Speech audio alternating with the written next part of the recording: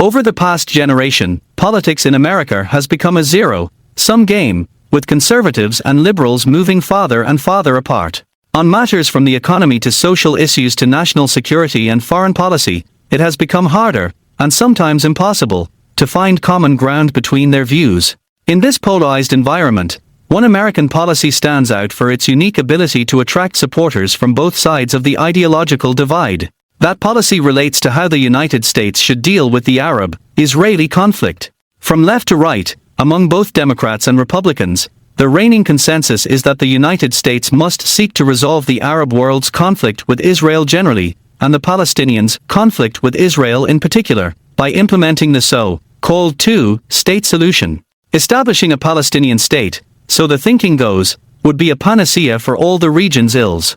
It would end the Arab world's conflict with Israel, because the reason the Arab world is anti-Israel is that there is no Palestinian state. It would also nearly erase the Arab world's anti-Americanism, because the reason the Arabs, and the larger Muslim world, are anti-American is that the United States supports Israel even though there is no Palestinian state.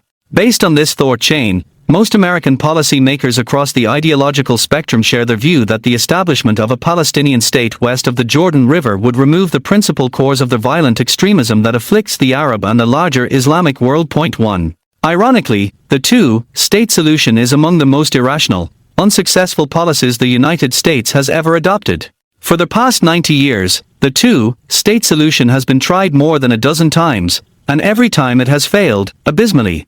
Between 1970 and 2013, the United States presented 9 different peace plans for Israel and the Palestinians, all based on the two-state solution, and for the past 20 years, the two-state solution has been the centerpiece of U.S. Middle East policy. But despite this laser focus, American efforts to implement the two-state solution have all been dismal failures. Moreover, these abortive efforts have weakened the U.S. position in the Middle East.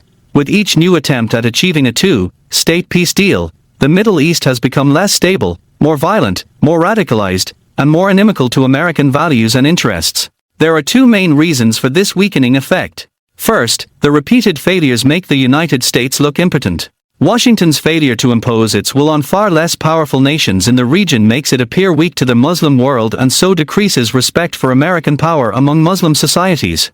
Second, and more important, the mistaken assumptions that fuel U.S. policymakers' support for the two-state solution are the same ones that cloud their thinking and decision-making about the Middle East at large. The two-state solution treats the Arabs and the broader Muslim world as objects to be acted upon rather than as actors whose actions, beliefs, and choices determine their fates. The policy assumes that only Israel and the United States are actors on the ground and that both are at fault for the conflict, Israel because it refuses to surrender to all the Palestinians' demands, and the United States because it has failed to force Israel to surrender to all the Palestinians' demands.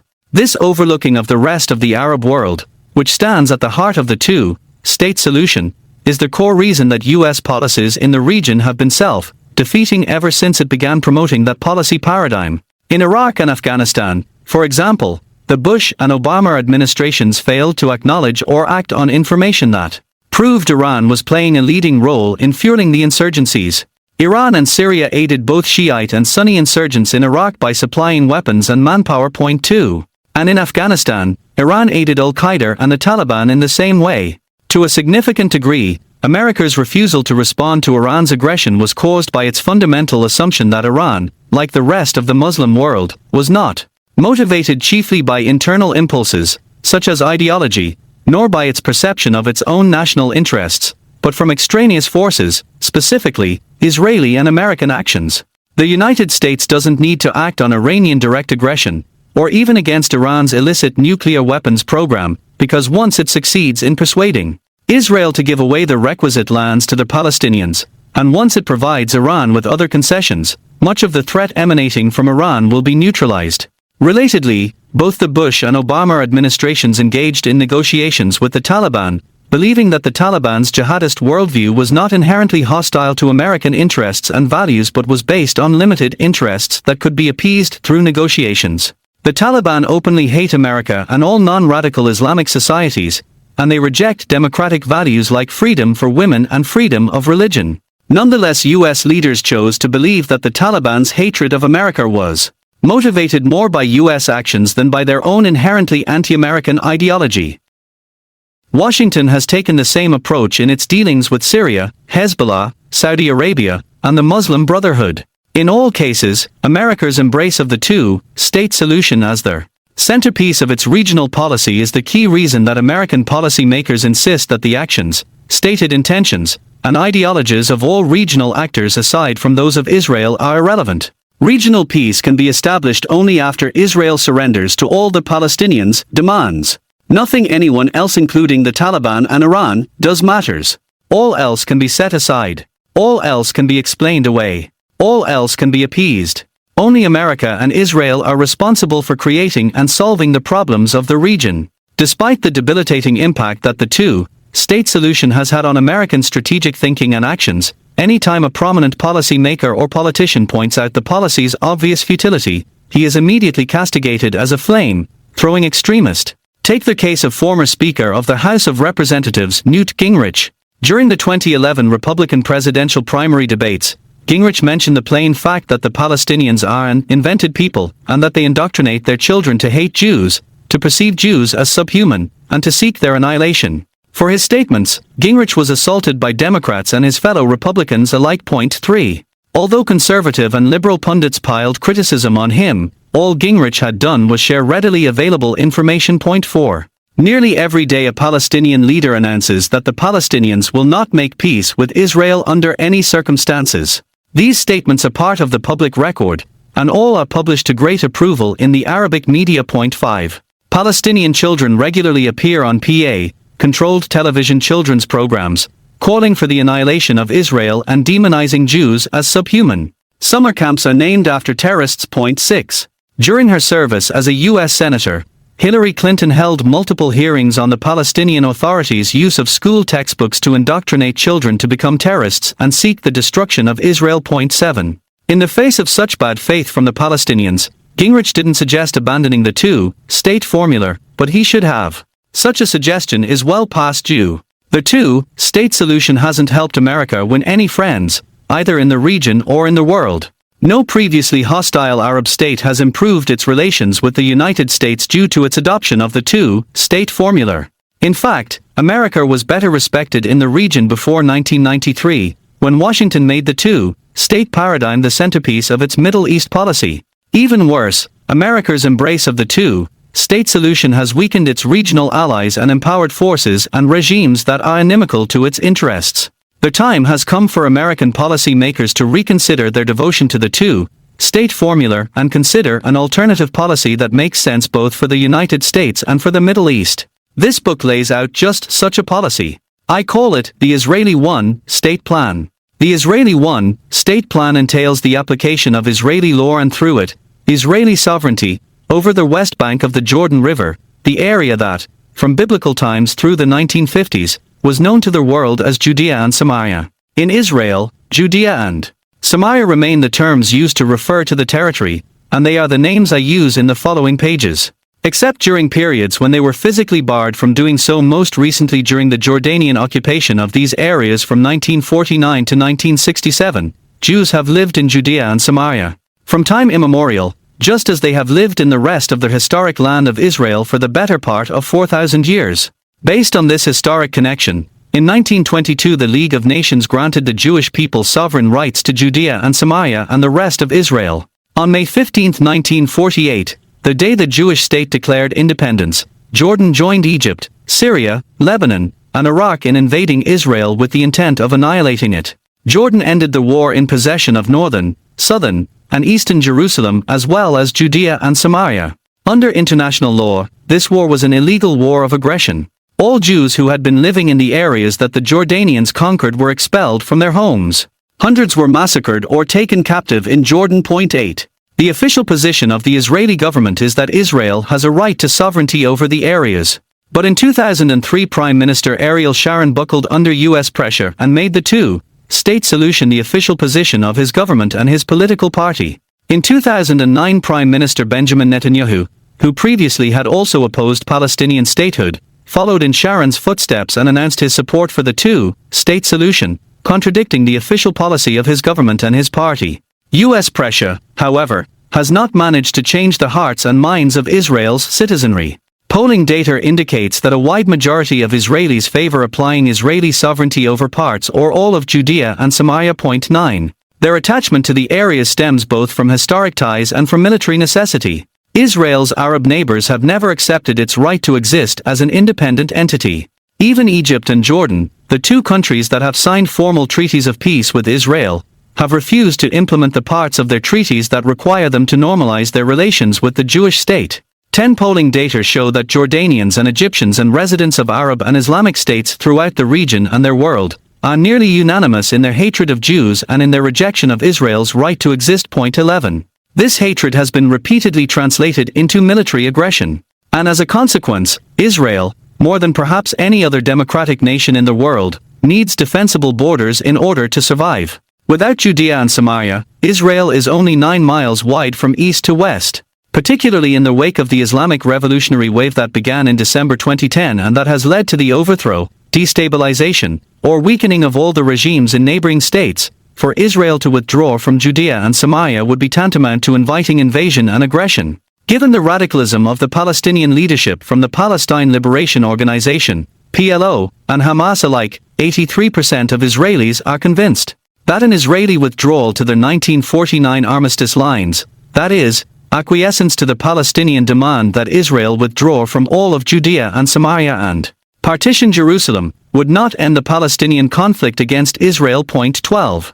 Beyond the military necessity for Israeli control of Judea and Samaria, most Israelis support the policy of applying Israeli laws there for other reasons as well. Israel was granted sovereign rights over the areas under the 1922 League of Nations Mandate for Palestine. Under international law, Israel has the strongest claim to sovereignty over the areas. And from a national historical perspective, Judea and Samaria, as well as Jerusalem, are the cradle of Jewish civilization. It was in these areas that the bulk of the history of ancient Israel took place. Following the destruction of Jerusalem in 70 CE, during the Jews' nearly 2,000 years of homeless exile, it was for their return to Jerusalem, Hebron, Beit El, Suzer, Elon Mor, and Beitar that they prayed.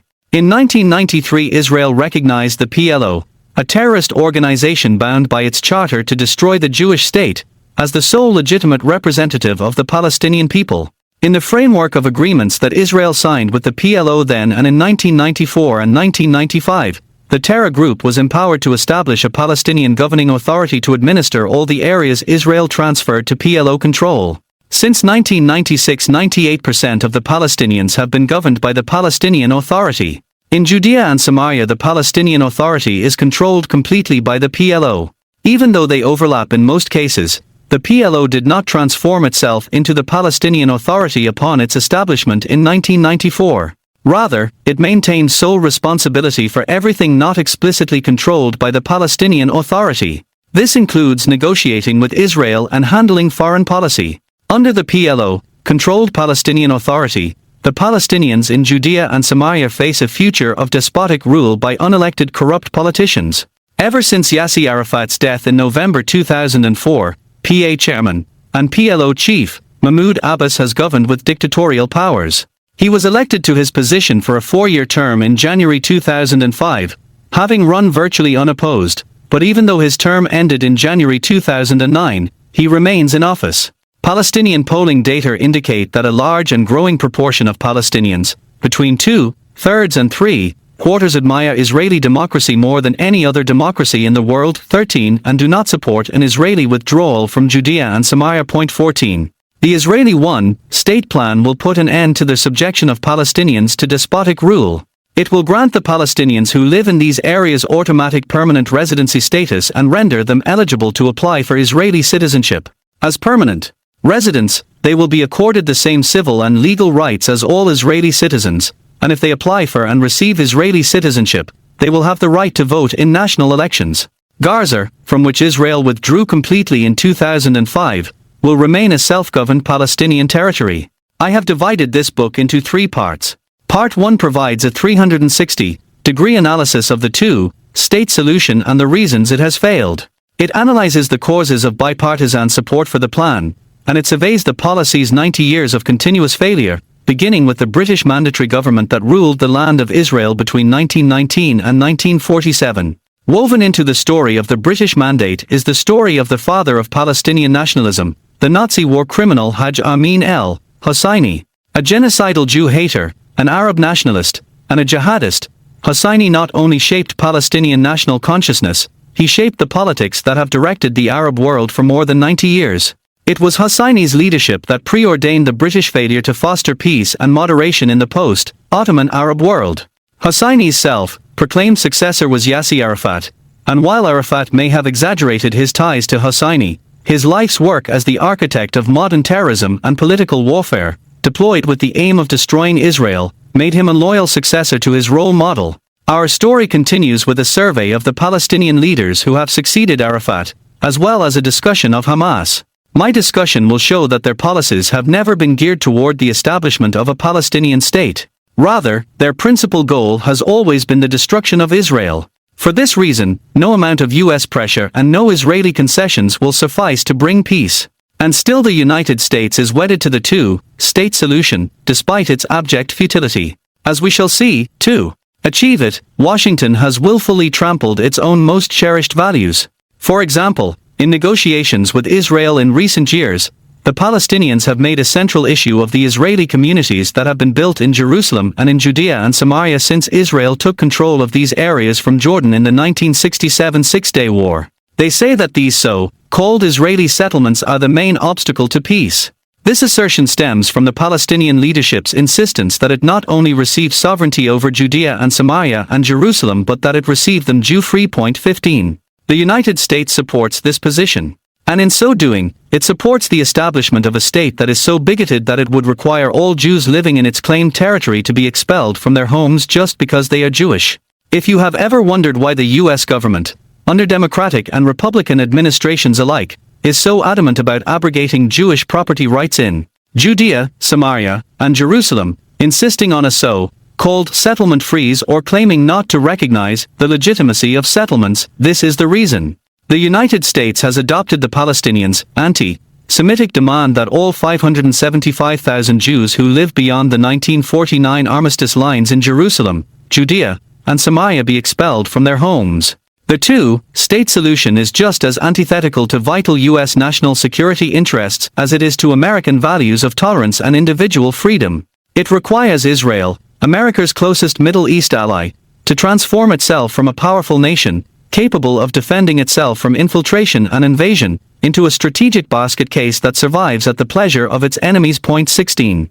At the end of Part 1, I will discuss how the United States came to embrace this destructive policy and transform it into the centerpiece of its Middle East strategy, as well as the deleterious impact the two-state solution has had on U.S. national security and U.S. policies in the Middle East at large. Part 2 presents the Israeli one-state plan in a comprehensive manner. In Chapter 7 I detail how it will be implemented on the ground, and what it will mean for the daily lives of Israelis and Palestinians living in Judea and Samaria. In Chapter 8 I discuss the demographic ramifications of adding the Palestinians of Judea and Samaria to Israel's population rolls. Many of Israel's leaders and ardent supporters argue that if Israel exercises its sovereignty over Judea and Samaria, it will doom itself demographically, losing its Jewish majority and being forced to choose between its Jewish identity and its democratic form of government.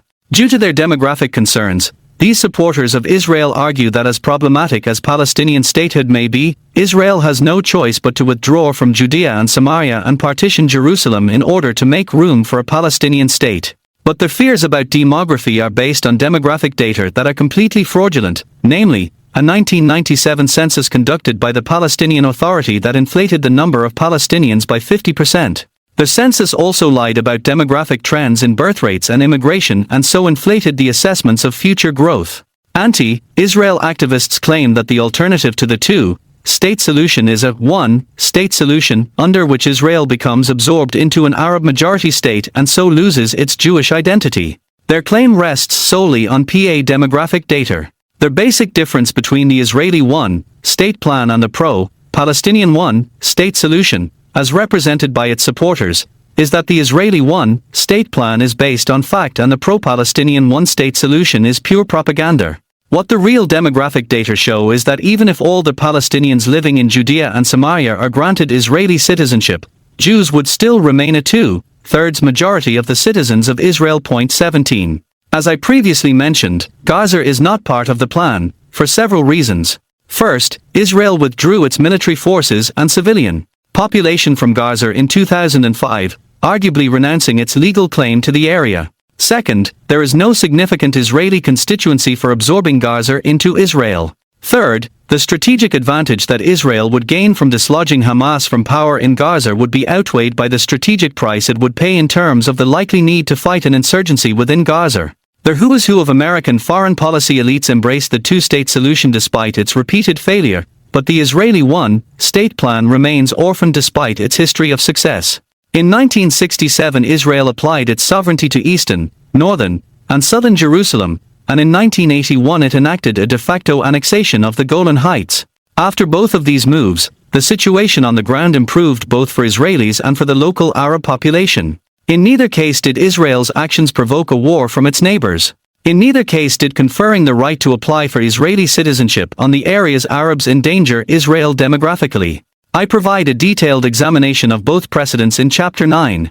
The demographic argument put forward by pro-Palestinian one-staters and by champions of the two-state paradigm presents Israel with a false choice between its democracy and its Jewish character. Their basic argument is that even if the Palestinians remain a minority in Israel, albeit a sizable one, after Israel applies its sovereignty to Judea and Samaria, Israel will not be able to morally assert its identity as a Jewish state. That is, it assumes there is a contradiction between Israel being a Jewish state and a state whose population is not almost entirely Jewish.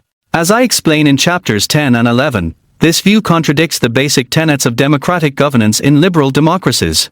It ignores the fact that in liberal democracies like Israel and the United States, individual rights are not necessarily compromised by majority rule but thrive under checks and balances that prevent the majority from acting oppressively. Indeed, while Palestinians living under PA rule are denied basic freedoms of religion, property, and speech, Israeli Arab citizens enjoy the same civil rights and legal protections as Israel's Jewish citizens. If Israel asserts its sovereignty over Judea and Samaria, the rights of Palestinians living in those areas will be respected and protected to a far greater extent than they have been under the rule of the Palestinian Authority. With demographic and democratic realities actually favoring Israel, the question becomes one of rights. Who has the best claim to sovereignty in Judea and Samaria? Since 1967, and with increased intensity since Israel and the United States embraced the two-state paradigm in 1993, Israel's critics have argued that Israel has no legal right to Judea and Samaria. The very presence of Israeli military forces in the areas, not to mention Israeli civilians, represents, they claim, a breach of international law. This argument is heard so often, and it is made with such conviction, that many supporters of Israel have accepted it as fact. But as I show in Chapter 12, Israel's legal right to sovereignty over Judea and Samaria is far stronger than the Palestinian claims to sovereignty there. Another way the Palestinians work to diminish international support for Israel is by presenting themselves as the indigenous population not only of Judea and Samaria but of all of the land of Israel. In contrast, they portray the Jews as a group of European colonialists with no historical connection to the land. These efforts, like those that deny Israel's legal rights, involve nothing less than an attempt to deny and rewrite history. In Chapter 13 I show the baselessness of the Palestinian claims and also demonstrate the historical foundation for Israel's legal rights to these areas in light of the Jewish people's status as the indigenous people of the land of Israel. Another type of opposition to applying Israeli sovereignty over Judea and Samaria is concern for what will happen the day after Israel announced that it is applying Israeli law to the areas. Supporters of Israel envision a bleak future for Israel, regional war, international isolation, and economic strangulation, due to the levying of political and economic sanctions. Foreign forces, they warn, could be deployed to Judea, Samaria, and Jerusalem to compel Israel to withdraw. And Israel would face a Palestinian terror campaign, they intone, the likes of which it has never seen. Part 3 considers the likely responses of all the relevant international actors to the implementation of the Israeli one-state plan. It concludes by analyzing the plan's risks and benefits for Israel and for the United States. Chapter 14 considers likely Palestinian responses to such an Israeli announcement. It looks at the options for action open to the various Palestinian factions and discusses the opportunities and pitfalls these options present them. As I demonstrate in detail in Chapter 15, Israel's neighbors in Egypt, Jordan, Syria, and Lebanon, like all other governments, will respond to the implementation of the Israeli one-state plan in a manner that they believe serves their interests. My discussion of their possible responses focuses on the impact of the political upheavals now engulfing Israel's neighbors and the economic realities they face going forward. I analyze Iran's role in the region, the rising power of Islamist forces from Cairo to Amman to Damascus and beyond, and the strategic consequences of Iran's nuclear weapons program for actors in the region. My studies of both the Palestinians and the neighboring Arab states lead me to conclude that their responses to the application of Israeli law over Judea and Samaria will likely be far less dramatic and far more manageable than many observers warn. Although Israel's move will add a new dimension to the continuing Palestinian and Pan-Islamic diplomatic and political campaign to dismantle the Jewish state, their responses are unlikely to be qualitatively different from what we have already seen in recent decades. Ironically, the European Union would likely be the source of the angriest response to such an Israeli action. Since the Arab oil embargo in 1973, Western Europe has served as the primary lobbyist for the two-state solution. America's embrace of the policy in 1993 would never have happened without years of prior open and subversive European diplomacy, both in Israel and in the United States. It is not a stretch to argue that with the Eurozone teetering on the brink of a financial abyss, support for Palestinian statehood may be the only EU policy that one could expect to remain consistent. Chapter 16 examines Europe's policy options and interests in responding to an Israeli announcement that it is applying its law to Judea and Samaria.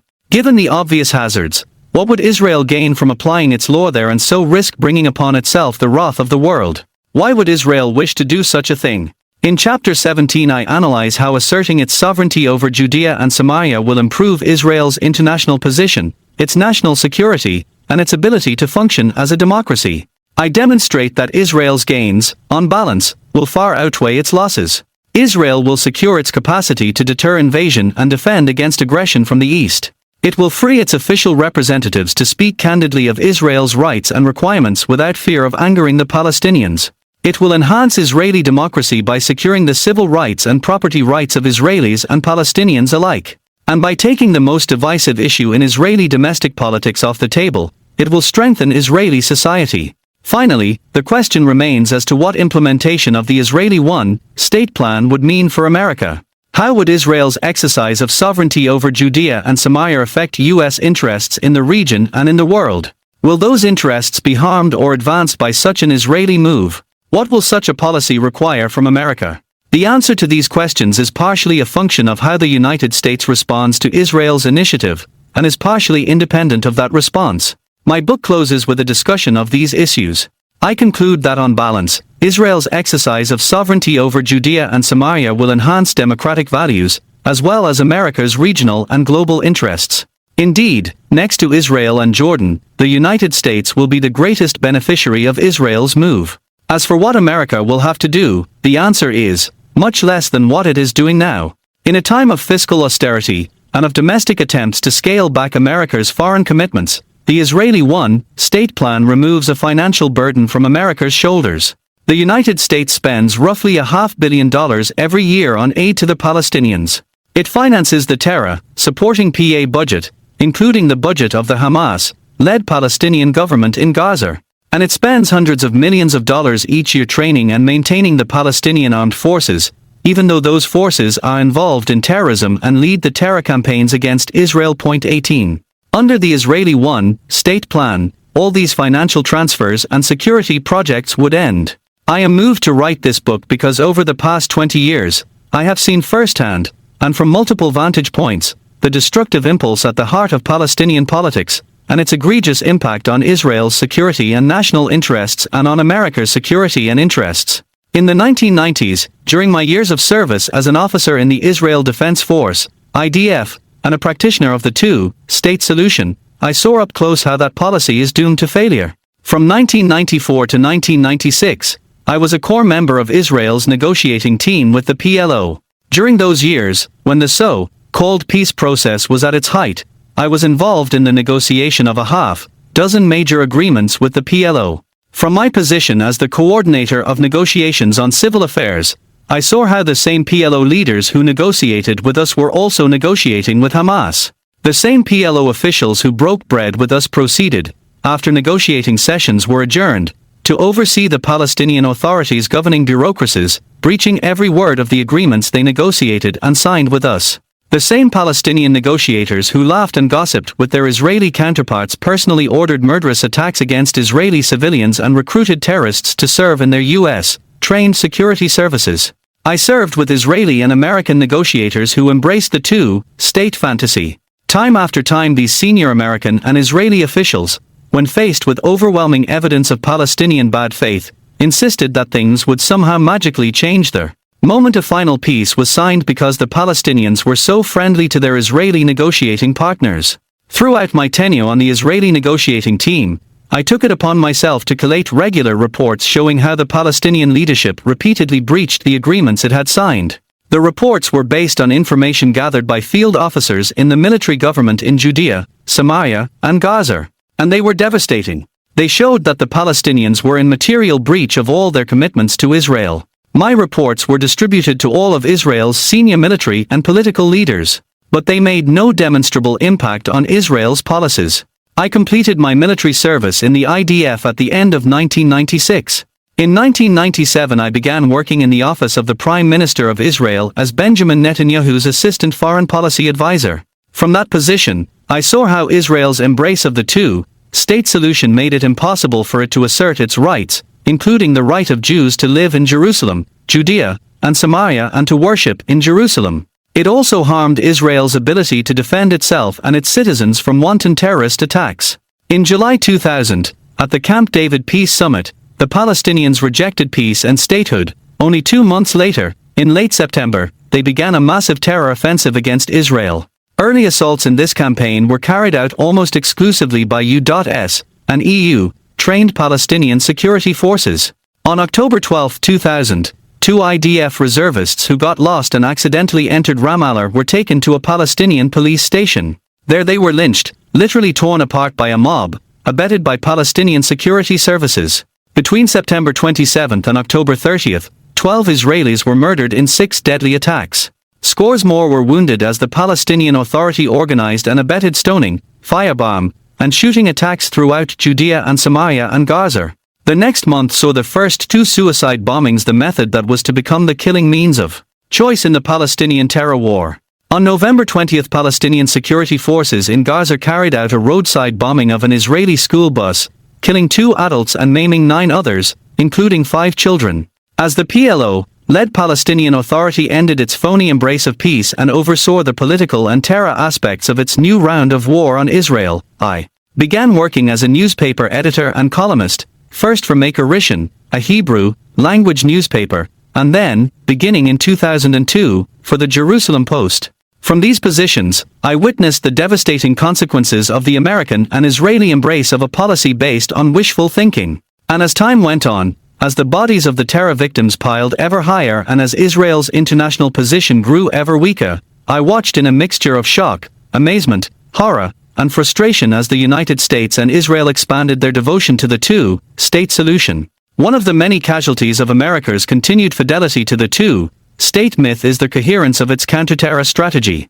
The most obvious aspect of this loss is the effective U.S. toleration of terrorism against Israel. To maintain its support for the two-state solution, the United States has turned a blind eye to the strategic nature of Palestinian terrorism, even when the victims of that terrorism are Americans.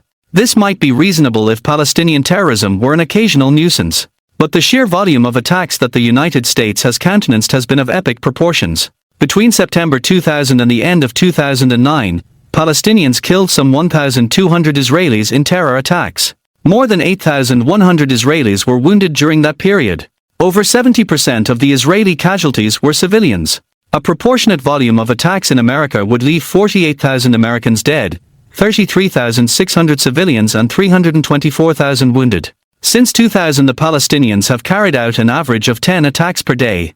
These attacks run the gamut from rock throwing to stabbings to shootings to suicide bombings to missile launches. Point 19. The two-state formula is based on the proposition that the root cause of the Palestinian conflict is Israel's unwillingness to surrender sufficient lands to the Palestinians, rather than the Palestinians' rejection of Israel's right to exist and their continued commitment to its destruction. Accordingly, the United States and the rest of the international community, maintaining allegiance to the two-state solution, have blamed Israel for the Palestinians' aggression. Not only have successive U.S. administrations turned a blind eye to the Palestinian Authority's active leadership of the terror war against Israel, America's closest Middle East ally, they have actually rewarded it. The United States has overseen the building of a Palestinian army, and successive U.S. administrations have ignored requests of relatives of Americans killed by Palestinian terrorists to bring their relatives, murderers, to justice. Point 20. Even worse, the policy community's near, consensual blaming of Israel for the absence of peace and stability in the Middle East has severely impaired the ability of American policymakers, analysts, and elected officials to understand the region. To a significant degree, the U.S. embrace of the two-state policy has contributed to successive administrations' failure to adopt rational policies for dealing with the manifold and critical challenges that the Middle East poses for the United States. As I discuss in chapters 6 and 18, U.S. military commanders deployed in Middle Eastern theaters have repeatedly failed to consider the ramifications of Israel's experience for what awaited their forces because the U.S. foreign policy elite refuses to consider Israel outside the peace process box and so to learn from Israel's experiences. In Iraq, as a reporter covering a frontline battalion in the U.S. Army's 3rd Infantry Division, I saw their war firsthand, and at their outset, it was already clear to me that if U.S. policymakers had been less blinded by false ideological dichotomy that viewed Israelis as occupiers and U.S. forces as liberators, they would have been better prepared for the insurgency that broke out in Iraq shortly after the U.S.-led invasion. Had they been willing to stop trying to be an honest broker between Israel and the Palestinians long enough to recognize that the Arab world views Israel and the United States as two sides of the same coin, they would have understood the nature of the war they were fighting and so been better prepared to fight it. Massive, cumulative statistical data gathered over decades show conclusively that the American people as a whole are deeply supportive of Israel. They view Israel as a key ally, and they expect their government to implement a pro-Israel foreign policy. Point 21. And yet, due to the U.S. embrace of the two-state formula, for the past 20 years U.S. Middle East policy has become more and more hostile to Israel and more supportive of the Palestinians, even as the Palestinians have become more and more open about their rejection of Israel and their desire to see it destroyed. Something has to give. An Israeli renunciation of the two-state solution and embrace of the Israeli one-state plan, which is based on actual Israeli rights rather than fictitious Israeli culpability, would liberate Israel to craft coherent strategies for contending with the rapidly evolving regional threat environment and the international assault on its right to exist. And at the more mundane level of the lives of individuals, Jews and Arabs alike, Israeli sovereignty in Judea and Samaria will increase the security of all. It will transform the region from one governed alternatively by a military government and a terrorist kleptocracy into one governed by a unified, liberal rule of law. Civil and property rights of Muslims, Christians, and Jews will be protected rather than neglected or denied outright. Likewise, U.S. abandonment of the two-state paradigm in favor of the Israeli one-state plan will liberate American policy makers from the trap they crafted for themselves 2 decades ago. Unbound from the two-state solution's cognitive straitjacket, they will be free to base their assessments of Middle Eastern threats on reality, unvarnished by wishful thinking. It ought to go without saying that U.S. national interests and security will benefit from such a development.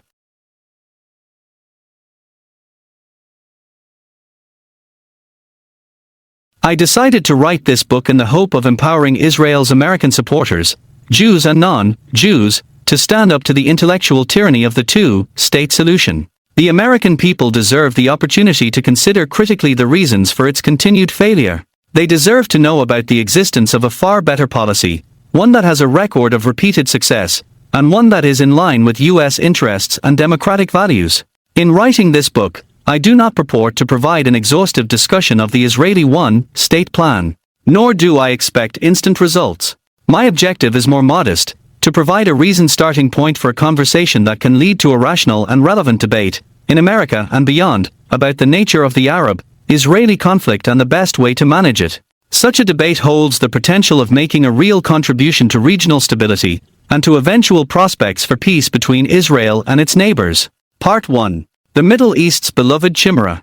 A bipartisan pipe dream. On May 23, 2002, Israel narrowly averted what would have been the most devastating terrorist attack in its history. That morning an Israeli fuel tanker driver named Yitzhak Ginsburg drove to the Pi Gelalot liquefied petroleum gas depot to fill up his tank. The depot was located on the northern outskirts of Tel Aviv, adjacent to Ramat Hasharon and Herzliya, which put it in the middle of the most densely populated area in the Western world. 1. At 7 a.m., Ginsburg passed through the security checkpoint, entered the depot, and began fueling. Suddenly the ground began to shake beneath him. There was a massive boom, he later told reporters. Everyone went flying in all directions, and the tanker, which weighs 20 tons, just exploded in the air. Everything was burning and going up in flames. Miraculously nothing happened to me. I thought it was an electrical malfunction. It never occurred to me that it was a terrorist attack. But it was. Palestinian terrorists had placed a bomb in Ginsburg's fuel tank. A cell member had followed Ginsburg to Pi Gelalot, waited for him to begin fueling, and remotely detonated the bomb. The only reason Pi Gelalot is not remembered as the most deadly terror attack in history is because Ginsburg's tanker carried diesel fuel. 3. Had it been carrying gasoline, which is much more flammable than diesel, not only would the entire facility have been destroyed, but the fireball created by the explosion would have engulfed neighboring communities. Tel Aviv's Tony Ramat Aviv neighborhood, home to 11,400 people, would likely have been reduced to a smoldering ruin. So would Ramat Hasharon and Herzliya, which have a combined population of 127,600. And that wouldn't have been the end of it. Pi Gelalot is also located next to one of Israel's busiest traffic arteries, as well as the headquarters of the Mossad, Israel's foreign intelligence service, and of Israeli military intelligence. The Israel Security Agency, Israel's version of the FBI, is located nearby. Had the bomb worked as the Palestinian terrorists planned, the highway would have become a fireball at the height of rush hour, and Israel's intelligence nerve centers would have been leveled. The attack at Pi Gelalot took place the morning after a suicide bombing at a pedestrian mall in downtown Rishon LeZion, a bustling coastal city due south of Tel Aviv. In the month that followed the attack, another 65 Israelis were murdered, including 15 children, in Palestinian terrorist attacks of every sort carried out from one end of the country to the other. Adjusting for Israel's relatively small population, this would have been the equivalent of 2,600 Americans being killed. More than 90% of the attacks that month were directed against civilian targets. Less than 10% of the dead and less than 5% of the wounded were Israeli military forces engaged in counter-terror operations. 4. Teenage boys were gunned down at a basketball court. A grandmother and her infant granddaughter were blown up at an ice cream parlor. Another grandmother and her 5-year-old granddaughter were blown up, along with 5 other people, at a bus stop. 2 families were massacred in their homes, and a 14-year-old girl was murdered at a falafel stand. The perpetrators of these attacks came from almost every active Palestinian terror group. Most were Fatah terrorists. Fatah is the largest faction of the PLO. It was founded by Yasser Arafat in 1957, and the leaders of the PLO-controlled Palestinian Authority are overwhelmingly members of Fatah. The Fatah terror cells that perpetrated most of the terrorist operations were directed and funded by the Palestinian Authority. Others attacks were carried out by Hamas and Islamic Jihad cells. Some of the terrorists served more than one master. In perpetrating these attacks, terror groups openly collaborated with one another. Some of the attacks were carried out jointly by terrorists from different groups. For instance, a terror cell with members from Fatah and the Popular Front for the Liberation of Palestine massacred 40-year-old Rachel Shabo and her sons, 16-year-old Naya, 12-year-old Zvika, and 5-year-old Avis High in their home. 5. This sort of mayhem is what passed for everyday life in Israel on June 24, 2002, when in a much-anticipated speech, President George W. Bush set out his position on the Palestinian conflict with Israel. 6. Until that date, Bush had kept his position to himself. Warring factions within his administration competed over which narrative the president would advance. The establishmentarians, led by Secretary of State Colin Powell, wanted the United States to pressure Israel to make concessions to the Palestinians. The renegade hawks in the Defense Department and on Vice President Dick Cheney's staff wanted the United States to put pressure on the Palestinians and side openly with Israel in its war on the Palestinian terror wave that had engulfed the country. In the days leading up to President Bush's speech, the international community was abuzz with anticipation that America's commander-in-chief was finally ready to choose which side he was on. To a certain degree, Bush lived up to those expectations. In that speech, He became the first U.S. leader since the onset of the peace process between Israel and the PLO in September 1993 to tell the Palestinians to get their house in order. Other American leaders had called for the Palestinians to fight terrorism, but Bush told them to stop sponsoring it. Moreover, he seemed to express that U.S. support for the Palestinians depended on a change in their behavior. Today, Palestinian authorities are encouraging, not opposing, terrorism, he said. This is unacceptable. And the United States will not support the establishment of a Palestinian state until its leaders engage in a sustained fight against the terrorists and dismantle their infrastructure. Bush also spelled out what he meant by Palestinian political reform. In his words, reform must be more than cosmetic change, or a veiled attempt to preserve the status quo. True reform will require entirely new political and economic institutions, based on democracy, market economics, and action against terrorism. Bush's words were like an adrenaline shot for the beleaguered Israeli citizenry. Not only had the President of the United States recognized that they were the victims of unrelenting terrorist assaults, he recognized that Israel's very right to exist was under attack. From the Arab world to Europe to U.S. university campuses, Israel was under the gun of hateful propaganda. Its army was being falsely and maliciously accused of committing the same very crimes that the Palestinians were carrying out against Israelis. Its leaders and generals were being targeted by scurrilous war crimes allegations in European courts. And now here was Bush, the leader of the free world, pledging to put an end to this nonsense. Unfortunately, a closer, and less emotional, reading of Bush's speech shows that there was less to the speech than met the eye. While the tone was indeed pro-Israel, Bush later acknowledged in his memoir that it was actually the most pro-Palestinian speech that any U.S. president had ever given. 7. It was the first time an American president openly embraced the cause of Palestinian statehood. Moreover, while Bush did call the Palestinians to account for their involvement in terrorism against Israel, he didn't give them an ultimatum. He didn't say, clean up your act or sacrifice U.S. support. He said, clean up your act and get even more support.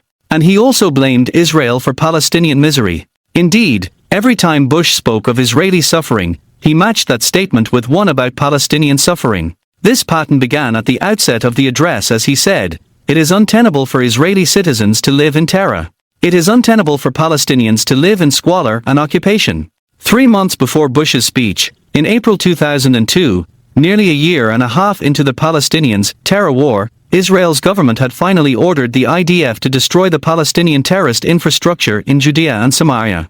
This involved reasserting Israeli security control of the Palestinian towns and villages that Israel, in the framework of the peace process, had ceded to the Palestinian Authority in 1994 and 1996. Israel called its campaign Operation Defensive Shield. It came after a month in which the Palestinians carried out suicide bombings against Israeli civilians. Nearly every day, 130 people, nearly all civilians, were murdered. More than 1,000 people were wounded, in a country of only 8 million people. In terms relative to Israel's overall population, the death toll in Israel was nearly as large as 2 September 11 terror attacks in the United States, but attacks in which the number of dead would be supplemented by more than 40,000 wounded. Israel needed to reassert its security control of the Palestinian population centers because the Palestinian Authority had used its control of these areas to build not the institutions of a functional state but rather the most widespread and sophisticated terrorist infrastructure in the world. 9. After Israeli forces retook control, it required months for them to dismantle this architecture of terror.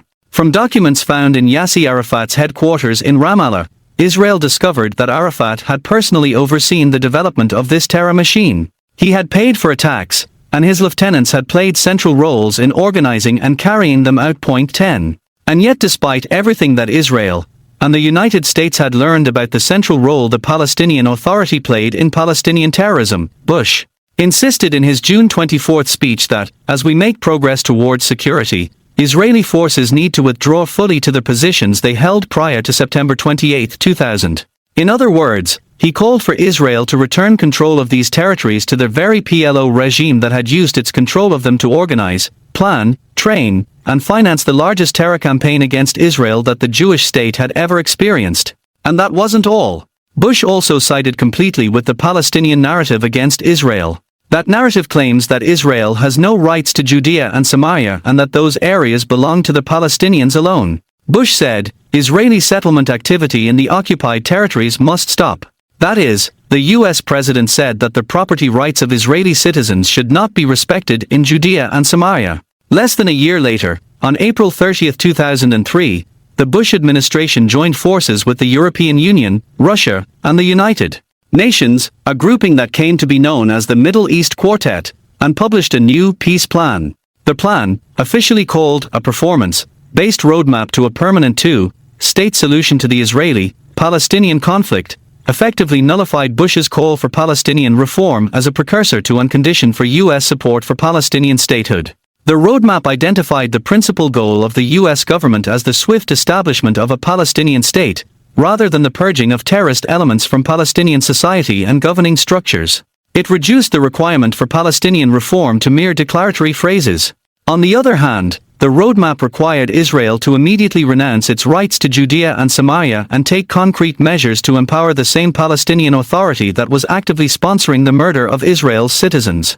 The only aspects of Bush's June 24 speech that found their way into the roadmap were those involving Israeli concessions to the Palestinians. Point 11. The inherent anti-Israel bias of the roadmap is nowhere more obvious than in its section on Palestinian incitement. Since the inception of the Palestinian Authority in 1994, the PA-controlled media organs, school system, mosques, and governing ministries have carried out a massive, systematic campaign of incitement against Israelis. These institutions do not call for Israel's return to the 1949 armistice lines, they call for Israel's complete destruction.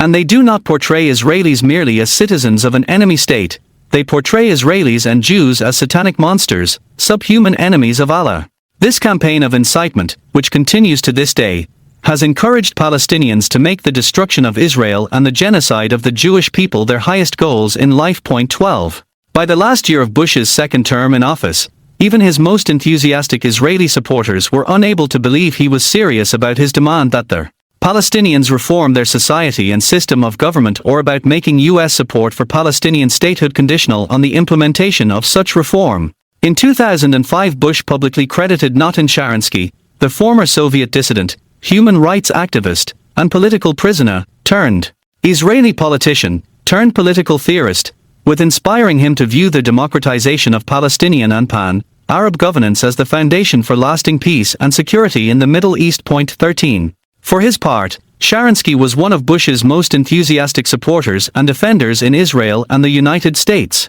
But in early 2008, Sharansky broke publicly with Bush, accusing him of abandoning the freedom agenda. In an op-ed, co-authored with Palestinian human rights activist Bas Samid, titled Bush's Mideast U-Turn, he wrote, "The real breakthrough of Mr. Bush's Vision 5.5 years ago was not his call for a two-state solution or even the call for Palestinians to choose leaders not compromised by terror. Rather, the breakthrough was in making peace conditional on a fundamental transformation of Palestinian society. But the past few years have shown that when it comes to dealing with Israelis and Palestinians, their vital link between freedom and peace is almost entirely ignored. Rather than begin the long and difficult process to transform Palestinian society and ultimately pave the road to peace, the administration has consistently supported quick and foolish solutions, from crafting a roadmap that only paid lip service to reform, to backing a unilateral disengagement of Israel from the Gaza Strip that by its nature ignored Palestinian society, to pressing for snap elections that preceded rather than followed reform and thereby brought Hamas to power. Point 14. In truth, during his final 2 years in office, Bush's policy toward Israel and the Palestinians was notable mainly for its unconditional support for Palestinian statehood and its increasingly shrill demands for Israeli concessions to the Palestinians. For instance, in the run-up to the Annapolis Peace Conference in November 2007, Bush stopped even paying lip service to the need for the Palestinians to reform and cease supporting terrorism as a condition for U.S. support of Palestinian statehood. As Secretary of State Condoleezza Rice put it in a media briefing, there could be no greater legacy for America than to establish a Palestinian state. The U.S. goal was to lead serious negotiations that would establish a Palestinian state as soon as possible. 15. Rice pulled no punches in her treatment of Israel. She launched a libelous attack against Israel and its democratic system, saying that she could relate to the Palestinians because she grew up black in the segregated American South. "I know what it is like to hear that you cannot go on a road or through a checkpoint because you are Palestinian," she said to participants at the Annapolis conference. "I understand the feeling of humiliation and powerlessness." 16. Their consistent erosion of Bush's demands for Palestinian political reform, and the consistent escalation of his demands for Israeli concessions to the Palestinians, demonstrate that his June 24, 2002, speech did not represent the significant shift in U.S. policy that it seemed at the time. Rather, it was just a temporary rhetorical deviation from a bipartisan consensus on the nature of the Arab-Israeli conflict and on the manner in which that conflict must be resolved. The basic line of that consensus was clear enough.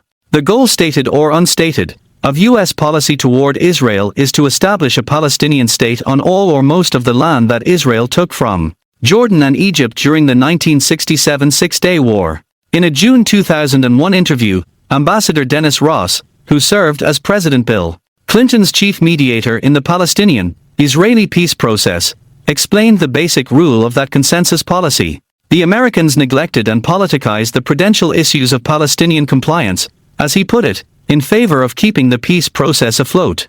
Every time there was a behavior, or an incident, or an event that was inconsistent with what the peace process was about, Ross said, the impulse was to rationalize it, finesse it, find a way around it, and not to allow it to break the process. 17. The depth of this bipartisan consensus is reflected in President Barack Obama's policy toward Israel and the Palestinians, which, when broken down to its basic components, is indistinguishable from Bush's policy, which itself was indistinguishable from that of his predecessor, Bill Clinton. Whereas Bush was largely perceived as deeply supportive of Israel and cool toward the Palestinians, Obama has been widely perceived as hostile toward Israel and deeply sympathetic toward the Palestinians. But the two men's policies are identical. The distinction between Bush and Obama is rhetorical, not real. This basic truth is made apparent by comparing the substance of Bush's June 24, 2002, speech with the speech on the Middle East that Obama made on May 19, 2011.18. If Bush's June 24 address was seen as the most resounding statement of support for Israel made by a U.S. president in the past generation, Obama's May 19 speech was widely viewed as the most anti-Israel speech ever made by an American president. 19. This assessment of Obama's speech was not unjustified. And just as the widespread perception that Bush's speech was pro-Israel owed to the circumstances in which he delivered it, so the perception that the hostility of Obama's speech was unprecedented was also due in large part to the circumstances in which he delivered it. First, there was the timing. Obama gave his speech while Israeli Prime Minister Benjamin Netanyahu was in the air flying to Washington, D.C., to meet him. There was a general sense that Obama had blindsided Netanyahu with his speech because Netanyahu was on record as opposing its basic positions. Then there was the regional context. Less than a month before Obama's address, the U.S. supported Fatah movement that runs Judea and Samaria signed a unity government agreement with Hamas, the Iranian-sponsored Palestinian branch of the Muslim Brotherhood that runs Gaza. 20. Hamas is listed on the U.S. State Department's roster of specially designated foreign terrorist organizations. 21. It is dedicated to the eradication of Israel and the Jewish people as part of a global jihad. 22. Hamas won the U.S. supported Palestinian Legislative Council elections in 2006. In June 2007, Hamas, not content to share power with the U.S., supported Fatah group, staged a bloody mini-coup against Fatah in the Gaza Strip. Hamas ousted all Fatah members from power and routed the U.S. trained Fatah security forces in their area. For the most part, those U.S. trained forces fled without a fight. 23.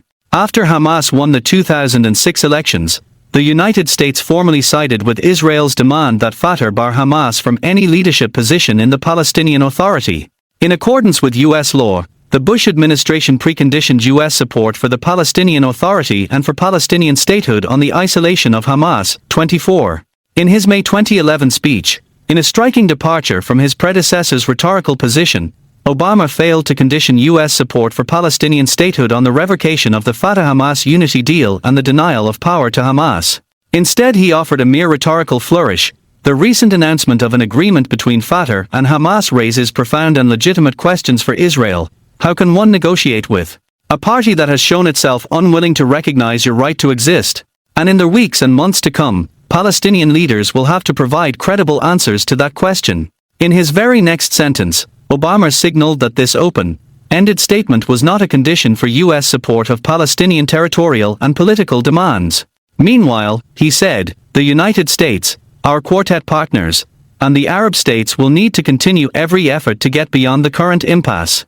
Obama's message was obvious. Regardless of what the Palestinians did, the United States would use its good offices to press for a Palestinian state, with or without Hamas, with or without Palestinian recognition of Israel's right to exist, and with or without a Palestinian rejection of terrorism. These statements are but a sampling of the clear hostility toward Israel that is inherent to Obama's speech, and that so angered Israel's supporters in America. But when you filter out the adversarial tone and look only at the substantive policies that Obama put forward, the fact is that his positions are indistinguishable from those of his Republican and Democratic predecessors in the Oval Office. Like Bush, Obama claimed that the way to solve the Palestinian conflict with Israel was to aid in the establishment of a Palestinian state. In Obama's words, a lasting peace will involve two states for two peoples, Israel as a Jewish state and a homeland for the Jewish people, and the state of Palestine as the homeland for the Palestinian people, each state enjoying self-determination, mutual recognition, and peace. Bush had said, "My vision is two states, living side by side in peace and security." And in a town hall meeting with State Department personnel shortly after her appointment as Secretary of State in January 2005, Condoleezza Rice had said, "I don't think any of us doubt that without a Palestinian state that is viable, that can represent the aspirations of the Palestinian people, that there really isn't going to be a peace for either the Palestinian people or for the Israelis." 25. There is also no substantive difference between Bush's and Obama's views of the borders of a Palestinian state. Both expect Israel to recede to within boundaries that are indefensible. Obama said, "The United States believes that negotiations should result in two states, with permanent Palestinian borders with Israel, Jordan, and Egypt, and permanent Israeli borders with Palestine. We believe the borders of Israel and Palestine should be based on the 1967 lines with mutually agreed swaps, so that secure and recognized borders are established for both states. The Palestinian people must have the right to govern themselves, and reach their full potential, in a sovereign and contiguous state." In his June 24, 2002, speech Bush said, "The Israeli occupation that began in 1967 will be ended through a settlement negotiated between the parties, based on UN Resolutions 242 and 338, with Israeli withdrawal to secure and recognized borders." Bush's remarks and subsequent statements seem to indicate that he envisioned major revisions in the 1949 armistice lines that would work in Israel's favor. But in January 2005, Rice indicated that the contours of the Palestinian state that the Bush administration envisioned would be those laid out by Obama. She spoke of a contiguous Palestinian state. 27. Mediterranean Sea. Haifa. Adjacent coastal plain. 70% of Israeli population. 80% of industrial capacity. Netanyahu T.S. Kfar Saber. SDE Dev. Airport 114. Tel Aviv. Ben Gurion International. Airport. Tel No Airbase. Hapar. Plus. 1710. Beersheva. Hatzarim. Airbase Nevati Erber. Jermalim. 13 Mile. Alban. J. Map of Israel's strategic vulnerabilities within the 1949 armistice lines, pre-1967 Six-Day War boundaries. In his address, Obama insinuated that the Palestinian conflict with Israel was the root cause of instability throughout the Middle East. As he put it, this conflict has come with a larger cost to the Middle East, as it impedes partnerships that could bring greater security and prosperity and empowerment to ordinary people. This statement probably goes farther in blaming Israel for the absence of peace in the Middle East than statements by previous U.S. leaders made during their tenures in office. But the difference is one of degree rather than kind. As we shall see, Obama's belief that the absence of a Palestinian state in Judea, Samaria, and Jerusalem as well as Gaza is the root cause of the Arab-Israel conflict is more or less consistent with positions adopted by every U.S. administration since Richard Nixon. To sum up, then, Obama's May 19, 2011, speech set out a policy that was substantively indistinguishable from that of Bush's June 24, 2002, speech. In other words, the presidential address widely perceived as the most anti-Israel presidential speech in recent memory was substantively identical to the presidential speech that was widely perceived as the most pro-Israel speech in recent memory. As I discuss in the following chapters, this bipartisan American policy, which in various forms has been in place since the early 1970s, is unsupported by reality. Successive U.S. administrations, and nearly the entire U.S. foreign policy elite, is of the opinion that if a Palestinian Arab state is established next to Israel and west of the Jordan River on land Israel has controlled since 1967, the Palestinians will resolve their conflict with Israel. So too the American policy establishment believes that after such a state is founded, the wider Arab world will also make its peace with the Jewish state. But the Arabs, including the Palestinians, do not claim that this is the case. Aside from isolated statements given to the Western media, neither the Palestinians nor the wider Arab world has given the United States any reason to believe that they will settle their dispute with Israel if a Palestinian state is formed. To the contrary, all the major and minor, Palestinian and Pan-Arab leaders have made clear that they will not resolve their conflict with Israel even if a Palestinian state is founded. To the minds of most Americans, and indeed of most observers around the world, the Obama and Bush administrations were as different as night and day. And yet on the issue of Israel and the Palestinians, they were of a piece, embracing a policy that has no basis whatsoever in reality and therefore has no chance of ever succeeding. Chapter 2. Clinton's Legacy of Blind Faith. During Bill Clinton's presidency, PLO chief Yasser Arafat visited the White House more often than any other foreign leader. 1. 3 days before Clinton left office, Arafat called him to say goodbye. "You are a great man," the Palestinian leader told him. Clinton responded, "To hell I am. I'm a colossal failure, and you made me one." 2. To a degree, Clinton was right to blame Arafat for his failure. He had believed that Arafat was interested in achieving a peace agreement with Israel that would lead to the establishment of a Palestinian state. And Arafat had disappointed him. In the final months of Clinton's presidency, Arafat had spurned peace and opened a new round of terrorist war against Israel. To another degree, however, Clinton's failure was his own fault. If he had paid attention to what Arafat and his PLO deputies had been saying and doing since the peace process between Israel and the PLO began in 1993, he would never have believed that they were interested in making peace with Israel. He would not have empowered Arafat and his minions to dictate whether his foreign policy would succeed or fail. Clinton devoted his final 2 years in office in large part to foreign policy. The issue that most captivated his attention was not the war in the Balkans, nor Iraq's violations of UN Security Council resolutions, nor North Korea's nuclear program. It wasn't Russia's devolution from a superpower rival into a criminal state, or China's economic and military ascendance as a competitor to the United States. Rather, Clinton's chief foreign policy interest was the peace process between Israel and the PLO. That process had begun in September 1993, when Israel and the PLO had exchanged letters of mutual recognition and signed the Declaration of Principles on the lawn of the White House. The declaration was a framework agreement that set out a path, from the letters of mutual recognition, to the gradual establishment of peaceful relations and the eventual forging of a final peace treaty between Israel and the Palestinians.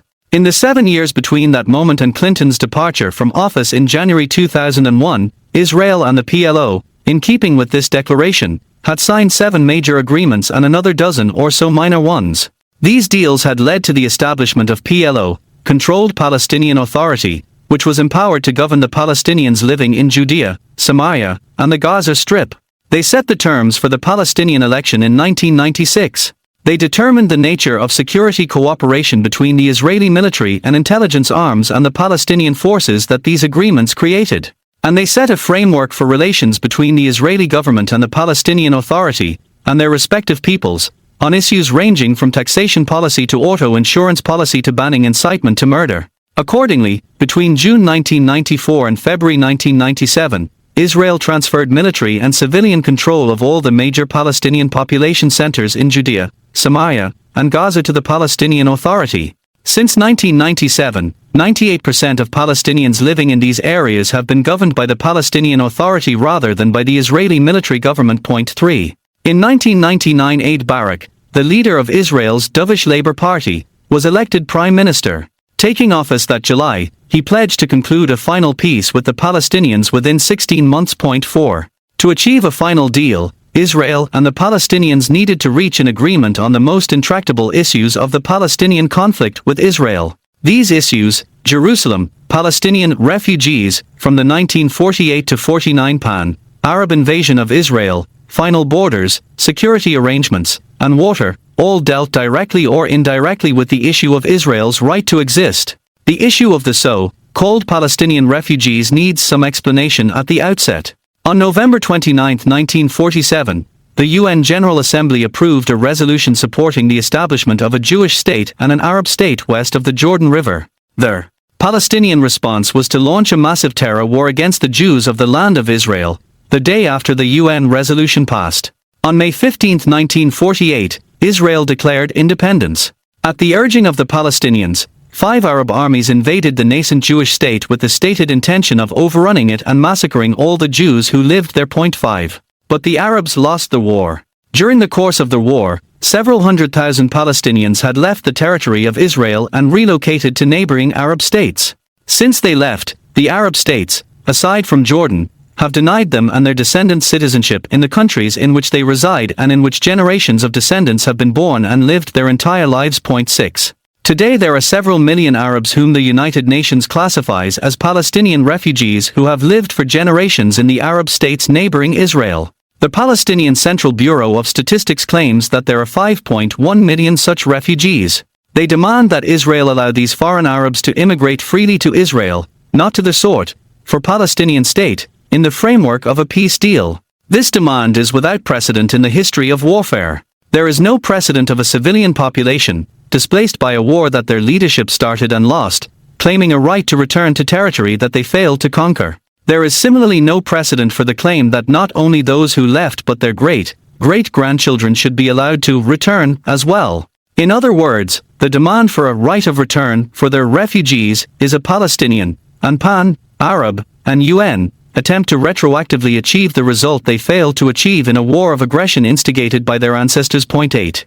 Additionally, in order for a peace deal to be signed, even with the most forthcoming concessions from Israel's government, the Palestinians would have to recognize Israel's right to exist as a nation. If they did so, signing an agreement would be a relatively simple affair. If they refused, no deal could be signed, because any peace deal would be meaningless. Ehud Barak was preceded in office by Benjamin Netanyahu, whose chief demand in the peace process was for reciprocity in fulfilling obligations between the Israelis and Palestinians. In return for Israeli transfers of land, Netanyahu demanded that the Palestinians abide by their commitments to Israel, which included ending their support for terrorism, ending classroom indoctrination of students to seek Israel's destruction, ending anti-Jewish incitement in official PA media organs, and cooperating in law enforcement to reduce the size of the Palestinian security forces to numbers agreed upon in previously signed agreements between Israel and the PLO. 9. Netanyahu's demand for reciprocity stymied negotiations because the Palestinians refused to honor any of these requirements. They never amended the PLO charter, which calls for the destruction of Israel. 10. They added incendiary, anti-Jewish materials to the school curriculum. Children were taught to seek death in a violent jihad to annihilate the Jews, whom they were taught as subhuman avilders who must be annihilated for Muslims to be free. For instance, the Palestinian Authority's 8th grade textbook in Islamic education taught children that Satan has, in the eyes of many people, made one people's evil actions appear beautiful until they thought that their race was the best of all, and their kind better than all others, and that other people are their slaves and do not reach their level. Such a people are the Jews. 11. They propagated anti-Jewish programming on Palestinian television, and Arafat himself repeatedly called for the Palestinians to launch open war against Israel, saying, "It is important that we organize our homes and our movement so that we can more and more endure the coming battle, which we shall initiate. We must say these things because great battles lie before us. We are marching together to Jerusalem, Jerusalem, Jerusalem." 12. And yet despite all this, Netanyahu bowed to U.S. pressure and agreed to move forward with Israeli concessions to the Palestinians. In 1997 he handed security control of the mixed Arab-Jewish city of Hebron to the Palestinians. In 1998 he signed the White Plantation Accords with Arafat, which set the conditions for the transfer of additional lands in Judea and Samaria. He retroactively approved the expansion of the Palestinian security services in breach of existing agreements. Despite Netanyahu's willingness to make concessions, Clinton and his advisors felt that he was not committed enough to the peace process. As a consequence, Clinton sent his senior election advisors to Israel to run Ehud Barak's campaign. 13. The American contribution to Barak's election was so enormous that Israelis widely recognized that Barak owed his office to the Clinton administration.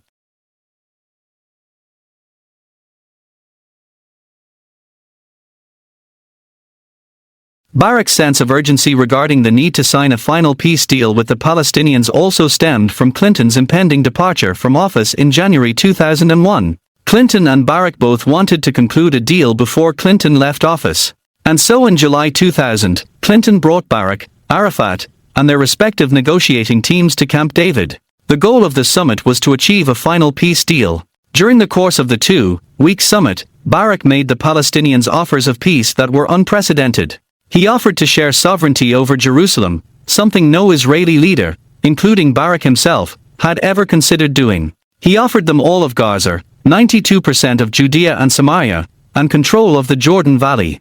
The only area where Barak refused to compromise was on the so-called right of return, which, as we previously noted, is an open demand for Israel's destruction. And yet, despite the expansiveness of Barak's offer, Arafat did not simply reject Barak's offer. He refused even to make a counteroffer, signaling that he and the Palestinians were not interested in making peace with Israel. They indicated instead that it would be impossible for Israel to satisfy their demands and still exist as a nation. Camp David failed, Shlomo Ben Ami, Israel's foreign minister, said, because Arafat refused to put forward proposals of his own and didn't succeed in conveying to us the feeling that at some point his demands would have an end. One of the important things we did at Camp David was to define our vital interests in the most concise way. We didn't expect to meet the Palestinians halfway, and not even two-thirds of the way. But we did expect to meet them at some point. The whole time we waited to see them make some sort of movement in the face of our far-reaching movement. But they didn't. The feeling was that they were constantly trying to drag us into some sort of black hole of more and more concessions without it being at all clear where all the concessions were leading. What the finish line was. Point 14. For those who were still unconvinced of the PLO's bad intentions, the start of the Palestinian terror war 2 months later was evidence that the peace process with the PLO had been fraudulent. The PLO had no interest in ever living at peace with Israel. Similarly, it convinced the incoming Bush administration that it made little sense for the U.S. government to devote its energies to resolving the Palestinian conflict with Israel. Point 15. And yet, perhaps hoping to prove that the massive energy he had devoted to the issue had not been in vain, Clinton made one last effort to broker an agreement. On December 23, 2000, less than a month before he left office, he made a final offer to Israel and the Palestinians. He presented his proposal as parameters for a final peace. As he put it, if they, the Israelis and Palestinians, accepted the parameters within 4 days, we would go forward. If not, we were through. Clinton's parameters represented a wholesale U.S. adoption of the Palestinian negotiating positions on all but the most minor issues. Among other things, Clinton's parameters involved Palestinian sovereignty over the Temple Mount in Jerusalem. The Temple Mount is the site of Solomon's temple and the accepted site of Abraham's sacrifice of Isaac. In Jewish tradition, the Temple Mount is also the site where heaven and earth are joined. It is the place where the Messiah will appear. All the Jewish people's national and religious identity is tied to the Temple Mount. And in his parameters for peace, Clinton required Israel to cede sovereignty over the Temple Mount to the PLO. The PLO's demand for Judaism's most sacred site is based on their Palestinians' post-1967 denial of Jewish history and cooptation of Jewish history to Islam. The Quran itself speaks of the Jewish temple on the Temple Mount in Jerusalem. But beginning in 1950, the Palestinians began denying this history. This incipient trend became the official truth for Palestinians and, through them, for many Muslims worldwide following Israel's liberation of the Temple Mount from Jordanian occupation in 1967. That trend ignored Quranic texts and their historical record, and it denied the Jewish connection to Jerusalem, while claiming that the Temple Mount was sacred to the Muslims, and to a lesser degree the Christians. 16. Beyond his transfer of sovereignty over Judaism's spiritual wellspring to the PLO, Clinton's plan generally called for Israel to agree to partition its capital city. The western part of Jerusalem would remain under Israeli sovereignty while eastern, southern, and northern neighborhoods would be transferred to the PLO. Outside Jerusalem, Clinton's parameters called for Israel to relinquish control of between 94 and 96% of Judea and Samaria and to transfer sovereignty to the Palestinians over an additional 1 to 3% of sovereign Israel. Clinton's parameters represented a radical departure from the U.S. position relating to the Palestinian conflict with Israel. Until he released these guidelines, the United States had never openly stated its support for the establishment of a Palestinian state. It had never asked Israel to give up Jewish control of the Temple Mount or to divide Jerusalem. The The only Israeli positions that Clinton's parameters accepted were Israel's refusal to accept the Palestinian demand for a right of return, and Barak's insistence that the agreement stipulate that the Palestinians recognize that with its signing, their conflict with Israel was over. Despite the Clinton parameters' insistence that Israel surrender Jerusalem and agree to shrink into indefensible borders, the Barak government accepted them. But Arafat, who stood to get everything he said he wanted and in exchange was required only to accept Israel's right to exist in peace with a Palestinian state, rejected Clinton's parameters. 17. As Ben, Amy explained, Arafat's rejection of the parameters, and his refusal to make a counteroffer, demonstrated that his stated peaceful intentions toward Israel were a bluff. 7 years after embarking on the peace process, Arafat was as unwilling to accept Israel's right to exist as he had been at the outset of his career as a terror leader in the late 1950s. His Palestinian brethren were similarly unwilling to make peace with Israel. The peace process had been a hoax.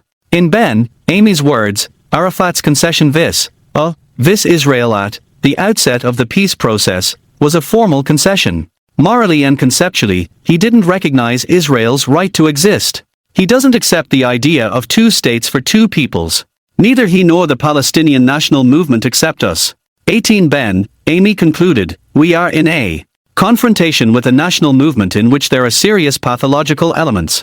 It is a very sad movement, a very tragic movement, which at its core doesn't have the ability to set itself positive goals.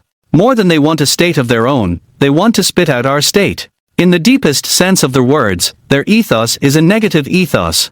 19. The peace process was and remains based on the assumption that the PLO is interested in being appeased. It presumes that the Palestinians have aspirations for statehood that Israel can satisfy through a land, for peace formula while still remaining a viable Jewish nation, state. Through their actions, every Israeli leader since the onset of the peace process with the PLO has shown a willingness to appease the PLO. Some leaders, like Shimon Peres, Barak, and Eid Olmert, have stated their willingness to give the Palestinians almost everything they claim they want. Other leaders, like Netanyahu, who do not believe in the Palestinians' good intentions, nevertheless have bowed to U.S. pressure and continued on with the fraudulent peace process.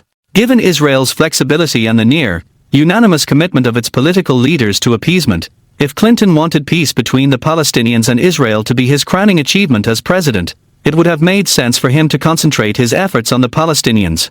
That is, he would have better spent his time if he had focused his pressure and assessed the Palestinians' willingness to be appeased.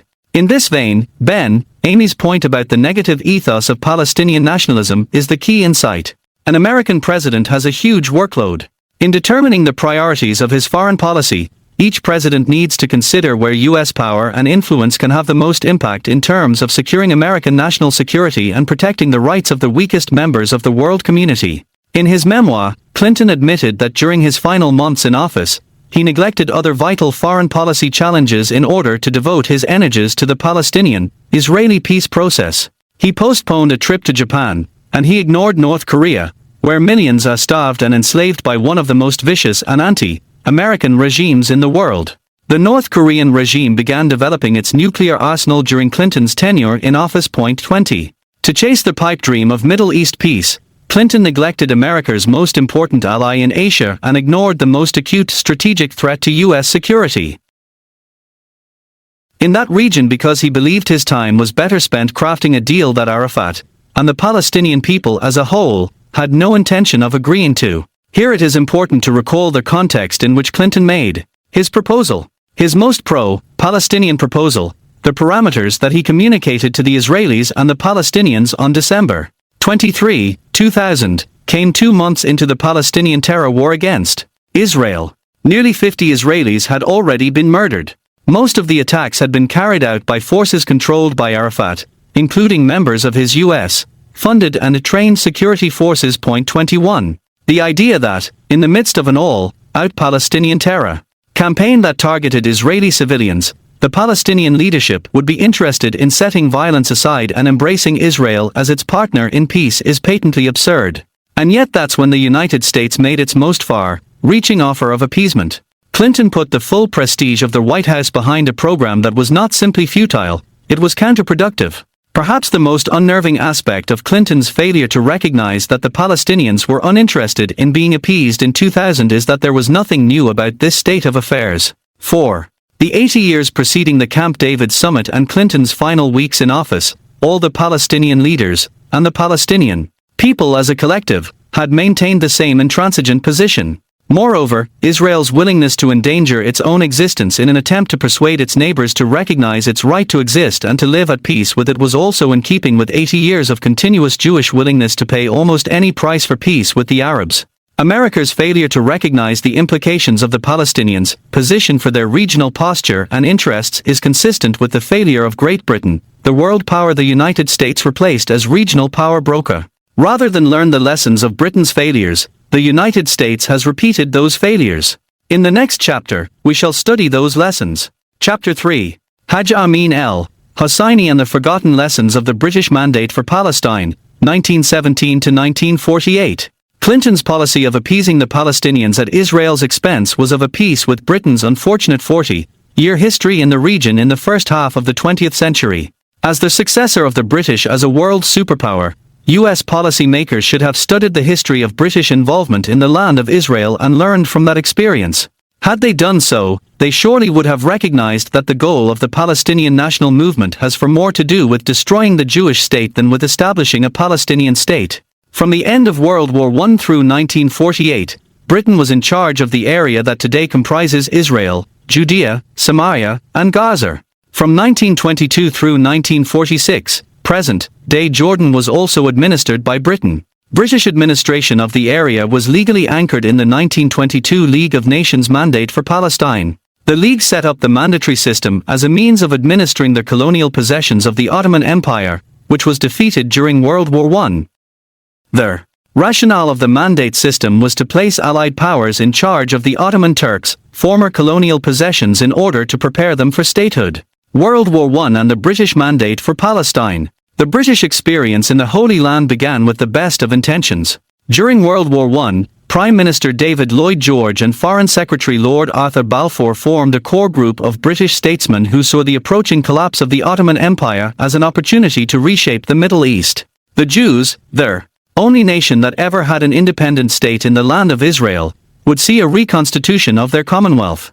As for the Arabs, once freed of Ottoman imperial rule, they would be able to determine their destiny as an independent nation. As the British political leaders saw it, there was no contradiction between Zionism and Arab nationalism. They viewed the latter as a pan-Arab movement that could and would be satisfied outside the confines of the Palestine Mandate, the area that encompassed the historic land of Israel on both sides of the Jordan River. 60 kilometers. 60 milliliters. Lebanon. French Mandate. Metula Golan Heights Syria, French Mandate, Iraq, British Mandate. Egypt. Rafah Mediterranean Jordan. River. Dead Sea. Mandate for Palestine. British Mandate. 120,466 square kilometer. Arabia. International boundary. Gulf of Aqaba Mandate for Palestine, April 24, 1920. Showing the boundaries of the land in which the Jewish national home was to be reconstituted. Original territory assigned to the Jewish national home. 2005 Hertz. Whereas the Arabs would be given sovereignty over the rest of the Middle East, the Palestine Mandate was set aside for close Jewish settlement toward the reconstitution of the Jewish homeland after nearly 2,000 years of forced exile. To advance the goal of Jewish independence during World War I, the British government established two Jewish legions. First in 1915 the Zion Mule Corps fort at Gallipoli. Then in 1917 the Jewish Legion played an instrumental role in the British conquest of the land of Israel. 2. On November 2, 1917, Lloyd George's cabinet approved what became known as the Balfour Declaration. The declaration came in the form of a letter from Balfour to Lord Walter Rothschild, one of the heads of the British Jewish community. It represented a formal pledge of the British government to the Jewish people, represented by the Zionist movement. Balfour declared, His Majesty's government view with favour the establishment in Palestine of a national home for the Jewish people, and will use their best endeavours to facilitate the achievement of the object, it being clearly understood that nothing shall be done which may prejudice the civil and religious rights of existing non-Jewish communities in Palestine, or the rights and political status enjoyed by Jews in any other country. 3. The Balfour Declaration electrified world Jewry, and its pledge later was expanded and given the weight of binding international law. In 1922 the League of Nations gave Britain control of the Palestine Mandate, which included present-day Israel, Judea and Samaria, Gaza, and Jordan, to cultivate as the Jewish national home for the purpose of reconstituting a Jewish commonwealth over the entire area. The mandate represents the anchor of Israel's sovereign rights to Judea and Samaria, and makes clear that Israel alone has a claim to legal sovereignty over those areas. But as so often happens in democracies, the wishes of the political leadership were subverted by the bureaucracy. In the case of British support for Zionism, the political leadership's orders were subverted by the military authorities, first in Cairo and then, after the British conquest of Israel, in Jerusalem. Point 4.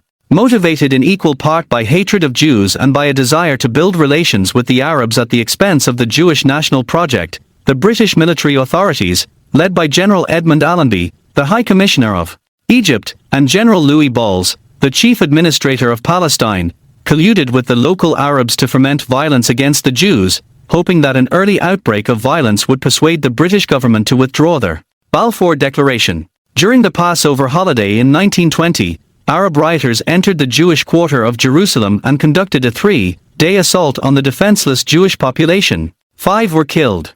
2 women were raped. More than 100 Jews were wounded.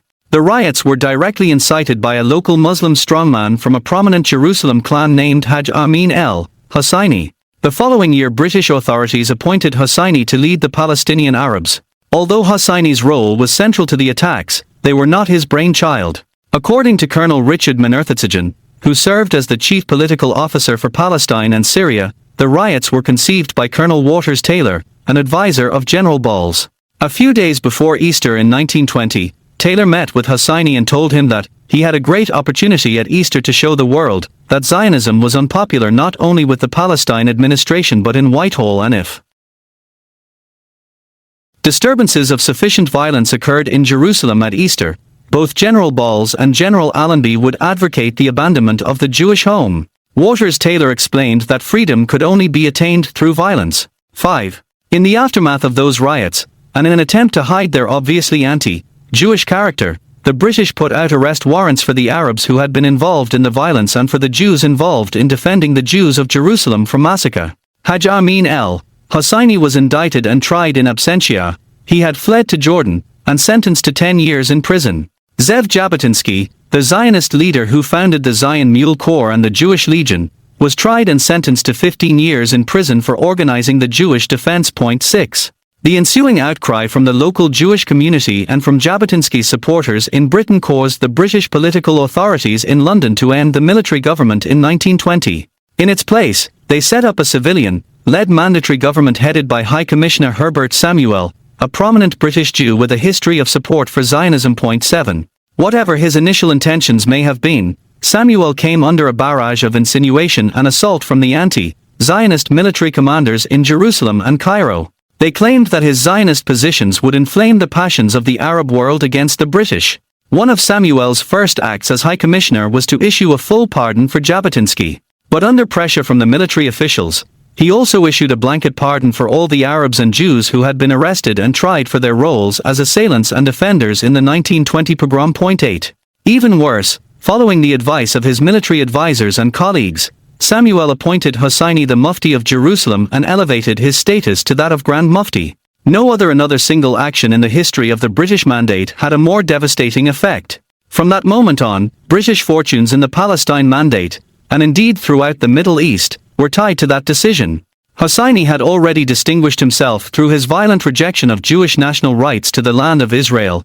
Samuel's elevation of him was the death knell for any prospect that the Arabs in the Palestine Mandate would live peacefully with the Jews in the Jewish national home.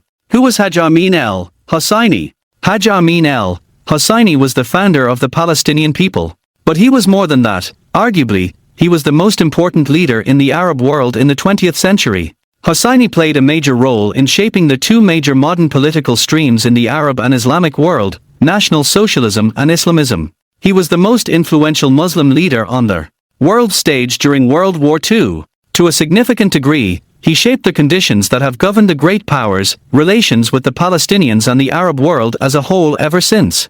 After appointing Husseini to serve as the Mufti of Jerusalem, Samuel gave him the additional appointment of leader of the Supreme Muslim Council. The two offices gave Husseini absolute control of the Muslim community's religious and economic life. The office of the Mufti was responsible for dictating the former, and the Supreme Muslim Council controlled the community's purse strings. Samuel's appointment of Hosseini as head of the Muslim Arab community had disastrous consequences for the British and the Jews alike. It initiated what became the pattern governing Britain's relations with the Palestinians. The Palestinians employed murder and terror to harm the Jews, and the British, hoping to appease them, rewarded them with more power. When Hosseini incited the 1920 pogrom, he was not acting out of Palestinian nationalist passion per se. He rejected the independent existence of a specifically Palestinian Arab land or people and saw the local Arabs as part of a larger Arab or Syrian nation, or Islamic Ummah.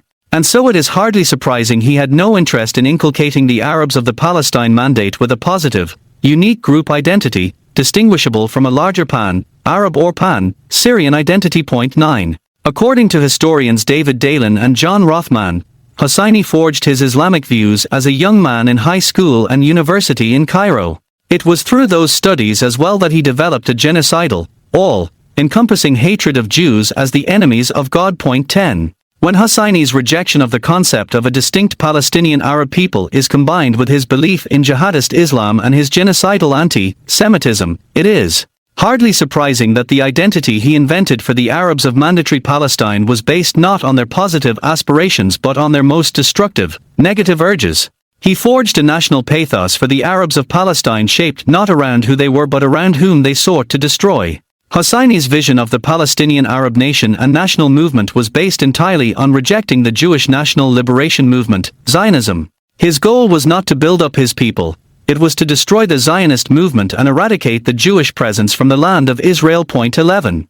As the official leader of the Arabs of Mandatory Palestine, Hosseini operated much as he had before he assumed his official roles. He employed a strategy based on terrorism, sabotage, and political agitation. His targets were the Jews and the British Mandatory government. His immediate goal was to end Jewish immigration. Building on his success in leveraging his incitement of the 1920 pogrom into real political power, Hosseini employed terrorism as a strategic weapon again and again. Between 1929 and 1933, he engineered successive waves of terror assaults against Jews and British throughout the country. In 1929 he incited a massive terror onslaught against the Jews. Jews living on the outskirts of Jerusalem, in Hebron, in the Gaza Strip, and in Safed were specifically targeted. By the end of the terror campaign, 135 Jews were killed, including entire families murdered in their homes, and 300 were wounded. The British responded to the riots by persecuting the Jews. The ancient Jewish community of Hebron was their primary victim. Hosseini's terrorists had massacred 67 Jews in Hebron. British authorities then forced the 435 survivors to evacuate their homes, surrendering them to their assailants. In Gaza, Arab gangs attacked the Jews at Kibbutz Kfar Darim. There too the British evacuated the survivors, ceding their lands to their murderers. 12. Britain's betrayal of the Mandate and the Jews. Following the 1929 riots, successive British governments formed a series of commissions and published a series of reports, each one more hostile to Zionism than the last. The March 1930 Shore Commission report recommended placing limitations on Jewish immigration and sought to explain and so to justify the Arab assaults on defenseless Jews. The report claimed that their violence was due to racial animosity on the part of the Arabs, consequent upon the disappointment of their political and national aspirations and fear for their economic future.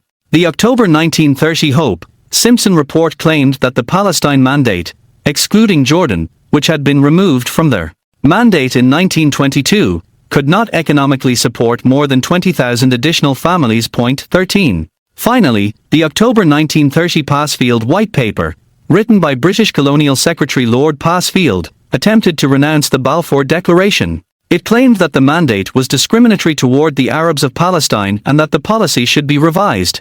It called for restricting Jewish immigration and Jewish land purchases. 14. The Passfield White Paper caused an uproar not only in the Jewish world but in the British House of Commons.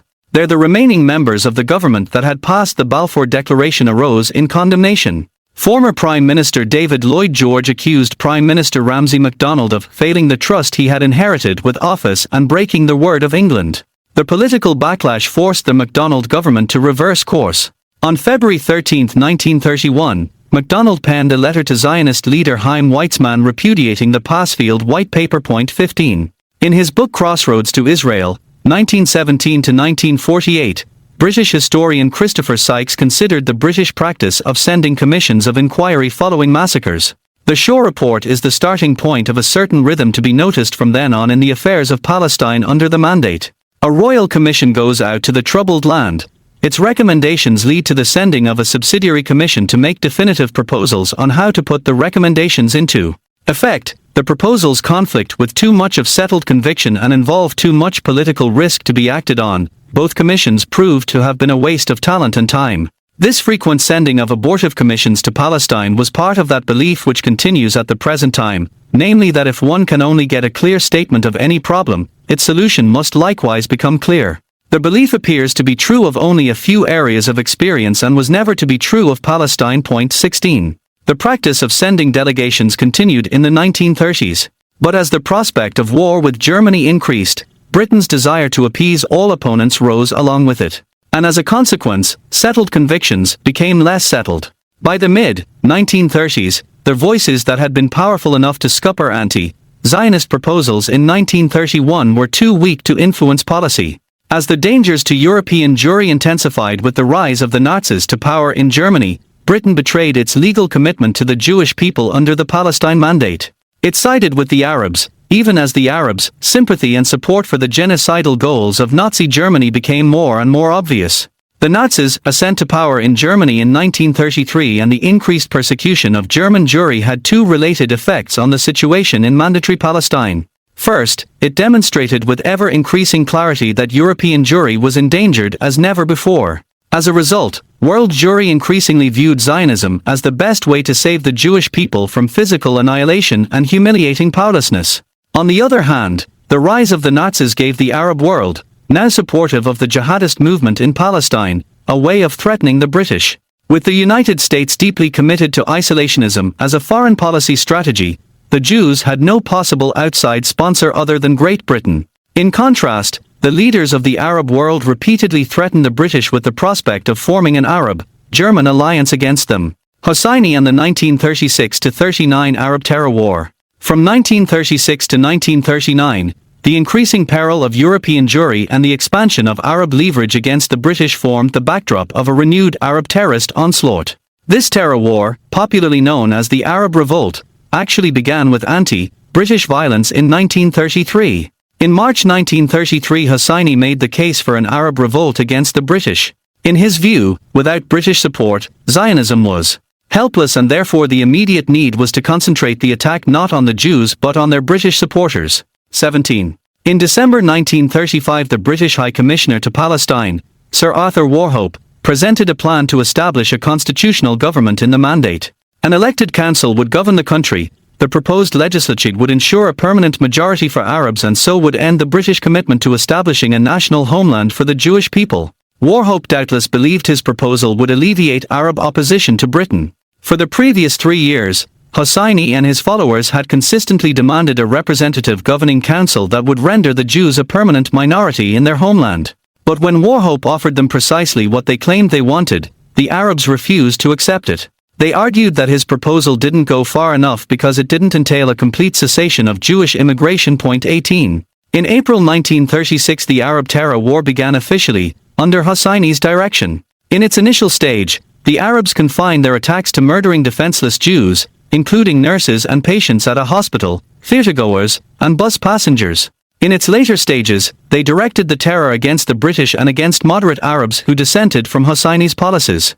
The terror war continued until 1939, during which time Hosseini's henchmen murdered nearly an equal number of Arabs and Jews, 547 Jews, and 494 Arabs. 19. Hosseini also used his position as Grand Mufti to impose Sharia, Islamic law, as the law of the land for Arabs, Muslim and Christian alike. To this end, in August 1938 he issued an Islamic fatwa, religious decree, requiring all local Arabs, Muslim and Christian alike to conform to an Islamic dress code. Although men in Mandatory Palestine traditionally wore the Turkish fez cap, Hosseini required them to wear kafiyehs, or Bedouin headdresses. Those who refused were murdered. Women were required to hide their faces under veils. Those who refused were harassed by Islamic goon squads. 20. Significantly, by the end of 1936, the guerrilla forces involved in the terror war were commanded by foreign Arabs. Thus the Arab Revolt signaled the beginning of the Pan-Arab commitment to the eradication of the Jewish national liberation movement, for the benefit not of the Palestinian Arabs but of the Islamic nation. 21. Hosseini's decision 3 years earlier to frame his war against the Jews as a jihad in which the entire Islamic world held a stake, internationalized the campaign against the Jews, as the surrounding Arab states assisted the Palestinian Arabs in their war to eradicate the Jews from the land of Israel. Britain's response, the Peel Commission report. The British responded to the terror war by appealing to Arab leaders in Saudi Arabia, Transjordan, Yemen, and Iraq to call for an end to their violence. As payoff for their support, the British formed a new commission whose declared goals gave the Arabs reason to believe that the British would capitulate to their demands to completely betray their obligations to the Jews. The Royal Commission led by Lord William Peel was formed in July 1936 and published its report and recommendations in July 1937. In his testimony before the Commission, Hosseini presented what had by then become his unyielding demands for the destruction of Zionism. He demanded that the British abandon their support for a Jewish national home, institute a complete cessation on Jewish immigration and Jewish land purchases, and abrogate the mandate, replacing it with an Anglo-Arab treaty giving sovereign control of the country to the Arabs. Lord Peel asked Hosseini what he intended to do with the 400,000 Jews then living in the Palestine Mandate. Did he, for instance, intend to expel them by a process kindly or painful as the case may be?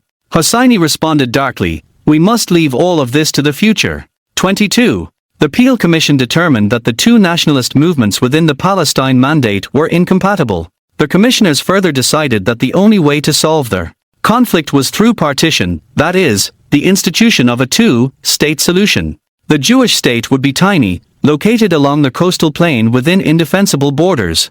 Palestine, Egypt, Mediterranean Sea, Arab state, Jewish state, G.M. British Mandate, of Trans-Jordan. Peel Commission partition plan proposed by the Peel Commission Report, 193723. The rest of the territory would be transferred to Arab sovereignty and eventually absorbed into Transjordan, or, in the case of a corridor including Jerusalem and stretching to Jaffa Port on the Mediterranean coast, remain under British mandatory control. The boundaries of the proposed Jewish state were impossible for the Jews or their supporters to accept. But while the Zionist leadership rejected the proposed boundaries, most accepted the principle of partition. On the other hand, the Arabs rejected the entire possibility of partition. This rejection was not merely a local Arab response.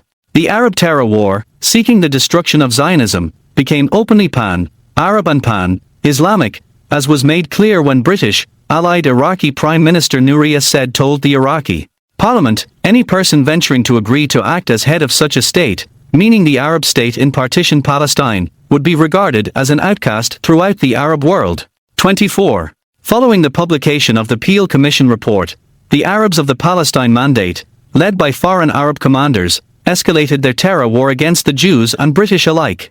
In the months after the Commission's recommendations were made public, the leaders of the Arab states met twice, first in Syria and then in Cairo. At both conferences they threatened that if Britain failed to abandon its support for the Jewish national home, the Arabs would side with the Germans against the British. 25. With the spectre of war looming ever more menacingly, the British opted to appease the Arabs. They abandoned the last vestiges of their support for the Jewish national project. They took several preparatory steps to abandon the Peel Commission report, 26, and then on May 17, 1939, they published the White Paper. British Capitulation to Arab Terror, the 1939 White Paper. The White Paper represented Britain's near total acceptance of the Arab demands. It rejected the notion of a Jewish national home in Palestine and claimed that the British had never actually supported the establishment of any such thing. Instead, it claimed that the British, by allowing the Jewish population of Palestine to grow to 450,000, had met their obligations to the Jews, as set out in the Palestine Mandate. As the White Paper put it, His Majesty's government therefore now declares unequivocally that it is not part of their policy that Palestine should become a Jewish state. 27. Rather than a Jewish state or partition, the White Paper stated, the objective of His Majesty's government is the establishment within 10 years of an independent Palestine state in such treaty relations with the United Kingdom as will provide satisfactorily for the commercial and strategic requirements of both countries in the future. The independent state should be one in which Arabs and Jews share government in such a way as to ensure that the essential interests of each community are safeguarded. While the White Paper was notably silent on how the Jews would be protected under such an arrangement, it was explicit about its intention to ensure that the Jews would be a minority in that state. It limited Jewish immigration to 75,000 over the next 5 years and said that any subsequent Jewish immigration would require the permission of the Arabs. The White Paper also placed draconian limitations on Jewish land purchases. After the House of Lords passed the White Paper, the mandatory government issued a series of edicts to implement its anti-Jewish policy. In March 1940, on the issue of land purchases, the British High Commissioner divided Palestine into 3 zones.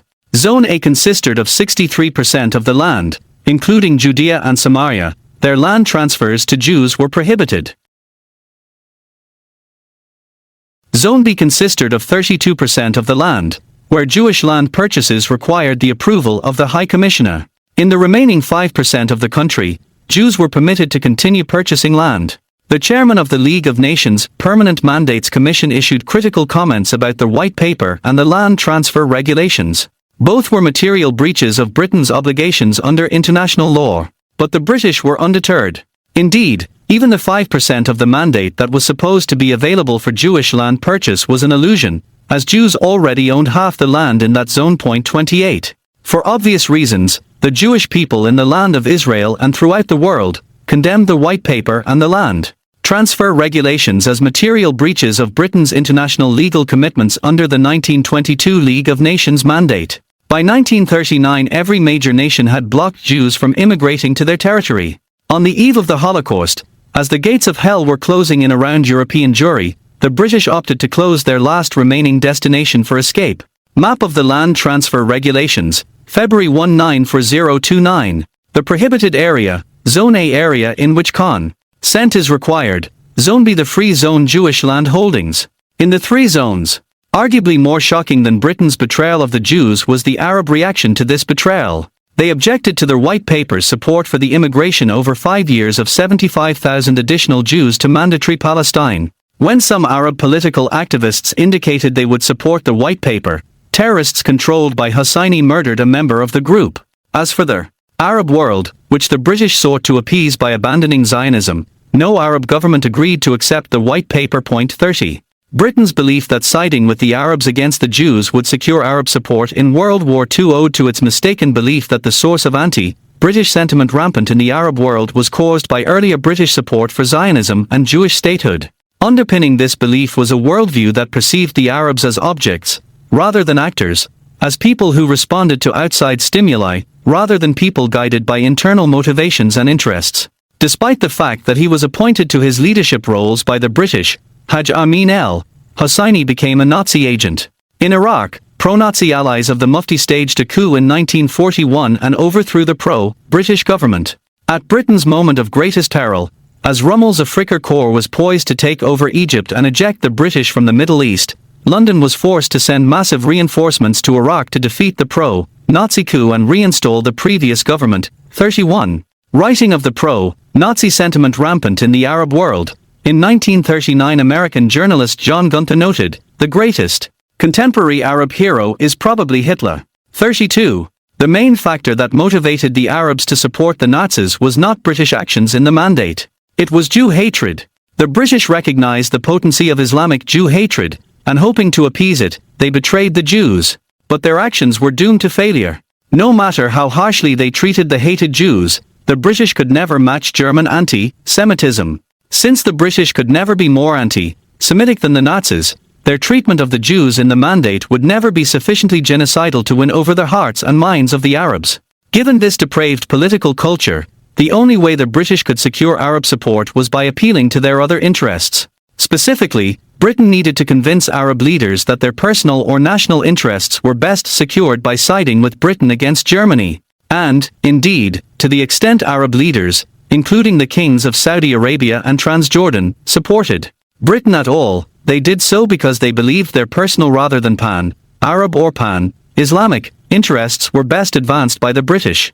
In line with this, Arab support for Britain grew as the Allies' fortunes in the war became more positive.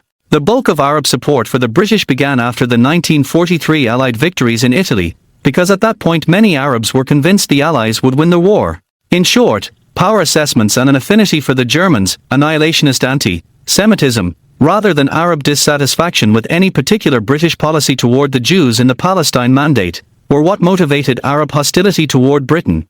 And neither of these motivating factors was determined by British actions, except to the extent that by appeasing the Arabs, the British looked weak. All the steps to appease the Arabs that the British undertook from 1920 were for naught. Appeasement as a tool of statecraft was counterproductive toward the Arab world as it was toward Nazi Germany. Counterintuitively, then, Britain's best move in managing the Mandate up to and during World War II would have been to support the Jews against the Arabs. By doing so, the British would have demonstrated strength rather than weakness. Hosseini and the shaping of modern Arab politics. More than any other single individual, Haj Amin Hosseini guaranteed that the British attempts to appease the Arabs had no chance of succeeding. For more than any other single individual, Hosseini shaped the politics of the post-Ottoman Empire Arab world. Since it was the British who had empowered him, they were the authors of their failure in the Middle East. In the 1920s, when the British appointed Hosseini to lead the Arabs of the Palestine Mandate, the Arab world had been in a state of flux. The defeat of the Ottoman Empire, which had led the Arab world for hundreds of years, placed the Arabs on unfamiliar political terrain. Mustafa Kemal Ataturk, the founder of the post-Ottoman Turkish Republic, had abrogated the Ottoman Caliphate in 1924, leaving a political and religious leadership vacuum that others sought to fill. In Egypt, Islamist political activists and scholars led by Hassan al-Banna and Sayyid Qutb formed the Muslim Brotherhood in 1928. Their goal was to build a global Islamic network that would wage jihad to re-establish the Caliphate as the ruler of the Islamic world and, once that succeeded, to wage jihad for world domination under the flag of Islam. Hosseini became a partner to al-Banna and Qutb as he fashioned his local opposition to the Jews and the British into a pan-Islamic rallying cry for jihad. In 1931, to advance his goal of establishing a pan-Islamic jihad against the Jews and the British, Hosseini founded the World Islamic Congress. At its first conference in Jerusalem, the Congress included representatives from every Islamic country. Hosseini was elected to serve as its leader. He used the platform to call for the eradication of the Jews in the land of Israel, and to call on Muslims to violently attack Jews and the British throughout the Islamic world. One of Hosseini's greatest contributions to Arab politics, both in the Palestine Mandate and throughout the Arab world, was his fusion of Islamic Jew hatred from the Quran with European racial anti-Semitism. 33.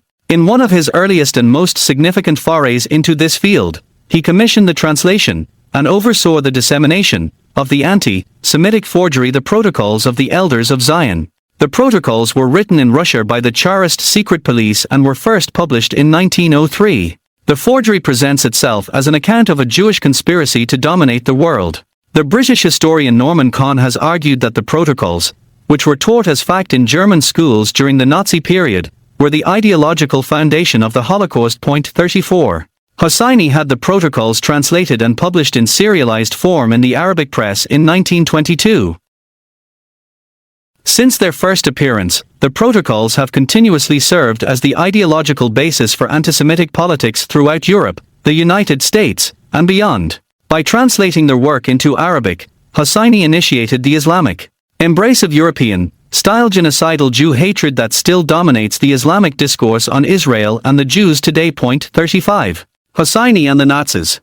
Hosseini's enthusiastic fusion of Islamic Jew hatred from the Quran with European racial anti-Semitism made him an early and enthusiastic supporter of Adolf Hitler and the Nazis. Like much of the Arab world, he celebrated the Nazis' rise to power in Germany in 1933. He even sent a congratulatory letter to Hitler. From the outset, he sought to build an alliance between the Arabs and Berlin against the Jews and the British. Like his Nazi-supporting colleagues in Syria, Morocco, and Egypt, he was heartened by the passage of the 1935 Nuremberg Laws, which institutionalized the discrimination and dehumanization of Jews in Germany. Unlike them, he used the occasion of their enactment to redouble his efforts to forge an alliance with Nazi Germany. 36.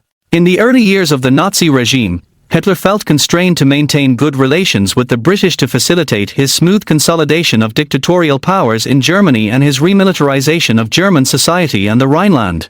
The Nazis began responding positively to Hosseini's attempts to forge a German-Arab alliance only in late 1937. In that year, with his plans to annex Austria and take over Czechoslovakia finalized, Hitler saw that war with Britain was inevitable. Maintaining good relations with the British therefore slid to the bottom of his list of priorities.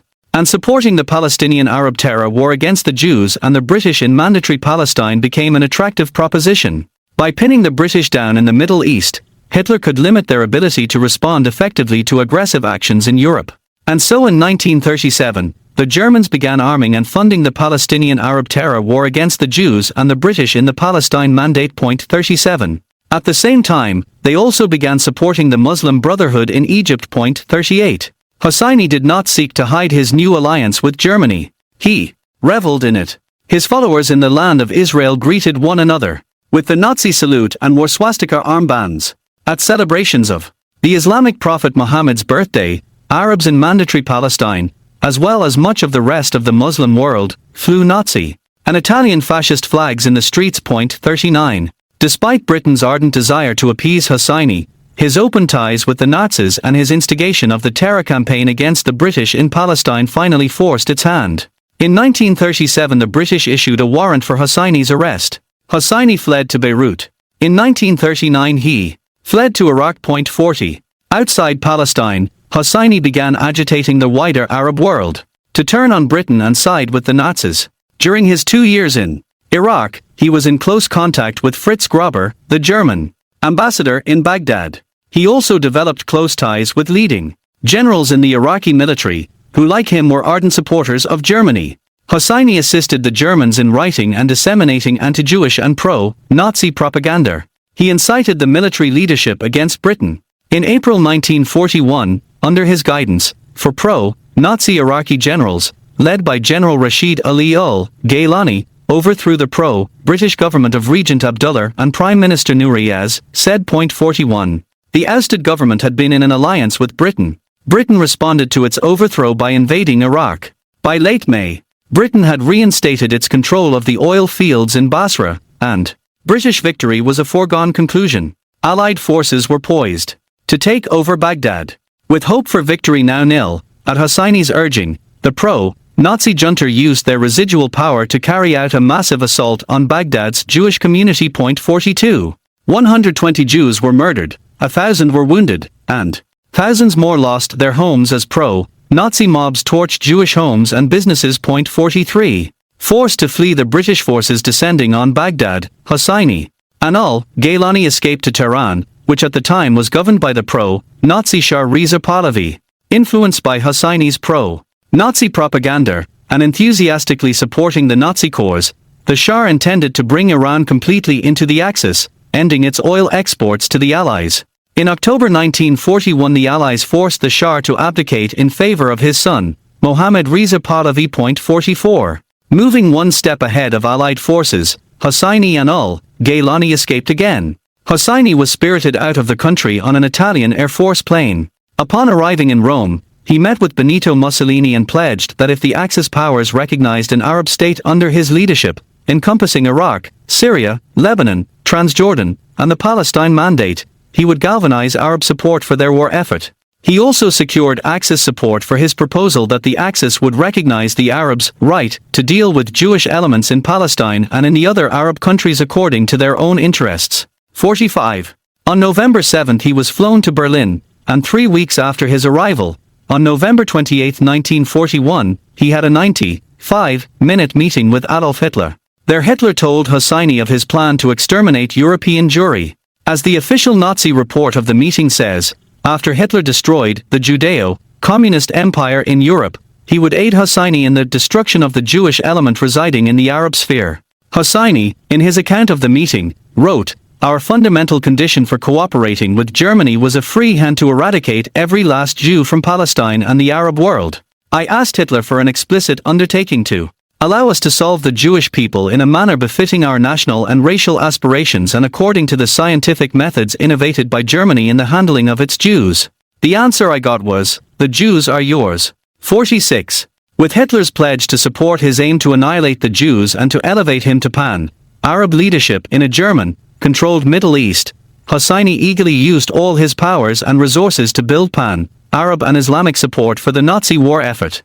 As we noted earlier, ahead of the German invasion of Poland, Hitler was keen to pin the British down in the Middle East by expanding the Arab war against them in Mandatory Palestine.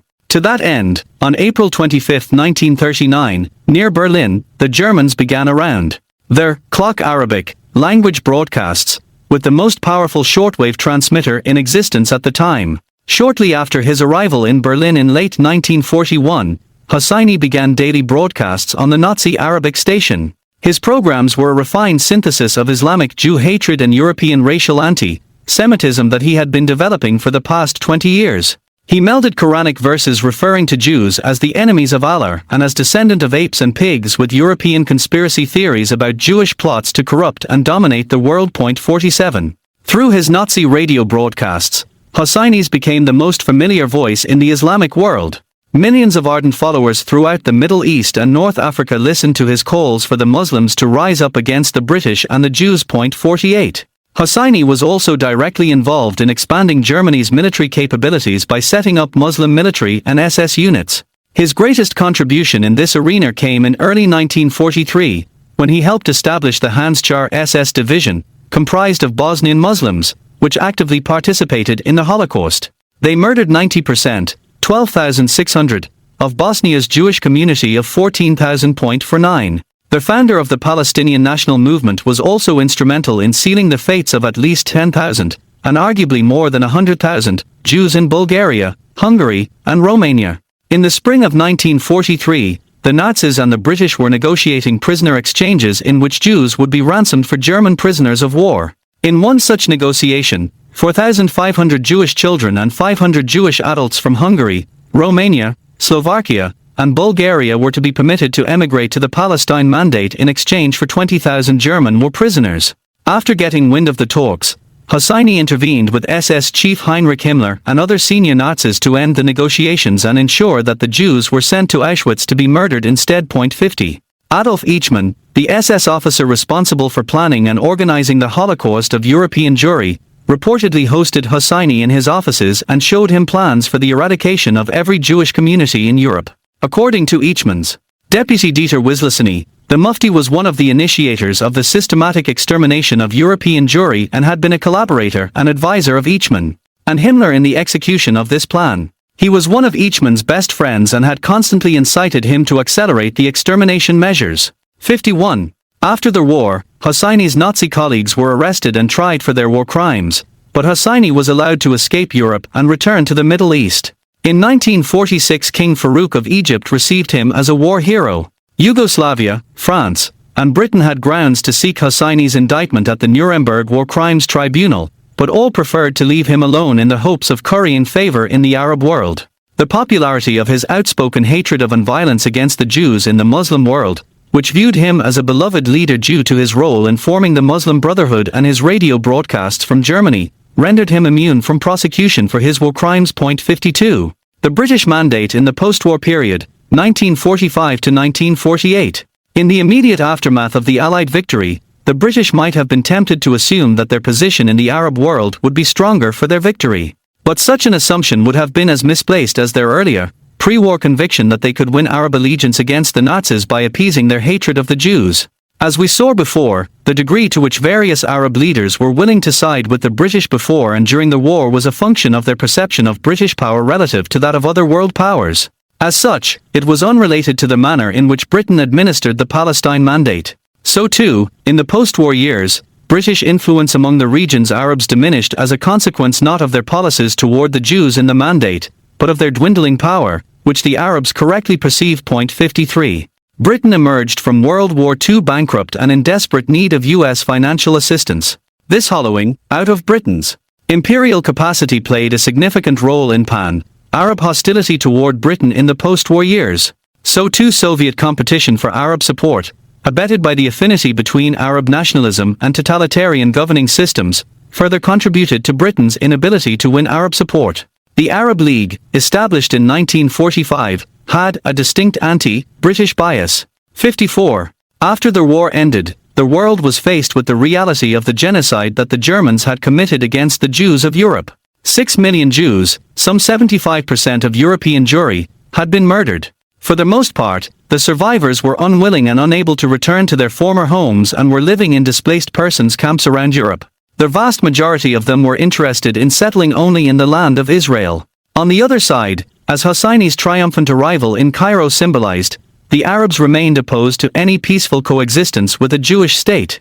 They refused to budge from their total opposition to all Jewish land purchases in the Mandate and to all Jewish immigration there. The British, rather than learn the lesson of Arab wartime treachery, adhered strictly to the policies set out in the White Paper. They denied entry to Holocaust survivors.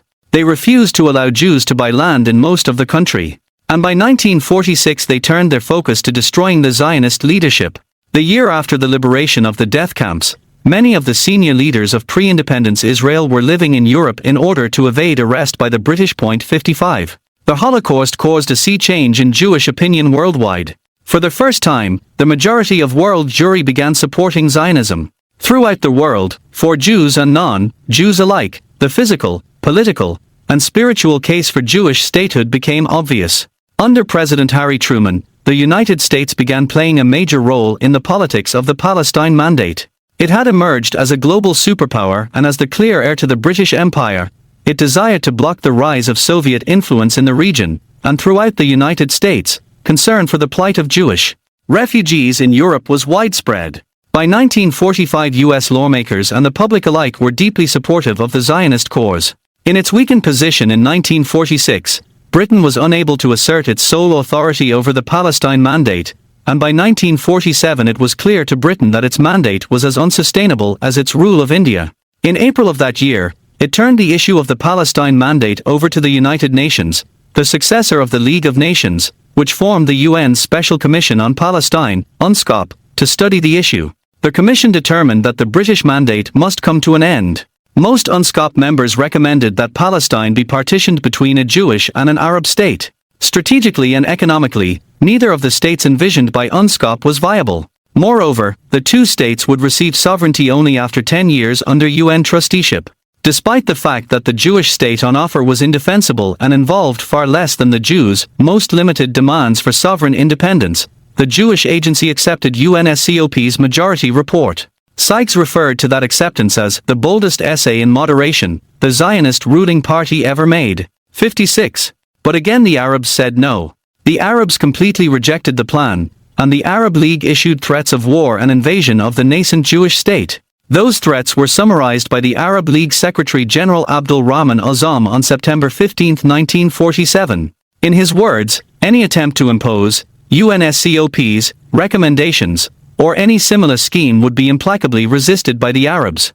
Let there be no doubt that the Arabs, if compelled, would fight for Palestine. 57. In November 1947 the UN General Assembly voted to approve the partition plan, dividing the land under the British Mandate between an Arab and a Jewish state.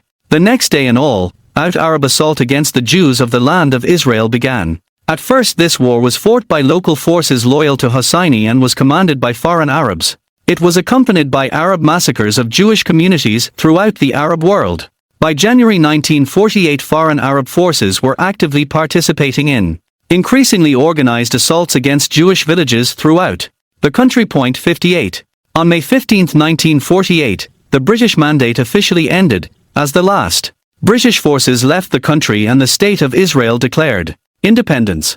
That same day, 5 Arab armies invaded Israel. UN General Assembly recommended partition plan, 19459. Egypt. See Mediterranean. Acre. Akko. Haifa. Tyre. Tel Aviv Nablus Shechemi Jaffa. Jerusalem. Syria. Sea of Galilee Inneret. Amman. Dead Sea. Hebron. Sinai. Gaza. Beersheba. 60 kilometers. Jordan. Podilwich State. Proposed State. International Zone. UN General Assembly recommended. Aqaba Partition Plan, 1947. Saudi Arabia. 2008. Eli E. Hertz. The British failure in governing the Palestine Mandate was bipartisan. The Labour and Conservative parties both got it wrong. Consistently. Both failed to understand that their efforts to appease the Arabs were futile. Both failed to appreciate the value of their alliance with the Jews and to recognize that the Jews were not the obstacle to peace. Both failed to recognize that factors outside their control determined regional realities and informed the decisions of local actors, particularly in the Arab world. 80 years later, had President Bill Clinton learned from Britain's experience, and from the full history of the failure of the two-state solution, perhaps he would not have allowed Yasser Arafat to make him into a failure as well. But not only did Clinton not learn from Britain's experience, he and his two successors embraced the same failed policy dream that the British had chased for decades. Clinton, Bush, and Obama's failure to recognize the impossibility of the two-state solution played a significant, and arguably decisive, role in their difficulties in crafting successful policies not only toward Israel and the Palestinians but toward the Middle East overall. Chapter 4. Yasser Arafat, the world's favorite terrorist. The bastard brought them in the trunk of his Mercedes. That is what Yaakov Piri, the head of Israel's security agency, reported to Prime Minister Yitzhak Rabin on July 1, 1994. That day PLO chief Yasser Arafat entered the Gaza Strip in triumph as head of the PLO's newly created Palestinian Authority, responsible for governing the lands Israel transferred to PLO control in the framework of the peace process. In the trunk of his car, Arafat was smuggling in for hardened terrorists whose entry Israel had barred because its security forces believed they constituted a danger to the public. Arafat's entry into Gaza followed the signing of the Gaza-Jericho Agreement in May 1994. That agreement set out the initial stage of implementation of what was supposed to be a 5-year peace process between Israel and the PLO. Under the agreement, Israel transferred to the PLO control of most of the Gaza Strip and of the city of Jericho in Judea. In order to administer these areas, the PLO set up the Palestinian Authority, which would serve as the interim government of the autonomous Palestinian areas. Arafat, as the head of the PLO, would lead the Palestinian Authority. Ahead of his entrance into Gaza, Arafat asked Israel to allow his entourage to join him. In response, Israel approved the entry of thousands of PLO terrorists who were to serve in the Palestinian security services. He also sent Israel a list of about 100 old friends, whom he wished to bring into Gaza with him. These old friends were all terrorist murderers and commanders who had the blood of hundreds of innocents on their hands. Still, in the atmosphere of peace and reconciliation that Israel sought to foster, Rabin approved the entry of all but 4 of the men on Arafat's list. So Arafat smuggled them in his car. 1. Arafat's bad faith upon his entry into Gaza was brazen, but it was consistent with his record of action both prior to and following his entry into the peace process with Israel. In 1994, a week after he signed the Gaza-Jericho Agreement, Arafat gave a speech at a mosque in Johannesburg before a closed audience of South African Muslims. The speech was surreptitiously taped by a South African Jew. In the speech, Arafat said that the agreements that the PLO had signed with Israel were a contemporary version of the Treaty of Hudaybiyah, a peace treaty that the Islamic prophet Muhammad had signed with the Quraysh tribe in Mecca in 628, only to renounce it 2 years later when the balance of power shifted in his favor. This agreement, I am not considering it more than the agreement which had been signed between our prophet Muhammad and Quraysh. Muhammad had accepted it, and we are accepting now this peace offer. But to continue our way to Jerusalem, to the first shrine together and not alone. We are in need of you as Muslims, as warriors of jihad. When the transcript of his speech was reported, Israel's government responded with fury and demanded that Arafat retract his statement. Instead, he doubled down and repeated it, both publicly and in private, until his death in 2004. Like his predecessor, Haj Amin al-Husseini, Arafat was contentiously confident that he could spell out openly his ill intentions toward Israel and the Jews and suffer no consequences. 4. Husseini had repeatedly told the British that if the Palestinian Arabs took control of the Palestine Mandate, they intended to annihilate the Jews living in the land. 5. And yet despite such statements, and despite Husseini's record of inciting and ordering the murder of Jews both in Israel and in Europe, and despite his direction of anti-British terrorism, and despite his pro-Nazi coups and governments, he continued to be treated as the legitimate leader of the Palestinian people and as a respected leader of the Arab and Islamic worlds generally. Some historians claim that following his arrival in Egypt in the aftermath of World War II, Haj Amin al-Husseini became Yasser Arafat's mentor. Others dispute this claim and merely allow that the two were distant relatives. 7. Whatever the actual case may be, Arafat routinely praised Husseini and claimed to be his disciple and heir. 8. In a 2002 interview, for instance, he referred to Husseini as our hero. He noted proudly that even though the West had known Husseini was a Nazi ally, the United States and Britain had been unable to get rid of him. Drawing a direct connection with himself, Arafat bragged that after the war Husseini lived in Cairo and participated in the 1948 war, and I was one of his troops. Whether Arafat was groomed for Palestinian leadership at Husseini's knee is less significant than the lessons he clearly took from Husseini's experience and beliefs. Hosseini's most important legacy was his effort to unify the Islamic world with the Nazis around a shared hatred of Jews. Hosseini's accomplishments in that regard transformed him into a figure of international importance. It also rendered him the father of the two most significant political forces in the Muslim world, the modern global jihadist movement, which today is followed by the likes of the Muslim Brotherhood and its terrorist spin-offs, from Al-Qaeda to the Egyptian Islamic Jihad to Hamas, and secular pan-Arab fascism, followed by the likes of Egyptian President Gamal Abdel Nasser, the Assads of Syria, and Saddam Hussein of Iraq. With regard to the Palestinian Arabs specifically, Hosseini's fusion of Islamism with National Socialism gave both the secular and Islamic factions of the Palestinian movement the ability to claim they were the legitimate heirs of his legacy. 10. Throughout his career, Arafat, like Hosseini, blended terrorism and political warfare. Like Hosseini, he used superpower competition for influence in the Middle East to advance his interests at Israel's expense. In Arafat's case, the superpowers were not Britain and Germany but the United States and the Soviet Union. Just as Hosseini had been a Nazi agent, so according to Lieutenant General Ion Prisaper, the former head of Romania STI, the Romanian version of the Soviet KGB, and the highest-ranking defector from the Soviet bloc to the west, Arafat was a Soviet agent. 11. And just as Hosseini had used his alliance with the Nazis to leverage his position with the British, who were so desperate to secure Arab support for the Allied war effort that they adopted anti-Jewish policies in the Palestine Mandate. Just as the Holocaust was getting underway, so Arafat used his close ties to the Soviets to leverage his position with the United States, which sought to consolidate its power and influence in the Arab world at the Soviet Union's expense. Israel's place in the Soviet political war against the West.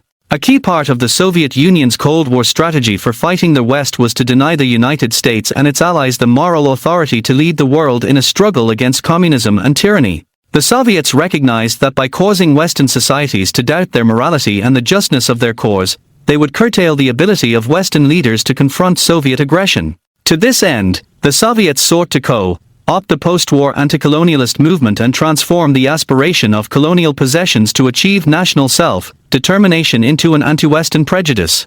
The Soviets believed that by subverting Third World independence movements in this way, they could convince the West, including the United States, that it lacked the moral authority to lead the world in international affairs. 12. Rejecting Israel's right to exist, and castigating it as an imperialist, racist enclave was a key part of the Soviet strategy. Israel was an anti-colonialist state par excellence. The Zionists had fought against both the Ottoman and British empires to secure an independent Jewish state. On the other hand, the Palestinians sided with the Nazis and their goal of global conquest, and they created the pan-Islamic and pan-Arab commitment to destroying the only non-Islamic and non-Arab state in the Middle East. The combination of Soviet anti-Semitism, Israeli anti-communism, and admiration for the United States meant that Israel's anti-colonialist pedigree presented the Soviets with a serious problem. So they set about delegitimizing the Jewish state. The Soviets began their anti-Israel campaign in 1949, when they cut off relations with it. 13. They then began to develop a new political vocabulary for hating and seeking the defeat of Jews. The popular term for Jew hatred, anti-Semitism, had been discredited with the defeat of the Germans in World War II. So the Soviets developed a new term, anti-Zionism. In this manner they transformed Israel into the collective Jew, and denigrated Zionism, the Jewish national liberation movement, into a new repository for all the negative characteristics that haters of Jews had previously attributed to Jews as individuals. In 1965, 2 years before Israel took control of Judea and Samaria, the Soviets brought their anti-Zionist pitch to the United Nations for the first time. They sponsored a draft resolution at the UN's Subcommission on the Prevention of Discrimination and the Protection of Minorities that lumped Zionism together with Nazism, castigating both as forms of racism. Their motion failed, but the process of delegitimizing Israel on the world stage by equating it with Nazi Germany and so rehabilitating anti-Jewish political action as a legitimate policy tool was set in motion. 11 years later, the UN General Assembly passed Resolution 3379, which defined Zionism as a form of racism. 14. Yasser Arafat and the modern Palestinian movement. The Soviet political campaign against Israel, together with the Kremlin's subversion of the anti-colonialist movement, is what enabled the Palestinians to gain political legitimacy in the post-war era.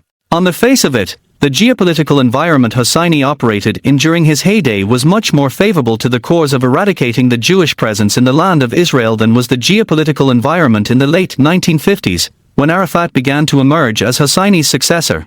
Hosseini operated in a world where anti-Semitism and racism were acceptable political positions in the West. Being a Nazi was a status symbol. Calling for the destruction of Jewry won you influential and powerful friends and allies. And there was no independent state of Israel. In the aftermath of the Holocaust, none of these positions could be voiced in polite company. Without the Soviet campaign to replace anti-Semitism with anti-Zionism, and so delegitimize Israel and Zionism by linking both to the very forces of imperialism the Jews had fought in their struggle for independence, Arafat would have lacked the political cover to proceed in his open plan to continue Hitler's work. Thanks to the Soviets, Arafat never even tried to hide that his goal was to destroy Israel, or that he and his followers were terrorists.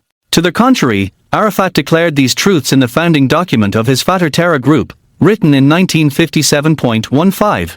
Article 12 of Fatah's constitution called for the complete liberation of Palestine, and eradication of Zionist economic, political, military and cultural existence.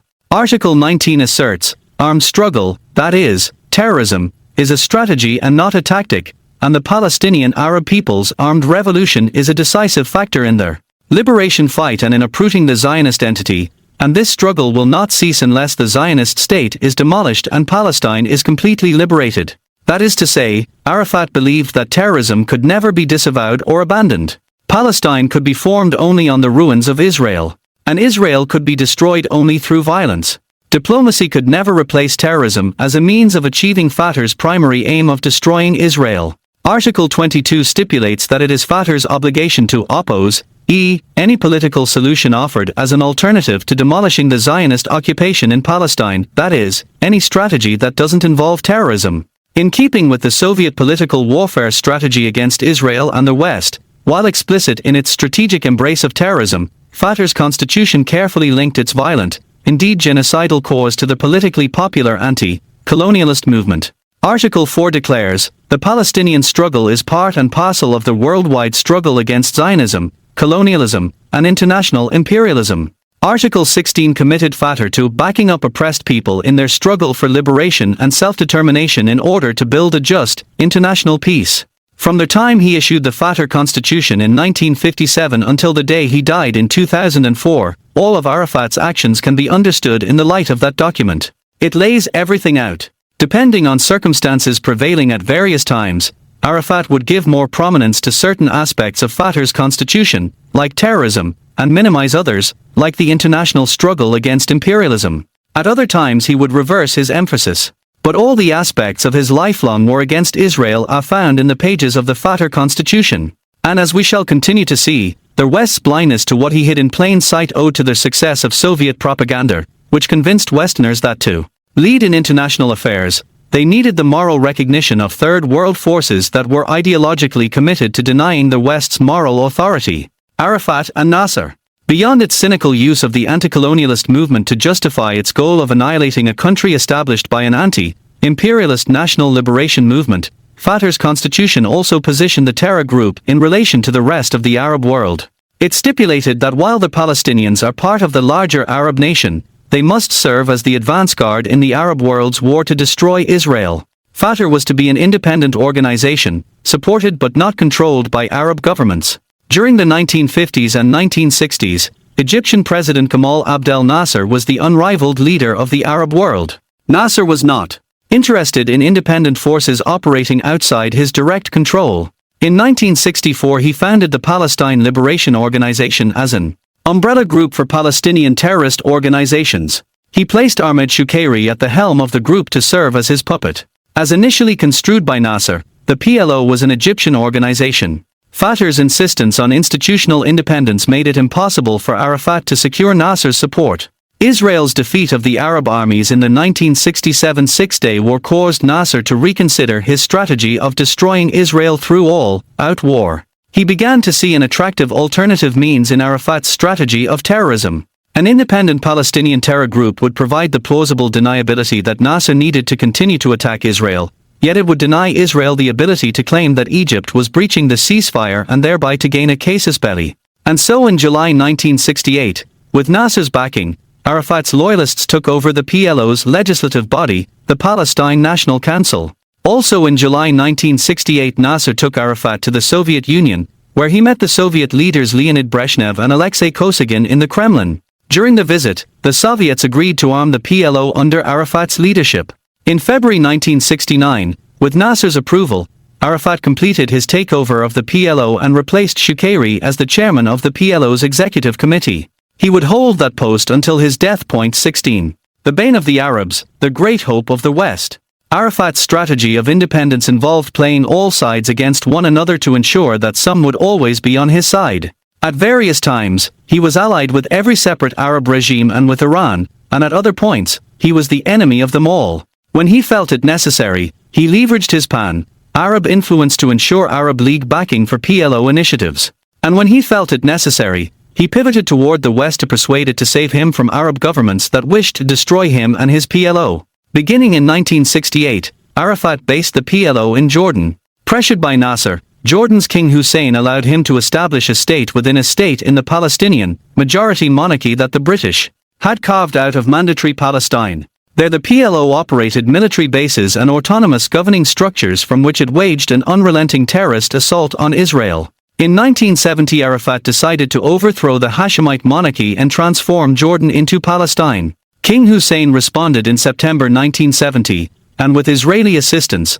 Jordanian forces crushed the PLO. Arafat and his militias were forced to flee their country. They decamped to Lebanon, and in 1971 Arafat set up a PLO state within the Lebanese Republic. The PLO used this base to develop a web of terrorist groups that operated worldwide, training Shiite militias as well as communist terror operatives from Nicaragua's Sandinistas, Germany's Red Army faction, the Irish Republican Army, and other terror groups. 17. In the mid-1970s, Arafat's PLO provided training for Iranian Ayatollah Khomeini's Revolutionary Guards. These forces would make up the core of the revolutionary Islamic forces behind Khomeini's 1979 revolution. 18. Together with the PLO, trained Shiite militias, most notably Hezbollah, Khomeini's PLO, trained forces have since 1979 served as Iran's foreign legions of international terrorism. Lebanon is a multi-ethnic, multi-confessional state.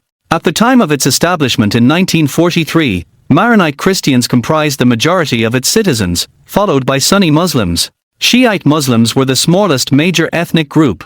Lebanon's government was a fragile experiment in power sharing among its various populations.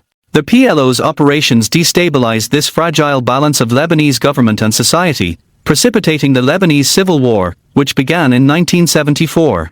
In 1982, the PLO escalated its terror assaults against Israel from Lebanon, forcing Israel to invade Lebanon with the aim of removing the PLO from the country. In November 1982, the Lebanese government expelled the PLO. 19. With both the Jordanian and Lebanese experiences of hosting the PLO in mind, no Arab state agreed to host the PLO after it departed Lebanon.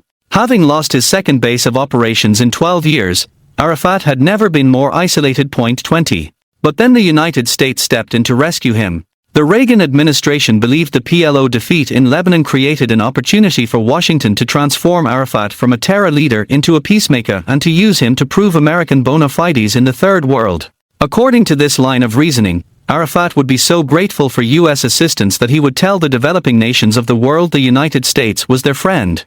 And so in 1982 the United States pressured the Tunisian government to host Arafat and the PLO. As the PLO army fled Beirut for their new base of operations, U.S. Marines protected it from Israeli forces. 21. Architect and pioneer of international terrorism. Arafat's ability to survive another day and continue his war to destroy Israel, despite his constant brinkmanship and continuous demonstrations of bad faith, were a product of his operational success in both terrorism and diplomacy. Arafat and his supporters often likened him to leaders of so-called popular wars, like Che Guevara and Ho Chi Minh. But Arafat was quite different from them. The leaders of popular wars headed populist movements whose strategy was to take over a country by persuading the mass of people to side with them against the existing regime. Arafat's strategy was different. He largely ignored the Arabs of Israel as well as the Arabs living in Judea, Samaria, and Gaza. He did not seek to persuade them to rise up against Israel. That strategy would not have worked since the overwhelming majority of Israel's citizens are Jews and oppose the eradication of the Jewish state. The Arabs of Israel had no chance of persuading the Jews to side with them in sufficient numbers to destroy Israel. So Arafat's strategy was instead terrorism against Israeli civilians.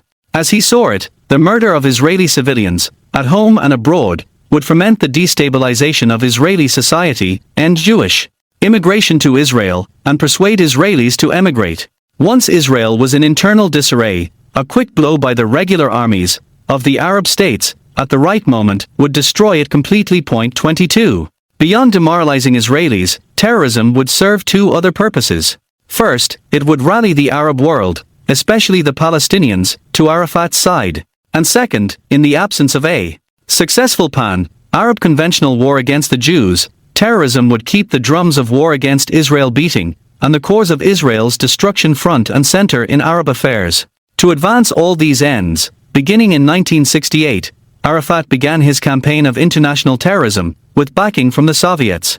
It was in 1968 that the PLO conducted its first airline hijackings. By 1980, PLO member organizations and front groups had carried out 42 acts of airline terrorism, including hijackings, bombings, ground assaults, and attempted surface-to-air missile attacks against jetliners. 23. Following al-Qaeda's September 11, 2001, attacks, Osama bin Laden's aide Abu Ubaidul Qurashi said that bin Laden saw the PLO's terror strikes as a model for the ones on September 11. 24. Civilian air terrorism was just one part of Arafat's portfolio. From 1968 through the mid-1980s, he oversaw the kidnap and massacre of Israel's Olympic team at the 1972 Munich Olympics and the 1973 assassinations of the U.S. ambassador to Sudan, the deputy chief of the U.S. mission, and the Belgian chargé d'affaires. He oversaw repeated massacres of Israeli school children in raids on schools in northern Israel, as well as assaults on Jewish targets including synagogues and restaurants in Europe, bus bombings and hijackings, and train bombings. According to Ariel Merai and Shlomo Alad, between 1969 and 1985 PLO groups committed more than 8,000 terrorist attacks. These attacks occurred mainly in Israel, but at least 435 were committed outside the Jewish state. More than 650 Israelis were murdered, and more than 3/4 of the victims were civilians. 28 Americans were murdered, and dozens of nationals from other countries were also killed. 25. Merai and Alad's numbers do not include attacks in which the PLO was not officially implicated. However, as Barry Rubin and Judith Kolb Rubin note, a significant body of evidence directly implicates the PLO in the bombings of the U.S. Embassy and Marine barracks in Lebanon in 1983. 26. Moreover, U.S. intelligence discovered that shortly after the November 1979 Iranian takeover of the U.S. Embassy in Tehran, Arafat ordered Fatah to assist Iran in carrying out terrorist operations. 27. Arafat was the first foreign leader to visit Khomeini after the Iranian Revolution. As evidenced in the Reagan administration's decision in 1982 to rescue the PLO following its expulsion from Lebanon, the United States and its allies believed that by appeasing Arafat politically, they could persuade him to abandon terrorism. But as Arafat saw it, and rightly so, if it weren't for his deployment of terrorism, the West would never have sought to appease him.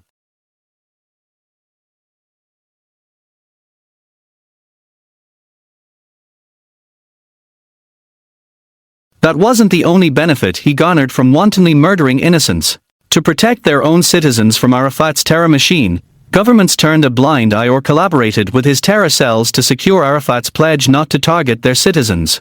According to Rubin and Rubin, in the aftermath of the PLO's assassination of U.S. Ambassador Cleo Noel in Khartoum in 1973, President Richard Nixon authorized covert contacts between the CIA and the PLO. In return, the PLO promised not to attack Americans. 28. Also in the early 1970s, Italy agreed to allow the PLO to use Italy as a base of operations and a transit point for its weapons. In exchange, the PLO agreed not to target non-Jewish Italians. 29. As subsequent events showed, the United States and Italy kept their parts of their agreements even after the PLO deliberately targeted their citizens, including their non-Jewish citizens. Arafat's employment of terrorism empowered him politically in another way as well. It drew global media attention to the Palestinian war against Israel, popularizing and legitimizing it in the Western world. The legitimizing effect of media coverage was not incidental. The Western media coverage of Palestinian terrorist attacks against Israel was generally sympathetic. There were three reasons for this. First, most journalists covering the PLO were from the left and bought into the PLO's self-description as a member of the anti-colonialist movement. Second, journalists covering the PLO were eager to gain access to its leadership, and this could be accomplished best by providing positive coverage of the terror group.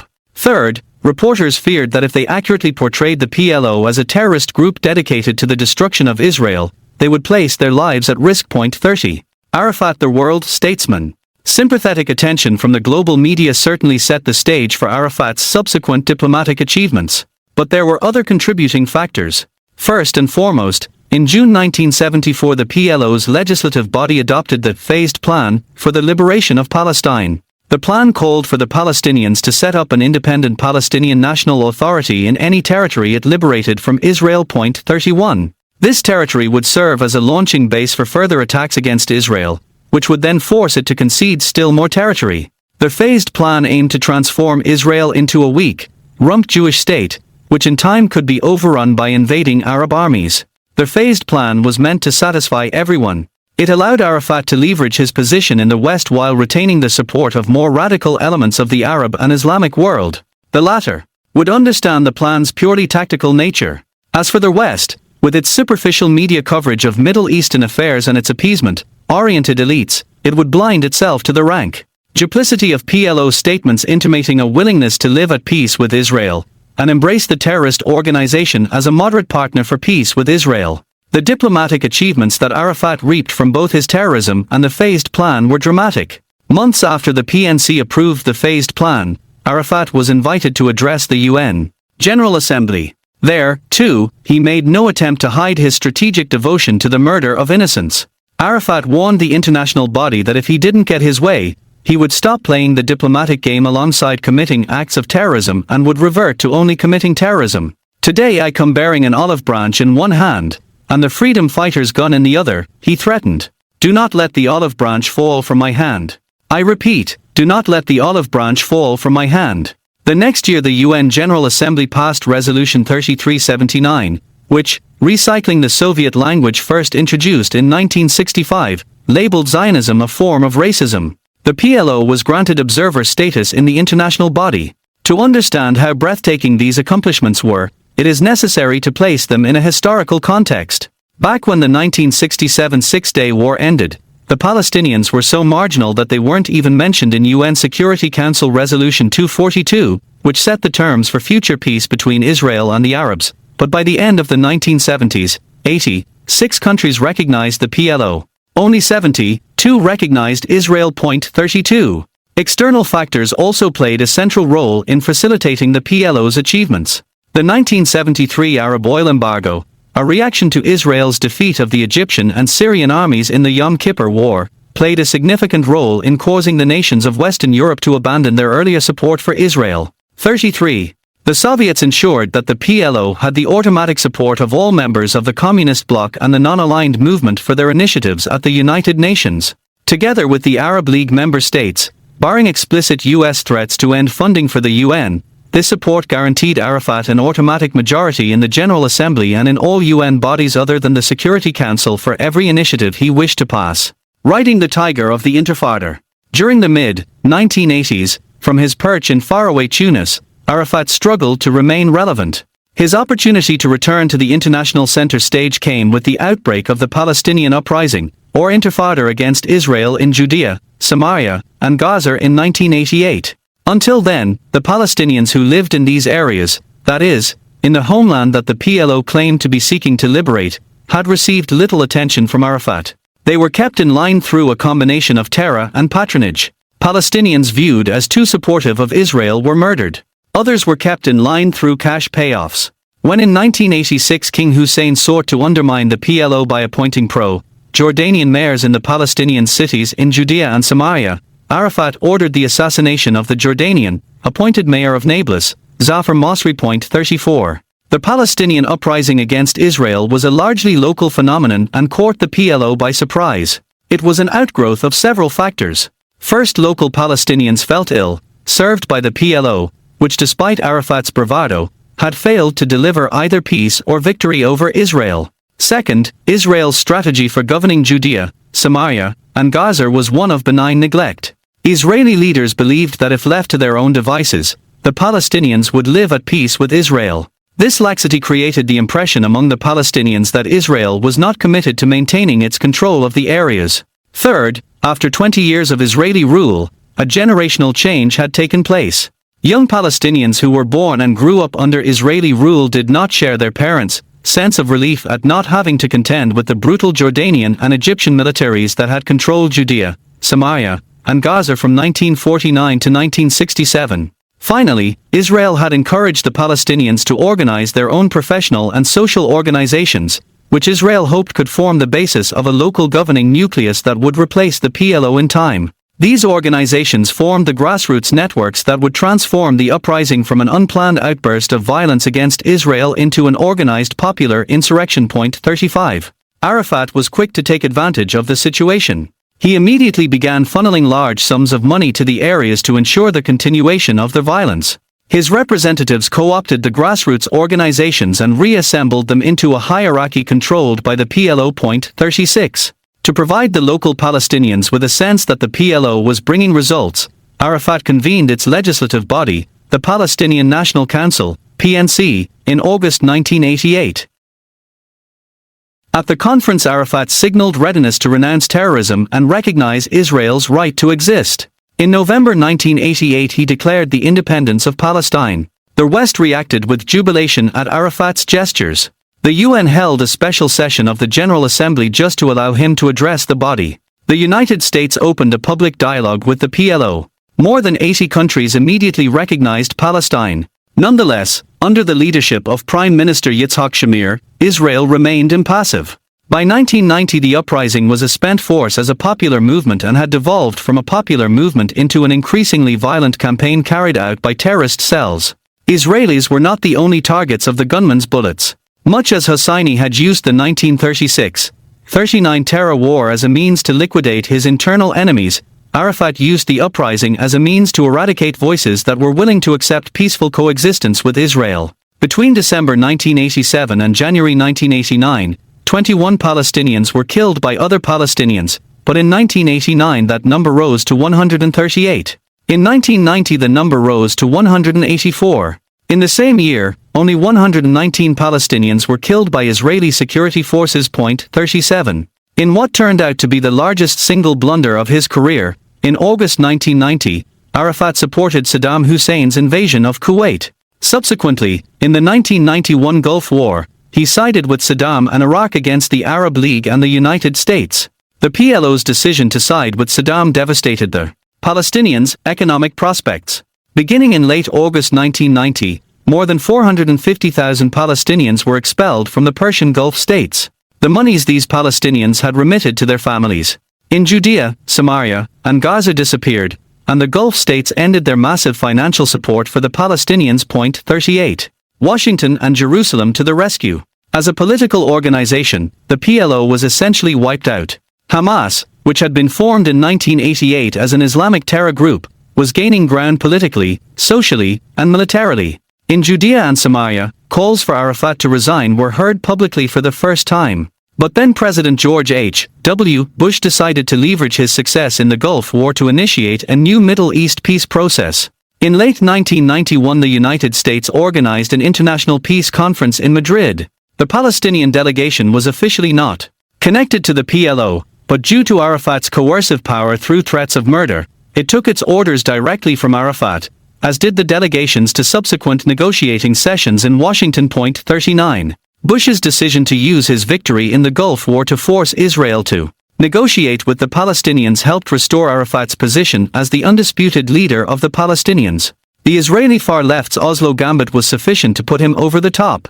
Dissatisfied with the pace of negotiations in Washington, Israel's deputy foreign minister Yossi Beilin sent two of his friends in academia to begin informal, secret negotiations with Arafat's deputy Mahmoud Abbas and other senior PLO officials in Oslo, Norway. The aim was to agree to a framework deal that would involve Israeli recognition of the PLO and the establishment of a Palestinian governing authority in Judea, Samaria, and Gaza.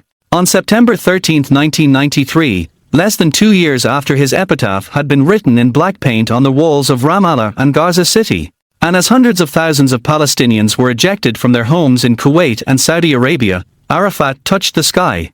That day, Bill Clinton thanked him at the White House for his willingness to sign the Declaration of Principles with Israel, which set the framework for the establishment of Palestinian control of Judea, Samaria, Gaza, and parts of Jerusalem. The next year Arafat received the Nobel Peace Prize. In the 7 years following the onset of the 1993 peace process between Israel and the PLO, Arafat built up his forces, consistent with the phased plan for the destruction of Israel. Based on his expressed commitment to fight terrorism, Israel provided his militias with guns. The United States and Europe provided them with military training. While he was building up the PLO's military capacity, Arafat was also enabling Hamas, and other terrorist groups not affiliated with the PLO, to massively expand their terrorist attacks on Israel. In November 1994 the PLO and Hamas reached an accord in which the PLO agreed to turn a blind eye to Hamas's terrorism. 40. Just months after the era of the peace process between Israel and the PLO dawned,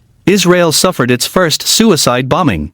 In the 7 years that followed the signing of the Declaration of Principles on the White House lawn, 269 Israelis were murdered in Palestinian terrorist attacks. Between 1979 and 1993, that is, in 14 years leading up to the onset of the peace process, 232 Israelis had been killed by Palestinian terrorists. 41. Throughout the active period of the peace process, from 1993 through September 2000, Arafat, when speaking to Western and Israeli audiences, maintained his innocence, blaming all the violence on Hamas. When the United States pressured him, he would enact mass arrests of Hamas members, only to release them in short order. 42. He also brought Hamas and other terrorists into the Palestinian Authority's security services. 43.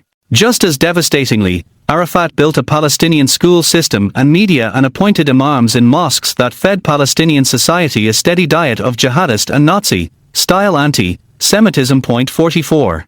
Most of the suicide bombers in the Palestinian terror offensive that began in September 2000 were educated in the Palestinian Authority's school system. In January 2002 the Palestinian Authority tried to smuggle 50 tons of sophisticated Iranian armaments into Gaza aboard an Iranian ship.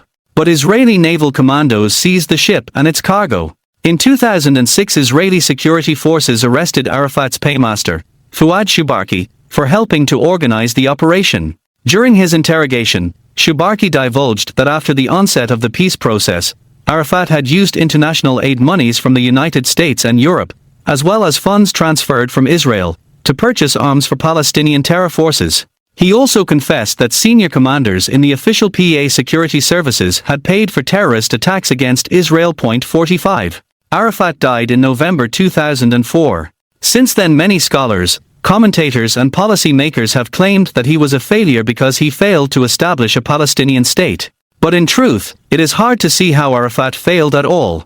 It was not he but the West, with its willful blindness to Arafat's unapologetic and consistent loyalty to his goal of destroying Israel, that failed. True, he never lived up to the West's expectation that he would abandon his highest goal, Israel's eradication, in favor of the establishment of a Palestinian state in Judea, Samaria, Jerusalem, and Gaza. But that doesn't make him a failure.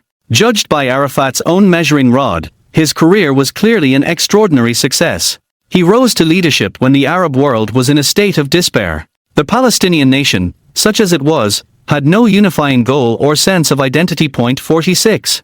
Through his pioneering use of terrorism, he repeated Hosseini's accomplishment of shaping a Palestinian national identity based on the rejection of Israel's right to exist. His savvy use of political warfare and manipulation of Cold War politics allowed him to win over the United States and the Israeli left for the cause of Palestinian statehood, even as he maintained and expanded his terror war against Israel and made clear that his goal was not the establishment of a Palestinian state but the elimination of the Jewish state. Chapter 5. Phony Reformers and Totalitarian Democrats. Mahmoud Abbas. On July 3, 2010, Mohammed Daoud Ouder, aka Abu Daoud, the commander of the PLO terror squad that massacred the Israeli team at the 1972 Munich Olympics, died in Damascus, an unrepentant terrorist. Shortly before his death, he released a statement telling the Israeli people, "Today, I cannot fight you anymore, but my grandson will and his grandsons too." 1. Given his unrepentant stance, A moderate leader who aspired to peace with Israel would at a minimum ignore Ouder's passing and more likely condemn his life and legacy. But when word of Ouder's death broke, PLO chairman and Palestinian Authority leader Mahmoud Abbas sent a telegram of condolence to Ouder's family. The PA-controlled media published the text. Abbas celebrated Ouder's life, proclaiming him to have been one of the prominent leaders of the Fatah movement. Abbas referred to Ouder as a wonderful brother, companion, tough, stubborn and relentless fighter. 2. In an interview with Sports Illustrated in 2002, which marked the 30th anniversary of the Munich massacre, Ouder revealed that Abbas had bankrolled the Operation Point 3. Throughout his presidency, George W. Bush and his administration championed Abbas, Arafat's deputy for decades. As a moderate leader, unlike Arafat, they believed, Abbas would be willing to abjure terror and forge a peace with Israel. Bush's position was contradictory. In the landmark 2002 speech that we discussed in Chapter 1, he said, "Today, Palestinian authorities are encouraging, not opposing, terrorism." But by elevating Abbas to serve as Arafat's replacement, Bush continued to empower and legitimize the very leadership that he acknowledged was acting in a manner antithetical to peace and Palestinian statehood. The Bush administration's call for the Palestinians to choose new leaders was a leap of faith. It was based on the proposition that despite the Palestinian rejection of peace and statehood and reversion to terror war against Israel, the guiding assumptions of the peace process were correct, that the Palestinian conflict with Israel, and the Arab world's conflict with Israel more generally, was caused by the absence of a Palestinian state in Judea, Samaria, Jerusalem, and Gaza, and that the way to resolve both the specific and the larger conflict was to establish such a state. Bush's only departure from that paradigm was to hold Arafat personally responsible for the absence of peace, suggesting that, under different leadership, the Palestinians would finally begin to support a two-state peace plan. It wasn't that the patient was terminally ill, the Bush administration believed, the doctor was simply incompetent. If Arafat could be pushed aside, the two-state paradigm would succeed. But was Arafat the problem, or did the issue run deeper? Let's assess Arafat's successor's record in power and decide whether anything has changed. The Bush administration's decision to blame Arafat for the lack of peace was coupled with its decision to appoint his successors.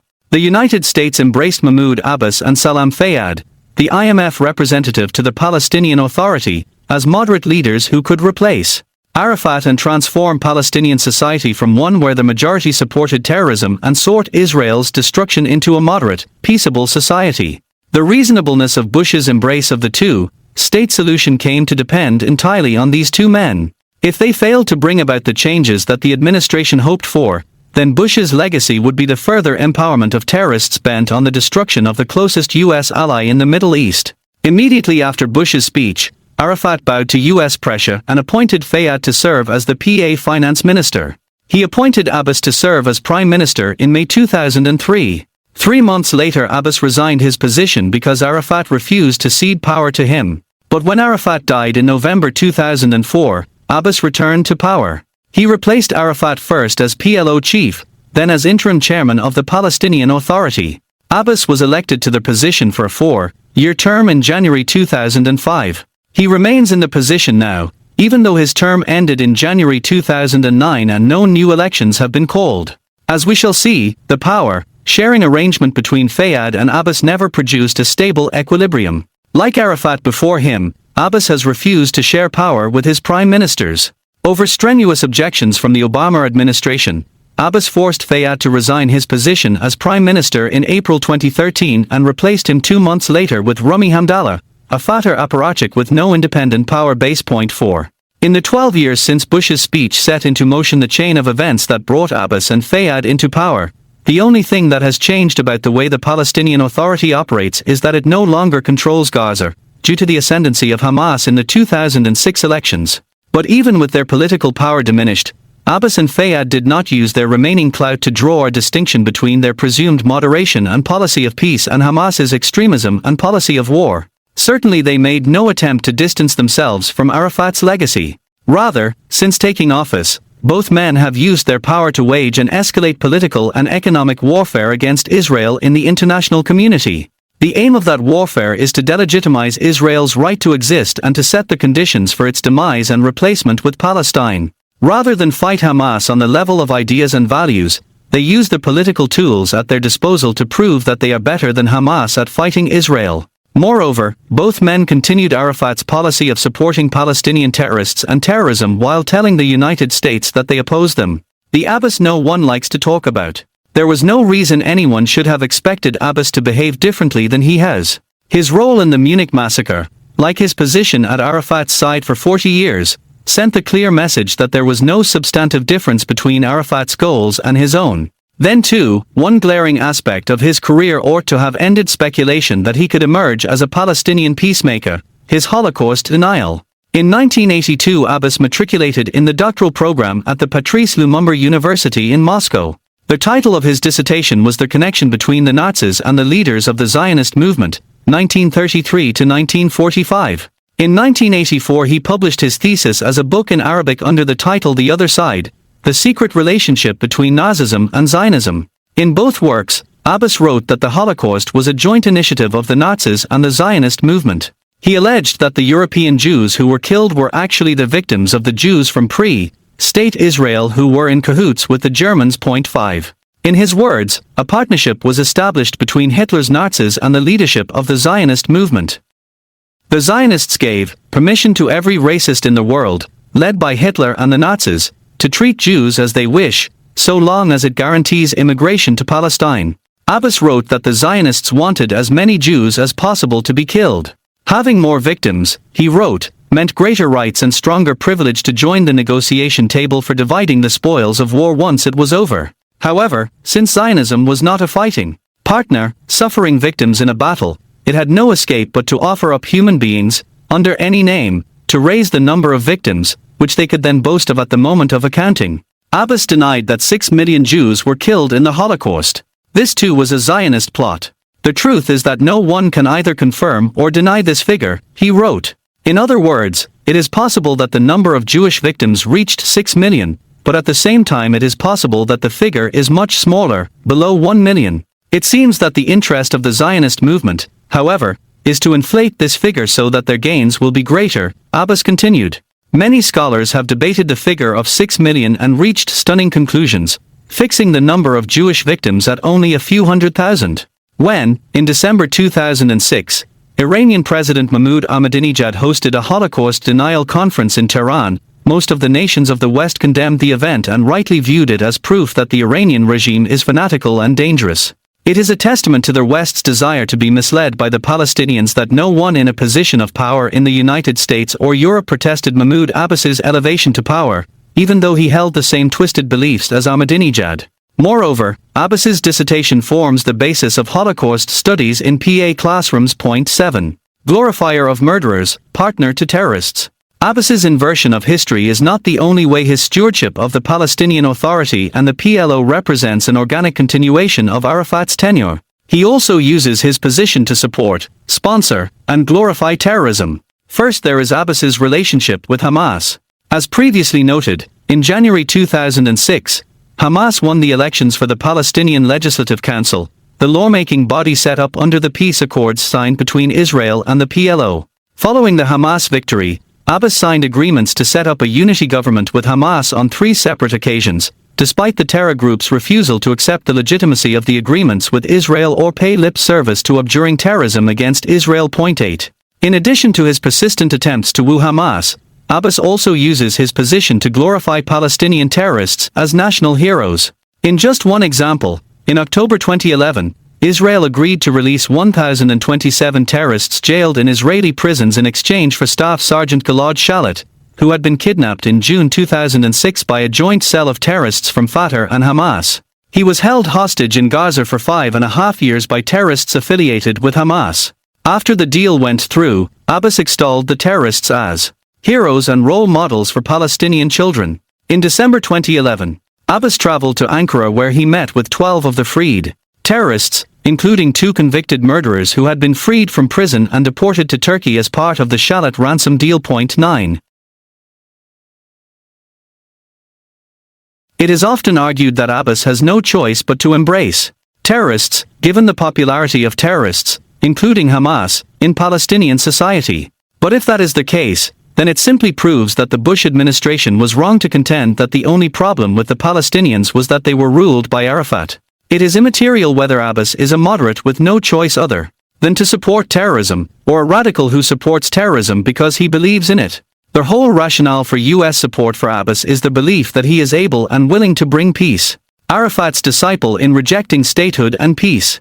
But not only has Abbas not brought peace, like Arafat before him, Abbas has rejected peace with Israel. On September 16, 2008, Israeli Prime Minister Ehud Olmert made Abbas a comprehensive offer of peace and Palestinian statehood. Olmert's offer was far more expansive than the offer Eid Barak made to Arafat at Camp David in July 2000. In exchange for peace and an agreement that the Palestinian conflict with Israel was over, Olmert offered Abbas 94% of Judea and Samaria, and an additional 327 square kilometers of land within sovereign Israel adjacent to the Gaza Strip and northern Samaria. He offered the Palestinians sovereignty over the Arab neighborhoods of Jerusalem, and offered to transfer sovereignty over the Temple Mount and other sacred areas of Jerusalem's old city to an international body. He offered a limited right of immigration to a truncated Israel to descendants of Arabs who left Israel in 1948 to 49.10. Like Arafat at Camp David, Abbas failed to respond to Olmert's offer. And although Olmert remained in office for 7 months after he made the offer, Abbas refused to see him again. 11. After receiving Olmert's proposal, Abbas escalated the PLO's diplomatic war against Israel at the UN and internationally. The aim of this war is to gain international recognition for a sovereign Palestinian state, to be established outside the framework of peace with Israel. That is, in keeping with the PLO's phased plan for the destruction of Israel, Abbas's goal is to establish a Palestinian state that exists in a de facto state of war with Israel. To this end, Abbas has undertaken 2 parallel policies. First, from 2008 through 2013 he refused to meet with Prime Minister Benjamin Netanyahu or to allow his representatives to meet with Israeli negotiators and renew negotiations toward the establishment of a Palestinian state at peace with Israel. And even after talks were started in August 2013, Abbas insisted that they be carried out in complete secrecy to avoid popular criticism. Under his leadership, the Palestinians have become more, rather than less opposed to peaceful coexistence with Israel. 12. Second, he has waged an unrelenting and reasonably successful campaign at the United Nations to achieve recognition of a sovereign state of Palestine outside the framework of a peace treaty with Israel.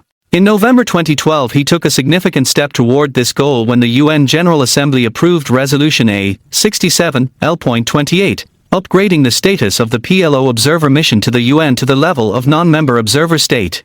The General Assembly resolution has no international legal weight, but from a political perspective, Abbas and the Palestinian Authority have used this status upgrade to argue that Israel has no right to any presence in Judea and Samaria, even though the agreements the PLO signed with Israel recognize the inherent legitimacy of Israel's presence in the areas. Just weeks after the General Assembly passed the resolution upgrading the PLO's status, Palestinian forces in Judea and Samaria began actively interfering with IDF counter-terror operations, claiming that the operations represented unlawful trespass on sovereign Palestinian territory. 13.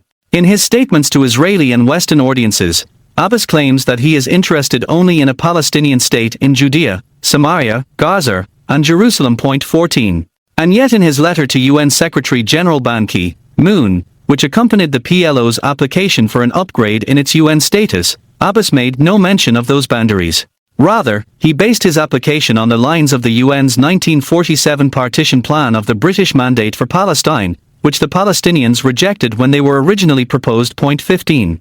The 1947 boundaries were rejected at the time not only by the Palestinian Arabs but by the Arab world as a whole. Their rejection and subsequent war of conquest against the Jewish state rendered Resolution 181 null and void.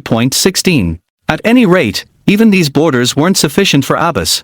In a post on his official Facebook page from October 11, 2012, Abbas referred to all of Israel as occupied Palestine, making clear that he rejected Israel's right to exist within any borders. When discussing the pending UN vote on upgrading the PLO's status as a state, Abbas wrote, "Their sort for UN recognition will not liberate the land the following day, but will prove that we are right that our land is occupied and not disputed territory, and this applies to all the territories that Israel occupied before June 1967, emphasis added. 17.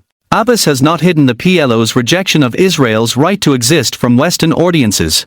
Ahead of the Annapolis Peace Summit, organized by Secretary of State Condoleezza Rice in November 2007, Abbas's chief negotiator Saeb Erekat stated outright that the Palestinian Authority does not accept Israel's right to exist as a Jewish state. Ignoring the fact that nearly every Arab state defines itself as Islamic, Erekat told Israel Radio, "No state in the world connects its national identity to a religious identity, and therefore a specifically Jewish state has no right to exist." 18.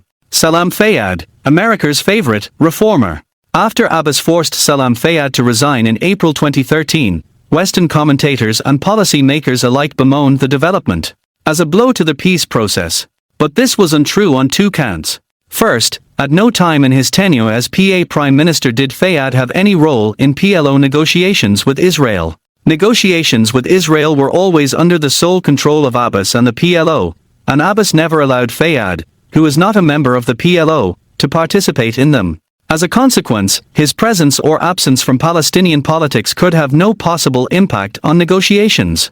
Second, and just as important, Fayyad never gave anyone reason to believe that he would be more accepting of Israel's right to exist or of its minimal demands than Abbas or Arafat. Fayyad used his roles as PA Prime Minister and Finance Minister to advance the same goal that Abbas and Arafat sought, destroying Israel through terror and political delegitimization.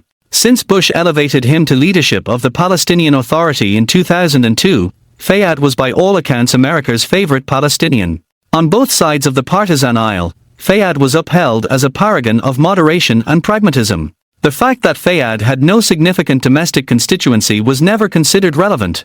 No mention was ever made of the fact that the paragon of Palestinian democratic governance was appointed rather than elected to his position, or of the fact that in the 2006 Palestinian elections he was barely elected to the Palestinian Legislative Council. The United States has supported Fayyad ever since he began serving as the IMF's point man on the Palestinian Authority in 1996. One of the oddities surrounding this support was that during Fayyad's tenure as the IMF representative, Arafat built the Palestinian Authority into a kleptocracy where year in and year out, hundreds of millions of dollars in international aid money simply disappeared into mysterious bank accounts. 19. Fayyad did nothing to prevent or fight this rife corruption. He never distinguished himself as an anti-corruption crusader.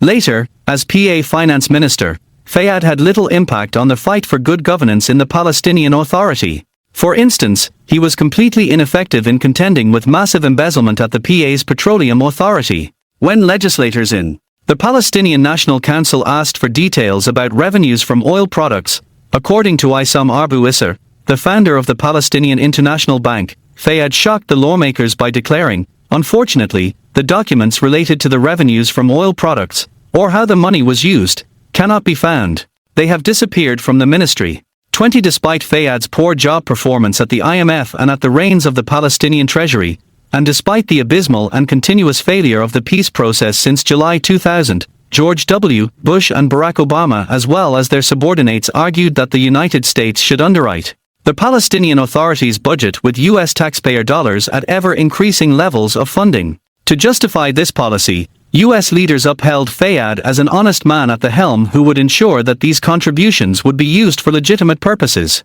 Since 2005, the United States has doubled its financial support for the Palestinian Authority. Since 2008, that assistance has averaged $600 million per year. Together with European and other international donors, the United States has made the Palestinians the largest international aid recipients in the world. Indeed, the Palestinians receive more aid per capita than any people has ever received. 21. Yet in 2012, despite this massive foreign financial support, the IMF warned that the Palestinian Authority would face a $500 million funding gap. 22. Just as Fayyad's oversight of the Palestinian economy when he was at the IMF had been ineffective, so his vaunted reforms of the Palestinian economy since taking over as finance minister and prime minister had been ineffectual. The 2012 budget shortfall was further evidence that he failed to transform the Palestinian Authority into the credible, transparent, peaceful governing authority that U.S. leaders claim it became under his economic stewardship.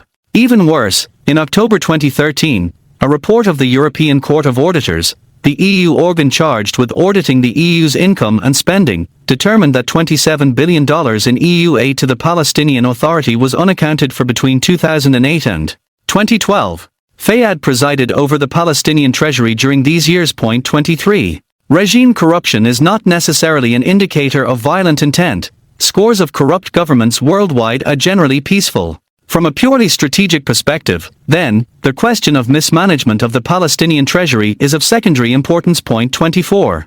On the other hand, the fact that in 2011 the Palestinian Authority allocated 31% of its budget to its security forces is an indication of violent intent. 25. This level of security spending is among the highest in the world, and the United States and its allies should view it with suspicion. Fayyad, a man of war.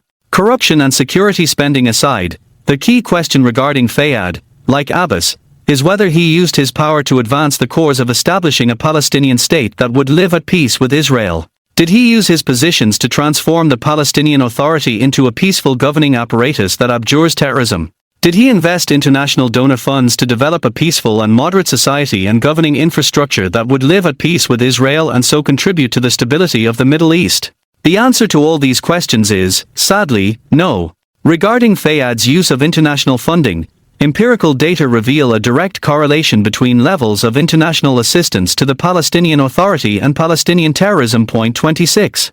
The more aid the Palestinian Authority receives from the international community, the more terror attacks the Palestinians carry out against Israel. And Fayyad facilitated this situation. 6% of the annual PA budget went toward paying monthly salaries to Palestinian terrorists jailed in Israeli prisons, and to providing monthly stipends for families of Palestinian suicide bombers. 27. The terrorists who received these stipends hailed from all Palestinian terrorist groups, Hamas, Fatah, Islamic Jihad, and others. And the Palestinian Authority's equal opportunity bankrolling of terrorists and their families didn't stop at the 1949 armistice lines. It paid salaries and stipends to the families of Israeli Arab terrorists as well. This program was not a holdover from Arafat's period of PA control. This was Fayyad's project. In 2003 the Palestinian Legislative Council passed a law requiring payment of monthly salaries to jailed terrorists, and payment of monthly stipends to the families of suicide bombers and other dead Palestinian terrorists. In January 2011 Fayyad amended the law. He increased these salaries by up to 300%. Economic warrior. Throughout Fayyad's tenure as PA Prime Minister, the international left waged a worldwide campaign to treat Israel like apartheid South Africa. The boycott, divestment, and sanctions (BDS) movement gained traction in European governments, trade unions, churches, and universities. In the United States it won victories in unions, college campuses, and mainline Protestant churches. The moderate PA Prime Minister Fayyad was a major advocate and instigator of the BDS movement, and in 2009 and 2010 he began taking direct action against Palestinian trade with Israel. He promulgated a law outlawing all trade between Palestinians and Israeli businesses operating beyond the 1949 armistice lines. 2 years later Fayyad abandoned his distinction based on those boundaries and called for a boycott of all Israeli goods. 28. He thereby signaled to his supporters throughout the world, particularly in the international left in Europe and the United States, that the time had come to cut off Israel completely and end even paying lip service to Israel's right to exist. In 2010 the Palestinian Authority began conducting house-to-house searches in which any Israeli products found in private homes were confiscated.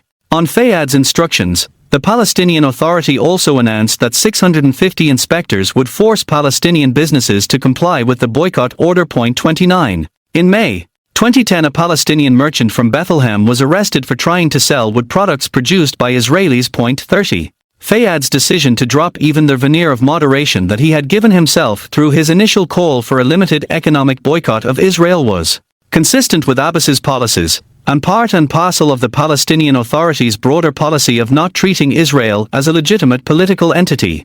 Throughout their entire tenures as Palestinian leaders, Abbas and Fayyad, Washington's cherished moderates, proved themselves to be the loyal successors of Haj Amin el-Husseini and Yasser Arafat. And they also showed themselves to be credible partners and precursors for a Hamas regime. Hamas. In Palestinian society, Hamas is the only political movement besides Fatah Arafat's PLO faction that has a significant constituency. Palestinian survey data generally give Fatah a healthy lead over Hamas in the polls, but the fact that Abbas has blocked new elections for PA chairman even though his term expired in January 2009 indicates that Fatah is not at all certain it would win such an election. The same is true of the Palestinian Legislative Council. control of which Hamas won in the last Legislative Council elections in 2006, 31. Its name an acronym for the Islamic Resistance Movement. Hamas was founded at the start of the Palestinian uprising against Israel in 1988. Like Fatah and the PLO, Hamas set out its ideology and aspirations in a founding document that calls for Israel's destruction. But Hamas's covenant, published in January 1988, differs from those of Fatah and the PLO in several notable ways. Whereas the PLO and Fatah charters call for the destruction of Israel as part of a global anti-imperialist movement, Hamas calls for the eradication of Israel as part of a global Islamic imperialist movement whose aim is the restoration of the caliphate and the institution of global Islamic domination. Point 32. Fatah and the PLO limit their goals to the eradication of Israel. They do not call for the annihilation of Jews outside Israel. But Hamas views Islam as locked in a religious war against Israel due to the Jews' rejection of Muhammad and his revelations at the dawn of Islam in the 7th century. The opening paragraph of Hamas's covenant quotes the Quran saying that the Jews are smitten with vileness wheresoever they are found. Article 7 again quotes the Quran, making clear that Hamas's goal is the genocide of world Jewry. The day of judgment will not come about until Muslims fight the Jews, killing the Jews, when the Jew will hide behind stones and trees. The stones and trees will say, O Muslims, O Abdullah, there is a Jew behind me, come and kill him. Hamas defines itself as the Palestinian branch of the Muslim Brotherhood. It stipulates that its program is Islam. The document explains that from the Muslim Brotherhood's perspective, Islam is a totalitarian creed and way of life. In support of this belief, the covenant devotes great attention to the role of women in raising Muslim children devoted to jihad, to the role of art in inspiring Muslims to wage jihad, and to the role of journalists in glorifying, justifying, and defending jihad. Just as Husseini had fused Nazi anti-Semitism with jihadist Islam, so Hamas's covenant merges European anti-Semitism with jihadist Islam. Article 22 blames alleged Jewish world domination for all the problems the world has suffered for hundreds of years, including the French Revolution, the Communist Revolution, and World War II. There is no war going on anywhere, it says, without having the Jews' finger in it. To galvanize pan-Islamic support for its jihad against the Jews, Article 32 of Hamas's covenant claims that Israel has plans for regional and even global domination. The Zionist plan is limitless. After Palestine, the Zionists will aspire to expand from the Nile to the Euphrates. When they will have digested the region they overtook, they will aspire to further expansion, and so on. Their plan is embodied in the protocols of the Elders of Zion. From Hamas's perspective, the only way for Christians, Jews, and Muslims to peacefully coexist is under the wing of Islam. Hamas also makes common cause with all other jihadist groups worldwide. As for the PLO, Article 27 of the Hamas Covenant explains that although it respects the PLO's war against Israel, Hamas cannot join due to the PLO's secular ideology. Hamas believes Palestinian society will naturally progress from the PLO's secular nationalist war against Israel to Hamas's Islamic jihad against the Jews. Programmatically, Hamas categorically rejects the PLO's moves toward peace processes with Israel in the international arena.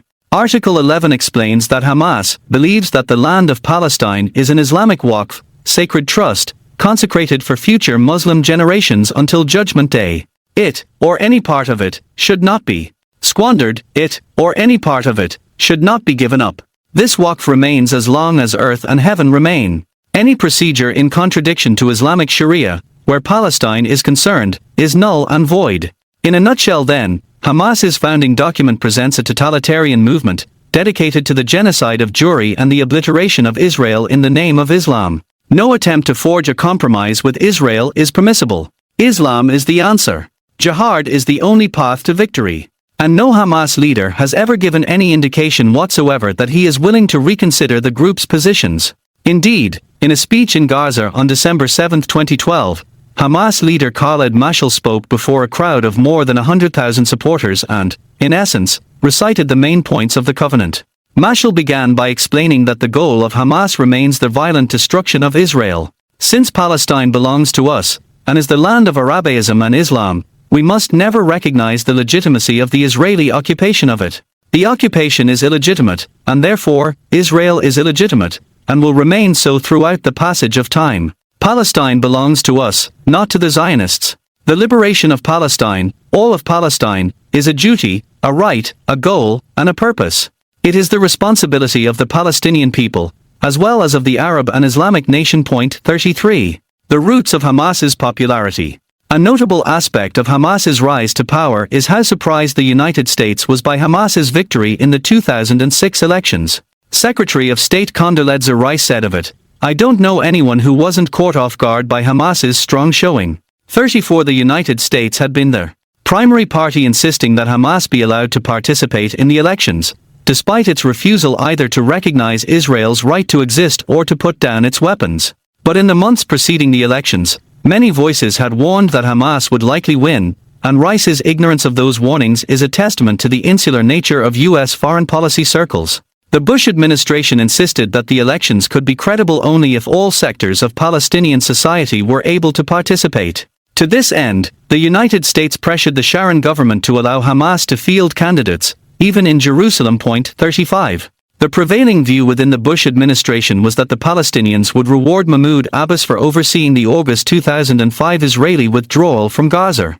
To advance the electoral fortunes of Abbas's Fatah party, Rice coerced Israel into accepting an agreement on Palestinian control of international passages from Gaza to Israel and Egypt, which would later pave the way for massive weapons and terror personnel smuggling from Egypt into Gaza. Point 36. So too, ahead of the elections, the United States and the European Union lavished the Palestinian Authority with hundreds of millions of dollars in supplementary international assistance. Point 37. The Bush administration's false assessment of Fatah's electoral strength was based on three fundamental misunderstandings of the Palestinian reality. First, it failed to realize that far from bolstering Fatah politically, Israel's unilateral withdrawal from Gaza the previous summer had augmented Hamas's popularity. Point 38. Prime Minister Ariel Sharon argued that by pulling out unilaterally from the Gaza Strip, Israel would be showing the Palestinians that it was willing to ignore them in order to advance its own national interests. But the message the Palestinians took from Israel's withdrawal was that if the Palestinians attacked the Jews enough, they would run away. In other words, Israel's pullout from Gaza signaled to the Palestinians that there was no reason to negotiate with Israel. As the Palestinians saw it, what forced Israel's hand wasn't Fatah's embrace of diplomacy but Hamas's unrelenting terror war against the Jewish state. True, between 2000 and 2005, Fatah terrorists had conducted more terrorist attacks than Hamas, 39, but Hamas was still more popular because of its eschewal of diplomatic contacts with Israel. The second cause of Hamas's rise in popularity was Arafat's death in November 2004. The Bush administration failed to recognize that the absence of the popular, charismatic leader in military fatigues would lead to a drop in public support for Fatah. Palestinian support for potential leaders has always been directly proportional to the leader's past or current terrorist activities. The bloodier a politician's record, the more popular he is. Abbas, the political warrior in a business suit, was no match for Hamas. Point 40. Finally, the Americans failed to recognize that endemic Fatah corruption had soured the Palestinian public on the ruling party.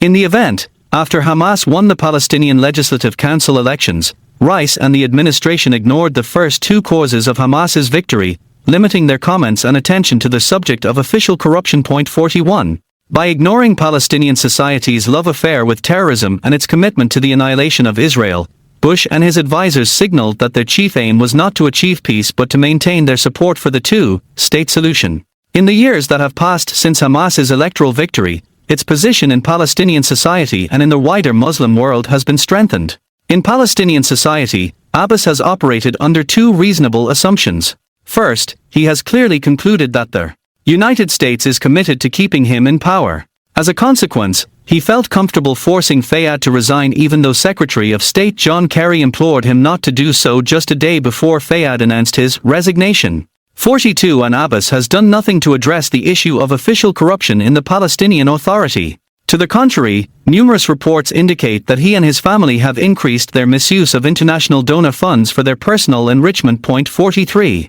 Second, Abbas's recognition of Palestinian society's pro-terror sympathies has caused him to radicalize his position on Israel and to try to entice Hamas to join a unity government with Fatah. To this end, Abbas has signed 3 unity governing deals with Hamas, and between March and June 2007, he ruled the Palestinian Authority as the head of a Fatah-Hamas unity government. In the larger Arab arena, since Hamas's electoral victory, its Islamist brothers have been strengthened regionally. Ahead of the 2006 elections, Hamas forged a strategic alliance with Iran, which began massively supplying Hamas with weapons in late 2005.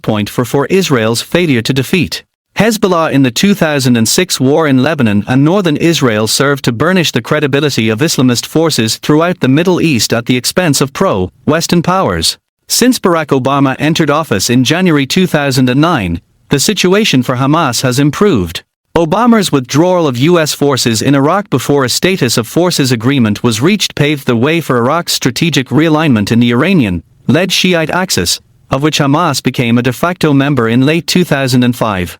Obama's support for the Muslim Brotherhood in Tunisia, Libya, and Egypt fomented the empowerment of the Muslim Brotherhood in all those countries. Although the July 2013 overthrow of the Muslim Brotherhood in Egypt was a setback for Hamas, Iran was quick to fill the vacuum. It strengthened its strategic ties with Hamas, which had been weakened due to the Muslim Brotherhood's opposition to Bashar Assad in the Syrian civil war. 45.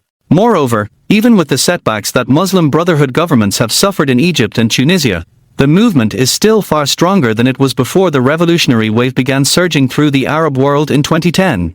Today, Hamas enjoys the full ideological backing of Arab states that used to be firmly in the PLO's corner. As for the West, since Hamas's electoral victory in 2006, European governments, following the lead of Turkey's Islamist government, have begun a push to legitimize Hamas and have expanded their financial support for the Palestinian Authority. The Fatah-led Palestinian Authority in Judea and Samaria rewarded its efforts by continuing to fund the Hamas regime in Gaza with international donor monies and Israeli tax revenues. 46. According to the latest figures, Fatah transfers $120 million each month to support the Hamas government. 47. It has continued to gain strength domestically and on the international stage while maintaining fierce allegiance to its platform of genocide of Jewry, brotherhood with fellow jihadist movements, the obliteration of Israel, and its replacement with an Islamic State. Since Israel withdrew its military forces and civilians from Gaza in 2005, Palestinian forces there have shot more than 8,000 missiles, mortars, and rockets into Israel. After another major escalation in rocket and missile fire in early November 2012, Israel launched Operation Pillar of Defense. During the operation, which ran for a week, Hamas forces shot more than 1,500 projectiles into Israel, including long-range missiles directed against Jerusalem and Tel Aviv. In all, 3.5 million Israelis found themselves within range and targeted by Hamas's projectiles.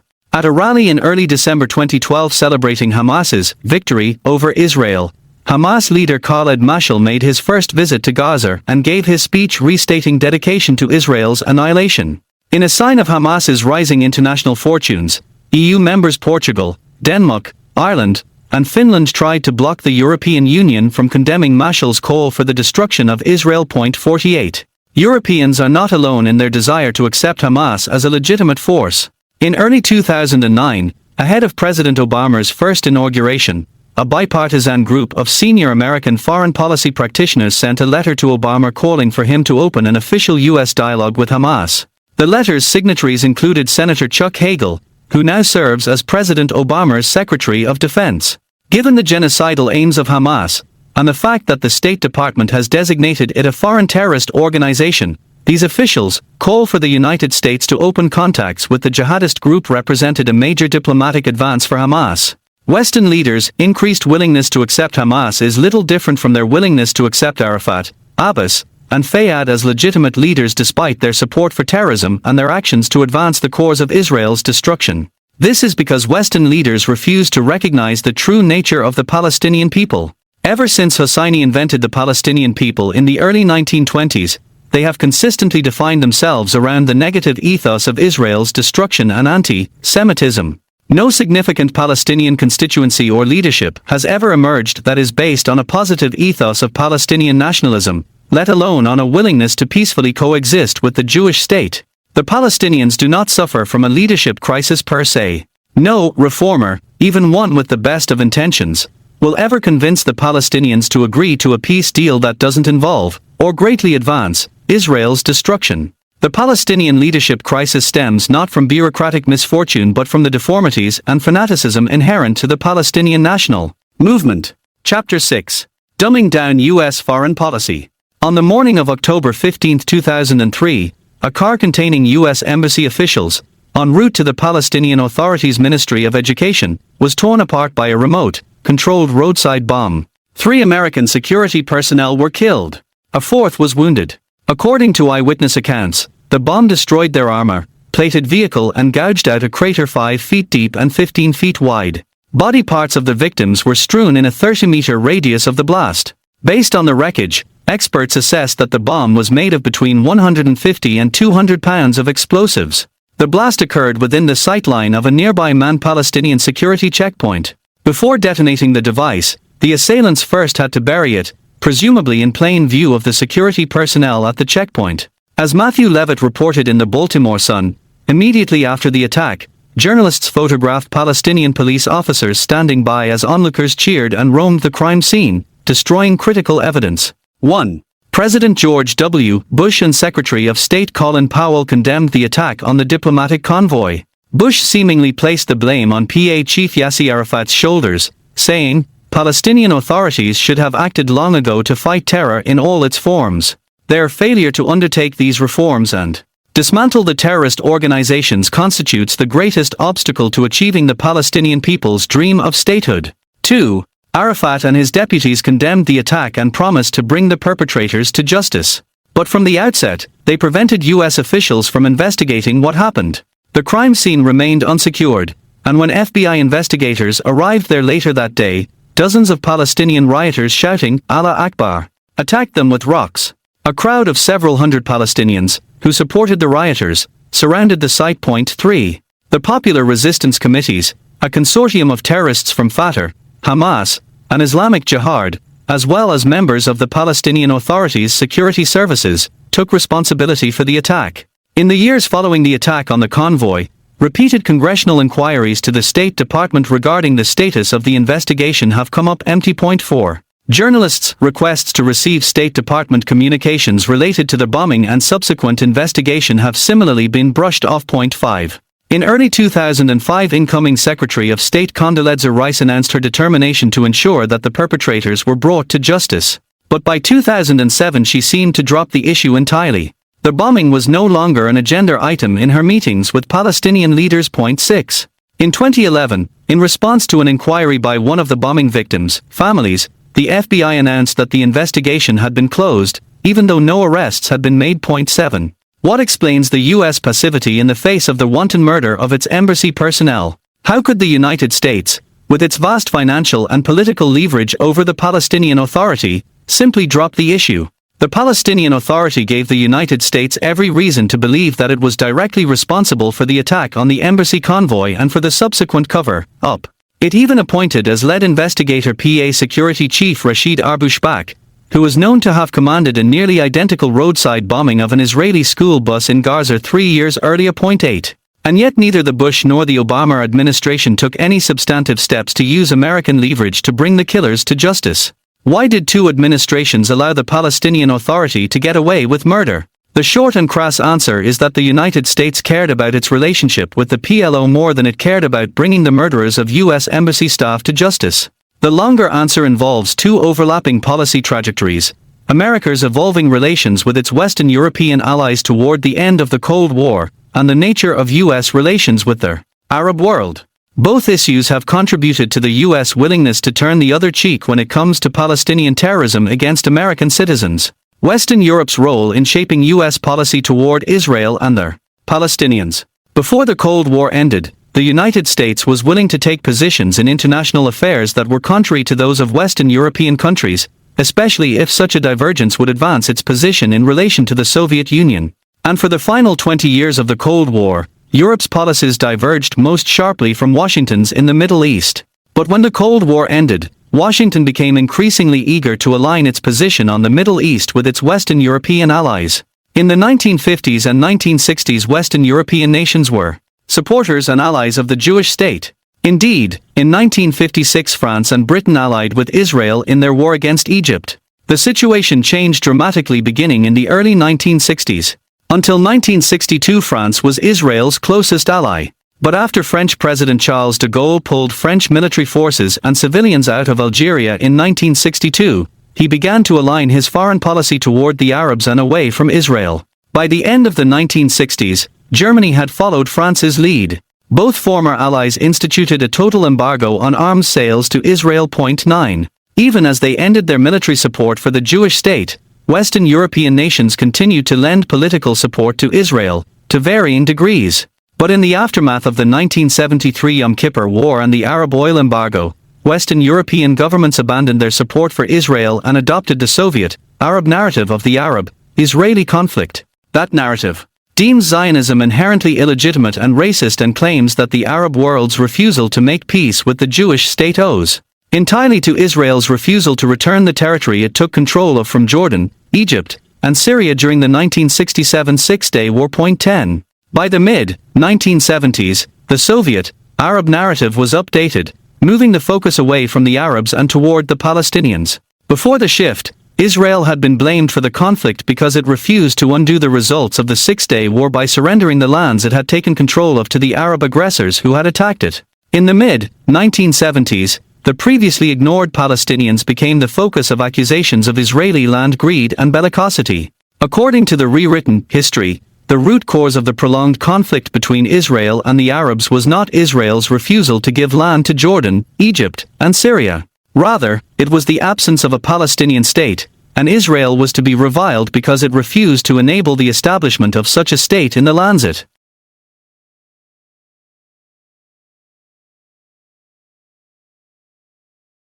controlled. In light of Israel's criminal culpability for the absence of peace, it necessarily followed that resistance to Israel, in the form of terrorist massacres of its citizenry, was legitimate. A sign of how deeply the European anti-Israel narrative had penetrated U.S. policy, making circles came in the immediate aftermath of the September 11, 2001, attacks on the United States.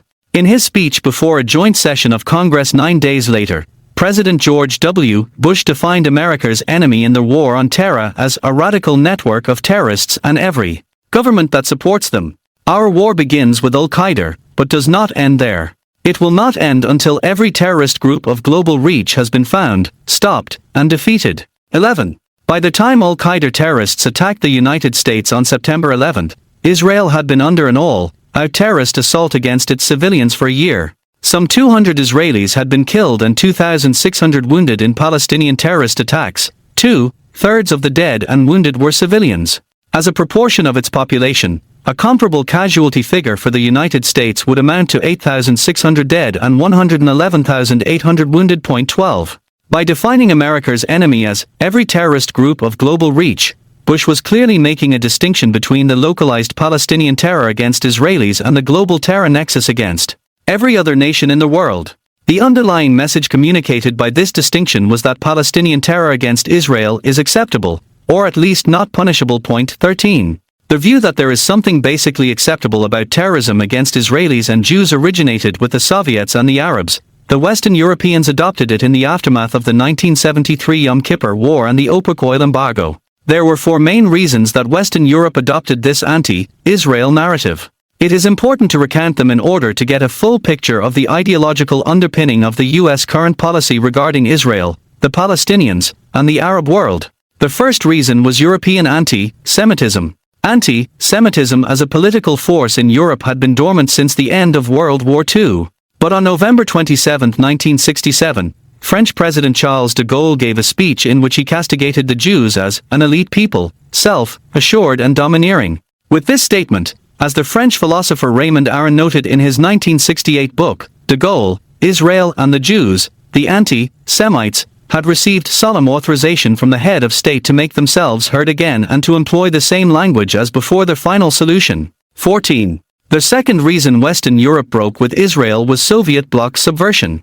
In his 1987 memoir Red Horizons, Ion Mihai Pasaper, the former head of Communist Romania's KGB sister organization, the DAI, detailed how the KGB and the DAI had worked hand in glove with Arafat to transform socialist leaders of Western European states into agents of political warfare against Israel. Pasaper defected to the United States in 1978, becoming the highest-ranking Soviet bloc official to ever defect to the West. In Red Horizons, Pasaper described a 1978 conversation between Arafat and Romanian dictator Nicolae Ceausescu. Ceausescu suggested that Arafat pretend to abjure terrorism, in order to subvert the West's will to fight him and transform Western Europeans into champions of his goal of destroying Israel. How about pretending to break with terrorism? He suggested. The West would love it. The ruse would be effective, he explained, only if it was repeated continuously. Political influence is built on the basic tenet that quantitative accumulation, i.e., repeating a lie over and over again, generates qualitative transformation. The lie works like cocaine, let's say. If you sniff it once or twice, it may not change your life. If you use it day after day, though, it will make you into an addict, a different man. That's the qualitative transformation. A snort of pacifist Arafat day after day. Exactly, Brother Yassi. The West may even become addicted to you and your PLO. 15. The third cause of Western Europe's abandonment of Israel was Arab economic blackmail. In her groundbreaking history of European-Arab relations, Eurabia, the Euro, Arab Axis, Battier explains that Western Europe responded to the 1973 OPEC oil embargo by capitulating to the Arab demand to withdraw support from Israel. 16. After Israel defeated the armies of Syria and Egypt in the Yom Kippur War, the Arab petroleum ministers in the OPEC oil cartel decided to quadruple the price of oil and reduce production by 5%. The Arabs imposed an embargo on oil exports to countries they viewed as being friendly to Israel, the United States, Denmark, and the Netherlands, and demanded that they withdraw their support for the Jewish state. 17. The United States refused to give in, but the Europeans panicked. On November 6, 1973, the 9 members of the European Economic Community, EEC, met in Brussels and put up the white flag. They issued a resolution declaring that Israel must withdraw to the armistice lines of 1949. And the legitimate rights of the Palestinians must be included in any definition of peace for the Middle East. 18. This position was unprecedented. Until the Brussels meeting, the Palestinians had never figured in European considerations. Hitherto, in line with the official Arab view, the Europeans had seen the Palestinians as being largely indistinguishable from the Arab nation or the Islamic Ummah. The notion of a distinct Palestinian nation was so outside the Arab narrative that even the 1968 PLO Charter had denied its existence. The document said that Palestine is an indivisible part of the Arab homeland, and the Palestinian people are an integral part of the Arab nation. Not only did the EEC's resolution represent Europe's capitulation to the false Soviet, Arab narrative against Israel, it rendered hostility toward Israel the basis for a unified European foreign policy. The final factor that contributed to Western Europe's adoption of the Soviet, Arab anti-Israel narrative was European anti-Americanism. 19. Hostility toward Israel became a way to undercut American foreign policy and distinguish European foreign policy from that of the United States. In essence, from the Soviets and their satellites to the Western Europeans, a major impetus for embracing the PLO and the cause of Israel's destruction has been a desire to cut America down to size. 20.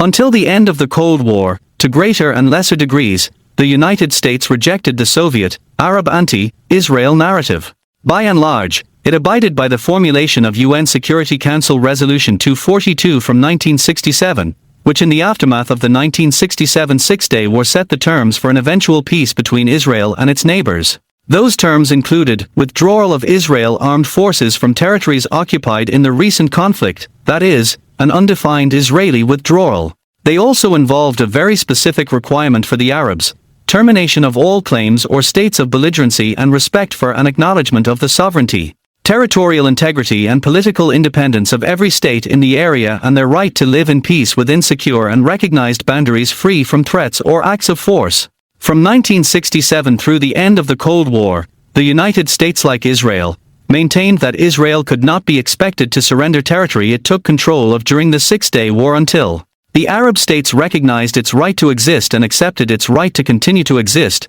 unmolested, within secure, defensible boundaries. In other words, like Israel, the United States recognized that the root cause of the Arab-Israel conflict was not the absence of a Palestinian state and not the size of Israel. Rather, it was the Arab world's unwillingness, in breach of the Charter of the United Nations, to accept Israel's right to exist in peace. And until the Arabs changed their position, there could be no resolution of the conflict. But under President Jimmy Carter in the mid-1970s, the United States began to incrementally align its policy with Europe's and away from Israel. In 1982, as we saw in Chapter 4, the United States rescued the PLO in Lebanon. It did so again in 1991 after the Persian Gulf War, when it prevented the Arab world from effectively burying Arafat and his terror group. And in 1989, as the Cold War wound down, the United States publicly opened a dialogue with the PLO. In 1993, the United States gave its full sponsorship to the Israeli-PLO peace process.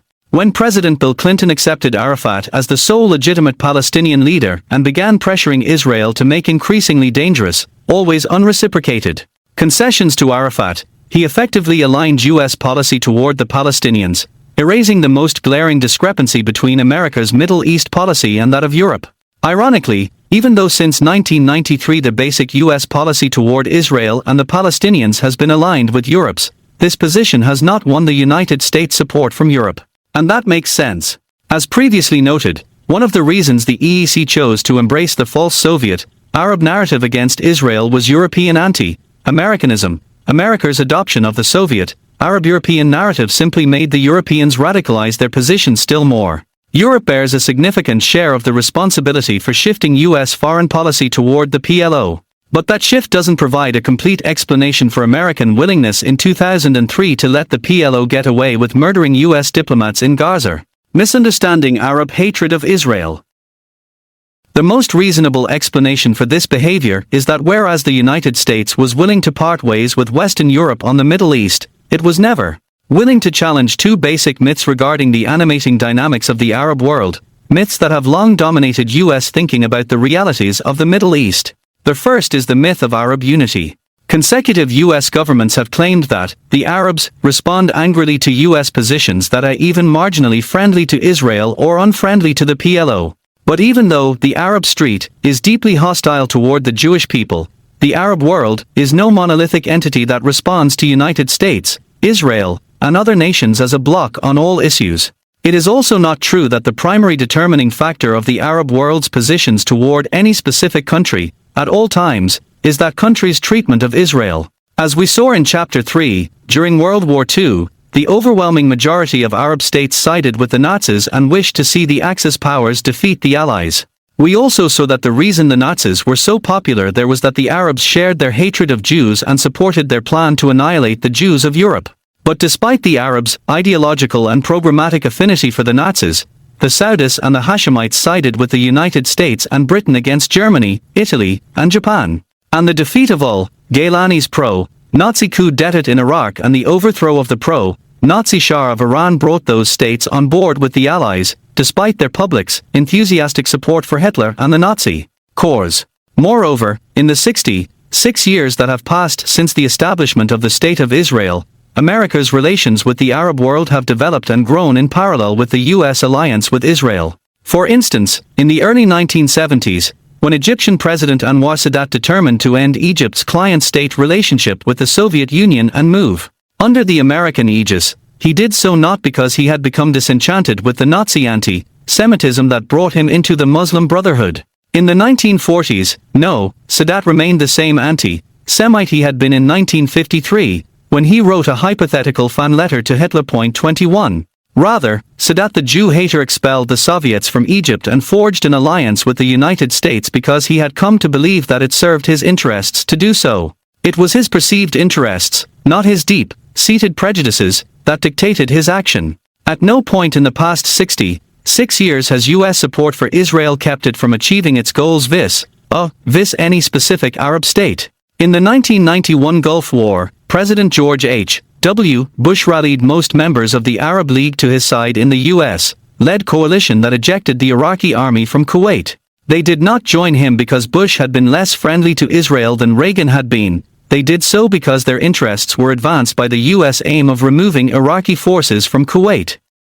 Iraq's continued occupation of the oil sheikhdom harmed them. Like other national governments, Arab governments are willing to put aside their anti-Semitic and anti-American ideology and act separately or in concert with the United States when they believe it serves their interests to do so, regardless of the U.S. policies toward Israel at any given time. The second myth about Arab politics that has informed U.S.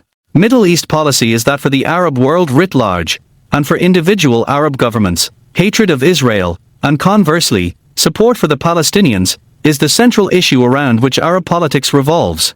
Here too history tells a different tale. Although anti-Semitism and the desire to see Israel destroyed are certainly central, often ubiquitous themes in Arab life, it is not at all clear that this galloping hatred, or conversely, a deeply held affection for and loyalty to the Palestinians, has caused Arab governments to act in one way rather than another on the world stage. Israel has not been invaded since 1973. Syria's battles with the IDF in the 1982 Lebanon war marked the last time a national Arab army battled Israel. Every military conflict that Israel has been engaged in since then has been carried out either by remote control, i.e., Iraqi Scud missiles fired at Israel during the Gulf War, or by irregular terrorist paramilitaries from Lebanon, Egypt, and the Palestinian Authority. As for the Palestinians, the fact is that if it hadn't been for the United States, the PLO would likely have disbanded or been marginalized as a terrorist organization and a nationalist force decades ago. The Arab states have at best a love-hate relationship with the PLO. In 1970, when Arafat sought to overthrow the Hashemite regime in Jordan, Jordan's King Hussein launched an all-out war against the PLO, killed thousands of PLO personnel, and expelled the rest from the kingdom. No Arab state interfered. In 1982, when Israel's military forced Arafat and the PLO out of Lebanon, no Arab regime offered to host them. It took U.S. pressure to persuade Tunisian President Habib Bourguiba to permit them to transfer their base of operations to his country. The wider Arab world's assessment of Arafat was voiced by Jordan's King Hussein, who reportedly remarked, "Arafat never came to a bridge that he didn't double-cross." In 1991, Arafat joined with Libyan leader Muammar Gaddafi and sided with Saddam Hussein in the Gulf War. The Persian Gulf states responded with fury. By the end of 1991, nearly 450,000 Palestinians had been expelled from their homes in Kuwait. 22. The only reason the PLO, and with it the Palestinian nationalist movement, survived the Gulf War was that the United States resurrected it by organizing the Madrid Peace Conference in 1992 and coerced Israel to hold negotiations with a Jordanian, Palestinian delegation, even though the Palestinian delegates all received their orders from Arafat. 23. Had it not been for the administration of George H.W. Bush, the PLO might well have been laid to rest as a political force with the collapse of the Soviet Union and the defeat of Iraq in 1991. Certainly it is hard to see why, after 1991, any Arab state, aside perhaps from Libya, would condition its relations with the United States on U.S. pressure on Israel to establish a PLO state in its midst. Hatred for Israel is an overwhelming passion in the Arab world. But in practice, Arab regimes have not tethered their national interests either to the advancement of the PLO or to the destruction of Israel. Indeed, when they believed it served their interests, they have sided with Israel against what they perceived as common foes. In 2006, for instance, the Sunni Arab world supported Israel's war against Iran's Hezbollah proxy in Lebanon. 24. And yet despite the Egyptian, Jordanian, and Saudi support for Israel, Condoleezza Rice persuaded George W. Bush to end U.S. support for Israel in its war against Hezbollah and to sue for a cease-fire. In his memoir, Bush related that Rice had said that if the United States supported an Israeli rout of Hezbollah, America will be dead in the Middle East. 25. Under the Obama administration, the situation has only become more acute. In June 2013, Secretary of State John Kerry made his fifth trip to Israel and the Palestinian Authority since taking office that February. He stayed for 3 days, shuttling between Jerusalem, Ramallah, and Amman in an effort to restart peace negotiations between Israel and the Palestinians.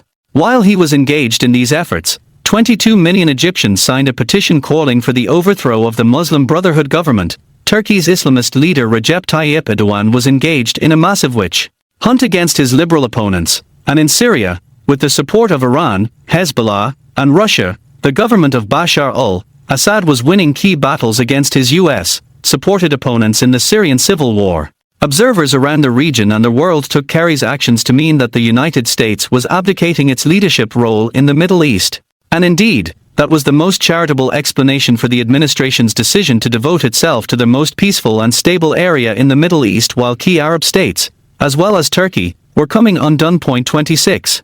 The consistent U.S. policy of treating the PLO and Palestinian terrorism as distinct and more legitimate than non-Palestinian terrorism against non-Israeli and non-Jewish targets has not enhanced the U.S. position in the Arab world. Rather, it has damaged that position.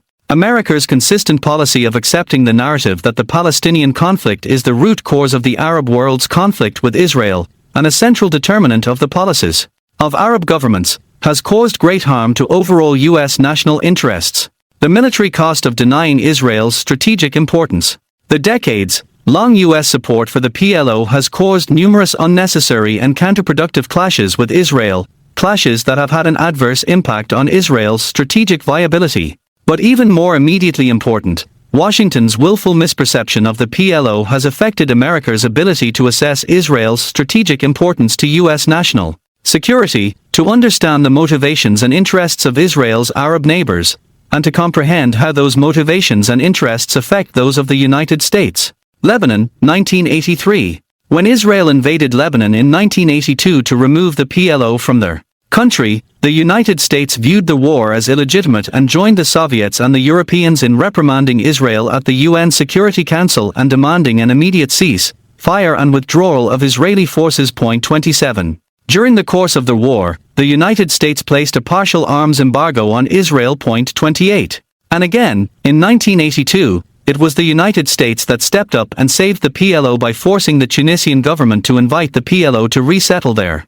The U.S. refusal to support Israel's war against the PLO and its Syrian and Shiite allies in Lebanon owed in large part to its diffident if not supportive position on the PLO. Again, that position was based on the view that the PLO's war against Israel was unconnected to the terror threat against the United States. By protecting the PLO from Israel, the United States believed it was strengthening its position in the wider Arab world. The first casualties of the U.S. policy of preventing Israel from winning the war were the U.S. personnel in Beirut.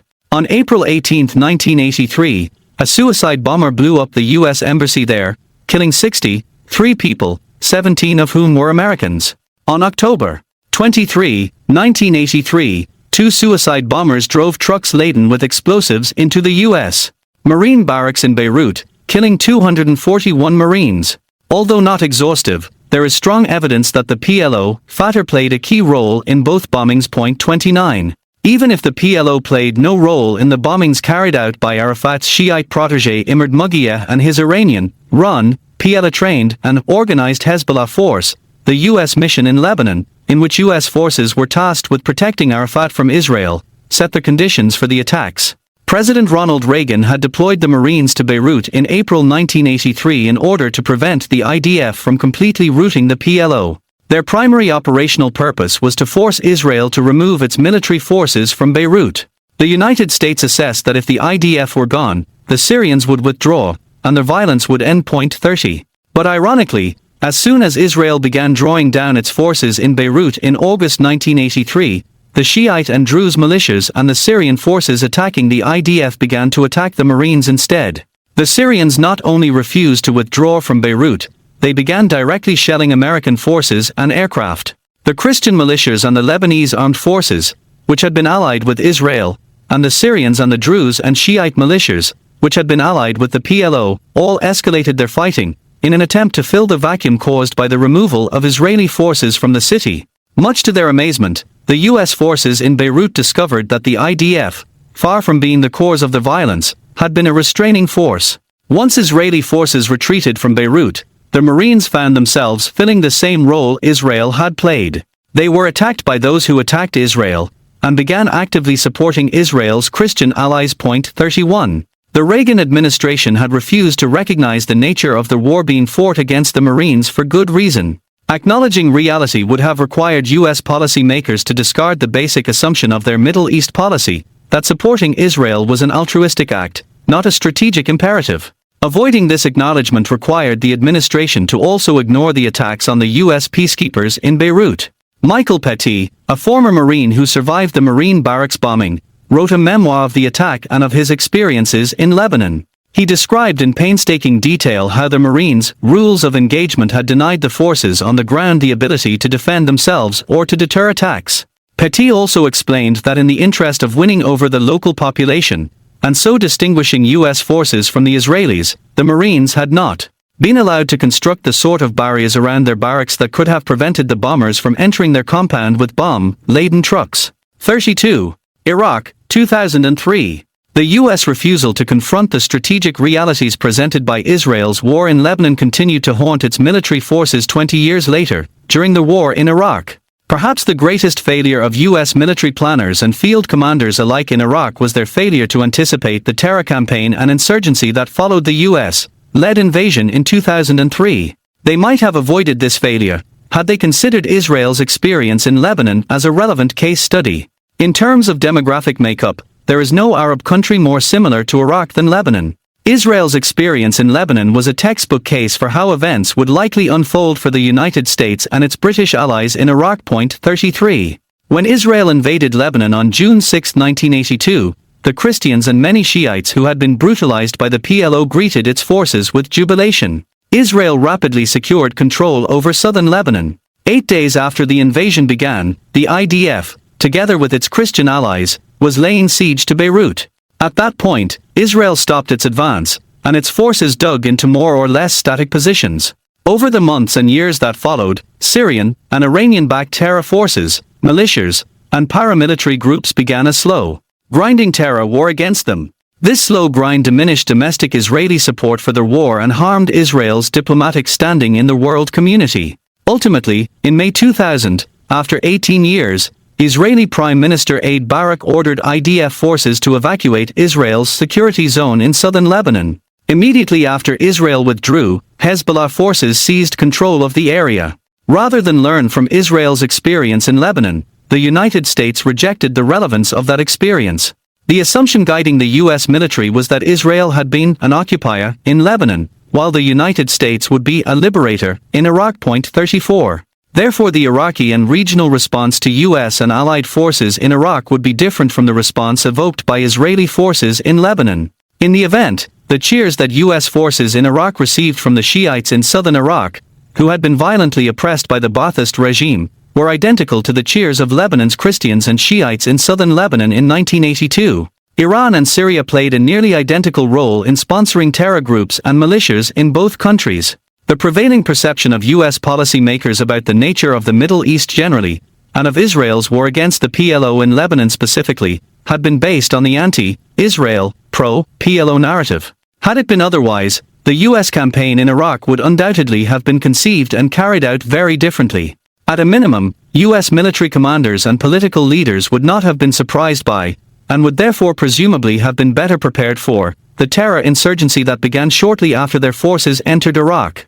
The wider costs of accepting false assumptions about the Middle East. Failure to understand developments in the Arab world. Willful American blindness, in the lead, up to and during its war in Iraq, to the relevance of Israel's military history in Lebanon points to the larger price that the United States pays for wedding its Middle East policy to the ungrounded view that the source of instability and violence in the Middle East is the absence of a Palestinian state. To claim that the U.S. adoption of this view is entirely cynical would be unfair.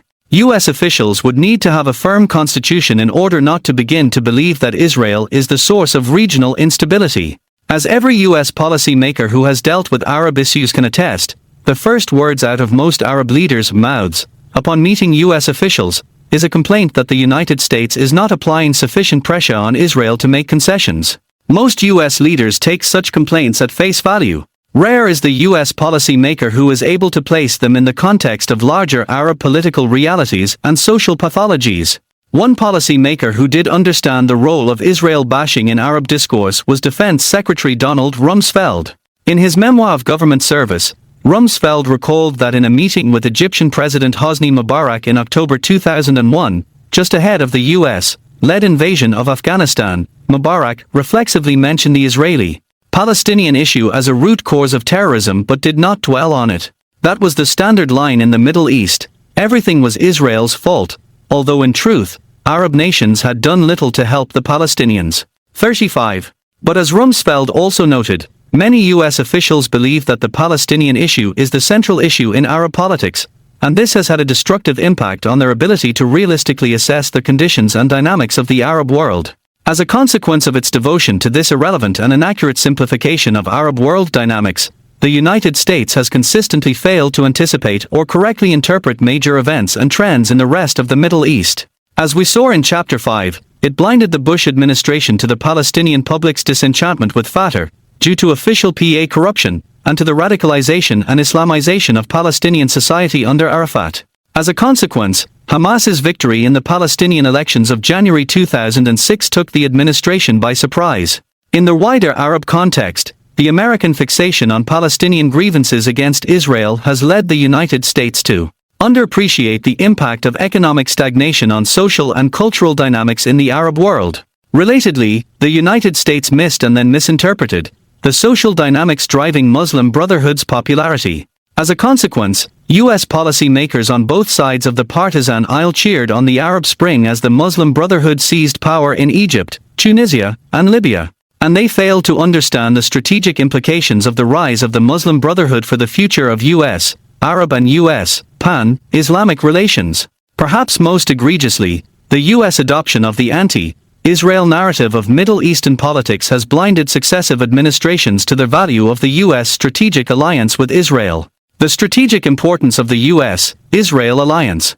In his memoir, former Vice President Dick Cheney related that during the official celebrations welcoming the victorious U.S. troops back from Iraq after Operation Desert Storm in June 1991, he called Major General David Ivry, the former commander of the Israeli Air Force. At the time, Cheney was serving as Defense Secretary.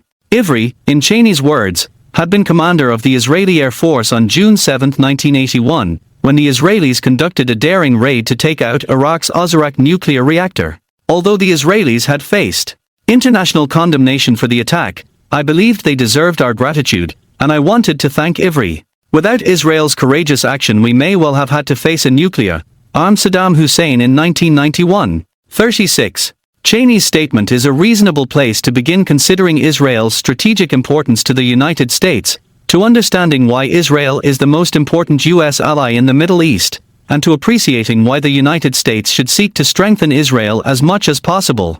To that end, it is also necessary to dispassionately identify U.S. interests in the Middle East. The United States has three principal, permanent interests in that region. 1. Preventing radical regimes and radical sub-state and non-state actors from acquiring the means to cause catastrophic harm. 2. Maintaining its own capacity to project its power in the region, in order to protect its national security and defend its allies and interests in the region. 3. Preventing hostile regimes from artificially inflating the price of oil, through embargoes, like the oil embargo of 1973, or through acts of war, like Iraq's invasion of Kuwait in 1990, and ensuring the smooth flow of maritime traffic through the Persian Gulf, the Gulf of Aden, and the Suez Canal. As Cheney's statement about the importance of Israel's destruction of Iraq's nuclear reactor in 1981 made clear, in carrying out that raid as well as the 2007 Israeli Air Force raid that destroyed Syria's illicit nuclear reactor, Israel secured all three of America's permanent interests in the region. And this makes sense. Three permanent aspects of Israel's own strategic position ensure that it will always behave in a manner that advances these three permanent U.S. interests. First, as the top target of the region's most radical regimes, sub-state actors, and non-state actors, Israel has a permanent, existential interest in preventing these regimes and actors from acquiring the means to cause catastrophic harm. This is why Israel risked international condemnation and isolation and opted to destroy Iraq's nuclear reactor in 1981. This is why in September 2007 Israel acted against the direct wishes of Secretary of State Condoleezza Rice and destroyed Syria's North Korean-built nuclear reactor at Al-Kibar Point 37. For its efforts in the 1981 case, the United States voted for a resolution condemning Israel in the UN Security Council, and delayed the shipment of aircraft to Israel. That had already been authorized. 38. The second aspect of Israel's strategic position that advances America's core regional interests is its non-expansionist predisposition. Israel's neighbors know it has no appetite for territorial conquest. In Israel's 66-year history, it has controlled only land that it considered vital for its national security and land that was legally apportioned to it in the 1922 League of Nations mandate. Israel's eschewal of territorial aggrandizement makes its military power inherently non-threatening. In its 66-year history, it has used force only in self-defense. Due to its desire to avoid war, the stronger Israel is, the greater its deterrent capacity, the smaller the probability that radical states and actors will opt for war, and the greater the chance that moderate regimes will survive. Because they know that Israel is not aggressive, Israel's neighbors realize that its purported nuclear arsenal is intended only to guarantee its national survival and therefore is non-threatening to moderate regimes. True, the Arab states consistently use Israel's presumptive nuclear arsenal to single it out at international forums. But for all their rhetorical bluster, their claimed concern about Israeli nuclear weapons has not caused any Arab state to enter a nuclear arms race. In sharp contrast, of course, is the projected Arab response to Iran's nuclear weapons program. Iran's progress toward acquiring a nuclear arsenal has already caused Saudi Arabia and other Persian Gulf states to take steps to secure nuclear capabilities. 39. Egypt and Jordan have also begun to invest in nuclear reactors. 40. This tells us that while the Arabs view Israel's purported nuclear arsenal as non-threatening, they perceive Iran's nuclear weapons program as inherently aggressive. Finally, since the Jewish state is the regional bogeyman, no Arab state will agree to form a permanent alliance with it. As a consequence, Israel will never be in a position to join forces with another nation against a third nation. In contrast, the Egyptian-Syrian United Arab Republic of the 1960s was formed to attack Israel. Syria's alliance with Iran is inherently aggressive against Israel, the United States, and the non-radical Arab states and actors in the region. In summary, Israel will always act to prevent the most radical actors from acquiring the means to cause catastrophic harm and so deny them the ability to destroy or deter other powers. Israel's inherently unaggressive nature makes its military force a stabilizing force in the region. And since Israel has no option other than to remain alone, its strategic posture is unlikely to ever change. That means that Israel's strategic value to the United States as the first line of defense of permanent U.S. interests in the region will never be diminished. There are other, less sophisticated reasons that Israel is the most important U.S. ally in the region. First and foremost is the nature of the alliance. U.S. alliances with Arab states are made with regimes rather than peoples, and as a consequence, they have been subverted, ended, or rendered meaningless when the allied regimes are overthrown. But the U.S. alliance with Israel is with the people of Israel. Because the Israeli people support Israel's alliance with the United States, every Israeli government, regardless of its partisan affiliation, will strive to maintain and expand Israel's ties with the United States. Furthermore, as a liberal democracy, Israel is not susceptible to revolutionary violence of the sort that has been gripping the Arab world since December 2010. When Israeli voters are tired of their leaders, they simply elect new ones. Many have pointed out that Israel's entrepreneurial economy and pioneering spirit marks it as America's alter ego in the Middle East. Arab nations have always viewed Israel and the United States as two sides of the same coin. 41. And this makes sense. Values of freedom, equal opportunity, fairness, and individual responsibilities and rights have animated the American psyche since the first English colonists set foot in the New World. These are also the values that animate Israeli society, and they have informed the Jewish experience since biblical times. Unfortunately, in recent years, owing in no small measure to their adoption of the false Soviet, Arab, European narrative of the Arab conflict with Israel, U.S. policy makers on both sides of the partisan divide have lost sight of America's actual strategic interests in the Middle East and have increasingly trivialized or even denied the importance of the cultural, moral, and spiritual affinity that Americans and Israelis share. Successive U.S. leaders have placed achieving peace between Israel and its neighbors, or establishing a Palestinian state, at the top of their Middle East agenda. They have viewed it as the chief goal of U.S. policy, even though the achievement or non-achievement of formal peace treaties between Israel and its neighbors is immaterial to the three core U.S. interests in the region. It will similarly not advance, and indeed harm, America's ability to stay true to the principles that have guided it since before it was a nation. As this chapter has demonstrated, the central position that the Palestinian conflict with Israel presently occupies in U.S. Middle East policy makes it difficult for most American policymakers to understand regional events, dynamics, and realities. It has caused the United States to disregard lessons of Israeli military campaigns that are relevant for U.S. forces. It has caused the United States to misread or miss major political, economic, and social developments in the Arab world. Misunderstandings of regional developments, and of the dynamics within individual Arab states, have caused the United States to find itself repeatedly unprepared and surprised by events, to the detriment of its national security and strategic position. Finally, the incorrect U.S. belief that the major source of regional instability is the absence of a Palestinian state has caused the United States to embrace a policy that degrades Israel's ability to defend itself while ignoring the moral basis for its close ties to the Jewish state. As we have seen in the preceding chapters, the two, state solution requires Israel to contract itself to the indefensible 1949 cease-fire lines and allow a hostile Palestinian state to take power in the areas it vacates. In other words, it is based on the belief that for peace to take hold in the Middle East, Israel must become weak and survive at the mercy of its neighbors. In 1970, Israel was able to save the Hashemite regime in Jordan. In 1981 and 2007, it had the military capacity to destroy the nuclear programs of radical neighboring regimes. But if Israel were to do what the US wishes, it would become a rump state cowering inside indefensible boundaries while triumphant terrorists in Gaza, Jerusalem, Judea, and Samaria seek its destruction. Those terrorists, in turn, would be supported by radicalized regimes in surrounding Arab states as well as Iran. Such an Israel would be hard-pressed to repeat its previous accomplishments.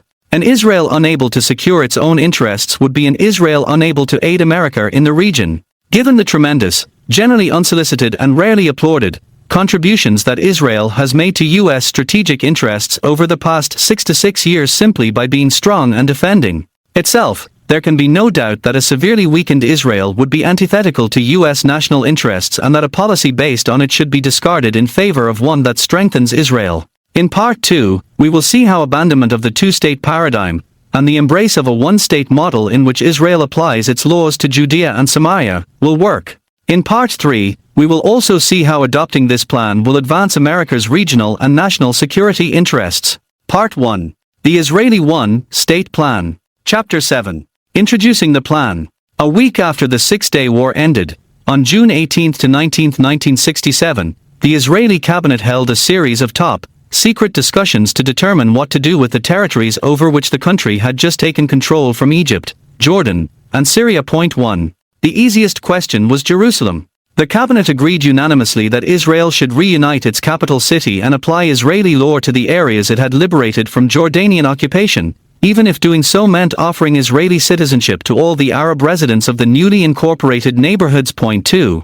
On June 28, 1967, Jerusalem's municipal government extended the boundaries of its jurisdiction to include all these additional areas, thus reuniting the city under Israeli sovereignty. Regarding the Sinai Peninsula, which Israel had taken over from Egypt, and the Golan Heights, which it had captured from Syria, the cabinet determined that while Israel had a better legal claim to sovereignty over these lands than did either Egypt or Syria, since Israel had won them in a war of self-defense, while Egypt and Syria had lost them in a war of aggression, Israel's interests would be best advanced by offering to give them back in exchange for full peace. Point 3. As for Judea, Samaria, and Gaza, due to their inclusion in the lands slated for Israeli sovereignty in the 1922 League of Nations mandate, and due as well to their historic and strategic importance to Israel, the government did not consider giving them up in return for peace. The cabinet decided that Israel should apply its laws to Gaza but postponed the move pending a decision about what to do with its Arab residents. Point 4. Judea and Samaria, with their relatively large Arab populations, presented a greater challenge. Some ministers recommended applying Israeli law to the areas and waiting a few years before deciding what to do with the local population. Some called for applying Israeli sovereignty to the Jordan Valley and the Hebron area in the south while reaching a confederation deal with Jordan in which Jordan would have responsibility for governing the Arabs, and Israel would have security and diplomatic control of the areas. Others called for negotiating an autonomy agreement with the local population that would leave security and diplomatic responsibility for the areas in Israel's hands. Point 5. In 1967, no one in the international community, not the UN, not the United States, and not the Arab League, supported the establishment of another Arab state in the areas, and few considered the local Arabs a distinct Palestinian nation. As a consequence, at no point in the Israeli government's discussions was the option of a two-state solution raised. The government decided that, until the Arabs expressed willingness to negotiate with Israel, Israel would govern the areas, minus Jerusalem, through the IDF, which would set up a military government and a civil administration, an arm of the military government, to run the areas. Israel communicated its positions to the United States and asked that the Americans communicate to the Arabs its extraordinarily conciliatory stand, which involved returning strategically vital areas from which it had just been attacked to the aggressors themselves. Point 6. The Arabs were unmoved by Israel's largesse.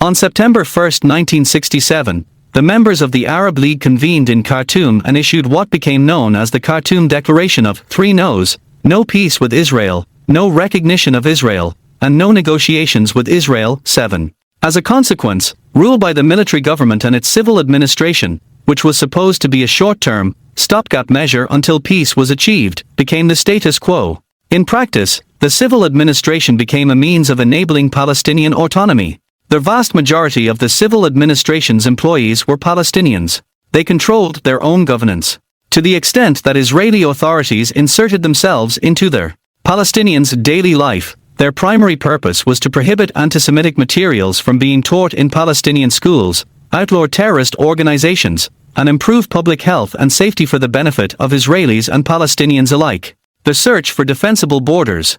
In July 1967, shortly after the government completed its deliberations, Labour Minister and retired Lieutenant General Yigal Allon presented the ideas he had put forward at the cabinet meetings on June 18 to 19 as a stand-alone plan.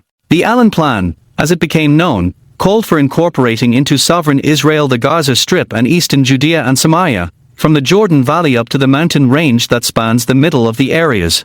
Allon recommended transplanting the residents of Gaza to the western part of Judea and Samaria, where most of the Palestinian Arab population centers were located, and giving Jordan governing power over this area. The plan was made public in 1976.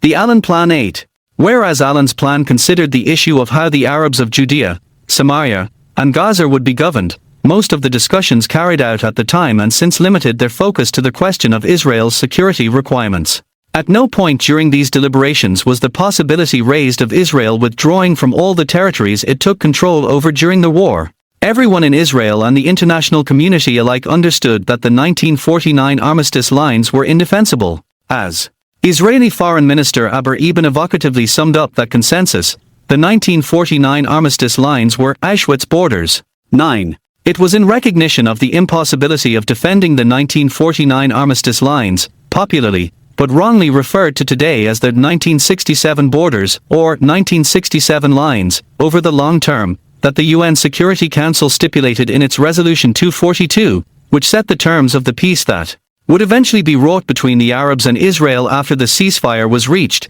that all states in the region had the right to live in peace within secure and recognized boundaries. 10. In other words, Resolution 242 assumed that Israel could not return to the 1949 armistice lines.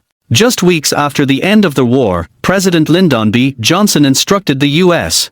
Joint Chiefs of Staff to prepare a map of the territories that they believed Israel would require in perpetuity to ensure its ability to defend itself. A few weeks later, General Earl Wheeler, chairman of the Joint Chiefs, presented a map to Johnson that included most of Judea and Samaria, parts of the Golan Heights, the Gaza Strip, and the eastern Sinai, as well as Sharm el-Sheikh, along the Suez Canal at the southern tip of Sinai. See map. Life in Judea and Samaria under Israeli rule. For the Palestinian Arabs in Jerusalem, Judea, and Samaria, Israel's takeover of those areas was an economic and civil rights boon. Jerusalem's Arabs lined up to receive Israeli identification cards that granted them permanent residency status in Israel. In two censuses that Israel carried out in the months immediately following the war, Israeli authorities found a population of 65,000. By July 1968, they had issued 65,000 identification cards.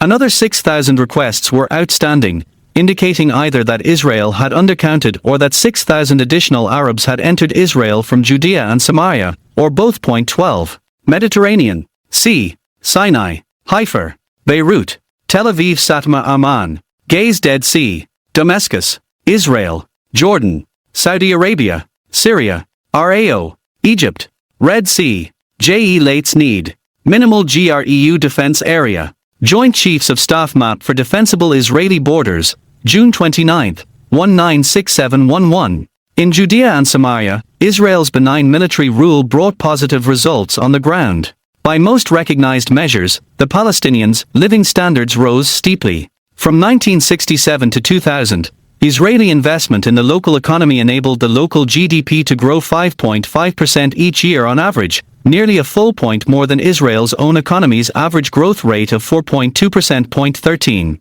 Literacy rates among the Palestinians rose from 52.5% in 1967 to 84.2% in 1995. For Israel opened 6 universities in Judea and Samaria and 2 in Gaza. 15. Levels of urbanization also rose steeply.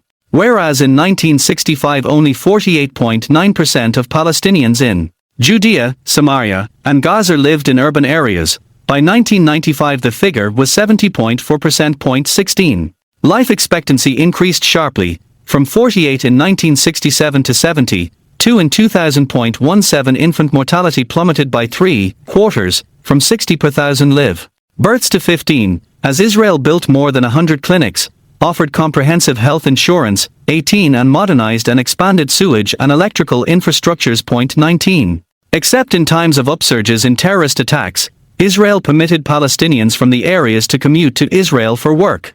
In 1986 some 109,000 Palestinians were regularly employed in Israel. 20. Under Israeli rule, the Palestinians of Judea, Samaria, and Gaza exercised political freedoms that were non-existent in the rest of the Arab world. These included freedom of association, freedom of the press, enfranchisement of women, and the ability to seek the protection of the Israeli court system. In 1968 there was only one newspaper in Judea and Samaria. In 1994, when Israel transferred civilian authority to the Palestinian Authority, there were more than 40 independent newspapers regularly published and distributed there. 21. Israel had two principal reasons to exercise control of Judea and Samaria. First, militarily, Israeli control protected Israel from invasion from Jordan and blocked the development of powerful Arab terrorist networks and capabilities in the areas.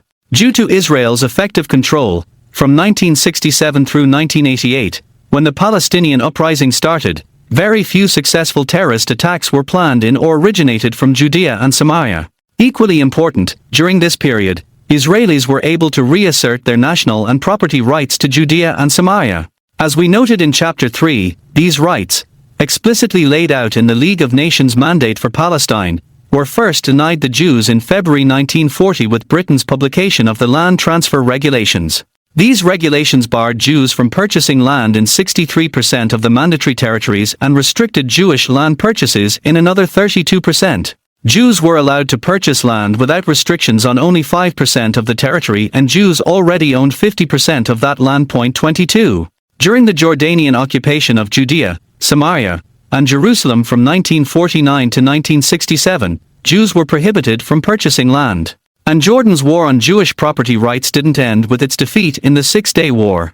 In 1973 Jordan instituted the death penalty for any Arab court selling land to Jews, and it applied the law to Judea and Samaria, even though those areas were controlled by Israel at the time. 23. As Alex Safian reported in 1997, according to the PA Attorney General Khalid al-Qidra, Jordan sentenced 172 people to death under the law.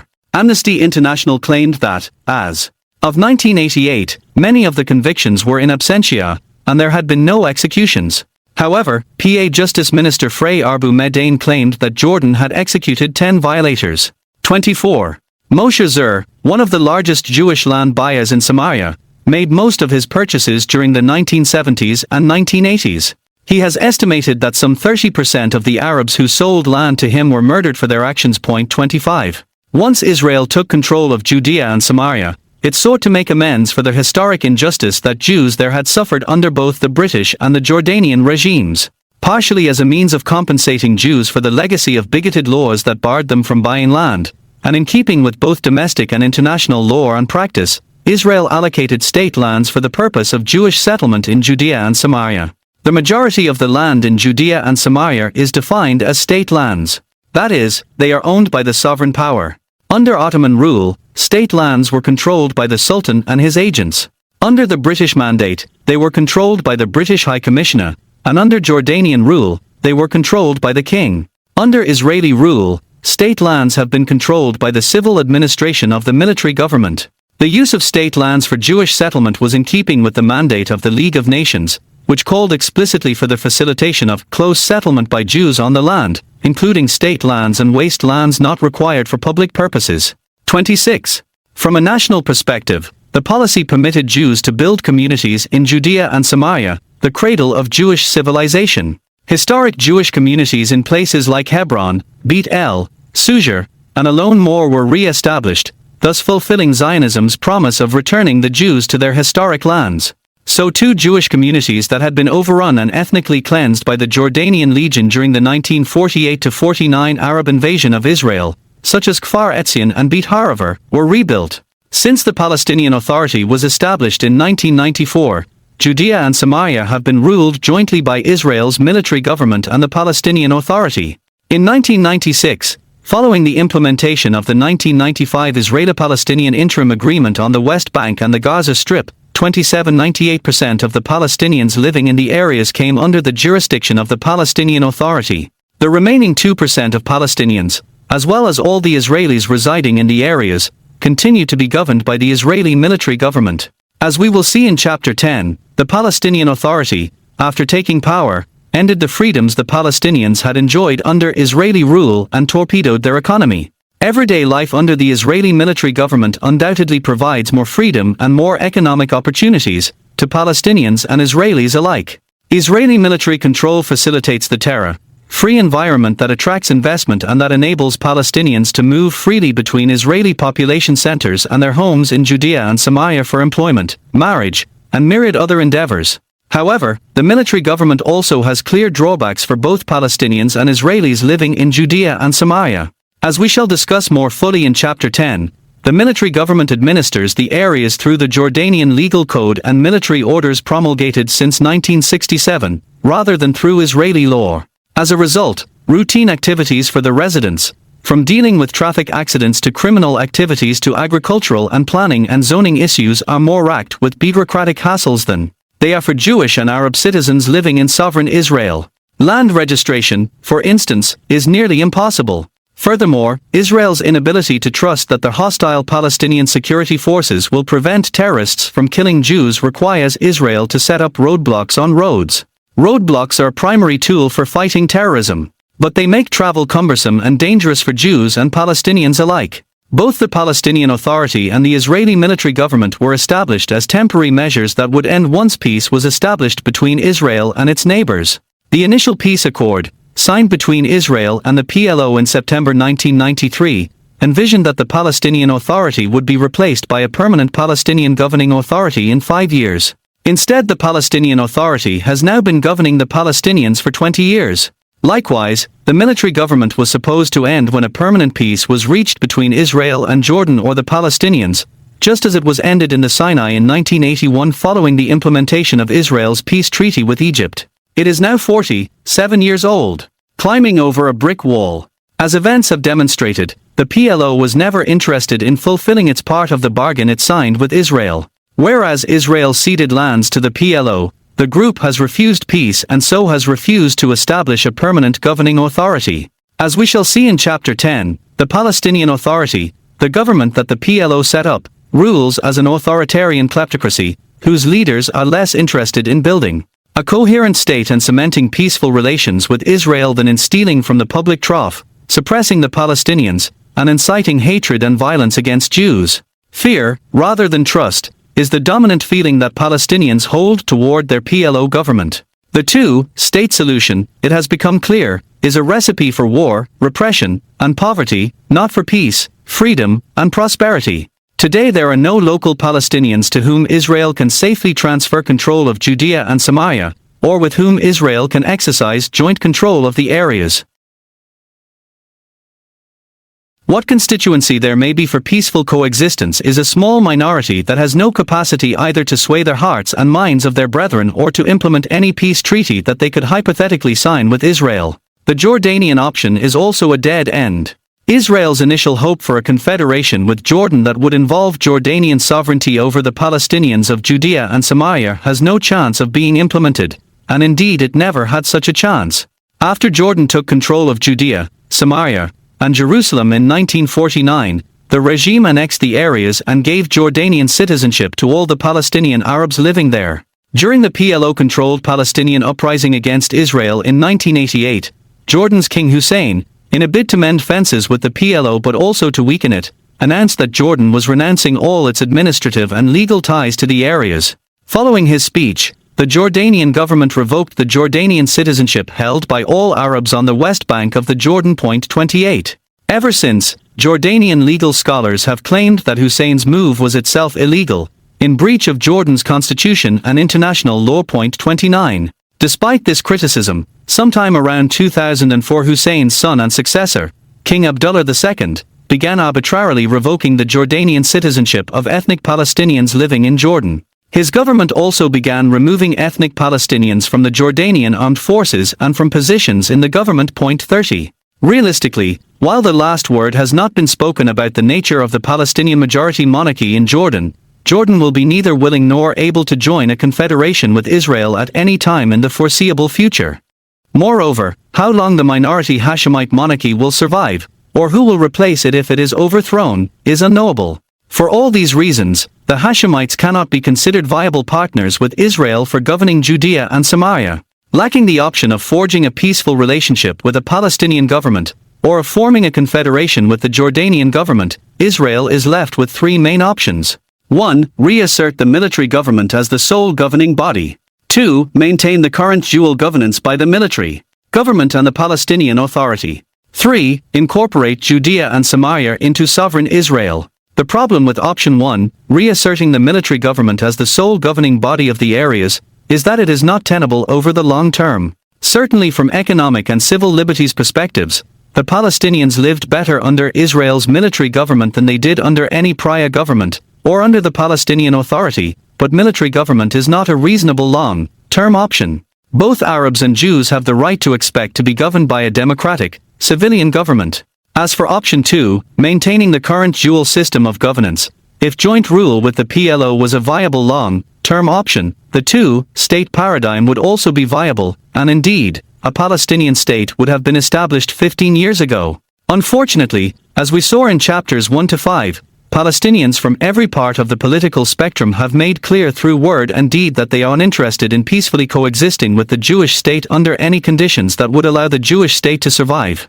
And so maintaining the joint rule that has been in effect for the past 20 years is no more viable than the two-state peace option. This leaves us with option 3, applying Israeli law to the areas, thereby incorporating them into sovereign Israel. The Israeli solution. Israel needs to control Judea and Samaria. It needs to be able to defend itself from the threats of Palestinian terrorism and external forces alike. Equally important, renouncing its rights to Judea and Samaria would mean denying Jewish history and heritage, and so emptying the Jewish state of meaning. Israel cannot do that. For more than 25 years, due to successive Israeli governments' preference for the ideal over the good, Israeli leaders have pursued chimerical peace processes with the PLO and doomed confederations with Jordan instead of considering the viability and the desirability of applying Israeli law to Judea and Samaria, and incorporating the areas and their Palestinian residents into Israel. Applying Israeli law to the areas would end the authoritarian repression that the Palestinians suffer under the rule of the Palestinian Authority. As permanent residents of Israel, with the option of applying for Israeli citizenship, the Palestinians would find themselves living in a liberal democracy where their individual rights are protected. Contingent on security concerns, applied on an individual rather than on a communal basis, Palestinians will have the right to travel and live anywhere they wish within Israeli territory. Similarly, Israeli Jews will also be allowed to live anywhere they wish. All prohibitions on property and land sales to Jews will be abrogated. From the outset, as permanent residents of Israel, Palestinians will have the right to elect their local governments. Those that receive Israeli citizenship in accordance with Israel's citizenship law will also be allowed to vote in national elections for the Knesset. The Israeli education system will be open to them. The Israeli economy will be open to them. To be sure, there are many serious concerns about such a plan. From an Israeli perspective, the principal concern remains the same as it was in 1967, the fear that the sudden influx of a large, unassimilated Arab population will destabilize the country and endanger the Jewish character of the state. This issue will be discussed in depth in Chapter 8. From an American perspective, the incorporation of Judea and Samaria into Israel will require Washington to acknowledge that the two-state paradigm has been a disastrous failure, and to cease its funding of the Palestinian Authority and its armed forces. Chapter 18 will consider the ramifications of this acknowledgement for U.S. interests. Finally, the application of Israeli law to the areas will block the possibility of a confederation between Israel, Jordan, and the Palestinians. But that prospect has been impossible since 1967. In essence, then, the main thing that the Israeli one-state plan, that is, The application of Israeli law over Judea and Samaria requires of both Israel and its closest ally is that they embrace reality, with all its opportunities and threats, and stop chasing fantasies of perfect resolutions. The mechanics of the policy are fairly straightforward. Israel will apply its laws to Judea and Samaria and govern the areas as normal parts of Israel. The military government will be dissolved, as it was in the Golan Heights in 1981, when Israel applied Israeli law to that area. The Palestinian Authority will be dissolved. Its security forces will be disbanded and disarmed, and the Israeli military and police will assume full security responsibility for the whole of the country. Israel will place reasonable limits on eligibility for citizenship. For instance, past or current membership in terrorist organizations, and past or current incitement to violence against Israel, should disqualify an individual from acquiring citizenship.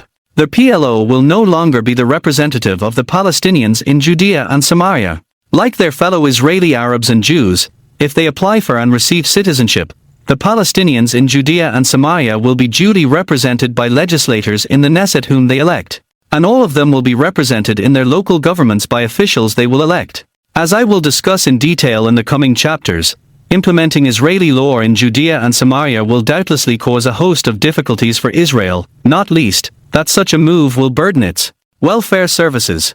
However, this policy has one key advantage that the two, state policy and the Confederation, with Jordan policy lack. It is a viable, realistic option, not a pipe dream. It also has an advantage over the option of prolonging the current dual governance by the Palestinian Authority and the Israeli military government. It is fair, liberal, and democratic. Chapter 8. The demographic time bomb is a dud. The statistical terror war. In 1997, the Palestinian Authority carried out its first census of the Palestinian population in Judea, Samaria, and Gaza. In an interview with the New York Times while the census was being undertaken, Hassan Abu Libda, the founder and director of the Palestinian Central Bureau of Statistics, PCBS, said, "In my opinion, the census data is as important as the intifada. It is a civil intifada." 1. On the face of it, Abu Libdaher's statement was confusing. Why would a census constitute the statistical equivalent of a terror war? What is aggressive about a population count?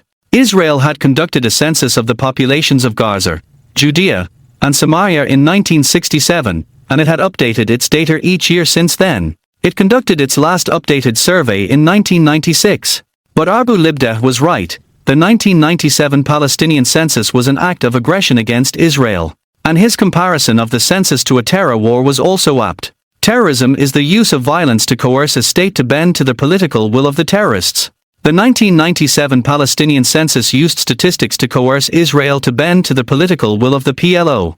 Since the dawn of modern Zionism in the late 19th century, the demography of the land of Israel has been a sensitive issue for the Jews. For more than 500 years after the Second Commonwealth was destroyed by the Romans in 134 CE, the Jews constituted a majority or plurality of the population.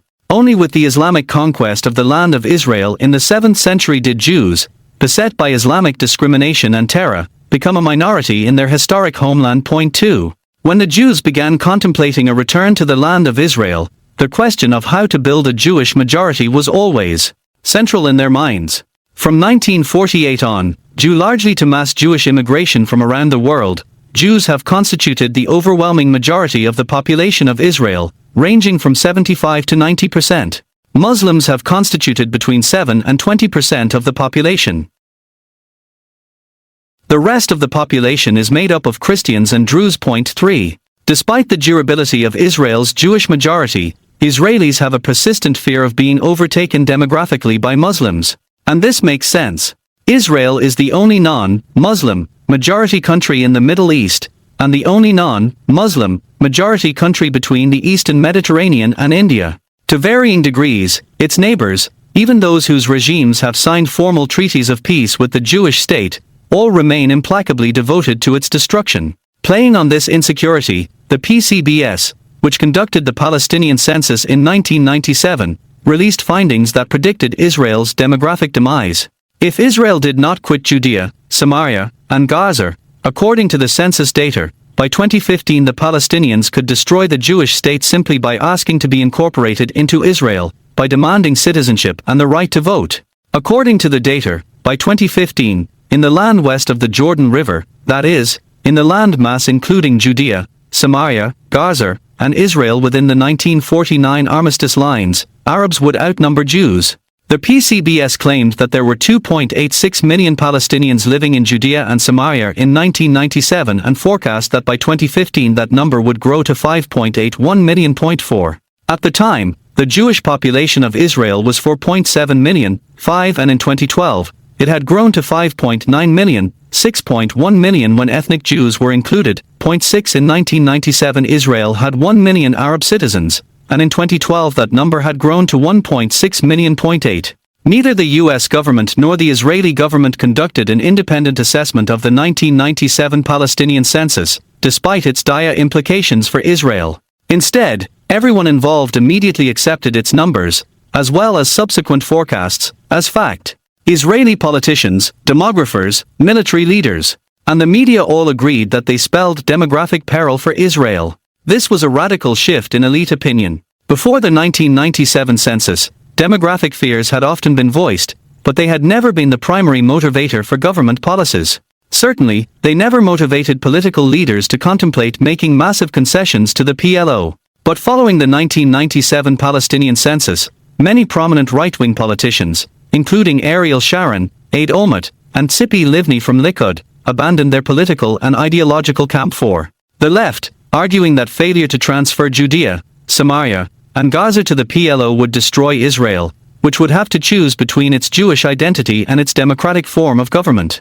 The point was made most graphically by Olmert in 2007, during his tenure as Prime Minister.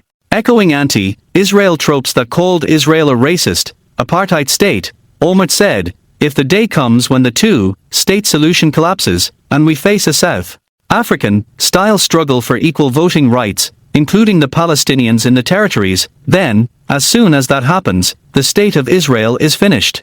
9. In other words, Olmert joined Israel's radical left, and anti-Israel activists abroad, in arguing that if Israel refused to quit Judea and Samaria, it would share the moral and political fate of apartheid South Africa.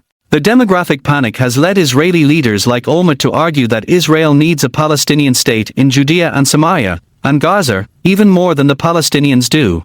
As Olmert and his colleagues see it, the Palestinians can bide their time and wait for the day when Arabs outnumber Jews.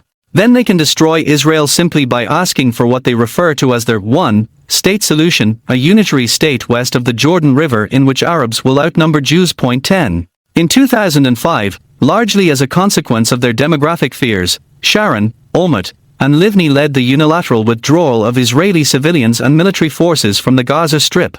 After succeeding Sharon as head of their newly formed Kadima party in January 2006, Olmert and Livni ran an electoral campaign centered around a plan of unilaterally withdrawing from much of Judea and Samaria. Fear of demographic collapse was what also drove Olmert to offer PA chairman Mahmoud Abbas Palestinian statehood in 2008, on terms even more generous than those Eid Barak offered to Yasser Arafat at Camp David in 2000. In much the same way, American leaders swallowed the PCBS's numbers whole and allowed them to dictate their positions on what peace in the region should look like. Politicians and policy makers from both major parties insisted that the only way for Israel to remain both a democracy and a Jewish state was to quit Judea, Samaria, and Gaza. So too, following the publication of the 1997 Palestinian census, almost every major American Jewish organization, citing demographic concerns, began supporting Palestinian statehood. In his speech before the American Israel Public Affairs Committee, AIPAC,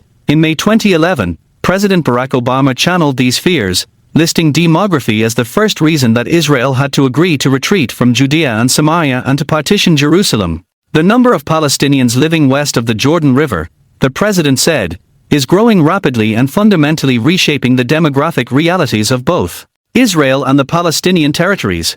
This will make it harder and harder, without a peace deal, to maintain Israel as both a Jewish state and a democratic state. 11. The Palestinian demographic fraud is exposed. In 2004, an American tourist named Bennett Zimmerman came to Israel for vacation with a group of friends. Zimmerman, a businessman, had worked as a strategy consultant for Bain & Company and had conducted numerous due diligence audits on business and government organizations.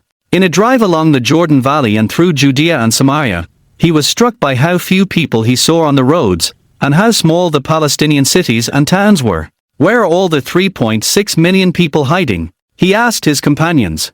Recalling the trip a year later, Zimmerman explained, "That was when I decided I had to take a serious look at the Palestinian census data." 12. He assembled a team of Israeli and American researchers, who included academics expert in forecasting models, demographics, and history, the former head of the civil administration in Judea and Samaria, and experts in mathematical modeling. Members of the team, which called itself the American Israel Demographic Research Group, AIRDG, pored over the Palestinian census data and compared it to the Palestinian population data compiled by the Israeli civil administration in late 1996, to historic data compiled each year by the civil administrations from 1967 through 1996, to Palestinian Ministry of Health data, to data published by the Palestinian Central Elections Commission ahead of the 1996 and 2005 elections, and to immigration records compiled by the Israeli Ports Authority and Border Control.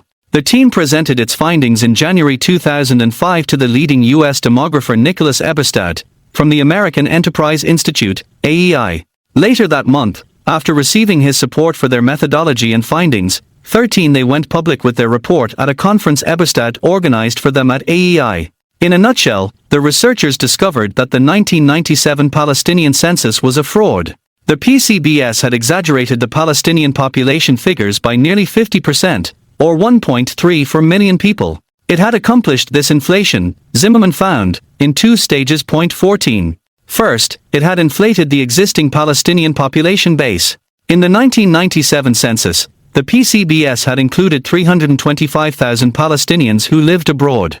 It had also included 210,000 Arab residents in Jerusalem, who had already been accounted for in Israel's population count. 15. The Palestinian census had included an additional 113,000 persons whose existence was not noted in the 1996 population survey undertaken by the Israeli Civil Administration. When the data was compared to the voter base published by the Palestinian Central Elections Commission, PCEC, in 1996 and 2005, the PCEC data substantiated the Israeli data. That is, the 113,000 people did not exist. 16. Taken together, these three moves increased the Palestinian base population by 648,000 people, or approximately 27%. Imagine if the U.S. Census Bureau had predicted that, in 2012, the United States would have a population base of 400 million, instead of its actual 2012 base size of 314 million. The second stage of the population inflation involved exaggerating future growth. First, it predicated the projections for future growth on a population base that, as we have seen, was massively inflated. Every annual growth assessment based on an inflated population model is necessarily false and inflated. This fundamental problem was compounded by other factors. The PCBS inflated birth rates and massively inflated immigration rates. Moreover, it ignored the high numbers of Palestinians who immigrated to Israel by marrying Israeli citizens. 17. All told, the PCBS census claimed that the compound annual growth rate of the Palestinians in Judea, Samaria, and Gaza was 4.75%, the highest population growth rate in the world. 18. Significantly, just as the Palestinians were claiming to be the fastest growing population in the world, the Arab world, and the larger Muslim world, were entering a period of unprecedented demographic contraction, even collapse.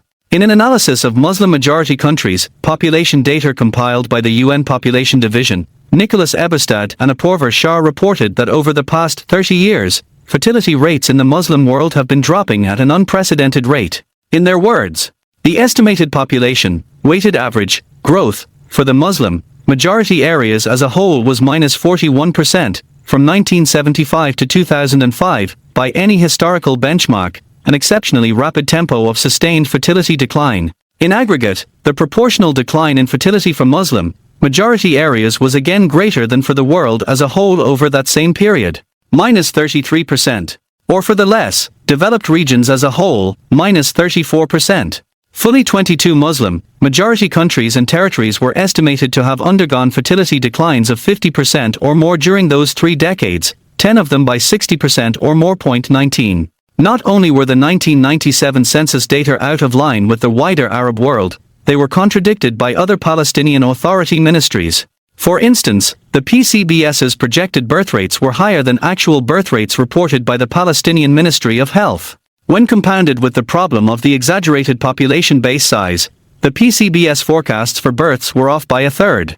As the AIDRG found, the PCBS population forecast claimed that between 1997 and 2003, a total of 903,626 babies would be born in Judea, Samaria, and Gaza. In contrast, the Palestinian Ministry of Health recorded just 599,311 births during these years.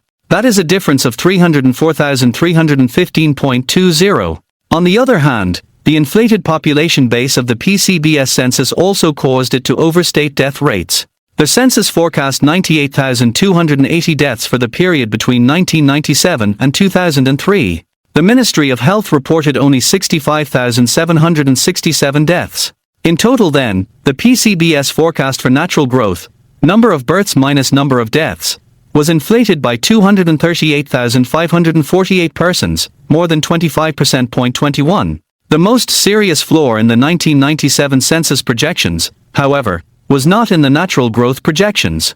It was in the projections for immigration. The PCBS census forecast that the Palestinian Authority would experience a wave of mass immigration, with 236,000 people immigrating to Judea, Samaria, and Gaza between 1997 and 2003.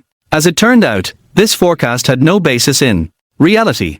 Except for the year 1994, when the Palestinian Authority was established, and when Yasser Arafat entered the areas with thousands of PLO members in tow, the Palestinians experienced negative annual net migration numbers. The official emigration numbers tallied by Israeli border authorities was 74,000, but anecdotal. Evidence indicates that the real number of emigrants reached hundreds of thousands by 2002.23. Based on official statistics, the Palestinian immigration figures were inflated by 310,000, when compared against the actual emigration figures. Finally, the Palestinian census made no mention of the fact that each year thousands of residents of Judea and Samaria received Israeli citizenship by marrying Israeli citizens.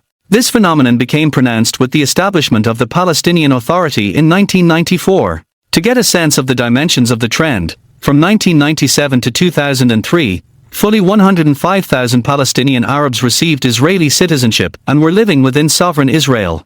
Those that preceded them from 1994 to 1997 were counted as residents of the Palestinian Authority even though Israel included them in its own population counts, just as the PCBS census counted the Arabs of Jerusalem as part of the Palestinian population, despite the fact that they already were included in Israel's population count. The actual number of Palestinian Arabs who immigrated to Israel during this period may be as high as 300,000.24. In all, the 1997 census predicted that between 1997 and 2003, the annual growth rate for Judea and Samaria would be 4.4%, and the overall annual growth rate for Gaza would be 5.2%. Actual data from those years showed real average annual population growth rates of 1.8% in Judea and Samaria and 2.9% in Gaza. 25. Those growth rates were in line with actual historic growth rates for the Palestinians of Judea, Samaria, and Gaza, 2.22% per year between 1967 and 1993.26. Based on official data from both Palestinian and Israeli sources, and working from a corrected database, the researchers from Zimmerman's American, Israel Demographic Research Group found that, contrary to the PCBS forecast that the Palestinian population of Judea, Samaria, and Gaza would reach 3.8 million in 2004, the actual Palestinian population of the areas in 2004 was 2.47 million. 1.4 million in Judea and Samaria and 1.07 million in Gaza, or 1.34 million less than the PCBS forecast. 27. Again, the magnitude of the error would be comparable to the U.S. Census Bureau suddenly increasing the population of the United States by 162 million people. The 1.34 million person gap. 4.0 deaths 33K PCBS model. PA Ministry of 238K 3.83 million total health births. PCBS birth alteration 70K 2.42 million West Bank 1.41 million Gaza. 3.5 immigration and 310K emigration era. Migration to Israel 105K. Millions 3.0 of people inclusion of Jerusalem Arabs 210K. Residents 325K living abroad 2.5. Jump over ICBS 113K. 2.0. Summary of AIRDG findings. Study results. 2.49 million total, 1.41 million West Bank, 1.08 million Gaza.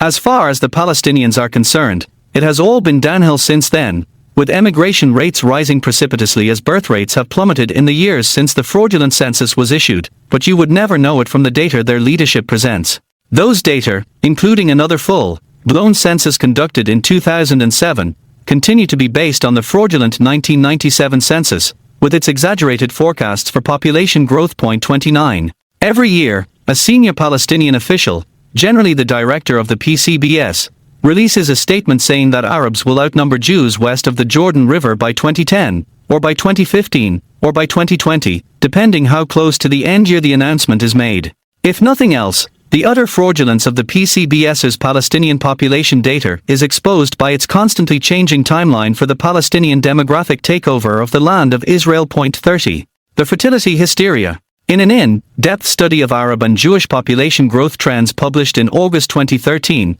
demographic researcher, mathematician, and computer engineer Yaakov Feitelson assessed that the American Israel Demographic Research Group, which he joined in 2005, may have overstated the size of the Palestinian population. 31. Feitelson assessed the Palestinians' population growth and size based on an analysis of historical data compiled by Israel, the PCBS, the United States, the United Nations, and the Norwegian statistical non-governmental organization FAFO.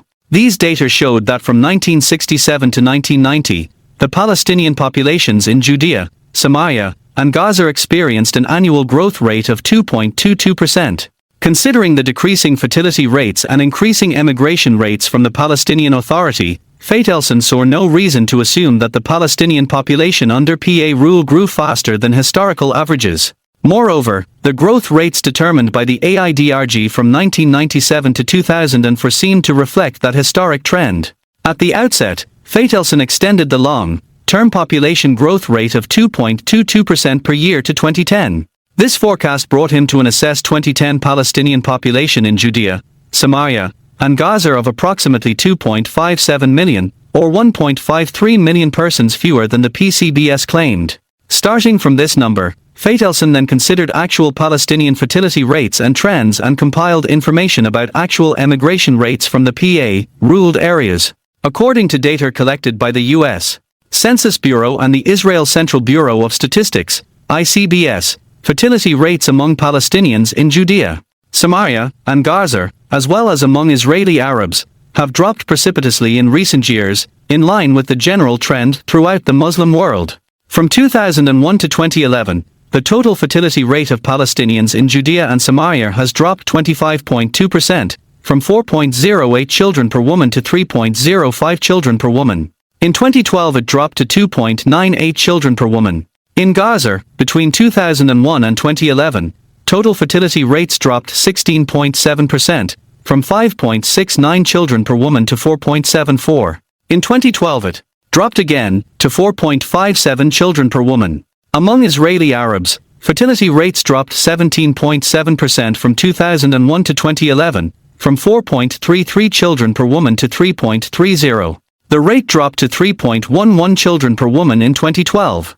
Compare this with the fertility rate for Israeli Jews, which between 2001 and 2011, climbed 18%, from 2.53 to 2.98 children per woman. 32. The following table is a summary of the fertility data regarding Jews and Arabs west of the Jordan River. Total Jewish and Arab fertility rates 2012. A hemorrhage of emigration. According to historical data compiled by the ICBS, from 1967 to 1994 an average of 10,000 Palestinians emigrated each year from Judea, Samaria, and Gaza. In 2004, as previously noted, Israeli border authorities told the AIDRG that from 1997 to 2004 some 74,000 Palestinians had emigrated.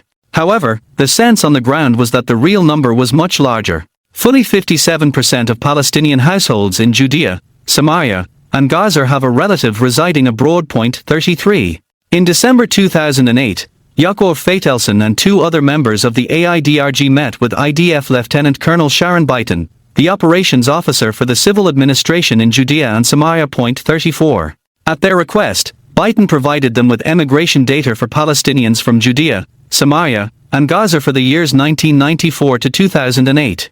The civil administration data for 1994 to 2007 indicated that under the Palestinian Authority emigration levels more than doubled. During those years, the average emigration rate from Judea and Samaria alone was 23,000 per year, or 322,000 emigres in total. Moreover, the numbers increased drastically beginning in 2005. The average, negative, net migration rate from 2005 to 2007 was 41,946 per year, with steep increases registered each year. And the trend continued through 2008 and into the beginning of 2009. In 2008, a total of 63,386 Palestinians emigrated out of Judea and Samaria. In the first 8 months of 2009, about 44,000 Palestinians left the areas. Emigration rates from Gaza were similarly high and rising until 2005, when Gaza's border with Israel was sealed following Israel's complete withdrawal of all Israeli civilians and military personnel from the area. In 2005, nearly 25,000 Palestinians emigrated from Gaza. After the border with Israel was sealed, the number was reduced to a trickle, with 507 leaving in 2006 and 1,547 leaving in 2007. In a 2007 interview with the Pan-Arab Sharq al-Awsat newspaper, Palestinian Prime Minister Salam Fayyad spoke of the hemorrhage of Palestinians exiting the Palestinian Authority. How will we be able to deal with the problem of 40,000 to 50,000 Palestinians who have emigrated, he said, and many more that are not emigrating just because they do not have the means? We are losing in this respect. 35. Indeed, according to a 2006 study carried out by Birzeit University in Ramallah, 32% of all Palestinians and 44% of young Palestinians would emigrate if given the opportunity. 36. In Gaza the numbers are even higher. After Hamas ousted Fatah from power in June 2007, 35% of Gaza youth expressed a desire to emigrate. More than 45,000 applications for visas poured into the foreign consulates operating in the area. Most of the applicants were unskilled laborers. According to news reports, the skilled laborers had already fled, 37, and according to a survey conducted in 2007 by the Ramallah-based Near East consulting firm, 47% of Gazans would emigrate if they had the opportunity, 38 taken together. This means that more than 1 million Palestinians in Judea, Samaria, and Gaza wish to emigrate. Just as Jewish fertility rates are rising in the face of declining Muslim fertility rates, so Jewish immigration to Israel remains robust, even as Arab emigration rates are rising steeply. Following the mass wave of immigrants from the former Soviet Union during the 1990s, according to ICBS data, Jewish immigration rates have declined, but in recent years they have remained positive. Between 2001 and 2011, a total of 241,673 Jews immigrated to Israel. 39. Due to a surge of anti-Semitism worldwide, 40 economic recessions in Europe, and economic prosperity in Israel, levels of Jewish immigration to Israel may well rise significantly in the coming decade. Indeed, some anticipate that due almost entirely to Jewish immigration, Jews could comprise an 80% majority within the 1949 armistice lines and Judea and Samaria by 2035. 41. Regardless of whether immigration rates to Israel rise or stay more or less at their current levels, Jews currently comprise 59% of the population west of the Jordan River, in sovereign Israel, Judea, Samaria, and the Gaza Strip. Jews make up 2/3 of the population of sovereign Israel and Judea and Samaria, and if current trends continue, the proportion of Jews west of the Jordan River will gradually rise, not precipitously drop. Why Gaza is not included in the Israeli one-state plan? As we have seen, the Israeli one-state plan does not prescribe that the Gaza Strip be incorporated into sovereign Israel. The question will no doubt be raised: how can Israel incorporate Judea and Samaria but not Gaza? There are several reasons that Gaza should remain outside sovereign Israel. First and most important, Israel relinquished all claims to Gaza in 2005, when it removed all its civilians and military personnel from the area and retreated back to the 1949 armistice lines. Once Israel quit Gaza, under international law, it had no residual responsibility toward the area or its residents. 42. Beyond that, since 2007, Gaza has been governed by the Hamas terrorist organization and enjoys a close relationship with the Iranian regime. As the Palestinian branch of the Muslim Brotherhood movement, the Hamas, controlled government enjoyed a fraternal relationship with Egypt's Muslim Brotherhood government during its tenure in office in 2012 to 13. Hamas played an active role in toppling Egyptian President Hosni Mubarak's regime during the mass protests that took place in Egypt between January 25 and February 8, 2011, in the service of the Muslim Brotherhood. It also assisted President Mohamed Morsi after he took over the Egyptian government.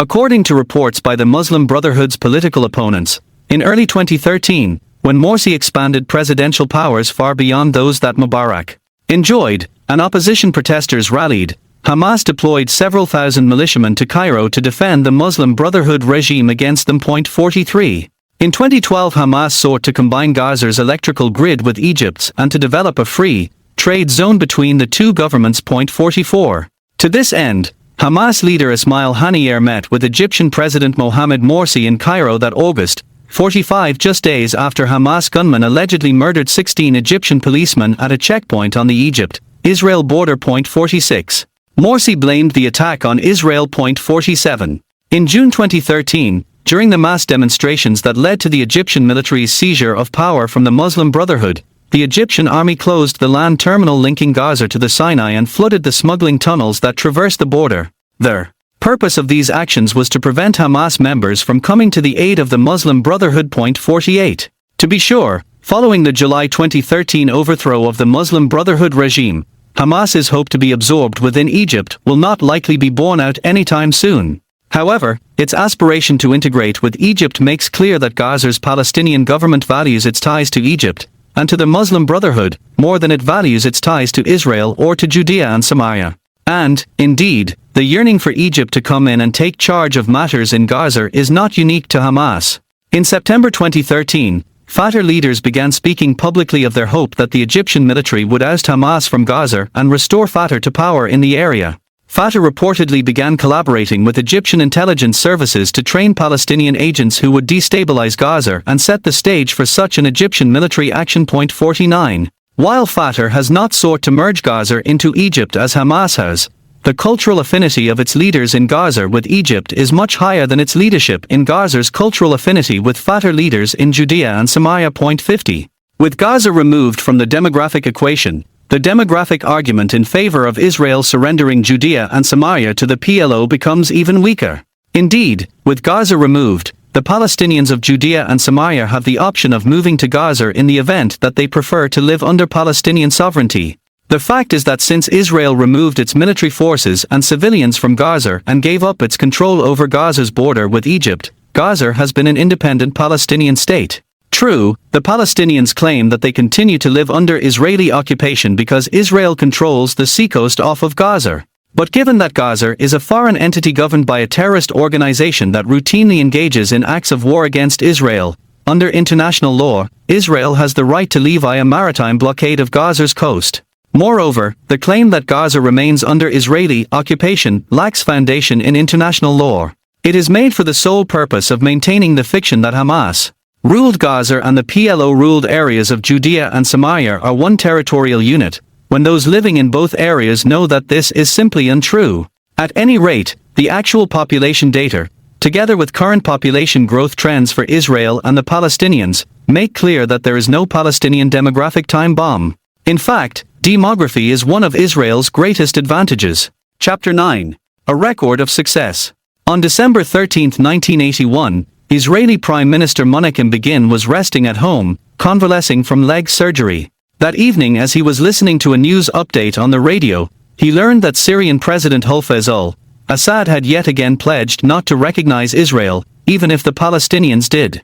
Assad also said that the Arabs should delay any negotiations with Israel until they became powerful enough to impose their conditions on the peace proceedings. 1. The news report reinforced a statement made on November 25, 1981, by Syrian Foreign Minister Abdul Halim Kadhim at a summit of Arab leaders in Fez, Morocco. We must be willing to wait 100 years and more until Israel's military prowess wanes, Kadhim declared, and then we shall act. 2. Upon hearing Assad's latest declaration, Begin had his chief of staff schedule a special cabinet meeting and a special legislative session for the next day.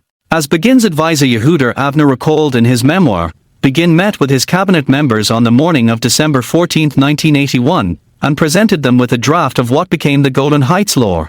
He had written it the night before with his Attorney General. After receiving the unanimous approval of Begin's cabinet, the draft law was passed with a 2/3 majority vote at the Knesset that afternoon. 3.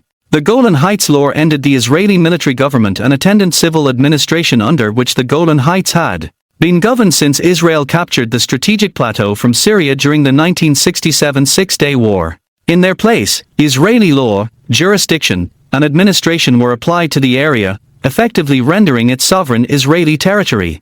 The Golan's non-Israeli residents, some 12,000 Syrian Druze who resided in 4 villages in the northern Golan Heights, were given permanent Israeli residency and the right to apply for Israeli citizenship. 4. Israeli residents of the Golan, both then and now, have attested to close relations with the Druze, a religious and ethnic community whose faith is an offshoot of Shiite Islam. 5. Druze live in mountainous regions of Syria, Lebanon, Jordan, and Israel, and by tradition they are loyal to the governments of the countries in which they reside. As early as Israel's War of Independence in 1948, Druze began serving in the IDF. In 1956, in accordance with the wishes of the community's leaders, Israel imposed mandatory conscription on their young men. 6. In the 1950s the Sunni-led government in Syria waged a violent campaign against the Druze of Syria, replete with the bombardment of Druze villages, but when the Alawites seized control of the country in 1964, the Druze received protection from the new regime. As a consequence, for nearly a half-century, between the Alawite rise to power and the intensification of the Syrian civil war in late 2012, the Syrian Druze remained loyal to the regime. 7. The fact that the Druze were loyal to Hafez al-Assad, and then to his son and successor Bashar al-Assad, did not deter the regime from terrorizing and blackmailing them. After Israel took control of the Golan Heights in 1967, the Druze living there received threats from the regime that their families in Syria would be targeted for revenge if they transferred their loyalties to Israel. The situation became more complicated following Israel's peace treaty with Egypt. In exchange for concluding that peace, Israel agreed to return the Sinai Peninsula to Egypt. The Druze community leaders on the Golan Heights took the treaty as a sign that, regardless of what Israeli politicians might or might not say, Israel could one day decide to return the Golan Heights to Syria, thus forcing the Druze to return to life under the oppressive Syrian regime. 8. Because of these concerns, the Golan Druze leadership responded to the passage of the Golan Heights Law by issuing an edict that prohibited community members from accepting Israeli identification cards or applying for citizenship. Any Druze who accepted Israeli documents, it declared, would be excommunicated. Acting on their leadership's instructions, those Druze who had already accepted Israeli IDs publicly burned them. In February 1982 the community began a general strike to register its opposition to the Israeli move. When the strike ended the following July, the Druze leaders agreed that their community members could accept Israeli ID cards and permanent residency but must refuse Israeli citizenship. 9. In the 3 decades that have passed since the Druze ended their general strike, they have waged no further organized protests against Israeli rule, although most have continued to abstain from applying for Israeli citizenship. This situation showed signs of change following the outbreak of the Syrian civil war in March 2011. In October 2012 the Israeli Daily Mariv reported that Druze villagers in the Golan Heights were applying for Israeli citizenship at rates unlike anything ever seen. 10. As one local Druze told the paper, more and more people are recognizing that here, Israel, is a normal country where you can live and raise your children. In Syria there is mass murder, and if we lived under Syrian sovereignty, we would be liable to become victims of the atrocities. People see children being murdered and refugees fleeing to Jordan and Turkey with nothing, and are asking themselves, where do I want to raise my children? The answer is clear, in Israel and not in Syria. 11. Back in 1981-82, one of the impetuses for the Druze's anti-Israel campaign had been the international community's response to the Golan Heights Law. 3 days after the law was passed, the UN Security Council had unanimously passed Resolution 97 condemning the law. Article 1 stated, the Israeli decision to impose its laws, jurisdiction and administration in the occupied Syrian Golan Heights is null and void and without international legal effect. Article 2 called for Israel to rescind the law. 12. For its part, the Reagan administration decided to punish Israel for passing the law by suspending implementation of the U.S.-Israel Strategic Cooperation Agreement. Defense Secretary Caspar Weinberger and his Israeli counterpart, Defense Minister Ariel Sharon, had just signed that agreement on November 30, 1981. While these responses were a source of anxiety in Israel at the time, the condemnations and the temporary suspension of the Strategic Cooperation Agreement had no lasting impact on Israel's international position or on the viability of its jurisdiction over the Golan Heights.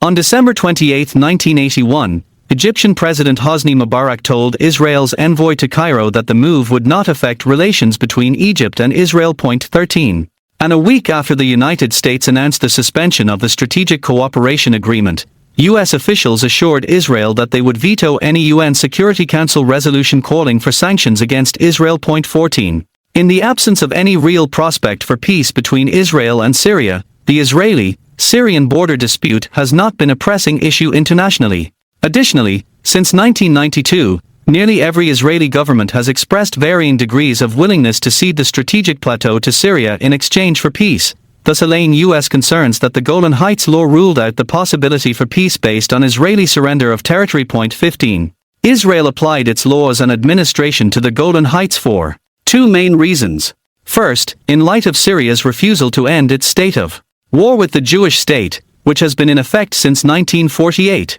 Israel saw no reason to continue to treat the area differently from the rest of the country. Just as Jordanian law formed the basis for Israel's military government in Judea and Samaria, so Syrian law formed the basis of Israel's military government in the Golan Heights.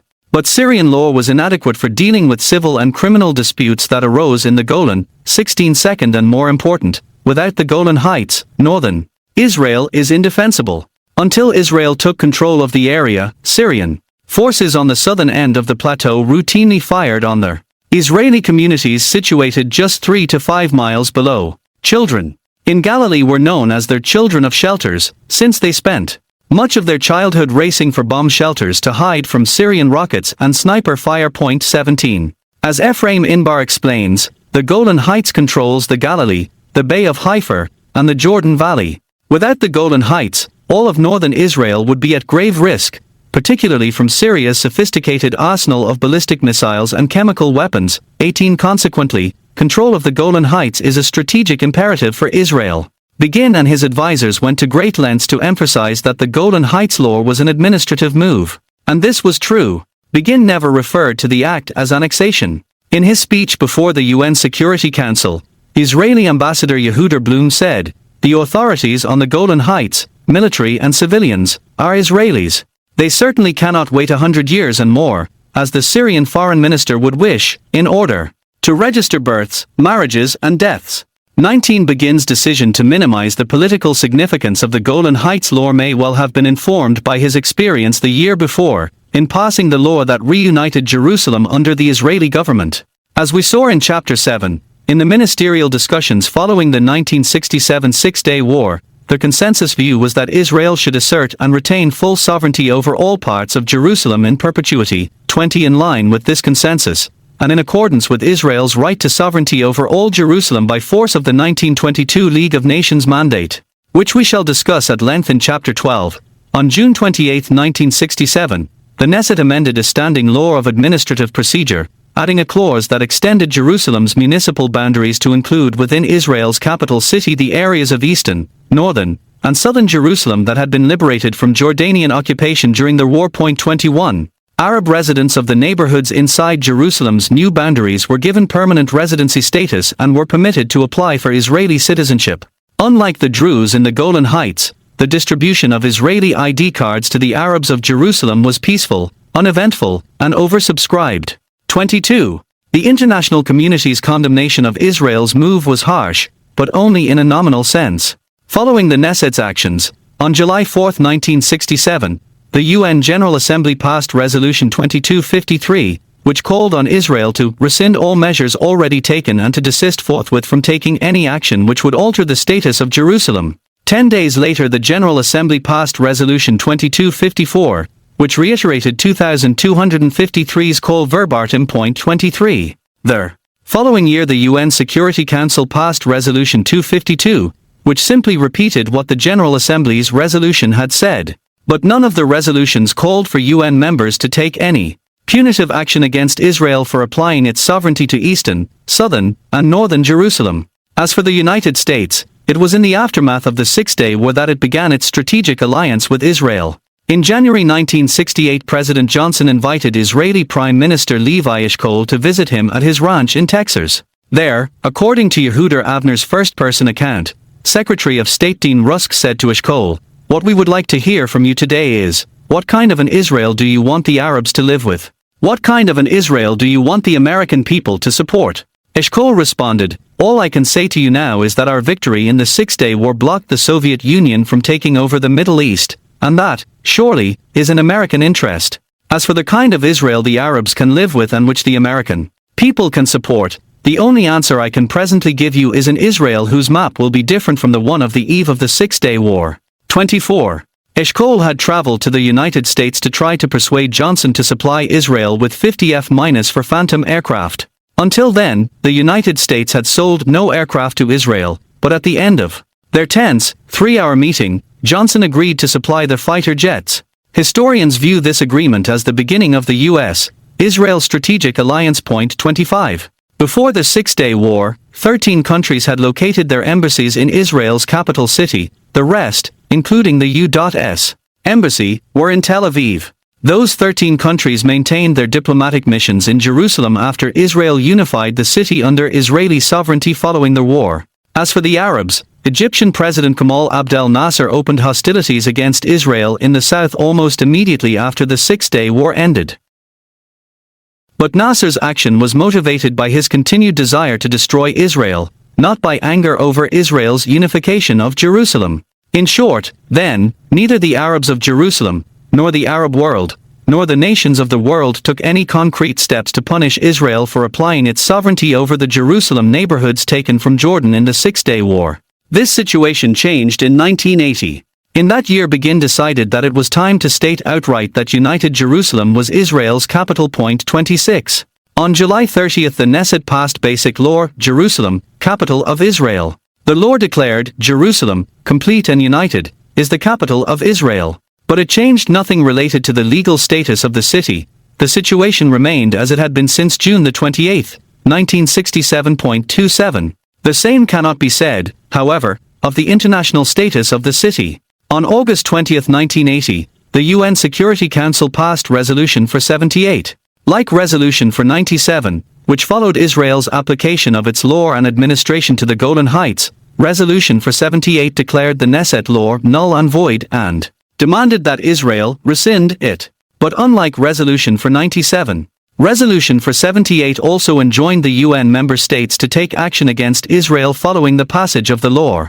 Specifically, Resolution for 78 called on those states that have established diplomatic missions at Jerusalem to withdraw such missions from the Holy City. 28. Within weeks, 11 of the 13 governments with embassies in Jerusalem relocated their embassies. 29. Since 2006, no foreign government has located its embassy in Jerusalem. 30. Governments like the United States that maintain consulates in Jerusalem do not accredit their missions with the government of Israel. Their primary purpose is to maintain diplomatic relations with the Palestinians. 31. The irony of the international community's rejection of Israeli sovereignty is that only under Israeli control have the rights of all religious groups in the Holy City been fully protected. Under Jordanian occupation, Jews both from Israel and from around the world were barred from entering the Old City, and Jewish holy sites and synagogues were desecrated and destroyed. Arab Israelis, both Muslim and Christian, were barred from entering the city. Non-Israeli Christian worship was also circumscribed. 32. For its part, as we shall see, the PLO, whose claims to the city are preferred to Israel's by the U.S. government and by the international community as a whole, destroys Jewish holy sites, denies Jews entry into holy sites, persecutes Christians, and in 2002 took control of and desecrated the Church of the Nativity in Bethlehem. Meanwhile, since 1994, Jerusalem's Arabs have vastly expanded their attachment to Israel. Several thousand have applied for citizenship, and the trend toward full integration in Israeli society increases with each passing year. 33. There are three major lessons to take away from Israel's three precedents in applying its sovereignty to areas beyond the 1949 armistice lines. First, the non-Jewish populations in the areas, Druze in the Golan, and Arabs in Jerusalem, prefer living under Israeli sovereignty to living under Syrian or Palestinian control. Second, the international community is more apt to accept such an Israeli move when it is not accompanied by major declarations that foreign states may take as a challenge. Third, and perhaps most important, Israel's adoption of the Israeli one-state plan in Jerusalem in 1967 and in 1980, and in the Golan Heights in 1981, did not destabilize the region. Applying Israeli law to these areas did not increase the level of hostilities between Israel and its neighbors. It did not harm the national security interests of Israel's allies generally or of the United States in particular. To the contrary, by facilitating Israel's continued control, the application of Israeli laws and administration to Jerusalem and the Golan Heights contributed to the security of the country and the stability of the region. Welcome to Palestine. Chapter 10.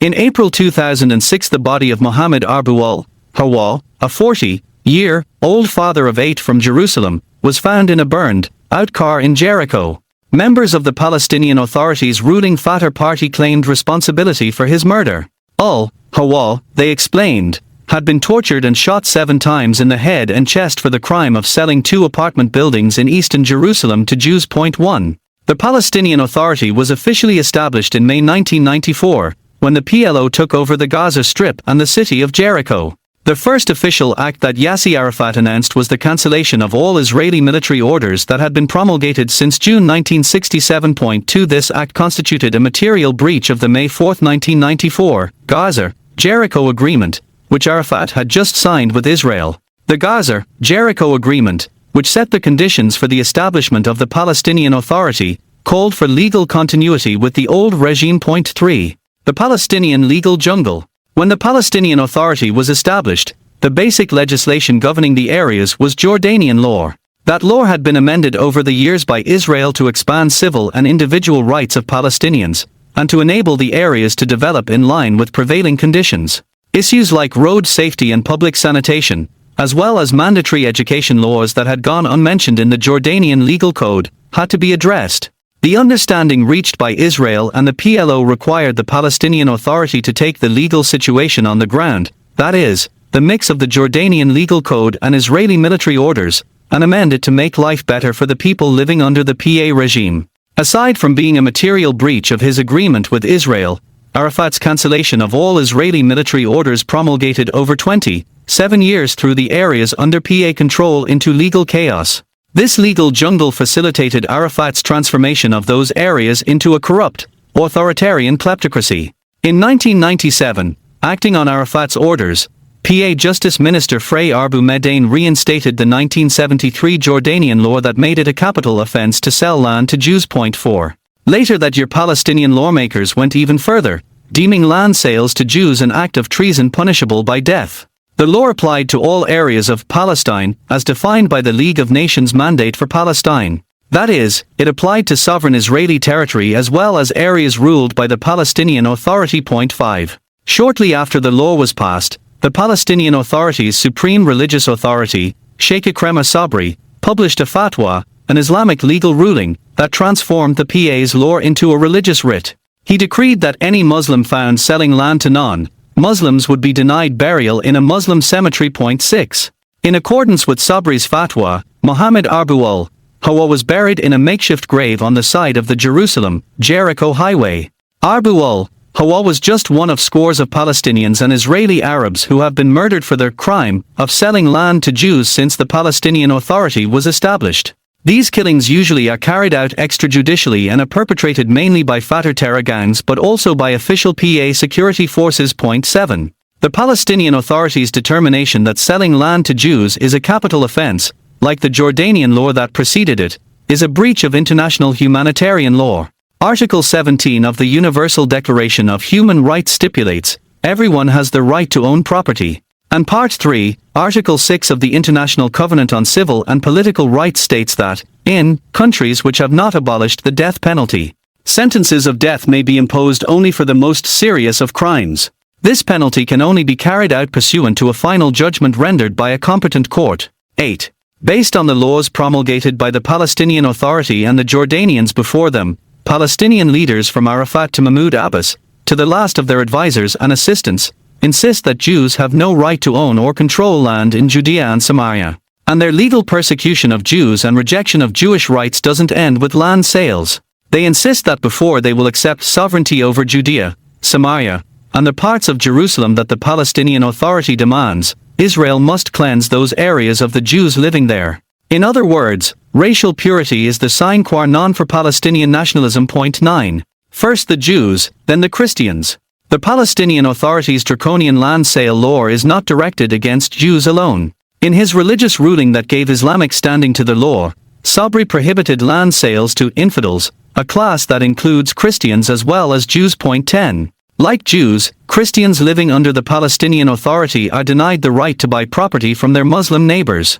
Christians are also largely barred from selling their property to other Christians. Point 11. Since the Palestinian Authority was established, there have been hundreds of cases in which Muslims have seized Christian homes and lands illegally. The official Palestinian security services, which are overwhelmingly Muslim, have done little to protect the property rights of Christians living under their jurisdiction. Point 12. On Christmas Eve 2012, in keeping with a practice introduced by Arafat, Mahmoud Abbas traveled to Jesus' birthplace, Bethlehem, to participate in a Christian ceremony there. In the presence of the international media, Abbas extolled the local Christians as citizens of Palestine who enjoy the same rights as Palestinian Muslims and who suffer alongside their Muslim neighbors at the hands of the Israeli occupation. 13. But the truth is that under the rule of both Fatah and Hamas, Palestinian Christians are systematically oppressed and discriminated against. Gaza's Christian community predates Islam by several hundred years, but the rise of Hamas in Gaza has made the lives of Christians there particularly unbearable. In 2007, the owner of the only Christian bookstore in Gaza was murdered. Point 14. Christians have reportedly been abducted and forced to convert to Islam under penalty of death. Point 15. At the end of the Christmas holiday in 2012, dozens of the Gaza Christians who had traveled to Bethlehem asked Israel to grant them asylum. Point 16. The Christians of Gaza are not alone in their suffering. In recent years, hundreds of Christian Arabs in Jerusalem have moved from Arab neighborhoods to Jewish ones because they feared persecution at the hands of their Muslim neighbors. Since the establishment of the Palestinian Authority in 1994, thousands of Christians from Judea and Samaria have emigrated to other countries. Christians made up 85% of Bethlehem's population when the Jordanians took over in 1949-17, and 60% in 1990-18, but by 2009 they made up a mere 12%. Point 19. Immediately after the Palestinian Authority took control of the city in 1996, Arafat seized the Greek Orthodox monastery next to the Church of the Nativity and claimed it as his official residence. Point 20. The Palestinian Authority refuses to publish statistics on Christian emigration, but it is known that between November 2000 and October 2001, a total of 2,766 Christians emigrated from Judea and Samaria. 21.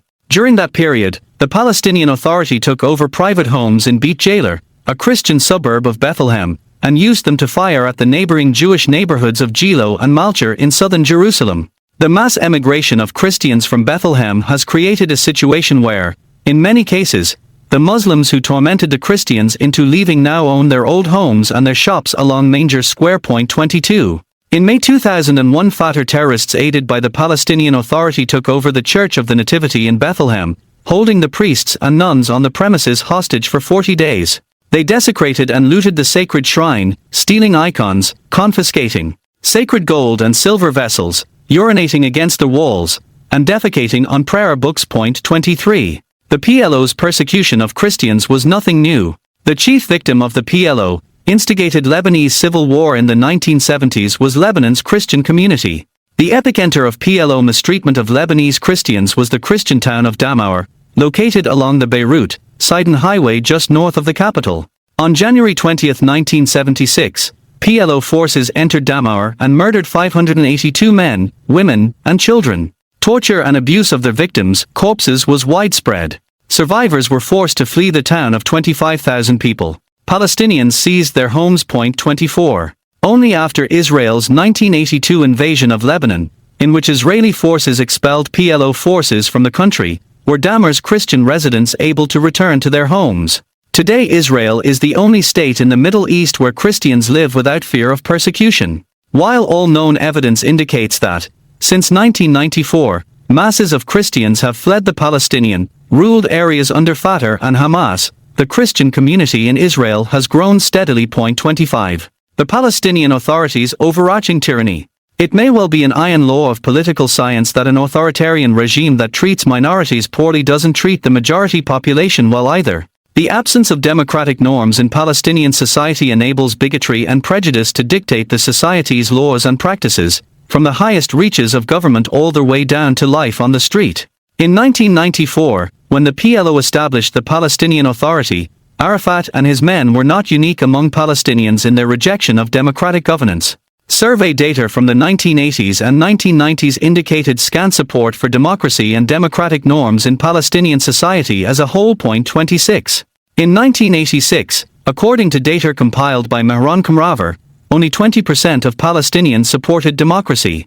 In 1992 only 30% did. Writing in 1999, Kamraver expressed doubt that the Palestinians would likely increase their support for democratic norms of governance under the PLO-run Palestinian Authority. In his words, 3 social impediments prevent the emergence and consolidation of democratic values among Palestinians: the steady demise of civil society, organizations since the institutionalization of the PA, the predominance of values inimical to democracy, and the activism of Islamist organizations. 27. Kamraver's concerns are confirmed by recent history. The entrance of Arafat and his PLO colleagues to the areas did nothing to encourage the development of democratic habits among the people. To the contrary, the democratic institutions and habits that had been formed during the years of Israeli military rule were ruthlessly and summarily repressed.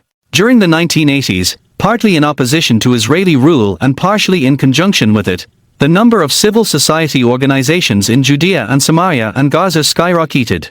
According to Kamraver, by 1995 there were 1,500 non-governmental organizations operating in Judea and Samaria, and 700 in Gaza. They ranged from trade unions and student groups to medical and education organizations, to organizations that advocated for women's rights. By the time the Palestinian Authority was established, NGOs handled 30% of all educational services for Palestinians, 50% of hospital care, nearly 60% of primary health care services, almost 100% of agricultural research and training programs, and 100% of disability care. 28. The PLO viewed these NGOs as sources of independent political power that could challenge the new regime. So as soon as the Palestinian Authority was established, it began working to shut down the NGO sector. Arafat's associates dried up their funding by asking that all donor nations funnel their support for Palestinian NGOs through the Palestinian Authority. The impact of this policy was immediate and dramatic. Within 1 year, Kamraver reported, 66 rural clinics located in remote areas of the West Bank closed down. Gaza was hit even harder. The Society for the Care of the Handicapped, once active throughout the Strip, was forced to dismiss 180 employees and cut services to 2,500 children after it lost $1.5 million of its donations to the PA. The Culture and Free Thought Association of Khan Yunis, also in Gaza, had to terminate 39 positions after losing 60% of its budget. 29. Like the NGO sector, the Palestinian media was another independent entity that the Palestinian Authority sought to crush upon entering Judea, Samaria, and Gaza. Before then the Palestinian media had been the freest in the Arab world. Although, like the Israeli media, the Palestinian media under Israeli military rule were subject to Israel's military censor, the censor rarely interfered in the operation of Palestinian media outlets, except when forced to remove anti-Semitic incitement. 30. The situation changed drastically as soon as the Palestinian Authority was established. One of the first things Yasser Arafat did after taking over the areas was place all Palestinian media organizations under the direct control of the Palestinian Authority's Information Ministry, thus ending freedom of the press. 31. Shortly after he arrived in Gaza, Arafat ordered the closure of the non-PLO Al-Nahar newspaper. He accused the newspaper of serving as a mouthpiece for King Hussein of Jordan. 32. Columnist Duad Qutb organized a number of Palestinian journalists to sign a petition that protested Arafat's move, whereupon Arafat forced Qutb's employer to fire him for his actions. After 40 days of forced closure, Al-Nahar's editor and publisher agreed to accept PA control of the paper's content, and Arafat allowed the paper to reopen. 33. In early 1995 a number of Palestinian media outlets reported on the size of an anti-PA protest. All the editors of the publications were summoned to the PA Ministry of Information, which was headed by Arafat's loyal servant Yasser Abed Rabo. The editors were ordered to publish only reports and statistics provided to them by Wafa, the Palestinian Authority's official news agency. When the Umar opposition paper failed to comply, its press plates were confiscated, and its offices, although located in Jerusalem and therefore legally outside PA authority, were burned down. 34. The Palestinian Broadcasting Corporation, which runs Palestinian radio and television and the Wafa News Agency, PA, controlled and serve as a mouthpiece for Fatah. 35. Most formerly independent newspapers are now owned by the Palestinian Authority. Between 1994 and 2004, 38 Palestinian journalists were forced to leave their profession. Many were arrested by Palestinian security forces. 36. Arafat's death in 2004 and his replacement by his longtime deputy Mahmoud Abbas did not lead to any liberalization of the repressive PA policy toward the media. To the contrary, the Palestinian Authority's control of the media has expanded to cover the internet as well. In the past decade, hundreds of bloggers have been imprisoned and beaten after writing about Palestinian corruption. For instance, in April 2012, Palestinian blogger Jamal Arbu Rahan was arrested and held for 36 days after starting a Facebook page called "The People Want to End Corruption." In the same month, the Palestinian Authority ordered internet service providers to block public access to websites critical of Abbas. 37. According to a 2011 report by Human Rights Watch, HRW, PA security services in Judea and Samaria have arrested scores of journalists since 2009. 38. The group claimed that in several cases, the journalists were abused during interrogation in a manner that amounted to torture. HRW concluded the report by accusing the Palestinian Authority of abusing journalists in order to repress criticism of the regime. HRW cannot point to instructions from PA leaders to their security services that they commit these violations, but the utter failure of the PA leadership to address the prevailing culture of impunity for such abuses suggests they reflect government policy. Even as the Palestinian Authority implemented the repression of freedom of expression and independent social and political action, it established a Byzantine police state, through which it controls more than a dozen competing security forces. Until his death in 2004, all Palestinian security services were under Arafat's direct control. The security forces operate outside the control of any clear legal guidelines and are not subject to judicial oversight, due in large part to Palestinian courts' complete subservience to the PA leadership. 39. Since Arafat's death, the various militias, which also boast their own detention centers, have been controlled by Abbas, except for the forces in Gaza, which since 2007 have been under Hamas's control. Under international pressure, the number of these militias has been reduced to 6, but their force size has not been reduced. Estimates place that force size at 60,000 to 70,000 troops, or more than a third of the Palestinian Authority's 180,000 member workforce. 40.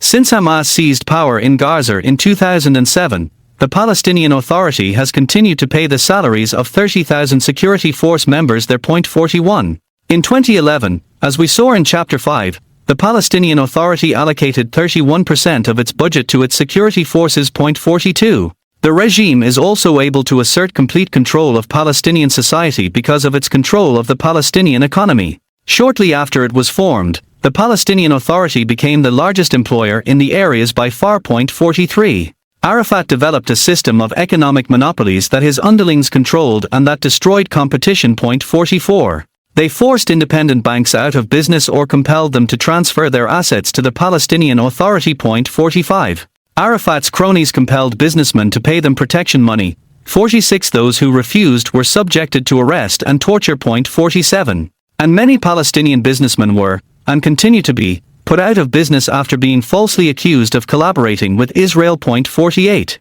The massacre of collaborators. The Palestinian Authority's persecution of those it accuses of collaborating with Israel is a deeply disturbing phenomenon in and of itself.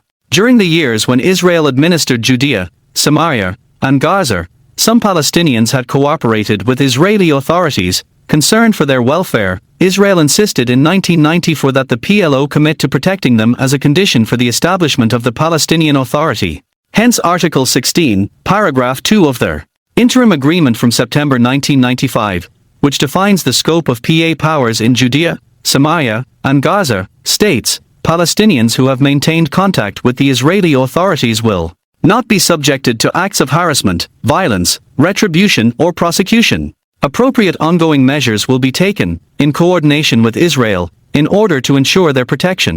49. But as soon as the Palestinian Authority was established, its security forces began seeking out and murdering all Palestinians suspected of having cooperated with Israeli security forces since 1967. Even those who held Israeli citizenship were subject to assault and murder. 50. For instance, M., whose full name has been redacted, who had cooperated with Israel's counter-terror operations in the 1980s, was forced to flee to Israel when an informer exposed his role.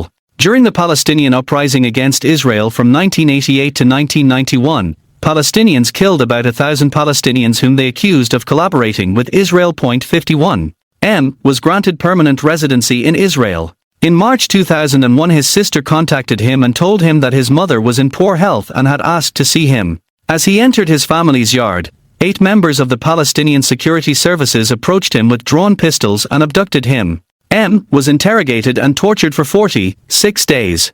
As Gershom Gorenberg reported in the New York Times Magazine, they beat him. They hung him for hours by his hands from the sprinkler pipes on the ceiling, took him down to give him 10 minutes to eat and hung him up again.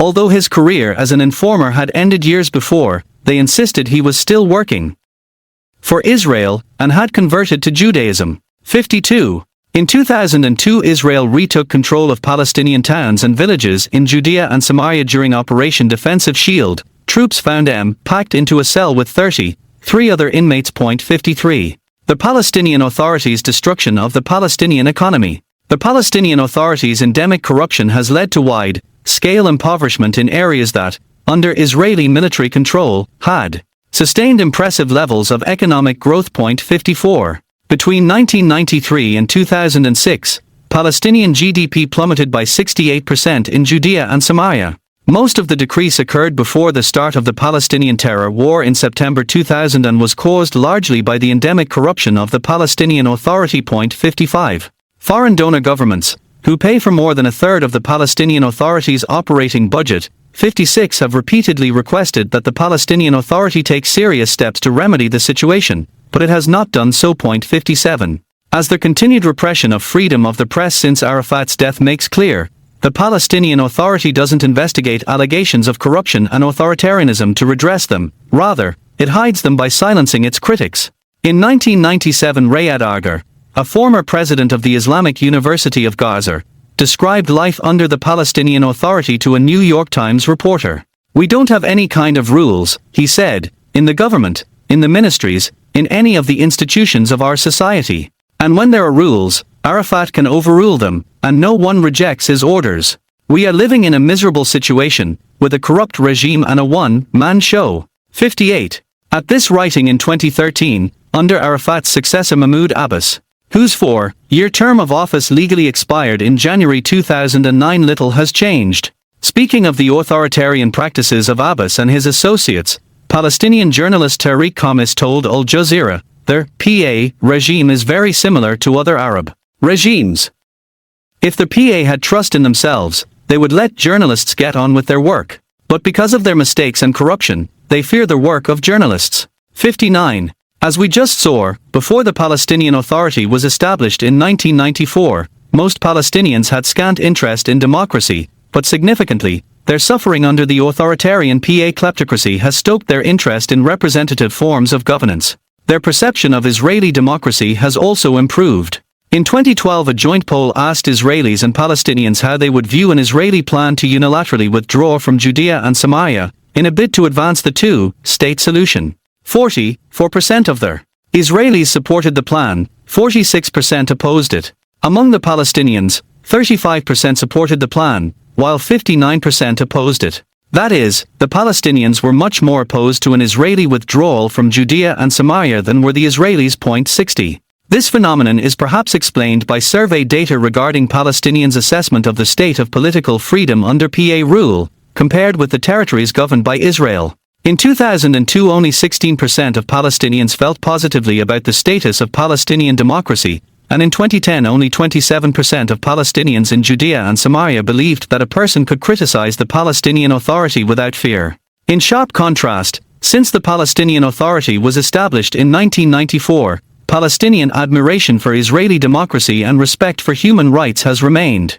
high. Between 2/3 and 3/4 of Palestinians expressed their appreciation for Israeli democracy and the status of civil rights in the Jewish state. 61. Whereas, according to Comraver, only 30% of Palestinians supported democratic rule in 1992. By 1995, under the Palestinian Authority, 79.6% of Palestinians said they believed in democracy. 62. Moreover, in 1996, while only 42.9% of Palestinians said they believed that the status of democracy and human rights was positive under the Palestinian Authority, 78% believed that the status of democracy and human rights was positive in Israel. Year in and year out, Palestinians have ranked the status of democracy and human rights in Israel as being not only well above that in the Palestinian Authority but above that of the United States and every other country they were surveyed about. 63. It is impossible to extrapolate from these data that Palestinians would prefer to live under Israeli law. But clearly the Palestinians think that Israel is an open society where human rights are respected, and that Palestinians would like to live in such a society. Welcome to Israel. In 2010, Corporal Eleanor Joseph became the first female Arab combat soldier in the Israel Defense Force. 1. Joseph, a Christian Arab, told Israel's Daily Mariv that she carries around a drawing of the Star of David, with words from an Israeli pop song inscribed in it. I have no other land, even when my ground is burning. The drawing, which she keeps as her good luck charm, was made for her by her commander. It is a phrase that strengthens me, Joseph explained. Every time I experience hardship, I read it. Because I was born here. The people I love live here, my parents, my friends. This is a Jewish state. Yes, it is. But it's also my country. What does it matter that I'm an Arab? Joseph is not alone in her Israeli patriotism and her desire to defend her country. Milad and Mohammed Atrash, two Israeli Arab Muslim brothers from the Galilee, volunteered to serve in the IDF's prestigious Golani Infantry Brigade. Speaking to the IDF soldiers' newspaper Bamahain, Milad, the older brother, explained, while still in high school, I asked my family, why don't we Muslims enlist? Why do the Jews, the Druze, and the Bedouins enlist, while we don't? His family explained to him, Jews serve because it's their country, the Druze have signed agreements with the IDF and we have a lot of Islamic movements that oppose military service in the IDF. Milad responded, I don't care about that. I want to join the army to protect my village, my country. His brother Mohammed said he thought everyone should serve the country in whatever capacity they are assigned. It doesn't matter where they serve, contribution is the most important thing. For me, it doesn't matter if I serve in Judea and Samaria, or on the Gaza border, and will have to confront Muslims from the other side of the fence. We are guarding our country, we have to protect it, and it doesn't matter who's on the other side, Arabs or not, Muslims or not. In the end, everyone protects his or her family. 2. These young men and women, Christian and Muslim Arabs who embrace their Israeli identity, are signs of a small but growing trend among Israeli Arabs toward full integration into Israeli society. Other signs are the growing number of Arab families whose children study in Hebrew language schools, and a rising interest in military and national service. 3. Since 1949, Israel's Arab citizens have enjoyed the full rights and privileges of citizenship, contingent on security concerns. As citizens of Israel, they have the highest literacy rates and life expectancies in the Arab world. Indeed, the life expectancy of Israeli Arab men is even higher than that of their American counterparts. 4. Israeli Arabs are represented at the highest levels of Israeli society. An Arab serves as a justice on Israel's Supreme Court. Arabs serve as senior diplomats in Israel's diplomatic corps. They are business leaders, popular culture icons, members of the Knesset, government ministers, and heads of regional councils that include both Jewish and Arab towns and villages. They serve as university professors, senior physicians, and police commanders. 5. Israel is not a melting pot. It is a multicultural society. Arabic is an official state language along with Hebrew. Muslim and Christian holidays are recognized as national holidays by members of each religion, and Arab school children are taught in Arabic language schools. Although Israeli law mandates military conscription, Israel has not instituted compulsory military service for all its Arab citizens. Male members of the Druze and Circassian communities are subject to mandatory conscription, in accordance to the wishes of their communities. Male Bedouins also serve in significant numbers in the IDF. 6.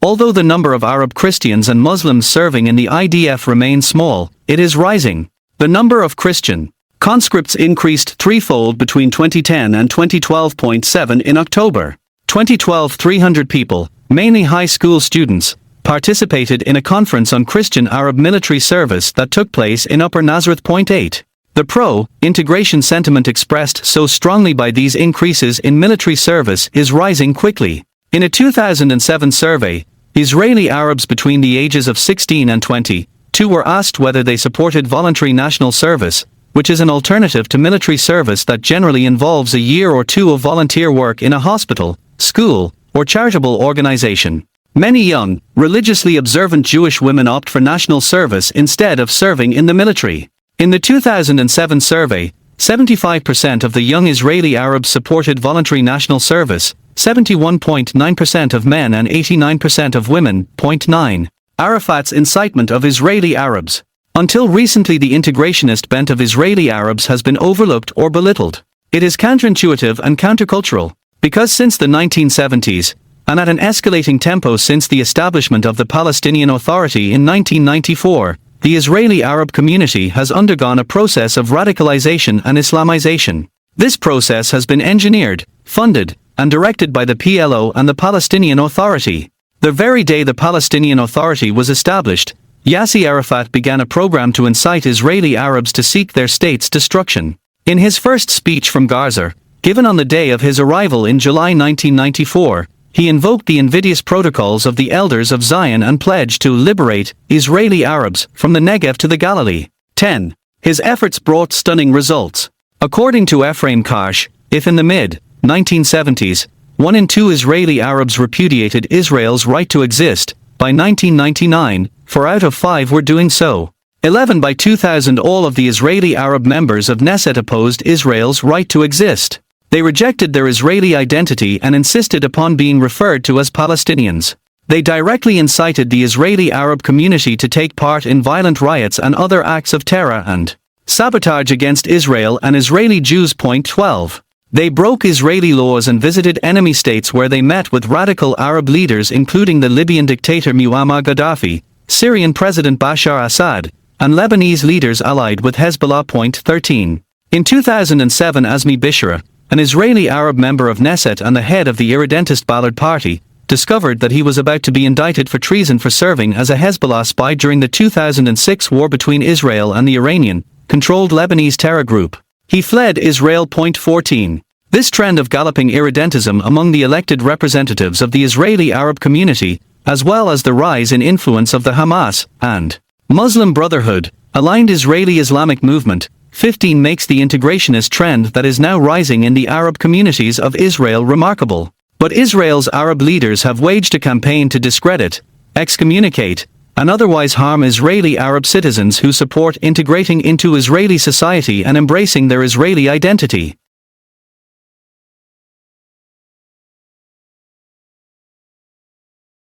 As a consequence of this concerted campaign, leaders of the Christian Arab community who participated in the pro-military service conference in October 2012 were barred from praying at the Church of the Annunciation in Nazareth. Their tayas were slashed, and blood-stained rags were placed at their front doors.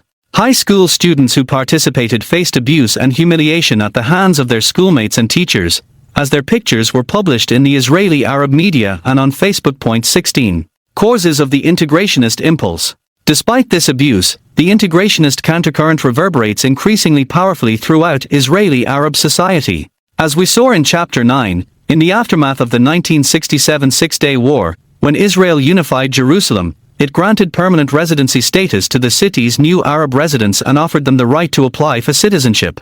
Permanent residency status provides its holders with rights and privileges identical to those enjoyed by Israeli citizens, the only difference being that, unlike citizens, permanent residents do not have the right to vote in Knesset elections. Between 1967 and 1994, only a smattering of Arab Jerusalemites took up Israel's offer and applied for citizenship, deterred by the social stigma attached to such a move. Arab Jerusalemites who applied for Israeli citizenship were castigated by their community as traitors to the Arab nation, and the PLO openly threatened anyone who obtained it. 17. But after Israel empowered the PLO to establish the Palestinian Authority, Many of Jerusalem's Arabs feared being transferred to PLO control more than they feared enduring the social isolation and threats levied at those who supported Israel. Beginning in 1994, Arab Jerusalemites began applying for Israeli citizenship, first by the dozens, then by the hundreds and thousands. According to the Israel Central Bureau of Statistics, between 2002 and 2012,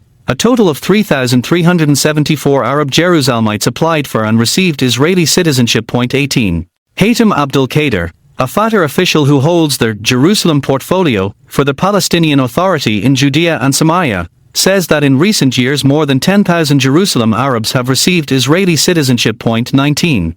In 2011, Dr. David Pollock, the former chief of Near East, South Asia, Africa research at the U.S. Information Agency, carried out an in-depth survey of Jerusalem's Arab residents. He found that 35% of them would choose to become Israelis rather than citizens of a Palestinian state, and only 30% would prefer to become citizens of a Palestinian state. 35% refused to answer the question, but according to Pollock, their answers to the other survey questions were similar to those provided by the respondents who prefer Israeli citizenship. 20. Most of the Arab Jerusalemites whom Pollock surveyed said they would not move to Palestine to avoid Israeli rule, and if their neighborhoods were transferred to Palestinian rule in the framework of a future peace deal, 40% said they would move in order to continue living under Israeli rule. Significantly, the survey found that most Jerusalem Arabs value their Israeli residency cards almost as much as they value their Palestinian and Muslim identities. Pollock found a direct correlation between the importance that Jerusalem Arabs placed on politics and their desire to become Palestinian citizens. Desire to become an Israeli citizen corresponded with attaching importance to a high standard of living and good governance. Israel's attraction for its Arab citizens. Israel's economy is one of the most highly advanced, fastest, growing in the world, and for many Israeli Arabs who support their country, it is a powerful draw. Israel's workforce is among the most highly educated in the world. When Israel's modern, industrialized economy is compared with the Palestinian kleptocracy, it is little wonder that Israeli Arabs are uninterested in joining their fellow Arabs as they suffer under the economic and physical jackboot of the PLO and Hamas, which have devastated what was, under Israeli administration, a fast, growing, dynamic economy in Judea and Samaria. As we shall see in chapter 16, Israel's high-tech sector has positioned it as a major, indeed vital player in the European economy, and it is also quickly expanding its economic ties to Asia. Everyone from Warren Buffett to the heads of China's largest corporations is eager to invest in Israel and develop joint ventures with the Jewish state. By any standard, Israel's marketplace is attractive. When compared to the Palestinian economy, there is no question that, for people whose main concerns are caring for their families and reaching their full personal potential, Israel is the place to be. Then, too, there is the issue that Israel is a free country. One of the chief motivators in recent years for Arab integration into Israel has been the unraveling of the status quo in Arab states around the region. Consider the story of Anat Haskia, an Israeli Arab Muslim and the proud mother of 3 Israeli soldiers. Haskia uses her personal Facebook page to defend Israel on Arabic websites and online forums. Haskia has explained her position thus: "I was born in Israel, and it is my homeland. I thank God every day that I was born in the Jewish state because of everything that happens in the Arab states in general and Syria in particular. Not only do I support Israel, I am also willing to sacrifice my family for the existence of this state. You have to understand, Israel is my homeland. Just because I am an Arab Muslim does not mean I will support Arab countries against Israel or identify with a murderous organization like Hamas that wants to destroy my homeland." 21. In the Knesset elections held in January 2013, Israeli Bedouin businessman Atef Karanawi formed a new pro-Israel, integrationist Arab party called El Amal Latker, or Hope for Change. Interviewed by the Times of Israel, Karanawi castigated the Israeli Arab political leadership for inciting Israeli Arabs against Israel and radicalizing their community. Extolling Israeli democracy, he said, "I'm a proud Arab and a proud Israeli too. I'm not Palestinian. Look at Syria. Look at Egypt. Look at Libya, look at Tunisia, and look at Bahrain. The problem is not Israel, it's the Arabs. I have no problem with the Star of David on the flag or with the national anthem, no problem at all. Israel is a democracy, and I respect every country that is a democracy. Israel did not expel me. I kept my land. I have the right under the law to do whatever I want to do, even to become prime minister. We Arabs need to thank God that we live in this democratic country. He concluded, we need an Arab Spring here in Israel, against our own Arab leaders. 22. Shadi Halul, a Greek Orthodox Arab who is active in the movement to conscript Christian Arabs into the IDF, explained why he is willing to stand up to criticism and threats from Israel's Arab leadership.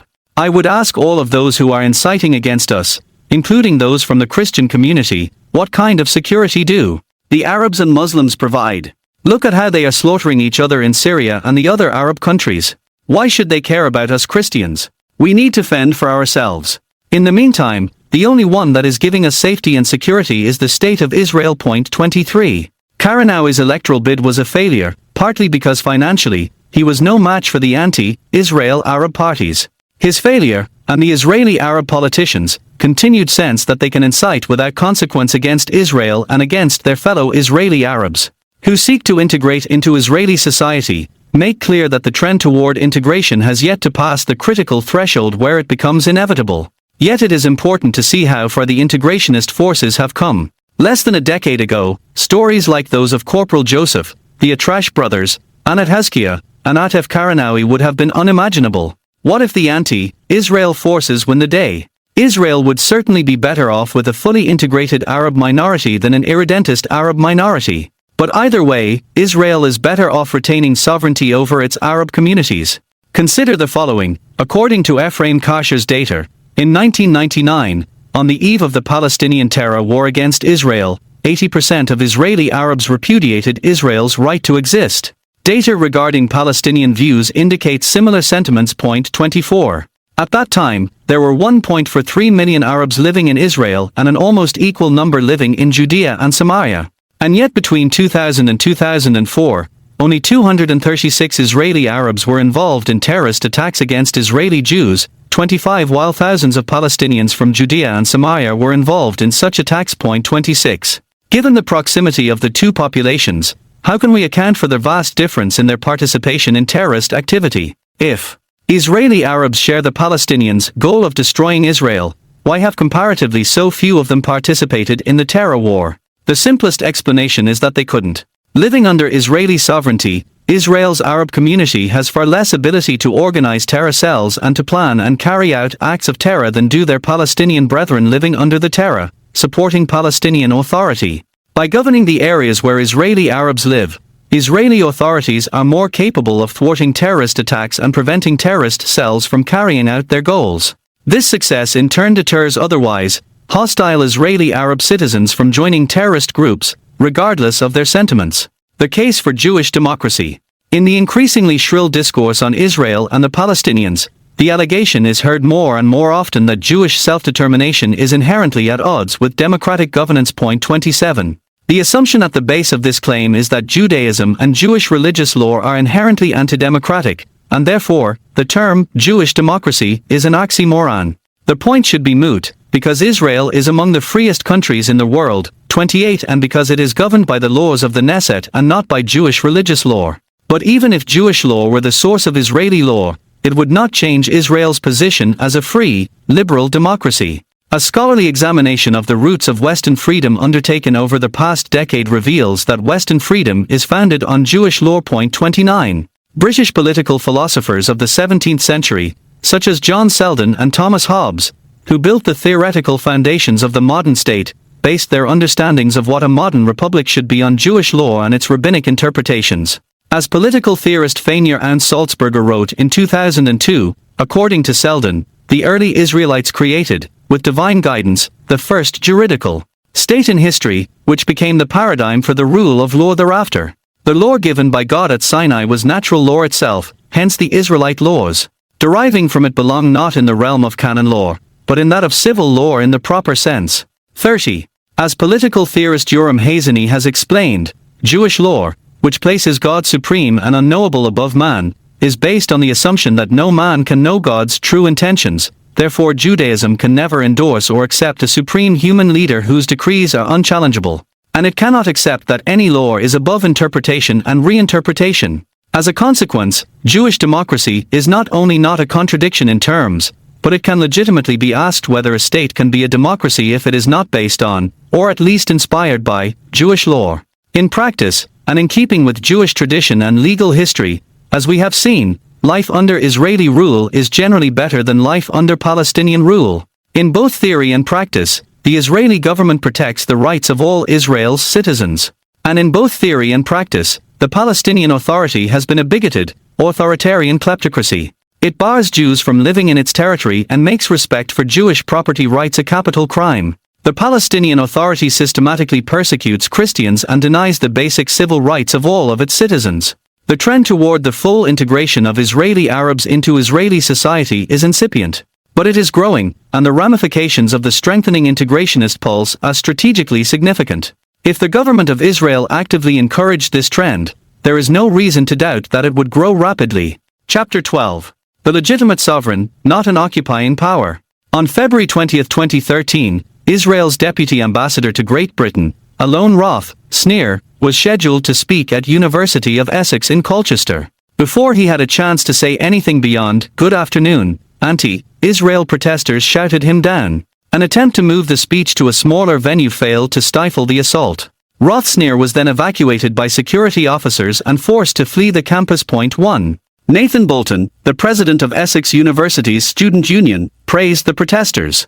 "I've made my position crystal clear," he said. "The students' union has a position, which reflects my own, that the state of Israel is a state which its very existence, is a crime. I'm proud to not give him, Roth, Sneer, the attempt to justify his state's, oppression. I'm sure the hundreds of students were too. Freedom of expression isn't applicable here."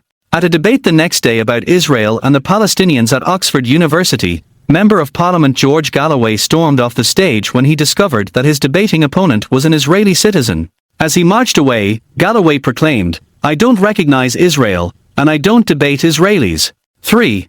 As these stories indicate, the last two chapters, description of the reality on the ground under Israeli rule and under that of the Palestinian Authority, and the perceptions of Arabs living in both places, is starkly at odds with the distorted depiction of events that the international media, academic discourse, and diplomatic parlance regularly present.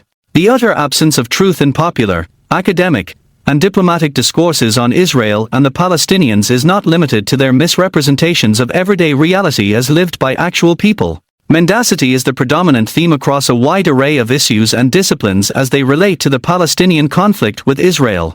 This chapter and the next will deal with two such disciplines. This chapter will consider the international legal basis for Israel's claim to sovereignty in Judea and Samaria. The next will consider Israel's national rights to sovereignty over Judea and Samaria. Legal rights are the rights to sovereignty that a state holds under international law. National rights are the basis for legal rights. They consist of a nation's historical and political ties to its sovereign land. Israel's legal claim to sovereignty over Judea and Samaria is grounded in international law, through treaties and legal precedents, and is far stronger than the Palestinian claim to sovereignty over these areas. Yet this right has been systematically ignored, denied, and drowned in an ocean of lies and distortions about the nature of international law itself and about Israel's basic rights as a sovereign state. This distortion and denial are not accidental developments. As we have already seen, Israel has been the target of a long-standing international campaign to delegitimize its right to exist. As we saw in Chapter 4, the campaign, now nearly 50 years old, was spearheaded by the Soviet Union in 1965.4. 2 years before the Six-Day War, the Soviet delegation to the United Nations began calling Zionism, the Jewish National Liberation Movement, a form of racism, calling into question Israel's very right to exist. 5. Dr. May Rosen, who served as Israel's consul to New York during these proceedings, said, that forgotten episode ironically had a serious impact on the subsequent evolution of world opinion on international law regarding Israel and Zionism. 6. Rosen explained that the Soviet maneuver paved the way for the November 10, 1975, passage of UN General Assembly Resolution 3379, which equated Zionism with racism. This early initiative from the Soviets demonstrates that the campaign to demonize and delegitimize Israel is not primarily about seeking to reform or to end Israeli control of lands it took control of during the 1967 Six-Day War. Rather, its aim is to delegitimize the Jewish state, period. The 1975 UN General Assembly resolution was repealed in 1991, but its influence did not wane thereafter. It set the precedent under which the Jewish state was subjected to a standard of behavior that was not applied to any other state, under which Israel, surrounded by enemies that sought its destruction and the massacre of its citizens, was always in the wrong. A decade after Resolution 3379's official repeal, it became the basis for a renewed international campaign to demonize, criminalize, and dehumanize Israel in order to pave the way for its national destruction. As we have seen, immediately after Yasser Arafat rejected Israel's offer of peace and Palestinian statehood at the Camp David summit in July 2000, he and his deputies began planning the Palestinian terror war against Israel, which began later that year. 7. The Palestinians launched their terror war on September 28, 2000. The onslaught directed all manner of mass murder principally against Israeli civilians, who comprised more than 70% of the Israeli casualties. The Palestinian terrorist attacks ran the gamut from roadside bombs, to shooting ambushes along highways, to suicide bombings, to kidnap, torture, murder, and the mutilation of corpses. By September 2001, 170 Israelis had been killed and more than 1,000 wounded in the attacks. 8. And in that month, the Palestinians received the good housekeeping seal of approval from the UN and the international human rights community. The UN World Conference Against Racism, Racial Discrimination, Xenophobia, and Related Intolerance was convened from August 31 to September 8 in Durban, South Africa. At the conference, the Palestinians took center stage as the greatest victims of racism and state terror in the world, and Israel alone was labeled as a racist and therefore criminal state. The conference took place at two separate, parallel forums, one for state governments and one for non-governmental organizations. And for both forums the foundational text was the repealed UN General Assembly Resolution 3379 that labeled Zionism as a form of racism. In the weeks leading up to the conference, Palestinian terrorist attacks at a crowded restaurant in Jerusalem, at a junction near Netanya, at a train station in Naharia, and near a hospital in Jerusalem had produced more than 100 Jewish Israeli civilian casualties. But the NGO Forum's final resolution ignored Palestinian terrorist attacks on Israelis. Instead, it alleged falsely, the targeted victims of Israel's brand of apartheid and ethnic cleansing methods have been in particular children, women, and refugees. It defamed Israel as a racist apartheid state, and guilty of genocide, called for an end to its racist crimes against Palestinians, and endorsed an international war crimes tribunal that would try Israeli citizens. 9. The NGO Forum's final resolution also set out a policy of complete and total isolation of Israel as an apartheid state, which included the imposition of mandatory and comprehensive sanctions and embargoes, the full cessation of all links, diplomatic, economic, social, aid, military cooperation and training, between all states and Israel. 10. Thus, as Gerald Steinberg noted, the Durban Conference provided the strategy for the ensuing NGO-led political war against Israel, using the weapons derived from the rhetoric of human rights and international law, and conducted via the UN, the media, churches, and university campuses. 11. The campaign to delegitimize Israel is not the subject of this book. However, it is important to note that since the Durban Conference, political warfare has been waged against Israel to a massive degree. Every year Israel is condemned in hundreds of UN resolutions. Anti-Israel divestment campaigns have been carried out on university campuses in the United States, in Canada, and throughout Europe. Britain's University Teachers Union voted to boycott Israeli universities. Israeli students have been denied admission to British universities due to their nationality. Israeli stores have been picketed and forced to close. Performances by Israeli theater groups, dance troupes, and orchestras in Europe have been cancelled, picketed, and interrupted. The success of the movement to delegitimize the Jewish state tells us much about the temperament of the Western world today. But it tells us nothing about the merits of the arguments and claims that are being launched against Israel by the Palestinians and their Western supporters. Specifically, it tells us nothing about Israel's sovereign rights to Judea and Samaria under international law. What is international law? To understand the determinative nature of Israel's sovereign rights over Judea and Samaria under international law, it is first necessary to understand what international law is, and what it is not. International law is a set of rules that are generally accepted as binding in relations between states. But international law is unlike most other law. Usually when we think of law, we think of a lawmaker issuing instructions that citizens must follow. But international law is based on consent.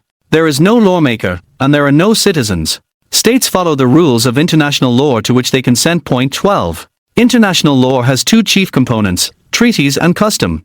Treaties may be bilateral, such as the treaties of peace between Israel and Egypt and between Israel and Jordan. And treaties may be international conventions, like the 1949 Geneva Conventions, which codify parts of the laws of war, and the 1948 International Convention for the Prevention and Punishment of Genocide. Finally, treaties may be multilateral, like the NATO Treaty. Some treaties, like the UN Charter and the League of Nations Covenant, created international institutions. But while the treaties are binding under international law for the consenting parties, the institutions created by the treaties cannot make new law.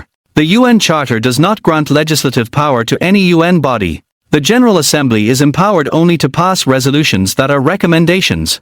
The Security Council has the power to pass binding resolutions, but exercise of that power is limited to situations that are considered threats to peace, breaches of peace, and acts of aggression against UN member states. Point 13. In the days before the United Nations, the League of Nations was a similar institution with similarly limited powers. Point 14. Treaties, then, do not carry the same weight as legislation. States have to obey only the treaties to which they are parties. If a state is not a party to a treaty, it does not have to follow the treaty's rules. No consent, no law. Custom, as a component of international law, is different. It results from a general and consistent practice of states followed by them from a sense of legal obligation. 15. International law requires states to follow customary law even when the states have not explicitly consented to the custom. However, customary law is also based on implied consent. A state that persistently objects to an international custom is not bound by that custom. Identifying custom is not easy since by its nature, custom is not written down. Sometimes, however, treaties can be used to help figure out custom. Sometimes law develops as custom and is then summarized in treaties. This was the case with some of the rules of war codified in the Geneva Conventions. At other times law develops in treaties but spreads to become customary. For instance, many of the laws of war stated in the 1907 Hague Convention are now considered customary. Point 16. The international laws of sovereignty are not set down in any treaty, they are solely a matter of customary law. It is by these ill-defined customary laws that we must judge Israeli and Palestinian claims on the land of Israel. International law and the modern Middle East. For the first time for centuries, determining sovereignty for Judea and Samaria, and indeed for the lands of the Levant in general, became a legal issue in 1917, when the Ottoman Empire was poised to disintegrate as a consequence of World War I. The Ottoman Turks were arguably the biggest losers of World War I. The Allied victory in the war brought about the demise of the Ottoman Empire, which for the previous 400 years had been the imperial sovereign of much of the Middle East. Its successor, the Republic of Turkey, surrendered all claims to the territories that had been controlled by the defunct empire. In the aftermath of the war, the new League of Nations was empowered to determine the fate of these lands, which included present-day Iraq, Syria, Lebanon, Israel, Jordan, Gaza, and Judea and Samaria. Point 17. The spirit of the times eschewed colonies and championed national self-determination. Accordingly, the victorious Allied powers agreed to allow the conquered territories eventually to become independent states. In the meantime, the Allied states created a new legal form of sovereignty, called a mandate, to be overseen by the League of Nations. Point 18. The Allied states agreed to let the League of Nations assign mandates and define their terms. The League transferred control of present-day Iraq to the British, in what was called the British Mandate for Mesopotamia. It transferred control of present-day Syria and Lebanon to France, in what became known as the French Mandate for Syria and the Lebanon. And it transferred control of present-day Israel, Gaza, Judea, Samaria, and Jordan to the British, in what became known as the British Mandate for Palestine.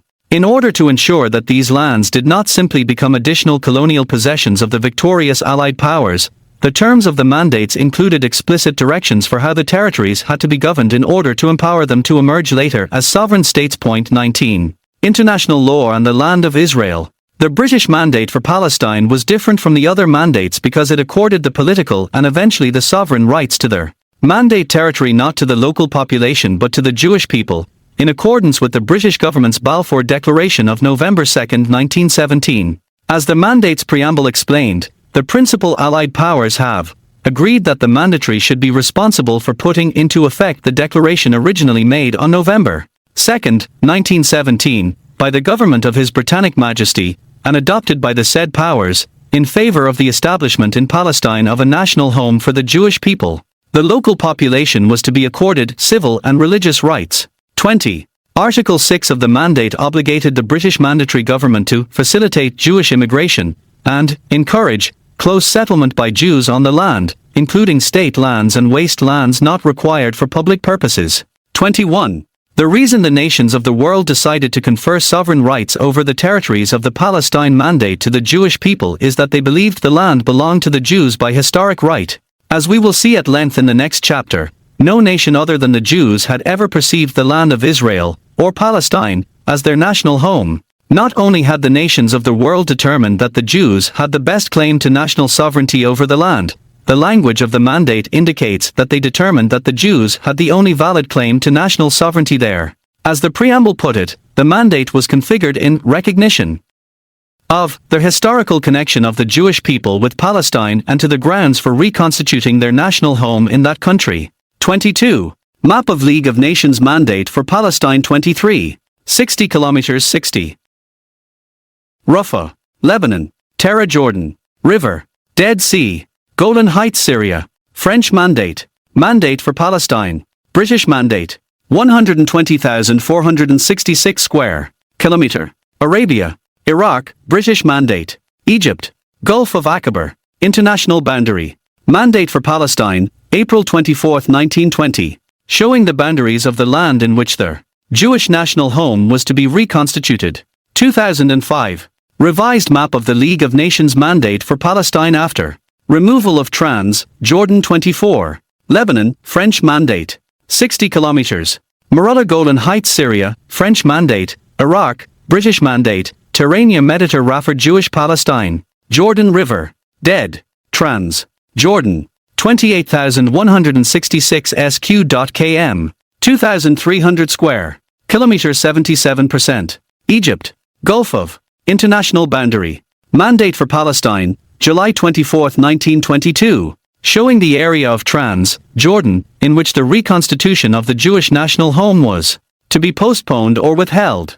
The territory of Jewish Palestine has been reduced by 77% of the original mandate. 200. The only exit clause within the mandate regarded present-day Jordan, that is, the area east of the Jordan River. Article 25 of the mandate permitted the British to separate the territories lying between the Jordan and the eastern boundary of Palestine. There, the mandatory shall be entitled, with the consent of the Council of the League of Nations, to postpone or withhold application of such provisions of this mandate as he may consider inapplicable to the existing local conditions. 25. Armed with this exit clause, the British immediately separated and created Jordan out of this area, which comprised 77% of the territory of the mandate. The British obligation to cultivate the remaining 23% of the land, present-day Israel, Gaza, Judea, and Samaria, as a Jewish commonwealth remained binding, see map.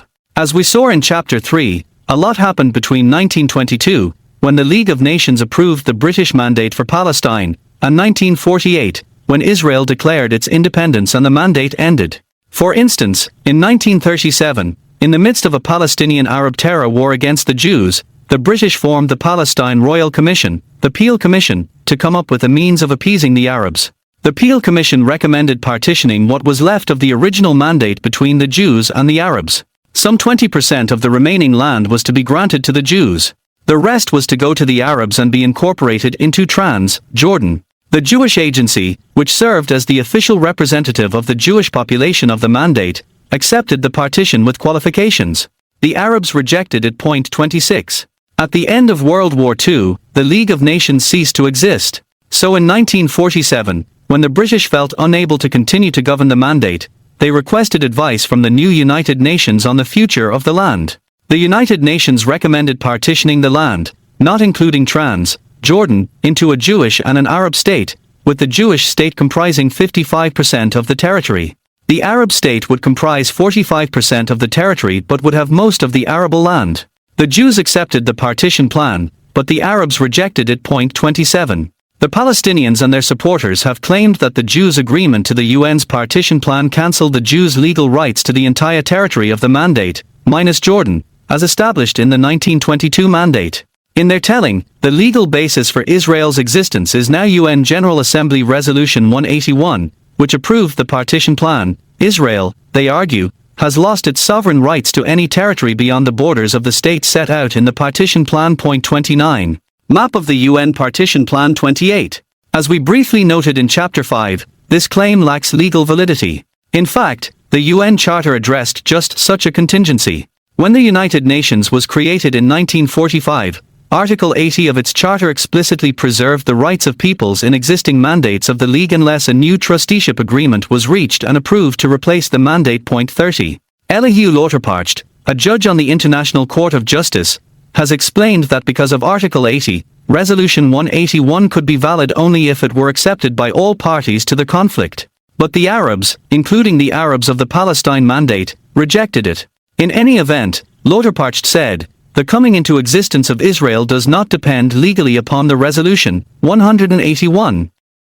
The right of a state to exist flows from its factual existence, especially when that existence is prolonged, shows every sign of continuance and is recognized by the generality of nations. 31. Amplifying Lauterpacht's position. In 1981, the legal scholar Julius Stone wrote, "The state of Israel is not legally derived from the partition plan, but rests, as do most other states in the world, on assertion of independence by its people and government, on the vindication of that independence by arms against assault by other states and on the establishment of orderly government within territory under its stable control." 32.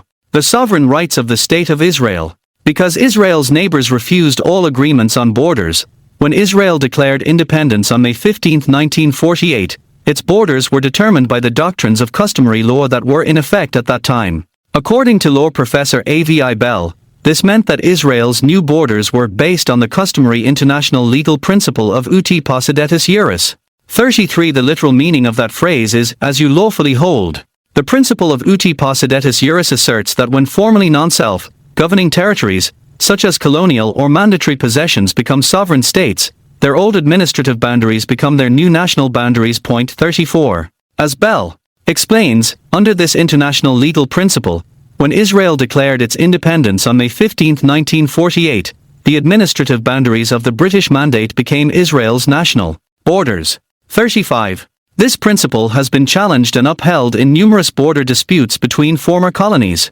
For instance, the disputed border between Rwanda and Burundi, both former Belgian colonies, was settled on the basis of this principle. In 1986, the International Court of Justice adjudicated the border dispute between Burkina Faso and Mali on the basis of their administrative borders. The court explained its decision on the grounds that uti possidetis juris was a binding principle of customary international law. Point 36. In the court's words, He chamber cannot disregard the principle of uti possidetis juris. He principle is not a special rule which pertains solely to one specific system of international law. It is a general principle, which is logically connected with the phenomenon of the obtaining of independence, wherever it occurs.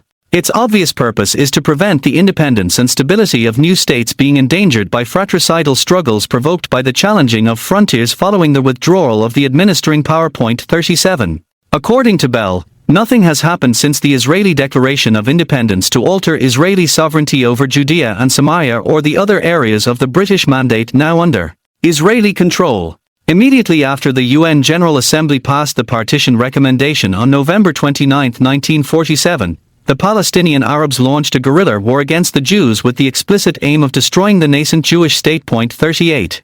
And after Israel declared independence on May 15, 1948, the armies of Jordan, Syria, Lebanon, Iraq, and Egypt invaded the new state with the same explicit aim. Point 39. In 1949, after successfully fending off the invading Arab militaries, Israel signed a series of armistice agreements with all four bordering Arab states, Lebanon, Syria, Jordan, and Egypt. These agreements established cease-fire lines that the media and most of the international diplomatic community have misleadingly called the 1967 borders. Those cease-fire lines did not demarcate political borders. They were simply the points to which Israel had been able to beat back the pan-Arab invasion. Indeed, this distinction was explicitly stated in all the armistice agreements.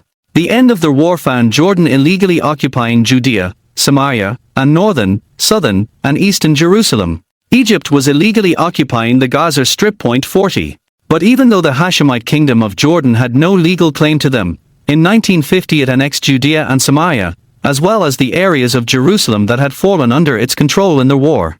Jordan's illegal occupation and annexation of the areas as part of an illegal war of aggression had no impact whatsoever on the rights of Israel, the legitimate sovereign and the victim of aggression to sovereignty. In the event, Jordan's 1950 annexation of Judea and Samaria, which it renamed the West Bank, and Eastern Jerusalem was recognized only by Britain. 41. As it happened, the Arab states' repeated aggressions against Israel have provided Israel with yet another legal basis for claiming sovereignty over Judea and Samaria. In 1967 Israel captured Judea and Samaria, together with East Jerusalem and other territories, in a defensive war.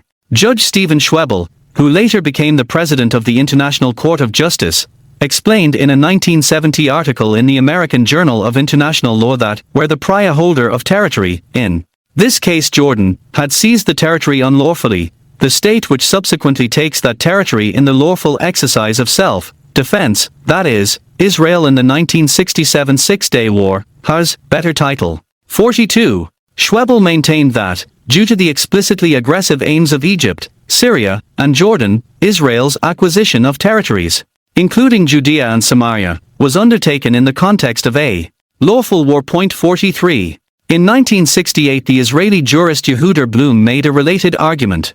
In a much-cited article, published in Israel Law Review, Blum explained that disputes over sovereign claims do not occur in a vacuum. The question is not which of the disputing parties has the perfect claim to sovereignty, but which has the better claim for sovereignty. He ignored the question of Israel's sovereign rights to the areas under the mandate and simply addressed the question of its legal rights in light of its takeover of the areas in the course of a defensive war. 44. In light of Jordan's weak case for sovereignty, and the fact that there was never a Palestinian Arab state to claim sovereignty under international law, Blum concluded that Israel holds the most credible claim to sovereignty over Judea and Samaria. In his words, the legal standing of Israel in the territories in question is thus that of a state which is lawfully in control of territory in respect of which no other states can show better title. 45. Moreover, since in the present view no state can make out a legal claim that is equal to that of Israel, Blum added, this relative superiority of Israel may be sufficient, under international law, to make Israeli possession of Judea and Samaria virtually indistinguishable from absolute title. 46. The Palestinians' dubious claims to sovereign rights. The Palestinians base their claim to sovereignty on various arguments, aside from their repetitious and invalid claims based on non-binding UN General Assembly resolutions and non-binding legal opinions. Among these arguments is the assertion that Israel, through its peace offers to the Palestinians in 2000 and in 2008, effectively abrogated its right to sovereignty over Judea and Samaria. 47. Like their claim regarding the Peel Partition Plan and the UN Partition Plan, this claim would have weight if the Palestinians had accepted Israel's 2000 and 2008 offers. But since the Palestinians rejected the offers, these claims are rendered null and void. 48. The Palestinians also argue that they are a people living in a non-self-governing territory, and as such, they have a right to self-determination. As Bell explains, this claim is disputable at best. First of all, the Palestinians have been exercising self-rule over these areas since 1994 through the Palestinian Authority. Second, the territory was already allocated by the 1922 mandate for the self-determination of the Jewish people. Perhaps for these reasons, the United Nations does not recognize the Palestinians as living in a non-self-governing territory. 49. Beyond all these factors, the major problem with this claim is that the right to self-determination does not equal a right to territorial sovereignty. 50. International law permits self-determination claims to be satisfied by incorporation into the ruling state, by sovereign independence, or by anything in between. Israel, to abide by its obligation to respect the self-determination rights of the Palestinians, is required to undertake good faith negotiations with the Palestinians in a bid to satisfy their self-determination rights. 51. It is an indisputable fact that Israel's attempts to reach a peace settlement with the Palestinians over the past 20 years constitute good faith efforts to satisfy the Palestinians' self-determination rights, and so Israel has fulfilled its obligation in this sphere. 52. As Bell notes, a legal precedent for recognizing that a right of self-determination does not necessitate a right to sovereignty was created by the Canadian Supreme Court. In its 1998 ruling on Quebec's right to secede from Canada, the court determined that under international law, the right of self-determination does not trump a state's right to sovereignty. 53. By virtue of its sovereign rights since independence, its capture of the territory in a defensive war, and the limited nature of the right of self-determination, the Palestinians' strongest claim to sovereignty. Israel's legal claim to sovereign rights over Judea and Samaria is clearly stronger than that of the Palestinians. Despite the propaganda claims of Israel's detractors, there is no international legal obstacle to the application of Israeli sovereignty to Judea and Samaria. Israel, far from being a foreign occupier of Palestinian lands, is the legitimate sovereign. Chapter 13. The indigenous people, not colonial usurpers. In June 2012, the New York Times published an article about a Palestinian village south of Jerusalem called Batir, which hopes to be recognized as a World Heritage Site by UNESCO, the UN's educational, scientific and cultural organization. Batir bases its bid on its ancient irrigation system and terraced agriculture.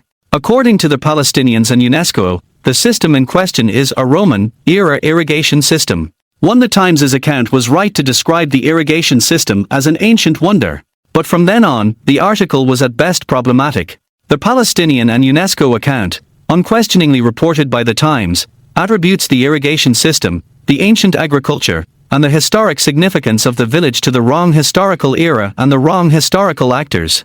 Batir is the Arabiized name of the ancient Jewish town of Beitar.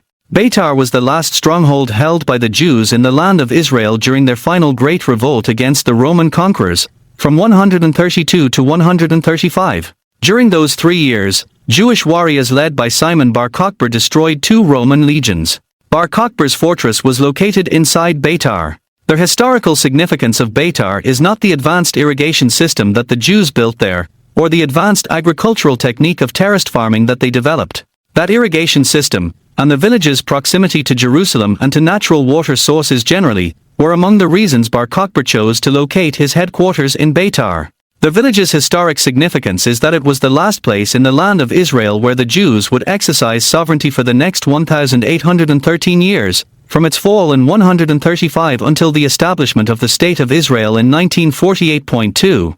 Beitar is also popularly known as Khirbat ul-Yarhud, or the Jewish ruin. 3 After finally defeating Bar Kokhba's forces, according to Josephus, the vengeful Roman forces killed 1.1 million Jews in the land of Israel. An additional 97,000 were taken prisoner. 4. In light of the Romans' genocide of Jewry, the Talmud claimed that the source of the village's fertility was not the irrigation system but something else. In the rabbis' telling, for 7 years, after the fall of Beitar, the Gentiles fertilized their vineyards with the blood of Israel without using manure. 5. It is not surprising that UNESCO would collude with the Palestinian Authority to expropriate Jewish history in the land of Israel for the Palestinians. In October 2012, UNESCO condemned Israel for designating Rachel's tomb in Bethlehem and the Patriarch's tomb in Hebron as national heritage sites. Instead, UNESCO declared that the tombs of the biblical Jewish patriarchs and matriarchs were mosques. Israeli Prime Minister Benjamin Netanyahu harshly condemned the UN agency, saying, "The attempt to separate the nation of Israel from its cultural heritage is absurd." His office's formal condemnation read, "It is unfortunate that an organization that was established with the goal of promoting the cultural preservation of historical sites around the world is attempting due to political reasons to uproot the connection between the nation of Israel and its cultural heritage." 6. UNESCO, the only UN agency that accepts Palestine as a member state even though no such state exists. 7. Does not limit its cultural assault on Jews to Israel alone. It is active in a campaign to appropriate Jewish history as a whole to Islam. For instance, in a report issued in 2006, the agency said the greatest Jewish theologian in history, Rabbi Moses Maimonides, the Rambam, was a Muslim. And in 2009 the agency labeled Jerusalem as a capital of Arab culture. 8. UNESCO does not operate alone in this campaign. In March 2011 Turkish Prime Minister Recep Tayyip Erdogan told a Saudi newspaper that the Temple Mount in Jerusalem, the Cave of the Patriarchs, and Rachel's tomb were not and never will be Jewish sites, but Islamic sites. 10. Erdogan's statement is no different from those made repeatedly by Palestinian leaders, who act in accordance with the PLO Charter's provision, which states, claims of historical or religious ties of Jews with Palestine are incompatible with the facts of history and the true conception of what constitutes statehood. Judaism, being a religion, is not an independent nationality. Nor do Jews constitute a single nation with an identity of its own, they are citizens of the states to which they belong. 11. Palestinian Media Watch, PMW, is an Israeli NGO that reports on the official PA media. Its reports have formed the basis of US congressional and EU probes of Palestinian incitement against Israel. PMW has documented that the Palestinian Authority's denial of Jewish history and of the Jewish connection to the land of Israel began with its establishment in 1994. So too PMW has documented how the Palestinians have systematically fabricated history in order to appropriate Jewish history to themselves. Among other things, they have claimed that Jesus was a Palestinian Muslim, and that the Jebusites, Canaanites, Philistines, and Jews of the Bible were Arabs, Palestinians, and Muslims, even though the final books of the Bible were written nearly 1,000 years before the creation of Islam. At a 1998 academic conference organized by the Palestinian Authority, PMW reports, Palestinian academics openly admitted that the goal of rewriting history is to deny all Jewish political rights to Israel, and to appropriate Jewish history to the Palestinians. Point 12. The official PA newspaper Al-Ayam reported on December 4, 1998, that Dr. Yusuf Al-Zamali, chairman of the history department at Khan Yunis Educational College, called on all universities and colleges to write the history of Palestine and to guard it, and not to enable their foreign implants and enemies to distort it or to legitimize the existence of Jews on this land. History lecturer Abu Omar clarified that there is no connection between the ancient generation of Jews and the new generation.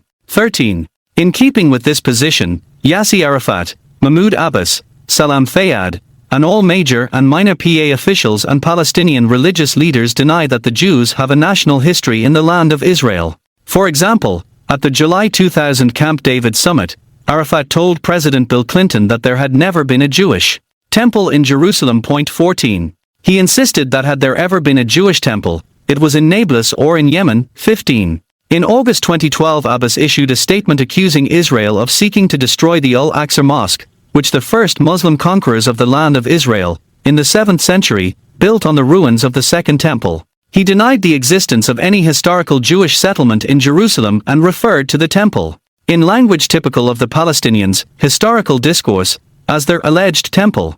In the same statement, Abbas threatened Israel with eternal war if it did not remove its Jewish citizens and surrender its sovereignty over Jerusalem. There will be no peace or stability, he said, before our beloved city and eternal capital is liberated from occupation and settlement.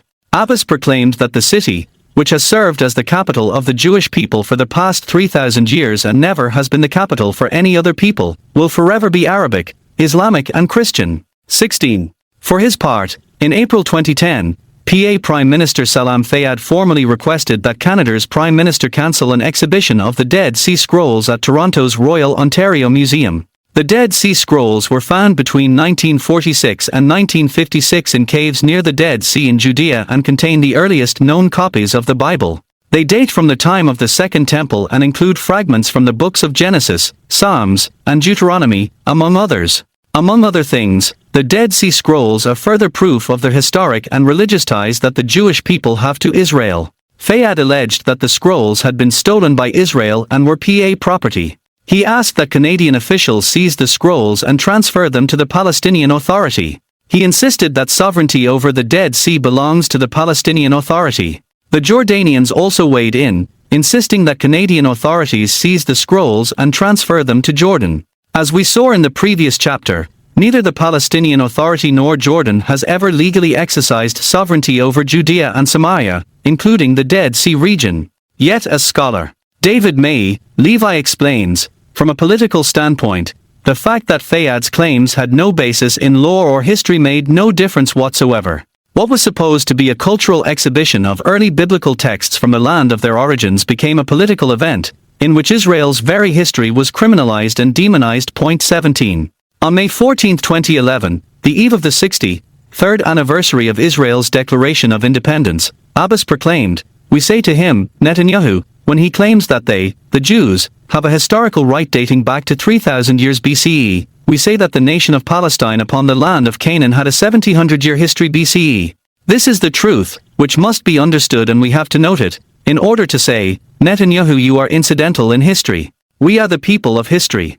18. Like his claim that Jerusalem is the eternal capital of the Palestinian people, Abbas's statement is a clear example of the Palestinians' shameless denial of historical fact. The Arabs never attributed religious or political significance to Jerusalem until the Jews reasserted sovereignty over the city in 1967.19. It is easy to understand why the Palestinians believe it is imperative that they deny Jewish history. If they acknowledge the validity of the region's Jewish roots, they will be forced to recognize that the Jews rather than the Palestinian Arabs are the indigenous people of the land. This state of affairs is so obvious that even the PLO has admitted it. In January 2011, Al Jazeera and The Guardian published what they referred to as the Palestine Papers. The papers, leaked to Al Jazeera, were in large part written by the Palestinian Negotiations Support Unit, NSU. The NSU is the PA department responsible for packaging and marketing the Palestinians' negotiating positions. The leaked papers included thousands of documents. One of the leaked documents was titled, Strategy and Talking Points for Responding to the Precondition of Recognizing Israel as a Jewish State. In the document, the NSU explained that Palestinian negotiators must never recognize Israel's right to exist as the Jewish state. It instructed Palestinian negotiators to limit their recognition to the fact of Israel's existence as a sovereign state. In an appendix, the NSU explained why the Palestinians must never extend any recognition to Israel's Jewish identity. Recognizing Israel as a Jewish state, particularly in advance of agreeing to the final border between Israel and Palestine, could also strengthen Israel's claims of sovereignty over all of historic Palestine, including the OPT, occupied Palestinian territory. Recognizing the Jewish state implies recognition of a Jewish people and recognition of its right to self-determination. Those who assert this right also assert that the territory historically associated with this right of self-determination, i.e., the self-determination unit, is all of historic Palestine. Therefore, recognition of the Jewish people and their right of self-determination may lend credence to the Jewish people's claim to all of historic Palestine. 20. So for the Palestinians, even the most basic recognition of reality, that Israel is a Jewish state, threatens their entire edifice of lies. One must refuse to recognize the existence of the Jewish people, they say, for once you recognize the Jewish people, you necessarily recognize their history, which in turn requires you to recognize that the Jews are the only nation that has ever claimed the land of Israel as its homeland, and the only people that has ever claimed Jerusalem as its capital.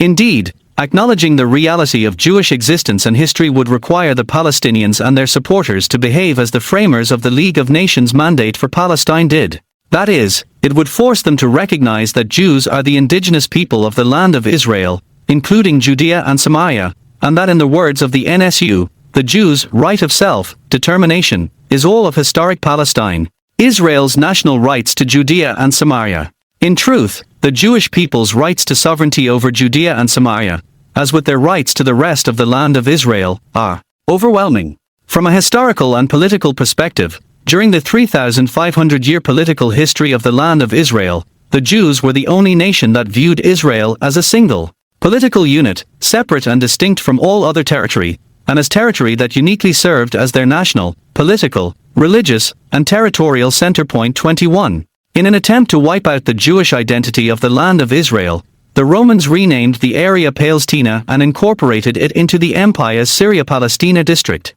The name Palestina was chosen because it connected the identity of the land to the ancient Philistines, who had ceased to exist hundreds of years before the Roman conquest. 22. The Romans also changed the name of Jerusalem to Iolana Capitolina and barred Jews from entering the newly pagan city. Until Jordan's illegal occupation and annexation of Judea and Samaria in 1949 and 1950, the areas had never been governed or viewed as a geographical unit separate from the rest of the land of Israel. They were known by their historic Jewish names, Judea and Samaria. The UN, for instance, referred to the area as Samaria and Judea in its 1947 partition resolution. 23. Judea and Samaria came to be viewed as a distinct geographical unit only when the Jordanians instigated their occupation of the areas. They invented the term West Bank in order to ground their claim to sovereignty on an intuited but non-existent political link between the west bank of the Jordan River and the east bank of the river, which was Jordan. The Christians, who ruled the land under the Byzantines from 324 to 624, and again under the Crusaders from 1099 to 1291, did view the area as a standalone territory, rather than as a section of a larger territorial unit. But the Holy Land was never considered the political center of Christendom. The political centers of Christendom were in Rome and Constantinople. During the Crusader period, Jerusalem was but one administrative center, along with Ansh, Caesarea, and Damascus. 24. Later the forces of Islam would rule the land under three separate regimes. The Arabs ruled the land from 624 to 1099, the Mamluks ruled from 1291 to 1517, and the Ottoman Turks ruled from 1517 to 1917. During the millennium of Islamic rule, the land of Israel was never considered a unique geographical unit. Under all three regimes, the land of Israel was ruled from Damascus and was seen as a part of a larger territorial unit that spanned the Levant. 25. Although the League of Nations mandate referred to the land of Israel as Palestine, the League was clear that the name held no political significance.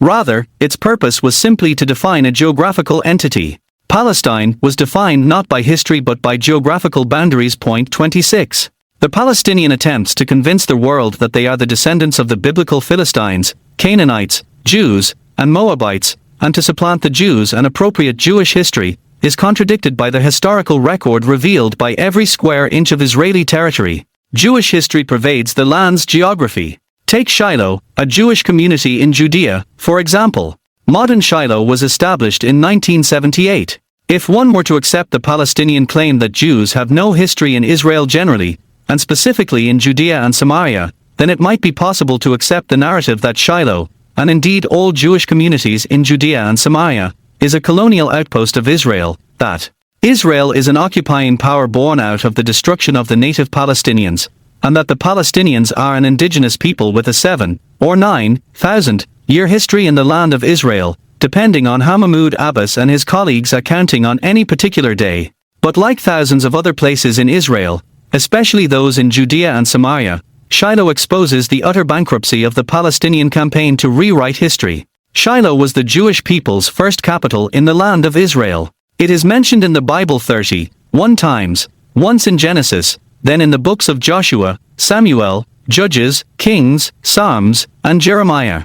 Shiloh is where Joshua divided the land among the 12 tribes of Israel. 27. It is where he apportioned the cities for the Levites. 28 and where he mobilized the armies of Israel. 29. The tabernacle was erected in Shiloh. 30. For hundreds of years, before King David conquered Jerusalem and his son Solomon built the first temple, Shiloh was the home of the Ark of the Covenant.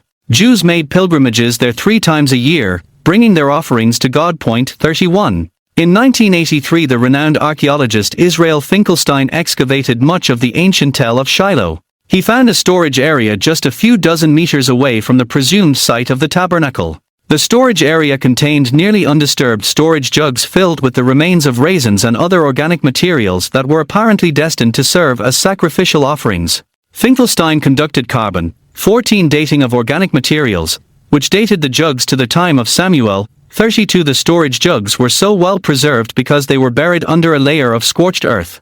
According to Finkelstein, carbon-14 dating of scorched grains found at the site indicated that the fire took place around the year 1050 BCE, 33, a time in which the Bible tells of the Jews' defeat in a war with the Philistines. During the war, the Philistines seized the Ark of the Covenant, which contained the 10 Commandments. 34. In late 2012 archaeologists unearthed a pitcher in the level of ashes. The pitcher was also found to date from 1050 BCE, and so it strengthened the assessment that the biblical account of the battle, and the assumption that Shiloh was destroyed in the war, are accurate. 35. Both the archaeological remains and the Bible indicate that Jews resettled Shiloh soon after the war with the Philistines. Although it lost its distinction as the seat of the tabernacle and of government, in 1050 BCE, Shiloh remained a major Jewish town for the next 1100 years.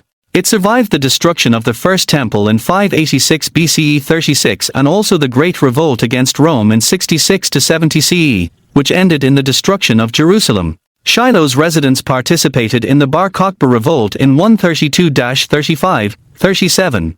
The Jews of Shiloh, like the Jews of the surrounding towns, were murdered by the Roman legions following Bar Kokhba's defeat. 38. Like its surrounding communities of Beit El, Levona, Eli, and Ophrah, among dozens of others, Shiloh's reconstitution after the 1967 Six-Day War was a fulfillment of the mandate for Palestine. Palestinian theft of Jewish artifacts.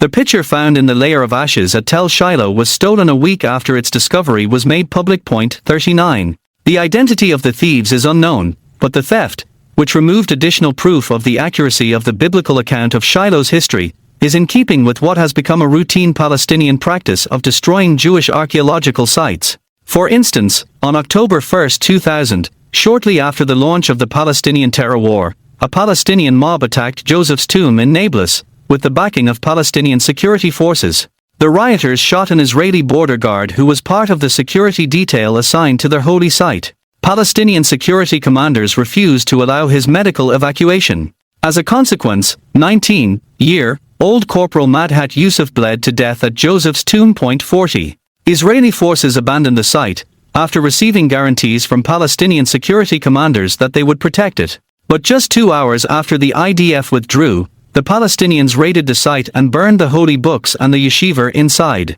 3 days later the Palestinians repainted the domed roof of the tomb green as they prepared to transform it into a mosque. 41. The site that has suffered the most from the Palestinian campaign of cultural and historic theft has been the Temple Mount. Following the 1967 Six-Day War, in an act of unprecedented national self-abnegation, Israeli authorities allowed the Islamic Religious Trust or WAC to retain control of the Temple Mount, which the IDF had just liberated from Jordanian occupation forces. 42.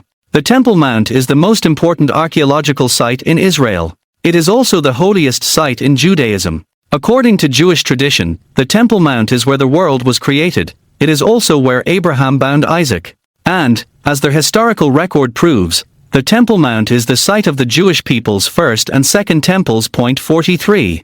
Since 1967, the WAC has repeatedly carried out unauthorized construction activities beneath the Temple Mount, in a bid to transform the cavernous area into a massive mosque. These unauthorized building activities have caused immense destruction of antiquities, including sacred articles as well as prosaic ones from the First and Second Temple periods and from the Byzantine period as well. 44. According to Dr. Mordecai Kedah, an Arab studies expert from Bar Ilan University, these actions, by the WAC, are being carried out in the context of a practice known in Arabic as tamzul, mar alam, an expression that means erasing the signs in the sense of destroying the relics of all cultures that preceded Islam. 45. Beginning in 1995, the WAC embarked on what became a 4-year undertaking, coordinated with the Hamas-aligned Israeli Islamic movement, to destroy the archaeological remains of the Jewish temples. Over that period, the WAC removed some 300 truckloads, or 10,000 tons of earth filled with priceless artifacts. It unloaded the earth at the municipal garbage dump in the Kidron Valley and in other locations outside the Old City. 46.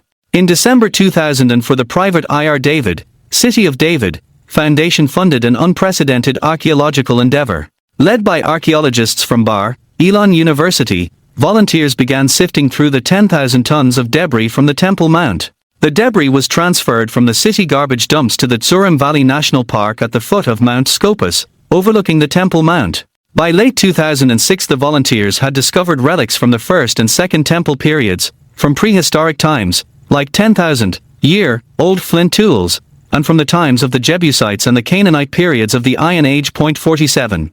Had it not been for the financial assistance of international donors and the labors of regular Israelis from all walks of life who volunteered to sift through the rubble by hand, these relics would have been lost forever. The Palestinian campaign against Jerusalem is unquestionably the most offensive example of their ill intentions toward Israel and their Jewish people. The destruction of the Temple Mount is a cultural crime certainly no less damaging than the Taliban's destruction of the ancient Buddhist Bamyan statues in Afghanistan in March 2001. 48. And yet while UNESCO, like much of the rest of the world, united in condemning the Taliban, UNESCO has joined the Palestinians and the wider Islamic world in their campaign to erase the Jewish history of Jerusalem. But these efforts are doomed to fail. On an almost daily basis, new historical evidence of the historical centrality of Jerusalem to the Jews, and of the Jews to Jerusalem, is uncovered. For instance, in December 2010, archaeologists discovered a drainage canal beneath an ancient street linking the original city of Jerusalem, David's city, and the Temple Mount. The ancient street has been only partially excavated. By excavating the sewer, archaeologists were able to ascertain with certainty the path of the road above. As Ronnie Wright from the Israel Antiquities Authority explained to Fox News, the channel and the street reaffirm the existence of Jewish life of the Jewish city, of the temple city of 2000 years ago. The archaeologists also found evidence that the Sor was used as an escape route for Jews fleeing the Roman army that overran the city in 70 CE.49. Among other artifacts found at the site were the remains of food eaten by Jews hiding from the Romans in the Suez Canal. 50. The history of Jewish settlement in Israel. Just as thousands of Jews have volunteered their time to sift through the rubble of the Temple Mount to preserve what otherwise would have been destroyed by the Wak, so during the 1800 years between their destruction of the Second Temple and the Second Jewish Commonwealth and the establishment of the State of Israel, Jews have tenaciously maintained a presence in Israel, often in the face of massive hardship and persecution.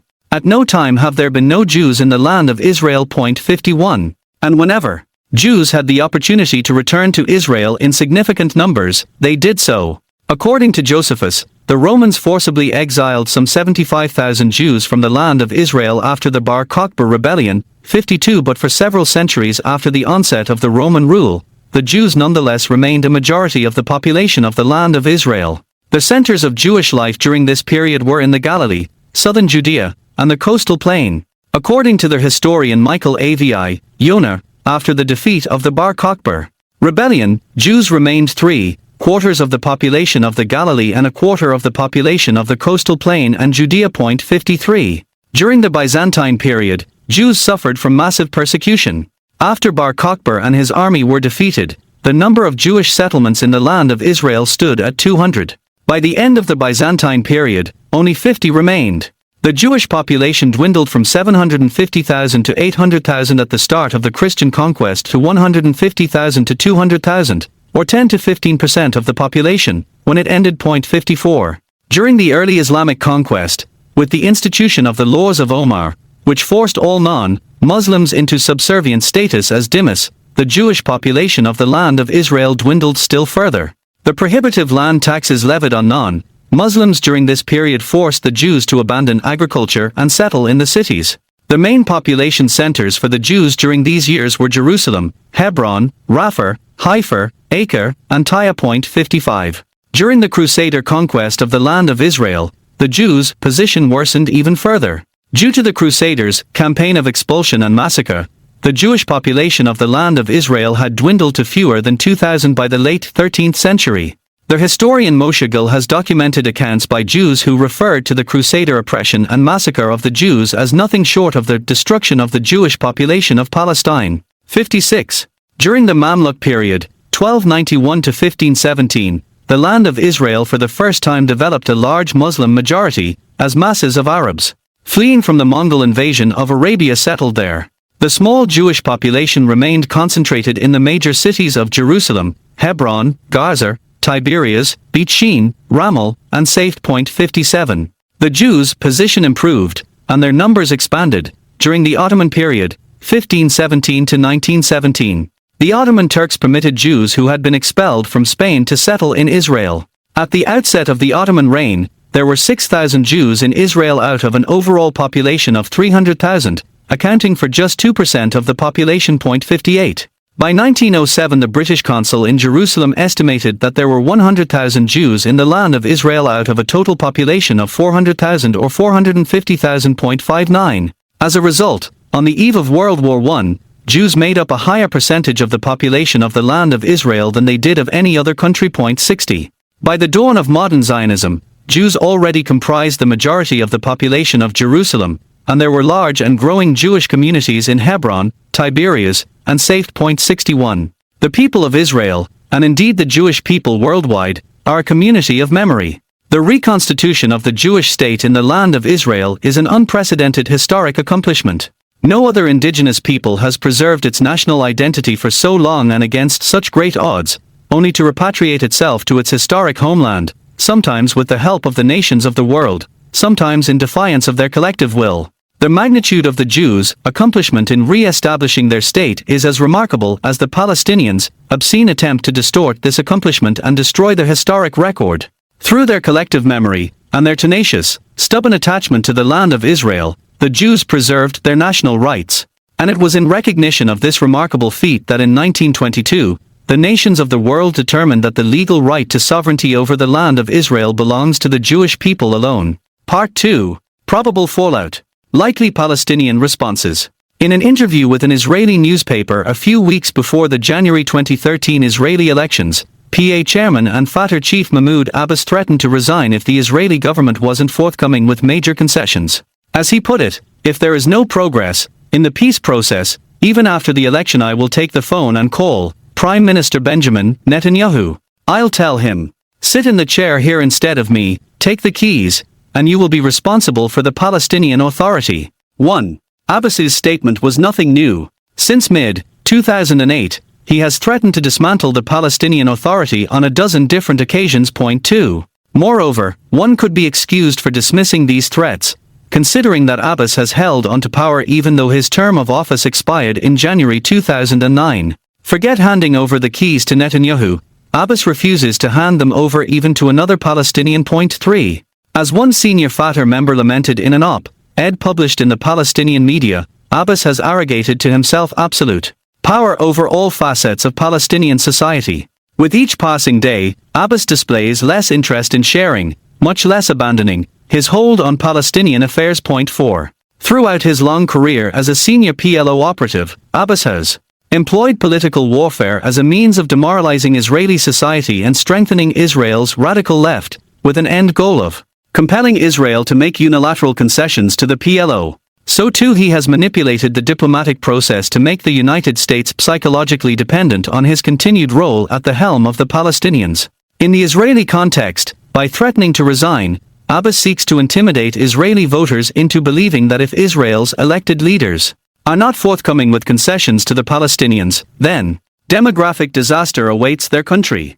As we saw in Chapter 9, the Israeli left has accepted the Palestinian Authority's false population count, which has led them to insist that Israel's only salvation is the PLO, led by Mahmoud Abbas. In the Western context, as we have seen, the US bases its commitment to Palestinian statehood on its faith in Abbas and before Abbas fired him, Salam Fayyad, as reformers and moderates.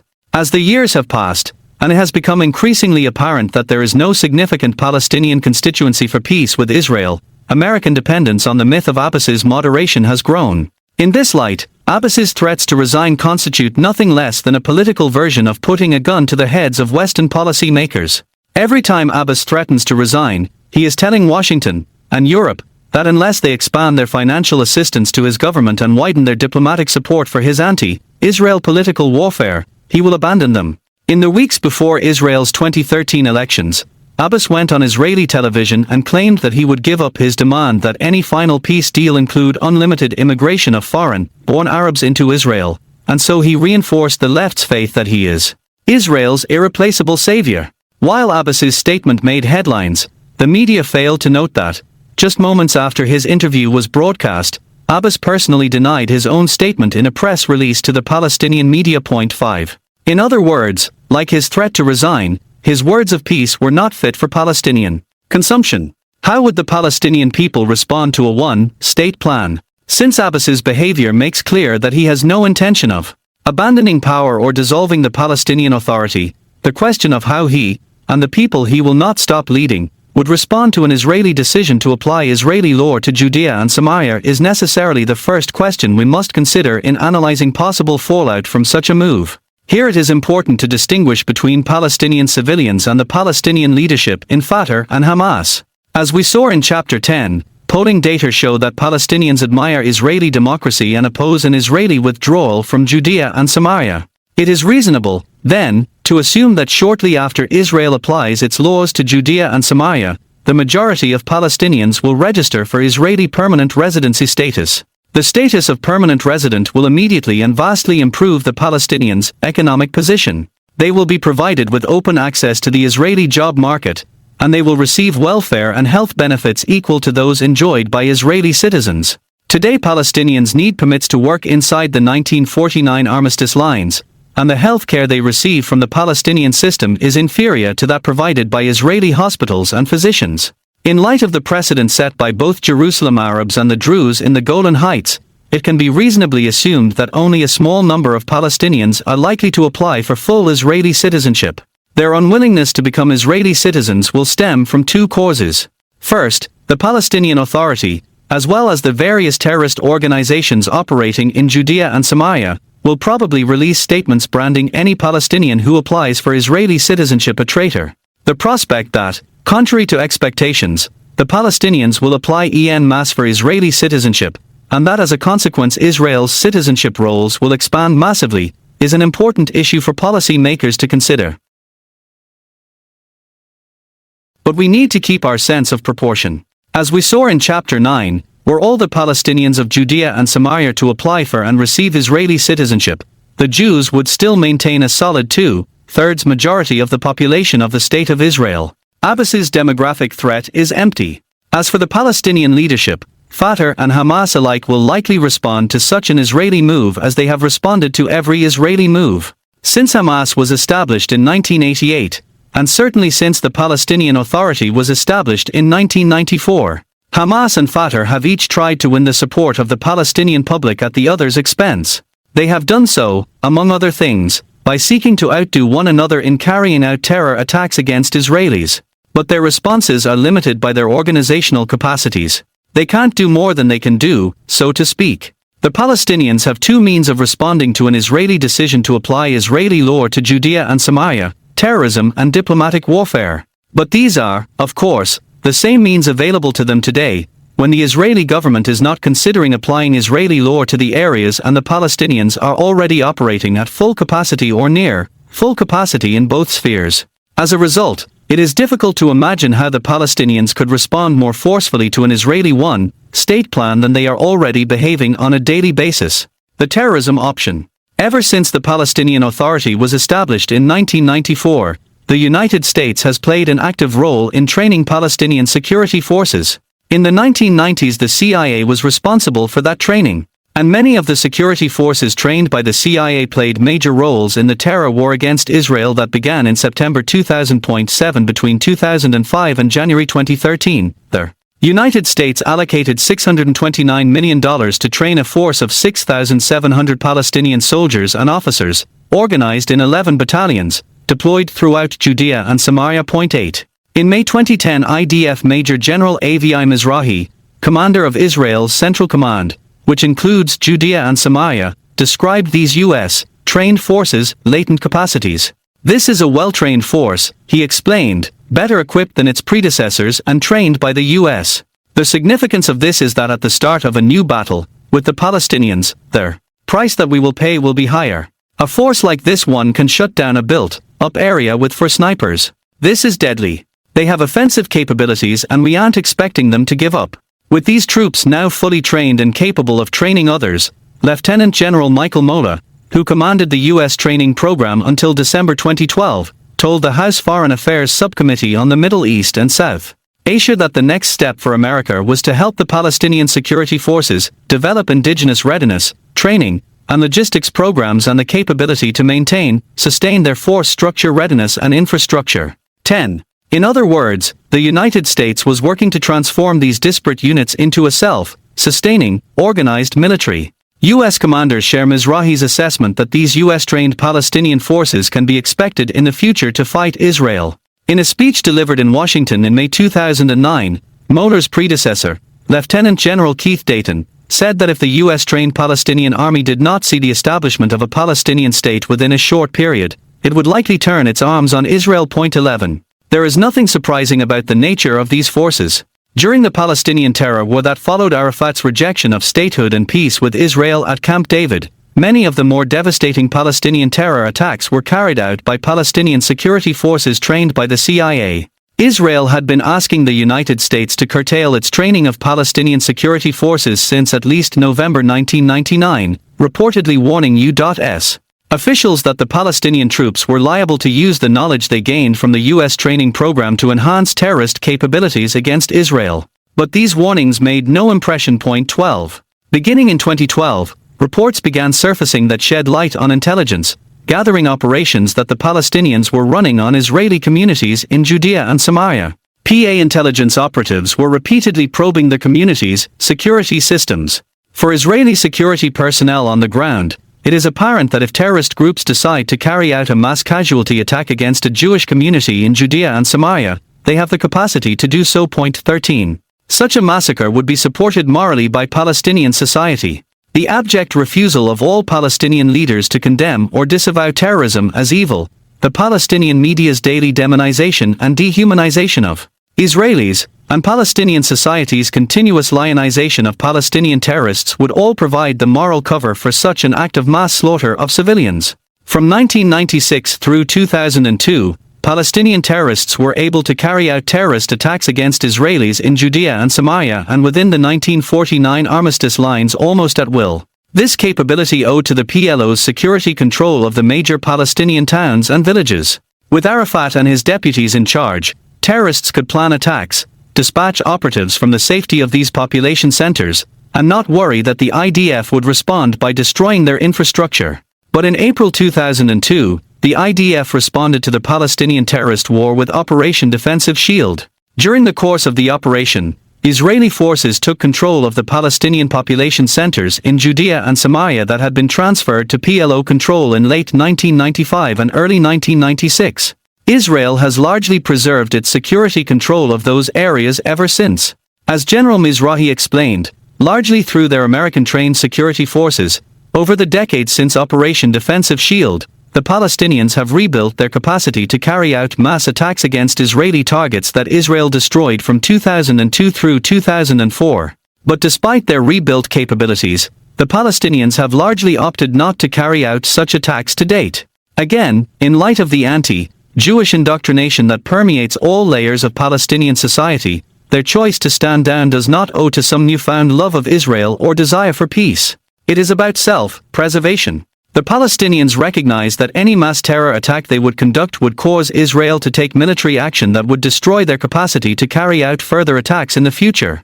Indeed, Israel wouldn't just retaliate for a specific attack. If the Palestinians were to carry out a mass casualty attack against Israel, that aggression would provide Israel with an opportunity to dismantle the PA security forces completely. True, this cost-benefit analysis may be discarded. Given Palestinian society's enthusiastic support for terrorism, the Palestinian leadership in Fatah and Hamas alike could throw caution and rationality to the wind and perpetrate a massacre anyway. But they would pay a price for their action. Such an attack would likely be a one-time deal. With Israel in control of the security situation on the ground, the Palestinians' desire and capacity to commit terrorism is not matched by the capacity to carry out a sustained campaign of mass terrorism like the one that lasted from September 2000 to April 2002. Today, Israel's military control of Judea and Samaria renders such a campaign impossible. The diplomatic option. On the night of March 11, 2011, Palestinian terrorists entered the home of Aid and Ruth Fogel and their 6 children in Itamar, an Israeli community in Samaria. The family was asleep. The terrorists butchered them. They decapitated 3-month-old Harders Fogel. They mutilated Aid and Ruth, 11-year-old Yoav Fogel, and 4-year-old Elad Fogel. The Fogels' bodies were found by 12-year-old Tamer Fogel when she returned home from a friend's house. Left alive were 2 of her brothers, whom the terrorists had apparently not seen. When security forces arrived, they found 2-year-old Ishai Fogel standing in a pool of blood at his parents' bedside trying to wake them up. The international media largely ignored the story, focusing instead on Israel's response to the massacre. Point 14. This episode illustrates an important fact. Palestinian terror has never been an end unto itself. Rather, it has proven an extremely effective political tool. It has ensnared Israel in a trap in which it loses no matter what it does. When Israel opts not to respond to an act of Palestinian terrorism, Palestinian leaders can rally their people because Israel's non-response has made it look toothless and weak, while the Palestinians look strong and powerful. But when Israel does respond, the Palestinians utilize the international outcry to rally foreign sympathy. More generally, since the establishment of the PLO in 1964, none of the dozens of UN Security Council resolutions concerning the Arab-Israeli conflict has focused on Palestinian terrorism. Instead, the basis for nearly all international condemnations of Israel, at the UN, in Europe, and in academic circles in the United States and throughout the Western world, has been Israel's defensive measures against Palestinian terrorism. Due to this deformed international, and particularly Western discourse on Israel, the Palestinians' most powerful weapon against the Jewish state is their ability to use the tools of diplomacy and political warfare to isolate Israel internationally. Their political war against Israel has brought about the situation in which Israel is far weaker diplomatically than the Palestinians are. No doubt the Palestinian leadership, particularly Fatah, will respond to an Israeli decision to apply Israeli law to Judea and Samaria by seeking to provoke as strong an international backlash as possible. But although the Palestinians have reserve capacity to carry out acts of mass terrorism against Israel, it is far from clear that they have reserve diplomatic capacity. For years they have been operating in the diplomatic arena at full throttle. As we saw in previous chapters, under international law Israel has a stronger legal claim to sovereignty over Judea and Samaria than do the Palestinians. Its national and historic rights to the areas are also stronger than those of the Palestinians. And yet in the international discourse, Israel is criminalized as a colonialist, illegitimate occupier of these lands, and the Palestinians are viewed as the sole legitimate, indigenous sovereign. One area where the Palestinians seek to exploit their diplomatic strength against Israel is lawfare, the use of the language of law to conduct political war against a state. 15. The chief venue where the Palestinians seek to escalate their lawfare operations against Israel is the International Criminal Court. The International Criminal Court, ICC, was established in 2002, by the power of the 1998 Treaty of Rome, to investigate and prosecute genocide, crimes against humanity, war crimes, and the crime of aggression. The ICC can investigate alleged crimes that took place only in states that signed the Rome Treaty or in areas where the UN Security Council has empowered it to operate. 16. In 2009 a minister in the Palestinian Authority, purporting to act on behalf of Palestine, submitted a letter authorizing the ICC to prosecute crimes that had taken place on the soil of Palestine. The Palestinians submitted their request in order to be able to bring war crimes complaints against Israelis without UN Security Council authorization. 17. In the years since then, hundreds of complaints against Israelis have already been submitted to the ICC prosecutor. 18. After 3 years of public deliberations, the ICC prosecutor explained that the court could not accept the Palestinian request due to the fact that Palestine is not a state. He hinted, however, that if the PLO were to win non-member observer state status in the UN General Assembly, he would reverse his position and accept the request. 19. In September 2011, the PLO formally requested that the UN Security Council accept Palestine as a UN member state. This initiative failed, but following the publication of the ICC prosecutor's statement, the PLO amended its UN agenda. In 2012 it asked the General Assembly for recognition as a non-member observer state. In November 2012 the UN General Assembly passed Resolution 67/19, which upgraded the PLO's status from UN observer to non-member observer state. The General Assembly's determination could cause the ICC prosecutor to agree to accept ICC jurisdiction over crimes committed on the soil of the State of Palestine. 20 That in turn could pave the way for the commencement of war crimes tribunals against Israelis. This still unimplemented threat is what the Palestinians hold over Israel's head as a means of further constraining its diplomatic and military maneuver room. The problem with the Palestinians' threat is that it is far from clear that the ICC is really a powerful weapon in their war on Israel. War crime complaints against Israel at the ICC might lead to trials of Israeli politicians, civilians, and military personnel for imagined crimes, but then again, they might not. More likely, Palestinian membership in the ICC will expose Palestinians to liability for charges of war crimes and crimes against humanity for their terrorist attacks against Israelis. 21. And certainly there are thousands of Israelis who would quickly submit such complaints to the ICC against the Palestinians. Moreover, as the legal scholar Eugene Kontrovich has argued, even if the ICC accepts the PLO's request to accept them as a signatory on the Rome Treaty, it is doubtful that it would be willing to adjudicate any cases regarding alleged Israeli war crimes against Palestinians in Palestine. One reason is that Palestine has no set borders, and therefore determination of whether a crime occurred in its territory is beyond the power of the ICC. 22. Moreover, if the PLO responds to an Israeli decision to apply Israeli law to Judea and Samaria by requesting ICC prosecutions of Israelis, such a move would actually not constitute a new campaign. The campaign is already an integral component of common Palestinian practice, and Israel will not require any new tools to cope with it.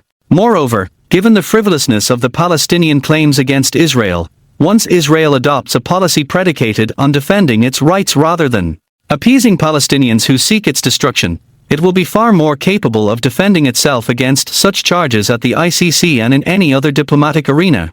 Beyond whatever else the Palestinians might do in response to Israel's move, they might also call for an international boycott of Israel. But the attractiveness of Israel's economy minimizes the capacity of political prejudices to dictate economic policy. In Britain, for instance, hatred for Israel is galloping, yet bilateral trade between Israel and Britain is booming and growing, with the trade balance in Israel's favor. It increased from $5.66 billion in 2011 to $5.77 billion in 2012.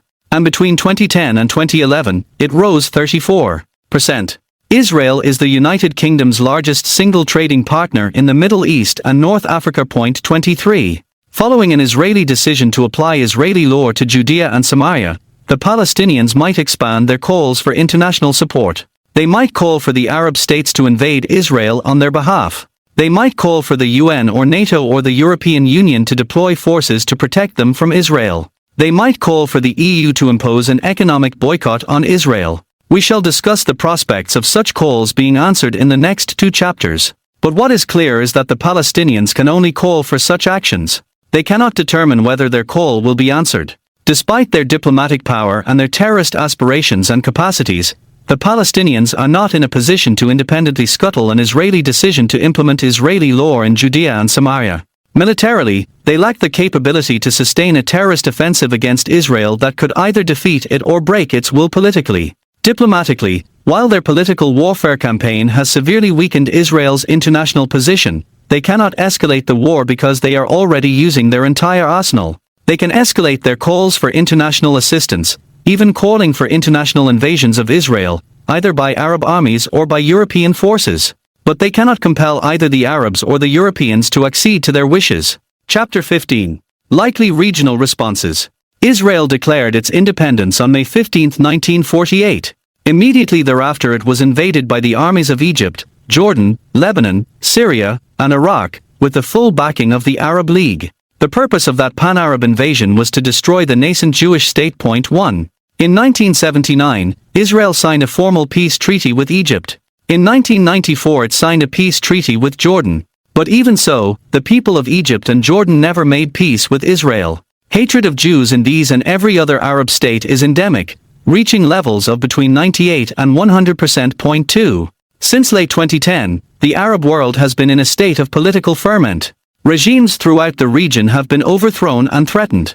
Populist Islamist forces compete with traditional authoritarians for power. Secular forces are also making themselves heard. Yet all these opposing forces share one central position: they all hate Israel, and they all desire to see it destroyed, whether in the name of Islam or Arab nationalism or simple antisemitism. 3. None of them accept Israel's right to exist, in any borders. None of them recognize the legal, historic, or national rights of the Jews to any part of the land of Israel, including Judea and Samaria. Indeed, throughout the Arab world, as among the Palestinians, revised versions of history that airbrush out the Jews are widely disseminated and accepted as fact.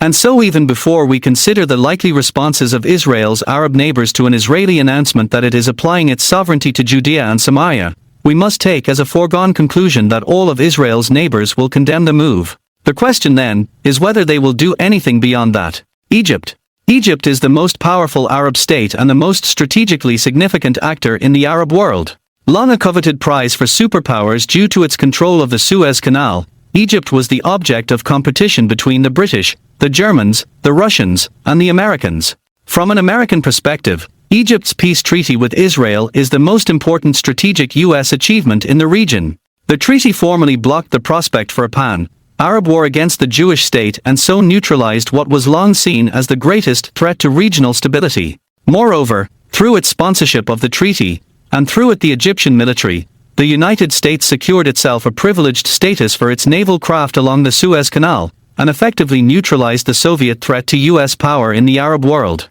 Egypt's strategic value, as well as the long-term viability of the Egyptian-Israeli peace, was called into serious question with the advent of the so-called Arab Spring. The Arab revolutionary wave was unleashed in December 2010 when a Tunisian peddler, frustrated by state corruption, set himself on fire. 4. Since then the entire Arab world has been beset by violence, uncertainty, and competing radicalisms. This is nowhere more apparent than in Egypt, which, after enjoying 50 years of political stability, underwent 2 revolutions since January 2011. The first Egyptian revolution began with protests in Cairo in January 2011 and led to the forced resignation of the long-serving Egyptian President Hosni Mubarak the following month. Mubarak was first replaced by a military junta, which in turn was replaced in June 2012 by Mohamed Morsi and the Muslim Brotherhood, which won Egypt's first open parliamentary elections and presidential elections. In June 2013, massive anti-Muslim Brotherhood political demonstrations brought millions to the streets of Egypt's major cities. 5. The Egyptian military then forced Morsi and the parliament to resign and installed an interim government. In both the January 2011 demonstrations that led to Mubarak's ouster, and the June 2013 demonstrations that led to Morsi and the Muslim Brotherhood's overthrow, the main issue for the protest movements was economic discontent. Egypt is backward, economically and socially. Half its population is illiterate. 70% of Egyptians work in agriculture, yet Egypt still has to import half its food. In 2006, Egypt's trade deficit stood at 10% of its GDP, but by 2010 a rise in global food prices had pushed that deficit to 25%. 6. Morsi took a bad situation and made it worse. By the time he was ejected from office on July 3, 2013, Egypt's foreign reserves were depleted. The country had a mere 2-month supply of wheat. 8 and 1 in 2 Egyptians were subsisting on less than $2 a day. 2/5 of Egyptians were starving. 9. Fuel shortages caused long gas lines and electricity outages for most of the day. 10. As if this weren't enough to bring the Egyptians into the streets, Morsi's government also took steps to transform Egypt into an Islamist state governed by Islamic religious law, pushing many fence-sitters over the edge. The first major demonstrations against the Muslim Brotherhood government began on November 22, 2012. That day Morsi announced that he was assuming dictatorial powers. His decisions, he said, would no longer be subject to judicial oversight. His directive gave him absolute power to take all necessary measures and procedures against any threat to the revolution. 11. Morsi used his new powers to push through an Islamist constitution that set the stage for Egypt's transformation into an Islamist state. The new constitution ended any semblance of press freedom and placed women and religious minorities in jeopardy. 12. Following Morsi's ouster on July 3, the military government announced the abrogation of the constitution that Morsi and his Islamist partners had pushed through. The military's ouster of the Muslim Brotherhood did not end Egypt's problems, however. The Brotherhood rejected the legitimacy of the military coup. As the Egypt expert Lee Smith explains, the military, by siding with the protesters against the Muslim Brotherhood, favored one half of Egyptians against the other half. 13. After playing by the ostensible rules of democracy and winning their 2012 elections, the Muslim Brotherhood saw its victory taken away. The path to civil war was clear. By late July, 200 people had been killed in clashes between security forces and Muslim Brotherhood supporters. 14. The Sinai Peninsula saw 30 attacks by Islamist militants on security forces in 3 weeks. 15. Fears increased that the insurgency swelling in the Sinai would spark a countrywide civil war. The military responded to protests by the Brotherhood and attacks by its Islamist supporters by clamping down on the group and its allies. For instance, in early September 2013, the Egyptian military began destroying homes and sealing tunnels in Rafah, the border town linking Gaza and the northern Sinai. The move was seen as a prelude to the establishment of a buffer zone 10 kilometers long and 500 meters wide to prevent terrorist infiltration from Gaza into Sinai. 16. So, too, the interim government was considering outlawing the Muslim Brotherhood as a whole. 17. These moves made tactical sense, as the Suez Canal was coming under increased terrorist attack. 18. And Egypt was increasingly destabilized through civil unrest and terror. But the moves also spoke of the inherent instability and desperation of the situation. The Muslim Brotherhood has tens of millions of members and supporters in Egypt. They will not disappear and they will not be appeased. What revolutionary Egypt means for Israel. Hatred of Israel and of Jews has been a constant undercurrent of the revolutionary waves hitting Egypt. This is unsurprising. After all, 98% of Egyptians express hostile feelings toward Jews. 19. In 2011, anti-Mubarak placards pictured him with a hooked nose and a Star of David. 20. In 2013, anti-Morsi protesters and media outlets claimed that the Muslim Brotherhood was in cahoots with Israel and the United States to suppress the Egyptian people. 21. In response to those protests, the Brotherhood and its supporters insisted that the protesters and the military were controlled by Jews. In fact, the Brotherhood alleged that Egypt's interim president, Adli Mansour, and its interim vice president, Mohammed El Baradei, were Jewish. 22. Since Mubarak's overthrow, Egyptian aggression against Israel has risen. Under Mubarak, Egypt provided Israel with half of its natural gas supply. Israel had agreed to let itself depend on Egyptian gas on the belief that making the Israeli economy codependent with Egypt's would effectively cement the peace between the two countries. Although Israel and Egypt had been in a formal state of peace since 1981, Egypt had refused, in material breach of its treaty obligations, to normalize its relations with Israel. Between the start of the Egyptian Revolution in January 2011 and April 2012, terrorists blew up the gas pipeline that runs between Israel and Egypt 12 times. That April, Egypt's natural gas company informed Israel that it was abrogating its contract to supply the country with gas. 23. The East Mediterranean Gas Company, the jointly owned Israeli, Egyptian, U.S. company that operated the gas pipeline, responded that abrogating the contract was unlawful and constituted a material breach of the Egypt-Israel peace treaty. But it had no one to talk to. By cutting the gas supply to Israel, Egypt put Israel's electricity grid at risk. The bombings of the pipeline and the military government's cancellation of the gas contract demonstrated that the peace treaty would never be more than a cease-fire agreement. After Morsi was inaugurated president on June 30, 2012, Israel's relations with Egypt continued to deteriorate. Morsi is a virulent anti-Semite. In January 2013, the U.S. media reported on a series of interviews that Morsi had given in 2010 as a senior official in the Muslim Brotherhood. In them, he referred to Jews as apes and pigs, and said that Egyptians must nurse our children and our grandchildren on hatred for Jews. 24. The White House condemned Morsi's remarks after they were published in the New York Times. Morsi reacted to the burgeoning scandal by lamely muttering that his remarks had been taken out of context. Then, in a subsequent meeting with U.S. senators in Cairo, Morsi blamed the U.S. media, which, he intoned, is controlled by the Jews, for stirring up the controversy over his anti-Jewish remarks. 25. But with 98% of Egyptians thinking ill of Jews, Morsi was clearly channeling the sentiments of virtually all of his countrymen. Calling Jews animals is a way for Egyptian leaders, secular and Islamist alike, to unify Egyptian society around themselves. Egypt's probable response. After the Egyptian military overthrew Morsi, Lee Smith warned that in order to avert civil war, Egypt's military leadership would likely go to war against Israel. In his words, a competent leader will soon come to see that he has no choice but to make a virtue of necessity and export the one commodity that Egypt has in abundance: violence. So, why not bind the warring, immature, and grandiose Egyptian factions together in a pact against Israel, the country's sole transcendent object of loathing? 26. From an Israeli perspective, the prospect of war with Egypt is deeply problematic. Egypt, since signing its peace treaty with Israel, has received more than $50 billion in U.S. military aid. The power and range of the U.S.-trained and armed Egyptian military makes it the most daunting conventional military threat that Israel has ever faced. The U.S. platform-based Egyptian military of today is far more powerful than the Soviet platform-based Egyptian military that Israel was hard-pressed to defeat in the 1973 Yom Kippur War. And in that war, the strategic depth of the Sinai Peninsula kept the main battles far away from Israel's population centers. A future war would be fought within range of all Israel's major metropolitan centers. Yet for all Egypt's sophisticated hardware, it is far from clear that it has the logistical capacity to move its US-made M1A1 Abrams tanks across the Sinai to engage Israeli forces, and to replenish its forces with spare parts, food, and reinforcements. Egypt is, in fact, impoverished.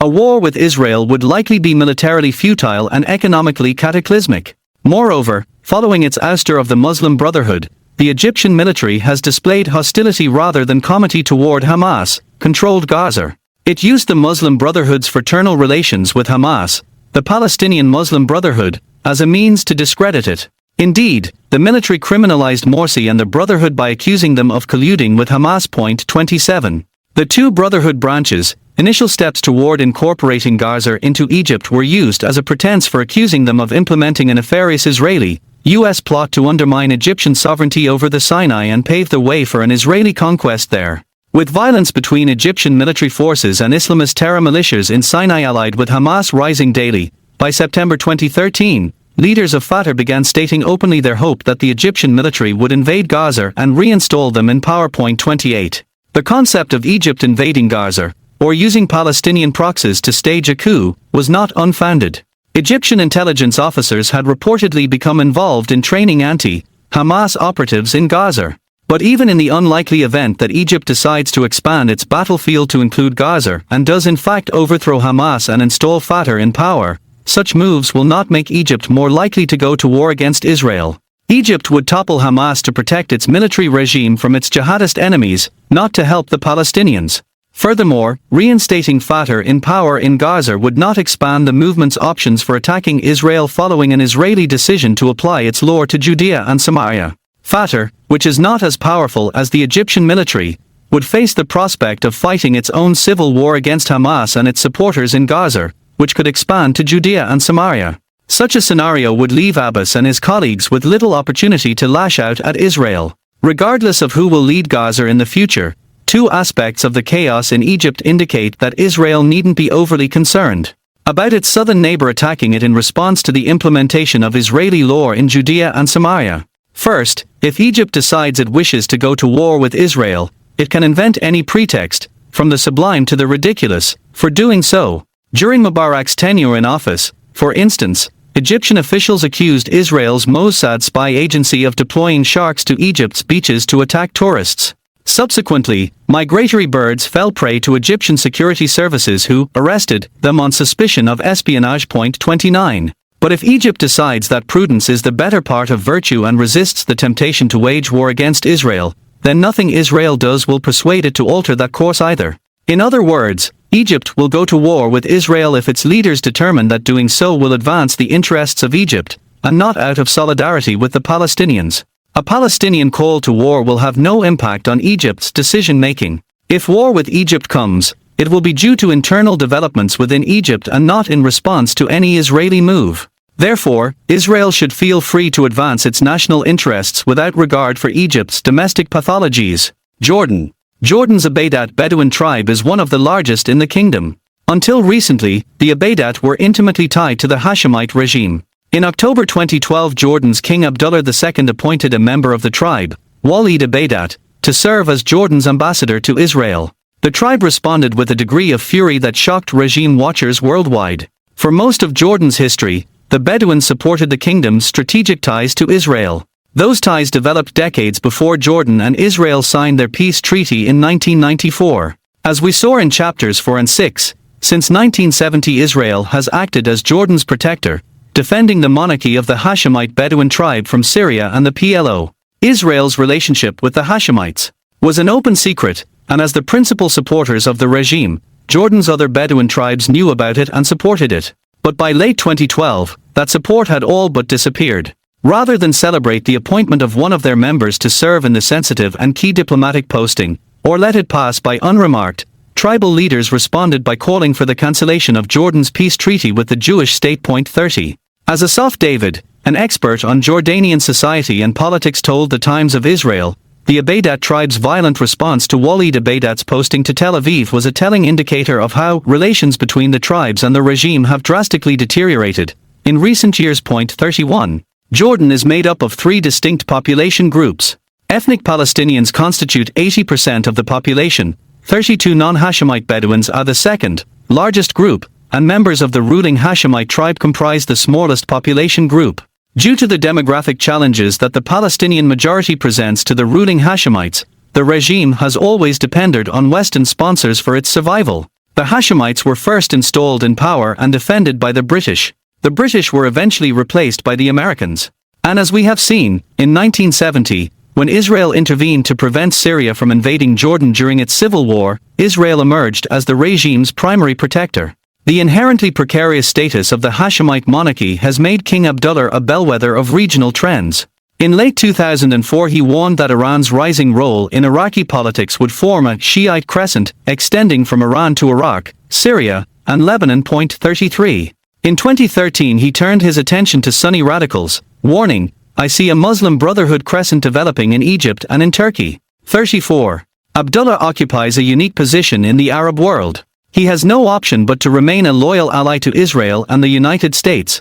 Without their support, his regime would come crashing down. But his Hashemite tribe comprises only a small fraction of Jordan's population, and the two larger populations he rules, the Palestinians and the other Bedouins, are hostile to Israel and the United States. As a consequence, the Hashemite regime's likely, indeed all, but certain response to an Israeli decision to apply its laws to Judea and Samaria will be to publicly condemn the move and privately celebrate it. By applying Israeli law to Judea and Samaria, Israel will weaken both the PLO and Hamas, which would strengthen the Hashemites by limiting those groups' ability to undermine the stability of the Kingdom of Jordan. Bedouin support for the Hashemite regime is unraveling today against the backdrop of the larger revolutionary atmosphere engulfing the wider Arab world. Given that Syria is in the midst of a bloody civil war, and the Egyptian military is now in open conflict with the popularly elected Muslim Brotherhood and their Islamist allies among the Bedouin tribes in the Sinai, the weakening of Bedouin support for the Hashemites is not in the least surprising. These regional upheavals make it impossible to assume that the Hashemites will long remain in power. As a consequence, when we are considering the likely Jordanian response to an Israeli decision to apply its laws to Judea and Samaria, it is not sufficient to determine how the Hashemite monarchy might greet the move. It is also important to consider the likely responses of the other populations in Jordan, specifically, the Palestinians and non-Hashemite Bedouins. For the past several years, Abdullah has been limiting the civil rights of Palestinians in Jordan. He has arbitrarily stripped many Palestinians of their Jordanian citizenship, 35 removed Palestinians from the civil service and the Jordanian military, 36 and placed draconian limits on their parliamentary representation. 37. But for their part, while Jordan's ethnic Palestinians certainly oppose the regime that treats them as second-class citizens, they are not interested in leaving the country and becoming citizens of a Palestinian state in Judea and Samaria or Gaza. A leaked 2008 cable from the U.S. Embassy in Amman to the U.S. Secretary of State exposed this basic reality. It demonstrated that, contrary to the Palestinian Authority and PLO's demand for their right of return, most Jordanian Palestinians are uninterested in moving to Judea and Samaria. No less an authority than Mohammed Abu Bakr, the PLO representative in Amman, said, "If you tell me to go back to Jenin, I won't go." 38. The Palestinian preference for remaining in Jordan will inform their response to an Israeli decision to apply Israeli law to Judea and Samaria. While they will no doubt loudly oppose the move, their operational response will be indistinguishable from that of the Iraqis or Saudis or Syrians. True, they are discriminated against for their Palestinian ethnic origins. But their Palestinian identity does not move them to action. It is at best symbolic and, in many cases, not a central component of their individual identity. In a bid to obfuscate his abysmal treatment of the kingdom's Palestinian majority, Abdullah often singles out the Muslim Brotherhood as the primary threat to his regime. And there is certainly reason to give credence to his allegations. The Muslim Brotherhood is the only national political group in Jordan that has the organizational capacity to mount an independent challenge to the regime. It is the only non-Hashemite grouping that has both the national presence and the infrastructure to replace the Hashemites in power, in the event they are overthrown. But even if the Muslim Brotherhood came to power in Jordan, it would lack the capacity to act on its aspiration to destroy Israel. Israeli control of Judea and Samaria effectively neutralizes the prospect of a major Jordanian military offensive against the Jewish state. Moreover, like Egypt, Jordan depends on U.S. financial and military assistance to keep its economy afloat. 39. Even if the Jordanians felt they had a military option to attack Israel and wished to exercise it, they lack the financial capacity to finance such a war. 40. Indeed, such a military adventure would spell Jordan's economic ruin. As for the Bedouin tribes, while they would no doubt oppose Israel's action, the leaked U.S. Embassy memo noted that they believe they have the most to lose if the Palestinians of Jordan don't emigrate to Judea and Samaria. Their capacity to strike out against Israel is also limited by Israel's control of the areas. With Israel exercising security control of the border with Jordan, the Bedouins will be hard-pressed to carry out a sustained or effective campaign against Israel. Syria. The Arab world refers to May 15, 1948, the date Israel declared independence, and was invaded by 5 Arab states, as the Nakba, or catastrophe. On May 15, 2011, several hundred ethnic Palestinians in Syria mustered on the Syrian side of the Golan Heights and marched toward the border with Israel under the banner of the so-called right of return, vowing to breach the border. The incident was the first time since Israel and Syria signed the Disengagement of Forces Agreement on the Golan Heights in 1974 that Israel was attacked along its border with Syria. The protesters took the Israelis by surprise, and the security forces lacked sufficient manpower at the border to stem the assault. Some 200 marchers reportedly breached the border, although according to Israeli officials, many of them were only seeking asylum from the carnage in Syria. According to media reports, IDF forces killed 13 after they attacked Israeli troops with rocks. 41. In early June, the Syrian governor of Quneitra, which borders Israel in southern Syria, leaked a government document showing that the regime of Syrian President Bashar Assad had planned, organized, and orchestrated the entire event. The document is worth considering at length for what it demonstrates about the regime's opportunistic use of conflict with Israel as a means of building public support. The leaked report summarized a meeting that took place on May 14, 2011, between Qunetra's governor and the deputy chief of staff of the Syrian Armed Forces.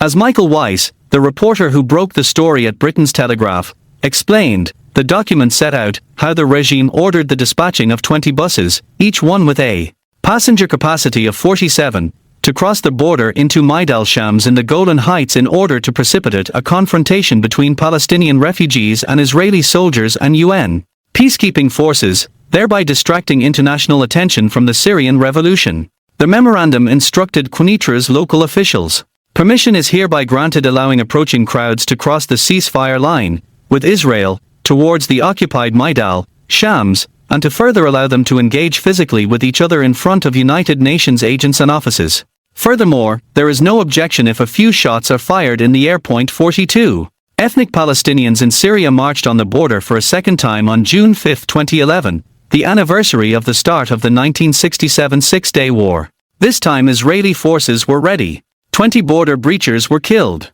Some were killed when they refused Israeli forces' orders to stop their advance on the border. Others were killed when their fellow marchers threw incendiary devices at a marked minefield on the Syrian side, detonating 2 old land mines. 43.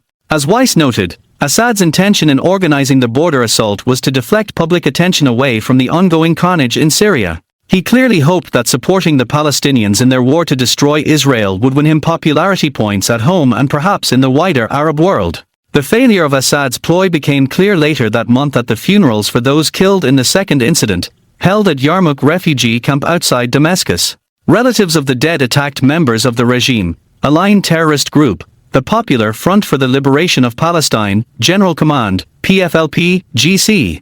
They accused the PFLP, GC terrorists of sending their relatives to die for the regime. PFLP, GC gunmen responded by opening fire at the protesters, killing 20.44. A PLO official at the camp blamed the regime for their deaths, saying, they are bargaining with the blood of Palestinians to suit the Syrian regime. 45. In other words, by seeking to exploit popular hatred for Israel to garner support for his regime, Assad lost their support of Palestinians who didn't appreciate being used as cannon fodder. 6 months later, Assad revealed the cynicism of his support for the Palestinians when he decided to exact a price for Palestinian abandonment of support for his dictatorship. On December 16, 2012, Syrian Air Force jets bombed the Yarmouk refugee camp, killing 5.46. The bombing caused a mass exodus of camp residents.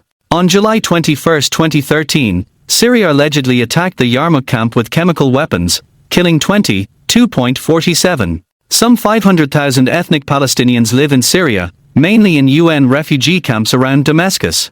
In early March 2013, Palestinian human rights activists in Syria reported that since the Syrian civil war began, more than 1,000 Palestinians had been killed. 48. Thousands more had fled to Lebanon and Jordan. 49. While Assad is just as likely to kill Palestinians as he is Israelis, opposition forces are no more civilized in their approach to the Palestinians and Israel. By November 2012, much of the Syrian-Israeli border had fallen under the control of rebel forces, who in March 2013 took 21 Philippine soldiers from the UN observer mission on the Syrian side of the border hostage for several days. 50. Around the same time, rebels in control of a strip of land along the Syrian-Israeli border filmed themselves taking potshots at the UN signpost and threatening to begin attacking Israel. One of the rebels turned to the camera and declared, "We are now in front of the occupied Golan, the blessed land sold by Hafez Assad. For 40 years, not a single gunshot has been fired on this land. We will free the Golan and it will return to the free Syrian people, with the help of Allah. 51. Rebel forces associated with Al-Qaeda took control of sections of Israel's border with Syria in the Golan in November 2012.52. Since then, Israel experienced sporadic attacks on its military positions and civilian towns from Syria. Units associated with Al-Qaeda have boasted that they are following Israeli troop movements along the border and learning Israel's modes of operation. 53. Meanwhile, Assad has threatened to permit Hezbollah terrorists to occupy the border region along the Golan Heights and use it as a launching ground for missile and terrorist attacks, thus replicating the Hezbollah model for attacking Israel from southern Lebanon. Israeli defense officials have claimed that while the rebels certainly wish to attack Israel, they are constrained by their need to concentrate their efforts on fighting the regime. 54. Israeli political and military leaders, far less sanguine about the threat from Hezbollah, made clear that Israel would not stand by and allow Hezbollah to set up bases of operations in the Golan. 55. To prepare for all possible contingencies, Israel set about building a fence along the border with Syria. It has warned Western leaders that they must not be deceived into believing that the Syrian opposition is any better than the regime. Other regional leaders, from King Abdullah II in Jordan to Prime Minister Nouri al-Maliki in Iraq, have warned the United States and other world powers that a clear-cut victory for either side in the Syrian civil war would bring peace neither to the country nor the region as a whole. 56.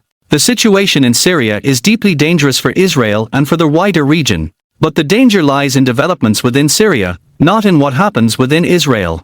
As demonstrated by Assad's failed attempts to play the Israel card to win domestic support for his regime, he would certainly like to attack Israel, but with his army and regime under assault, he has more urgent issues on his agenda. He simply cannot devote the resources necessary to launch a serious attack on Israel. Moreover, in all likelihood, he would not want to pick a fight with Israel. Not only would he lose the fight, he would lose his regime. As a consequence, if Israel were to apply its laws to Judea and Samaria, Assad would have little capacity to respond. As for the rebels, the Al-Qaeda forces fighting in Syria neither need nor seek an excuse to attack Israel. Just as Al-Qaeda has attacked the U.S. mainland and U.S. targets abroad whenever it has had the opportunity, without connection to any specific U.S. policy, so Israel can expect Al-Qaeda forces in Syria to attack it without connection to anything it does. If Israel applies its laws to Judea and Samaria, the move in and of itself would have no bearing on the probability of war with Syria or the potential for escalated violence along the border. The prospect of war or cross-border assaults is wholly a function of the capacity of the warring factions in Syria.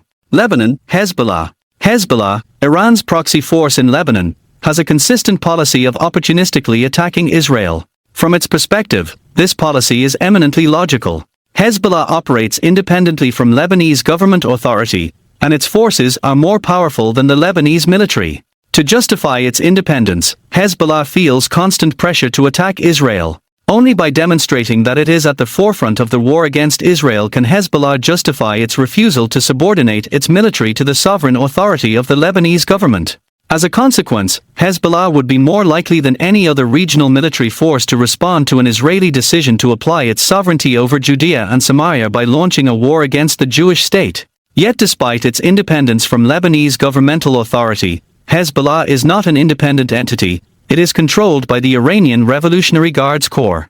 Tehran, not the group's leadership in Lebanon, sets Hezbollah's military priorities. 57. From the outset of the Syrian civil war in March 2011, Hezbollah forces, acting on orders from Tehran, have actively fought on behalf of Assad, who is himself a vassal of the Iranian regime. Together with Iran's Revolutionary Guards, Hezbollah forces have trained a pro-Iranian militia of 50,000 men in Syria that, should Assad be deposed, would secure enclaves to maintain supply lines from Syria to Lebanon. Hezbollah fighters have actively engaged Syrian rebel forces, and while they were transferring advanced weapons from Syria to Lebanon, Israel has bombed them. 58.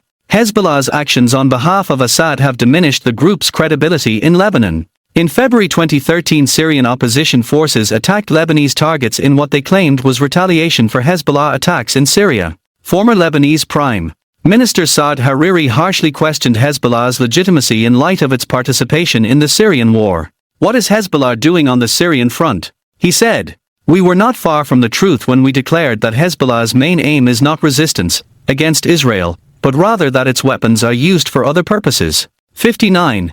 Other voices in Lebanon that are more sympathetic to the Iranian proxy have expressed concern that the demise of the Assad regime could weaken Hezbollah to the point that Israel would be able to destroy it completely. At a symposium in Beirut organized by the Carnegie Middle East Center, in the presence of senior European diplomats, the center's director Paul Salem raised the prospect that the demise of the Assad regime could render Hezbollah impotent and invite a crippling Israeli military operation against it. 60. Hezbollah's military strength is indeed a product of Syrian and Iranian will and power. If Syria's regime is toppled, then Iran's power to maintain Hezbollah will be vastly diminished. But if Hezbollah and Iran manage to secure safe havens for their flow of arms and for Iranian loyalists in a post-Assad Syria, then Iran may be able to maintain Hezbollah's strength. Moreover, if Iran emerges as a nuclear power, then Hezbollah will be far freer to commit acts of aggression against Israel, operating under Iran's nuclear umbrella. In light of this fluid and unknowable state of affairs, it would be better, from Israel's perspective, to apply its laws to Judea and Samaria while Hezbollah remains tied down in Syria and consequently weakened at home. So too Israel would be well advised to make such a move before Iran emerges as a nuclear power. A move by Israel to apply Israeli law to Judea and Samaria would not likely spur any serious response from either Egypt or Jordan, due in large part to both countries' dire financial straits, political instability, and economic dependence on the United States, and in Jordan's case, on Israel as well. Syria's component parts would not be likely to attack Israel, due to their need to concentrate their forces in their domestic battles. Finally, Hezbollah, while it is tied down in Syria, and before Iran acquires nuclear capabilities, would likely not have the capacity to strike Israel, if only because Iran would not permit it to do so. However, in the event that Iran acquires nuclear weapons, or Assad successfully defeats his opponents, Hezbollah would be likely to respond to an Israeli decision to apply Israeli law to Judea and Samaria by attacking the Jewish state.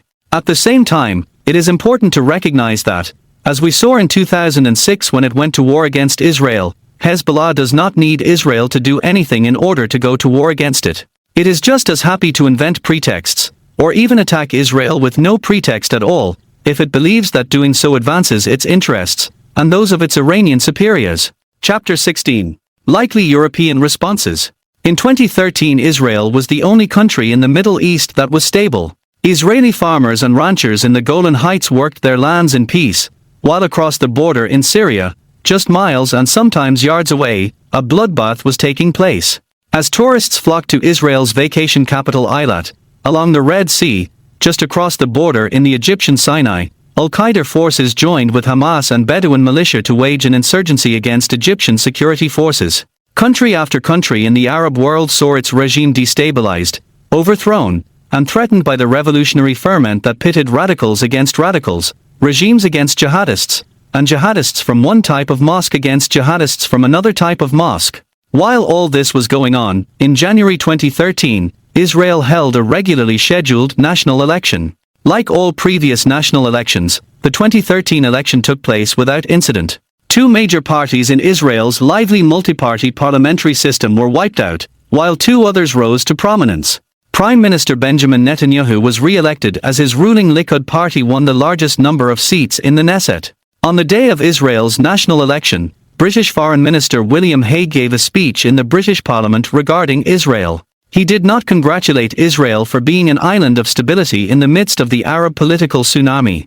He did not congratulate Britain for its wisdom in maintaining a close alliance with the only liberal democracy in the Middle East. He declared that the most pressing foreign policy concern for Britain was the establishment of a Palestinian state. 7 months after Hague delivered his speech, Egypt experienced its second revolution in 2 years. The death toll in the Syrian civil war reached 100,000, and the rebels there had come under the leadership of Al-Qaeda and the Muslim Brotherhood. 2. The regime was making widespread use of chemical weapons. 3. Lebanon was being dragged in, and the Syrian conflict was looking more and more like the first front in an all-out war for Islamic primacy between Sunni jihadists and Shiite jihadists. 5. Meanwhile, the European Union's Foreign Policy Commissioner, Catherine Ashton, led the West's multi-party negotiations with Iran over its illicit nuclear weapons program. By July, the consensus was that the talks had failed. Iran was but a stone's throw, if that, from emerging as a nuclear power. 6.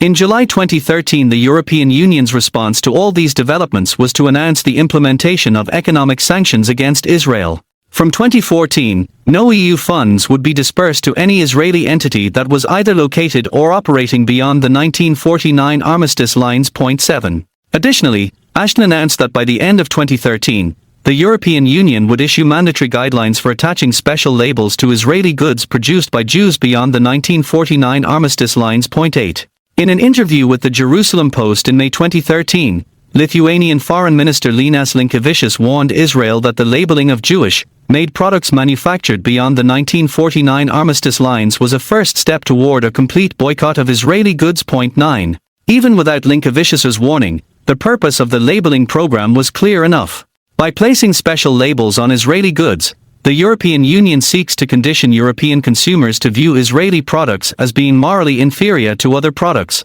thus leading to a consumer boycott of all Israeli goods. The roots of Europe's policies toward Israel. The Europeans argue that they have opened a trade war with Israel in order to uphold international law and to advance the peace process between Israel and the PLO. But neither of these claims is supported by facts. After the European Union published its ban on transferring EU funds to Israeli entities operating beyond the 1949 armistice lines, Ambassador Alan Baker, the former legal advisor to Israel's foreign ministry, wrote that the EU actions are unsupported by international law.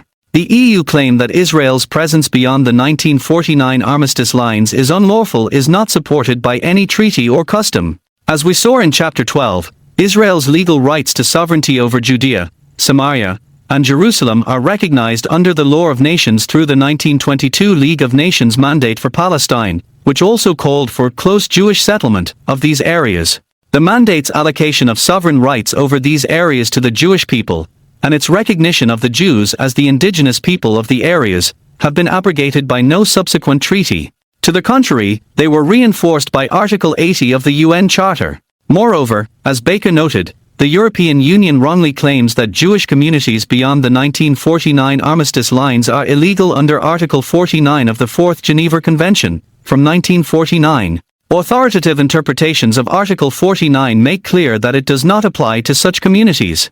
The lines that the European Union points to as Israel's legal borders were never borders and were never legal. The 1949 armistice lines, which the European Union falsely refers to as the 1967 borders, represent nothing more than the lines at which Israeli forces halted the invading armies of Arab states that illegally assaulted the nascent Jewish state on May 15, 1948. The armistice agreements explicitly stated that the armistice lines lack all legal significance in terms of claims of parties to lands beyond the lines. Finally, as Baker noted, the European Union itself has repeatedly supported UN resolutions and international agreements that recognize the legality of Israel's continued control and civilian presence in the areas. As a consequence, the European Union's own actions contradict its claim that Israel's presence and the presence of Israeli civilian communities beyond the 1949 armistice lines are illegal. Beyond that, Ashton's directive on labeling Jewish-made products produced beyond the 1949 lines itself constitutes a breach of international law because it contradicts binding rules of international trade that the European Union committed to observe as a member to the World Trade Organization. Point 10. The European Union's claim that it is levying trade sanctions on Israel in order to advance the peace process is similarly without foundation. The EU announced its ban on funding Israeli entities the very day Secretary of State John Kerry announced that peace talks between Israel and the Palestinians would be relaunched after a 5-year hiatus. The confluence of these events could not demonstrate more clearly that the EU's diplomatic onslaught against Israel has nothing to do with the conduct of negotiations with the PLO. If the EU's chief interest were bringing Israel and the PLO to the negotiating table, then Brussels would be sanctioning the Palestinians, who had refused to negotiate with Israel since 2008. If the European Union's obsessive hostility toward Israel has nothing to do with peace, and nothing to do with international law, what explains its behavior? How can the EU seemingly focus only on attacking the Jewish state, even as the Arab world is imploding? How does coercing Israel to renounce its legal and national rights to Judea, Samaria, and Jerusalem trump preventing the rise of anti-Western jihadists to power from one end of the Middle East to the other in Europe's foreign policy priorities? The short answer is that Europe is obsessed with hating Israel. Indeed, opposing Israel and seeking to cut the Jewish state down to size is the only coherent foreign policy that the European Union has consistently held. While this statement may on its face seem absurd, public opinion polling data of European citizenry shows that while harsh, it is an accurate description of European priorities. In November 2003, a Eurobarometer poll conducted by the European Union found that 59% of Europeans viewed Israel as the greatest threat to world peace. In Holland, 74% of people believed that Israel was the greatest threat to world peace. In contrast, in a poll of Americans carried out in December 2003 by the Anti-Defamation League of B'nai B'rith, Israel placed 10th on the list of threats to world peace, just ahead of the United States itself. 11. In a 2011 poll of 8,000 Europeans in 8 representative countries, carried out by the German Bielefeld University, 40% of respondents said that Israel is carrying out a war of extermination against the Palestinians. As Dr. Beat Kupper, one of the authors of the study, told the Jerusalem Post, the study showed a strong presence of anti-Semitism that is linked with Israel and hidden behind criticism of Israel, and is not neutral. 12. Europe's decision to sanction Israel, then, springs from a wider pathology that guides European politics and culture. That pathology views the only liberal, human rights, and international, law-respecting democracy in the Middle East as the greatest threat to world peace, indeed as a demonic society actively engaged in committing a genocide of Palestinians. 13. Implications of Europe's obsession with the Jewish state. From a pure policy perspective, Europe's obsession-driven position on Israel has 3 notable aspects. First, the goal of European policy toward Israel is to force Israel to surrender its legitimate claims to sovereignty over Judea, Samaria, and Jerusalem, which, as we saw in chapter 13, are the historic and religious heartland of Jewish history and heritage. They are also the guarantors of Israel's physical survival, for without them, and particularly without the Jordan Valley, the Sumerian Mountains, and the Hebron Hills, Israel would be unable to defend itself from foreign invasion or defend its remaining territory from infiltration and missile attacks. And so at its core, the European fixation on coercing Israel to surrender all claims to and control of these areas is an impulse to force the Jewish state to renounce Jewish history and rights and to reduce itself to an indefensible statelet, which, like the Jewish communities in the diaspora until the founding of the Jewish state, would be dependent on the goodwill of outsiders for its very survival. The second notable aspect of the European position is that in their rejection of the legitimacy of all Israeli presence in Judea, Samaria, and Jerusalem, the Europeans have adopted a stance that is more extreme than the PLO's, at least as expressed in its agreements with Israel. All the agreements that the Palestinians signed with Israel are based on the PLO's acceptance of the legitimacy of Israeli sovereignty over Jerusalem and its authority in Judea and Samaria pending the signing of a permanent peace between the sides. The PLO has agreed to continued Israeli sovereignty over Jerusalem, and the sharing of powers and authorities between Israel and the Palestinian Authority in Judea and Samaria. But the European Union's position is to reject all such powers and authorities and work to foment Israel's surrender of them outside the framework of a negotiated settlement between Israel and the PLO. The third notable aspect of the European position on Israel is that despite the European Union's stated support for democracy and democratic government, it works avidly to subvert Israel from within by using domestic Israeli agents to undermine not only Israeli control of Judea, Samaria, and Jerusalem but also sovereign Israeli authority in general. In July 2013, the European Union made one exception to its ban on transferring EU funds to Israeli entities located or operating beyond the 1949 armistice lines. As paragraph 15 of the Sanctions Directive stipulated, the requirements banning the transfer of EU funds to Israeli entities operating beyond the 1949 armistice lines do not apply to activities which, although carried out in their territories, aim at benefiting protected persons under the terms of international humanitarian law who live in these territories, i.e., the Palestinians, and or at promoting the Middle East peace process in line with EU policy. 14. In other words, Israeli registered NGOs that work to undermine Israeli control of these areas are exempt from EU sanctions, since their work advances European goals. Over the years, the European Union has massively funded political groups inside Israel that seek to undermine the Israeli government's ability to defend the country from aggression and to assert Israeli sovereignty over its non-Jewish citizens. One such political organization is B'Tselem, which uses the language of human rights to criminalize Israel's presence in Judea and Samaria, delegitimize IDF operations, and delegitimize Israel's existence as a Jewish state. 15. In 2009, the UN Human Rights Committee published a called Goldstone Report, which falsely accused Israel of committing crimes against humanity against the Palestinians in Gaza during Operation Cast Lead, between December 2008 and January 2009. The purpose of Cast Lead was to end the Palestinian rocket, missile, and mortar campaign against Israel, during which thousands of projectiles were launched against Israeli civilian targets. B'Tselem played an instrumental role in the production of the Goldstone Report. 16. 92% of the negative citations from Israeli sources used in the report came from 16 Israeli NGOs, many of which received massive funding from the European Union. 17.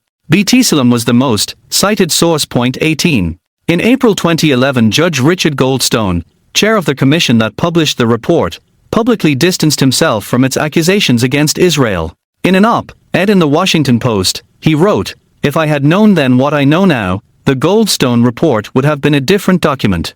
Goldstone also admitted that Israel had not intentionally targeted civilians, contrary to what his eponymous report alleged. 19. In January 2010, B'Tselem's executive director Jessica Montel met with Michael Posner, Assistant Secretary of State for Democracy, Human Rights, and Labor at the U.S. Embassy in Tel Aviv. The embassy's report on their meeting was published by WikiLeaks. 20. Montel told Posner that the aim of B'Tselem's involvement with the Goldstone Commission was to make Israel weigh world opinion and consider whether it could afford another operation like this.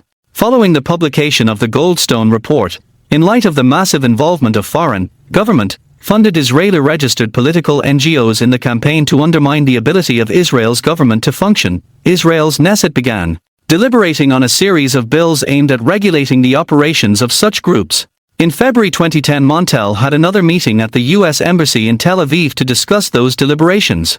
The embassy report of this meeting was also published by WikiLeaks. Montel told U.S. officials that 95% of her $2.4 million budget was funded by foreign money, mainly from European governments. 21. To undermine Israel's sovereignty throughout the country, the European Union uses its funding activities to encourage Arab Israelis to reject the government's sovereign prerogative to apply its laws without prejudice on all the country's citizens, including its Arab citizens. An internal document from late 2011, composed by European ambassadors in Tel Aviv, called on the European Union to work to undermine Israel's rights to enforce its laws on its Arab citizens. The report said the issue of Israel's Arab community should be considered a core issue, not second tier to the Israeli-Palestinian conflict. 22. The European Union's main interest in this area has traditionally been planning and zoning laws. Specifically, it objects to Israeli application of planning and zoning laws against illegal Arab building. Whereas illegal Jewish building is destroyed as a matter of course, 23 due in part to pressure exerted by EU-funded Israeli groups, illegal Arab building in Israel goes largely unaddressed. By 2012 there were more than 100,000 illegally constructed Arab buildings in southern Israel alone. 24. These illegal building activities are organized largely by radical Arab politicians and the Israeli Islamic movement. 25. Whenever the Israeli government seeks to take action to end this phenomenon, it comes under massive pressure from these EU-funded organizations and official EU institutions, which claim that action against these structures is proof of Israel's inherent racism. 26. Possible European responses. In light of Europe's deep-seated hostility toward Israel, in the event that Israel applies its laws to Judea and Samaria, Europe's responses will not be wholly motivated by rational policy considerations. Consequently, the potential damage that Israel could incur from a spectrum of potential European actions, from economic sanctions to diplomatic assaults to military incursions, must be considered seriously. First, the Europeans could enact intensified economic sanctions. The European Union is Israel's second largest trading partner after the United States. Israel is the European Union's 25th largest. 27. In 2011 bilateral EU-Israel trade stood at €29.4 billion, or approximately $40 billion. In 2011 the trade balance was about $6.5 billion in Europe's favor. Also in 2011 European exports made up 34.5% of Israel's total imports.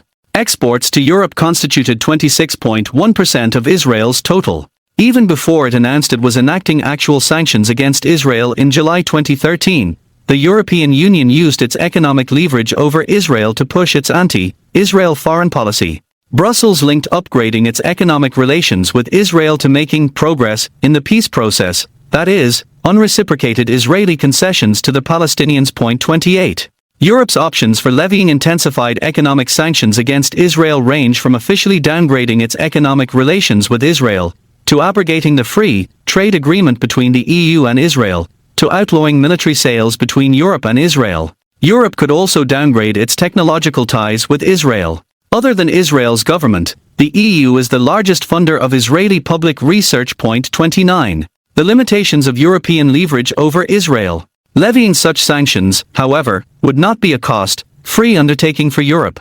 European weapons developers would lose a paying customer, and even worse, European governments would lose a business partner, ending highly beneficial cooperative relationships with their Israeli counterparts. Moreover, Israel sells European countries billions of dollars in arms and has been instrumental in developing local arms industries in Poland and other EU member states.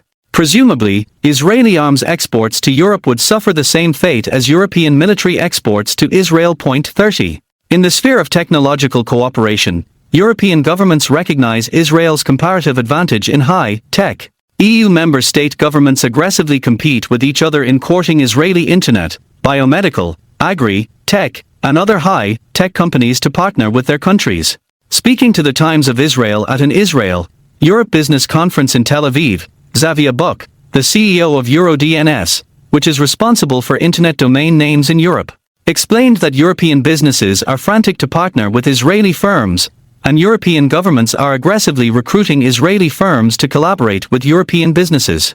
Europe's old industries are failing, Buck said, and EU countries are desperately looking for something else to replace them. Governments see what Israel has accomplished, and they want Israel to help them become a tech power as well. 31. And according to Edouard Kukiaman, the head of a firm that builds Israeli-European business partnerships, what is invested here, in Israel, in venture capital, today represents half of what is invested in all the European countries put together. 32. Clearly Europe would pay an economic price for limiting its trade with Israel. For Israel's part, Europe is not as irreplaceable as it once was. In recent years, Asian partners, particularly China and India, have been rapidly expanding their bilateral trade with Israel, thus diminishing the importance Israel places on expanding its ties with Europe.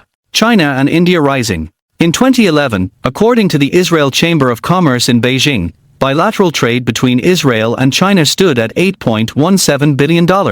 Israeli exports to China were valued at $2.72 billion, and Chinese exports to Israel totaled $5.45 billion. That level of trade represented an annual increase of 17%. In the first 6 months of 2012, bilateral trade increased 6.3% over the same period in 2011 and almost doubled the same period in 2010.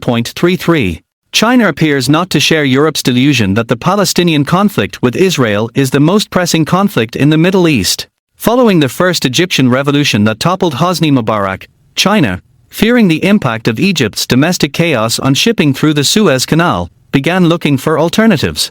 Within a year, it had determined that Israel was the best alternative to the Suez Canal. In July 2012, China signed 2 agreements with Israel to link Israel's Red Sea port in Eilat to its 2 Mediterranean ports at Ashdod and Haifa. 34. China agreed to pay some $5.5 billion to build a 110-mile freight railway link with Eilat. It also agreed to build an inland canal port north of Eilat to expand the capacity of Israel's existing port. As the Israel Ministry of Transportation explained, the idea is to offer an Israeli rail land bridge alternative to the Suez Canal. 35. The agreements will massively expand Israel's strategic importance to the global economy as it becomes a major transport bridge between Asia and Europe. Then there is India. India is the largest purchaser of arms on the international market. Israel is its second largest supplier, after Russia. In late 2012, Indian Defense Ministry officials assessed that Israel was likely to surpass Russia in arms sales to the world's largest democracy within 1 or 2 years. 36. In 2011 to 2012, Israel's bilateral trade with India stood at $5.1 billion, with Israel enjoying a trade surplus of $844 million. 37. It topped $6 billion in 2012 to 13.38. By mid-2013, India and Israel were in advanced stages of negotiations towards signing a free trade agreement. 39. Such an agreement is expected to double or even triple bilateral trade within a decade. 40. Israel, an emerging energy exporter. Israel's importance to the world economy may surpass expectations, due to the fact that the country is on the verge of an energy boom. In January 2009, natural gas was discovered off Israel's Mediterranean shores by a team led by Texas-based Noble Energy. The Tamar field is estimated to contain 275 billion cubic meters, 9.7 trillion cubic feet, of natural gas. 41. In March 2013, the Tamar field went online, and gas sufficient to satisfy Israel's domestic demand for 2 decades began flowing to Israel's mainland. 42. In June 2010, the Noble team found a far larger gas field adjacent to Tamar. Called Leviathan, it has at least 19 trillion cubic feet of natural gas. 43. The massive field is expected to turn Israel into a major exporter of natural gas when it comes online in 2016. 44. David Wormser, the founder of Delphi Global Analysis Group, has done extensive assessments of the geopolitical implications of Israel's gas fields. He wrote in April 2013 that Israel's newfound natural gas resources provide the Jewish state with another opportunity to emerge as a major strategic bridge between Europe and Asia. 45. Israel already signed an agreement with Australia's Woodside firm, awarding it a third of the rights for Leviathan. Woodside's business activities are focused in Asia. Its partnership with Israel at Leviathan signals that Israel is looking to Asia rather than Europe as its primary natural gas market. 46. In order to transport the gas, Israel is leaning toward building liquefied natural gas, LNG, terminals in Israel, probably at Ashkelon on the Mediterranean and adjacent to the Red Sea port at Eilat. Like the Chinese, built rail link between Eilat and the Mediterranean ports in Haifa and Ashdod, the LNG terminals would make Israel a major structural link between Europe and East Asia, thus augmenting its critical importance to both markets. 47. Gas shipments to Europe could directly raise Israel's strategic importance there. But as Wormser argues, Europe is already increasingly dependent on Israel's high-tech in critical sectors of its economy. Yet such dependence has done little to alter what Israel views as a continued European drift towards greater antagonism towards Israel. 48. Then there is oil. In 2009, Israel discovered massive deposits of shale oil in a field south of Jerusalem. Scientists assess the size of the field at 150 billion barrels or 60% of Saudi Arabia's reserve capacity.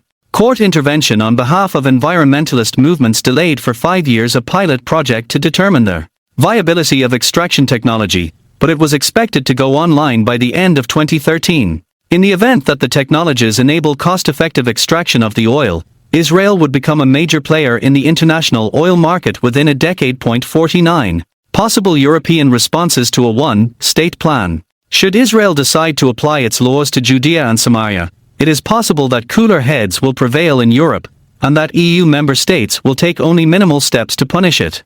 However, since Europe's economic policies toward Israel reflect European people's unhealthy obsession with the Jewish state, it is impossible to predict with any certainty that rationality will prevail. The European Union can very well impose economic sanctions against Israel. Since Europe is still Israel's second largest trading partner, those sanctions could damage Israel's economic strength in the short term. But thanks to Israel's rapidly expanding economic ties with Asian economies, and its emerging energy independence, its economy will not collapse as a result. In the medium term, Israel will be able to contain the damage. Its versatile, knowledge-based economy, strategically buffeted by its newfound natural gas fields and export capacity, will continue to grow regardless of European actions. In the diplomatic arena, the European states could downgrade their relations with Israel.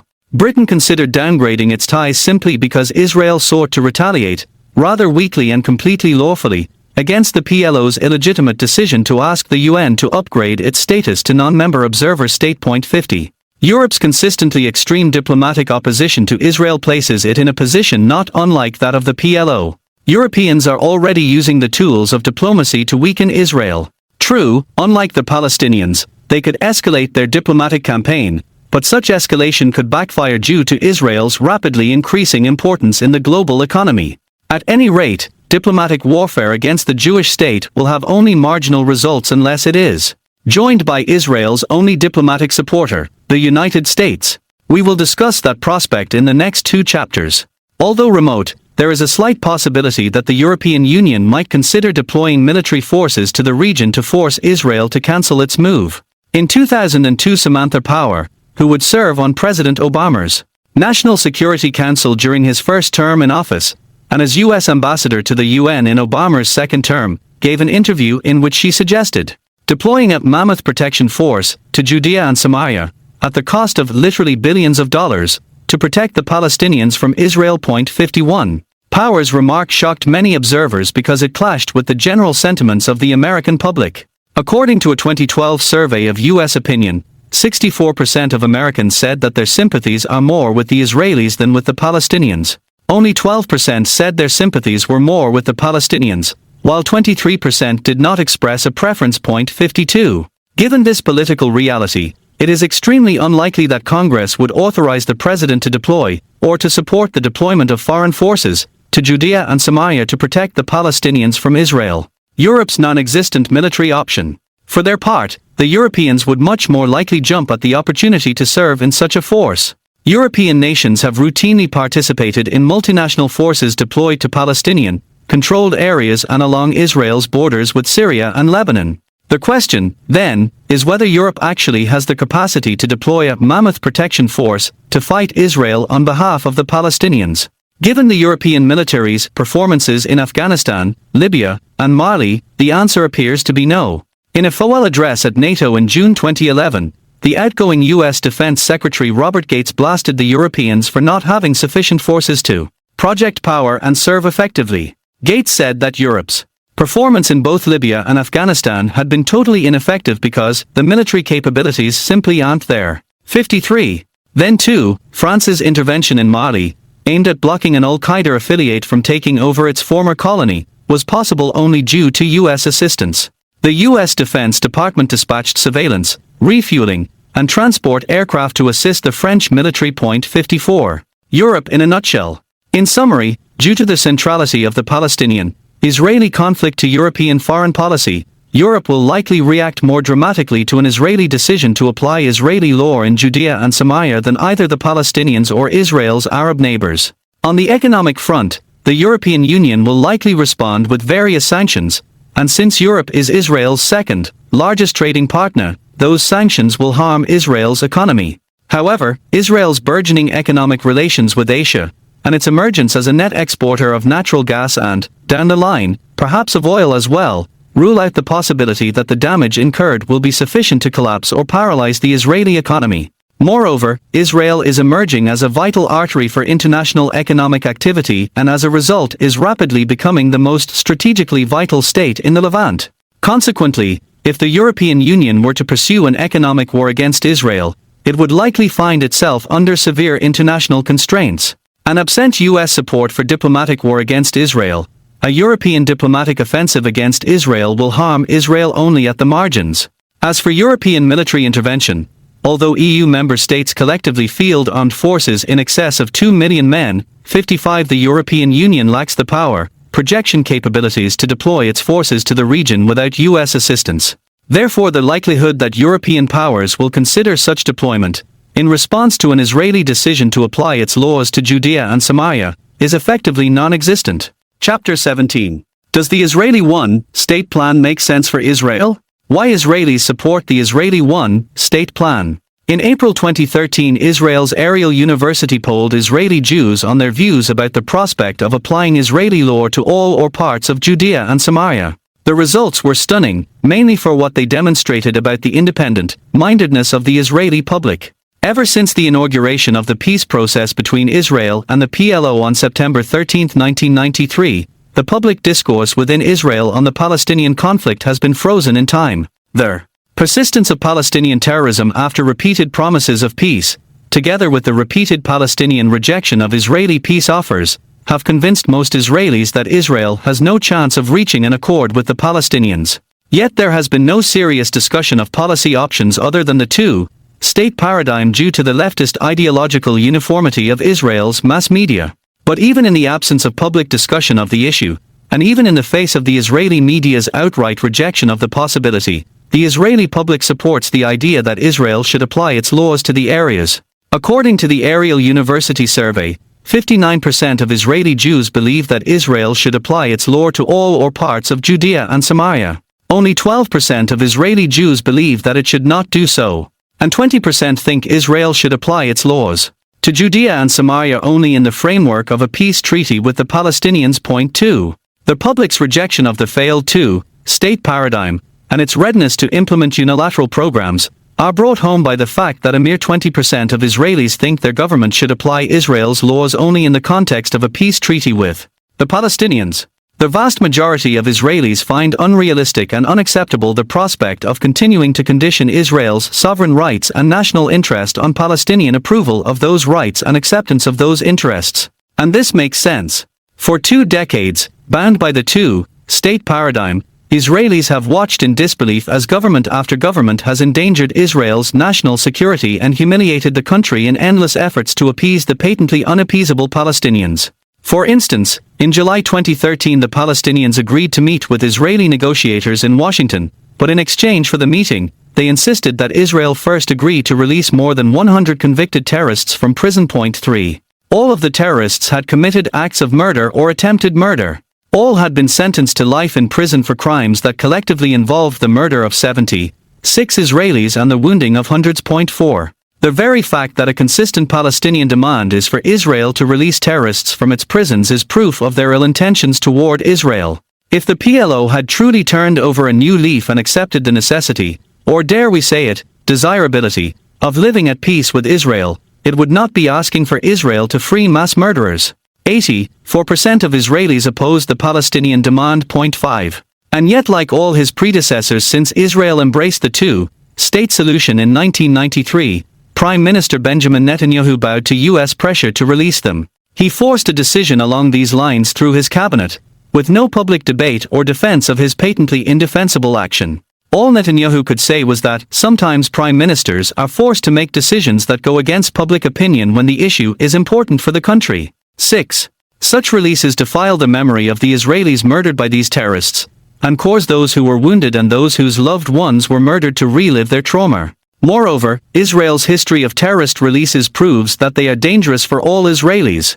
According to the Almagor Terror Victims Association, between 2000 and 2005, 180 Israelis were murdered by Palestinian terrorists who had been freed in previous releases. Point 7. For their part, the Palestinians didn't even try to hide their contempt for this self-abasing Israeli gesture. Shortly after Secretary of State John Kerry announced he had received their agreement to restart peace talks with Israel, the Palestinians began denying they had agreed to negotiate. And indeed, the first round of peace talks was limited to technical issues. Point 9. In other words, in exchange for its agreement to release 104 Palestinian murderers from prison, Israel was given the right to talk about the shape of the table around which the Palestinians would speak with them. 3 months later, PLO officials told reporters they were planning to announce that the talks had failed and blamed the failure on Israel. Point 10. Over 20 years of the so-called peace process, Israelis have experienced terrorism on a scale unmatched in post-World War II history.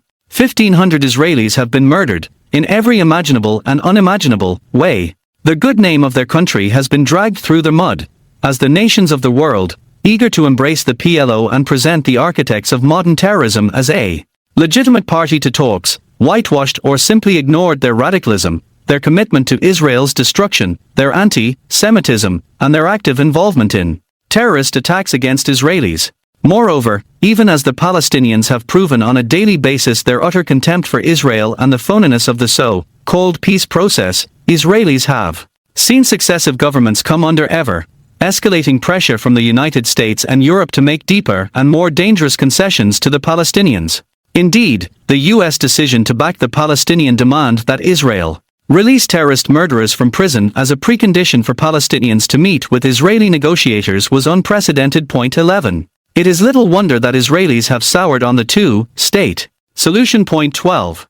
And it is little wonder that despite the blanket discouragement of Israel's media and intellectual elites, the majority of Israelis want to be done with this humiliating, dangerous nightmare. They want to assert Israel's legitimate rights to Judea and Samaria and secure the country. They want their leaders to stop begging the Palestinians to stop the terrorist onslaughts they initiate. In other words, it is not the least surprising that, after this prolonged 20-year nightmare of fake peace with terrorists committed to their destruction, Israelis want justice and security, and they have come to understand that the only way to achieve these aims is to secure the sovereign rights of the Jewish people to Judea and Samaria. The dangers of implementing the Israeli one-state plan. In the previous 3 chapters, we discussed the likely consequences of an Israeli decision to apply its sovereignty over Judea and Samaria. While the picture is mixed, it is not rosy. The Palestinians will try, and might well succeed, in retaliating by carrying out a massive terrorist attack against Israel. If Hezbollah is not bogged down in Syria, or another theater of the rapidly expanding war between Sunni jihadists and Shiite jihadists, under the Iranian aegis, it would be likely to renew its war against the Jewish state. And the European Union and its member nations will very likely impose various types of economic sanctions against Israel. Then there are the demographics. As we saw in Chapter 8, adding the Palestinians of Judea and Samaria, who number 1.66 million 13, to Israel's population rolls will not endanger Israel's solid Jewish majority. Jews will still comprise 2/3 of the population. But adding them to Israel's population rolls, and particularly its welfare rolls, will pose an economic burden to the country. The precedent set by the Arab population of Jerusalem and the Druze population of the Golan Heights show that the Palestinians of Judea and Samaria will not likely apply for Israeli citizenship in large numbers, but suddenly reducing the Jewish majority from 75% to 66% will undoubtedly have unforeseeable consequences on Israeli politics. Expanding Israeli sovereignty to include Judea and Samaria will thus involve direct costs for Israel. And on many levels Israel is doing well today without them under its sovereign control. In April 2013 Israel turned 65 years old. Except for its international diplomatic weakness, it has been a massive success by every possible measure. During the 2009-12 global economic downturn, Israel's economy grew 14.7%. In comparison, the US economy grew just 3.2% over the same period, and the economies of the Eurozone contracted 1.5%. Per capita income in Israel grew 5.2%, while it grew a bare 0.1% in the United States and contracted 2.7% in the Eurozone. 14. Israel's life expectancy of 81.6 years is among the highest in the world and ranks 5th in the OECD. 15. Israelis are among the happiest in the club of economically developed nations in the OECD. 16. A poll of Israeli Jews taken for Israel's 65th Independence Day showed that 92% are proud of being Israelis and 74% believe Israel is a good place to live. 17. Given Israel's prosperity and the general contentment of its citizens, why would it want to rock the boat? Why would it want to add the headache of hundreds of thousands of new welfare recipients? Why would it want the burden of governing a hostile population that does not accept its right to exist and has been indoctrinated to work toward its destruction? How would applying Israeli law to Judea and Samaria actually advance Israel's national interests?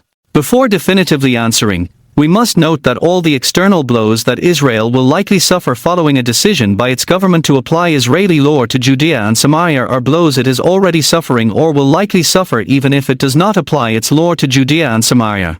As we have seen, the Palestinians are already engaged in terrorism against Israel. By late 2012, terrorist attacks had risen more than 400% above their level the previous year. 18. These attacks were organized by the Palestinian Authority and, in most cases, carried out by Fatah terrorists, with support from the US, trained and financed PA security forces. 19. The Palestinians' diplomatic war against Israel has been moving ahead at full throttle for years.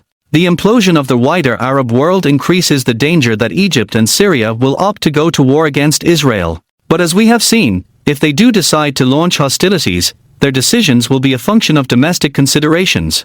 Israeli actions will have little to no impact on their decision-making. As for Europe, as we saw in the last chapter, the Europeans decided to place sanctions on Israel the day the United States announced the reinstatement of peace talks between Israel and the Palestinians. This in itself shows that Israel's actions have no impact on Europe's treatment of the Jewish state. When Israel does what the Europeans claim they want it to do, the EU attacks Israel, and when against the stated wishes of Europe, Israel defends itself from outside aggression and internal subversion, the EU also attacks Israel. Like the surrounding Arab nations, Europe's treatment of Israel tells us far more about Europe than about Israel. The advantages of the Israeli one-state plan. All the actions that would likely be undertaken against Israel, then, are already being undertaken, even as Israel maintains good faith with the two-state paradigm. The main price Israel will pay for applying its laws to Judea and Samaria, it is clear, will be the demographic burden of increasing its potentially hostile Arab minority by 1.66 million people. Facing this cost, it is time to ask, what advantages will Israel gain by applying its laws to Judea and Samaria? From a military perspective, Israel will be far better off, for 4 reasons. First, at present, Israel is sharing control of the areas with a hostile political entity that possesses a massive military force. 20. As we have seen in previous chapters, Palestinian forces have repeatedly deployed against Israeli military forces and civilians.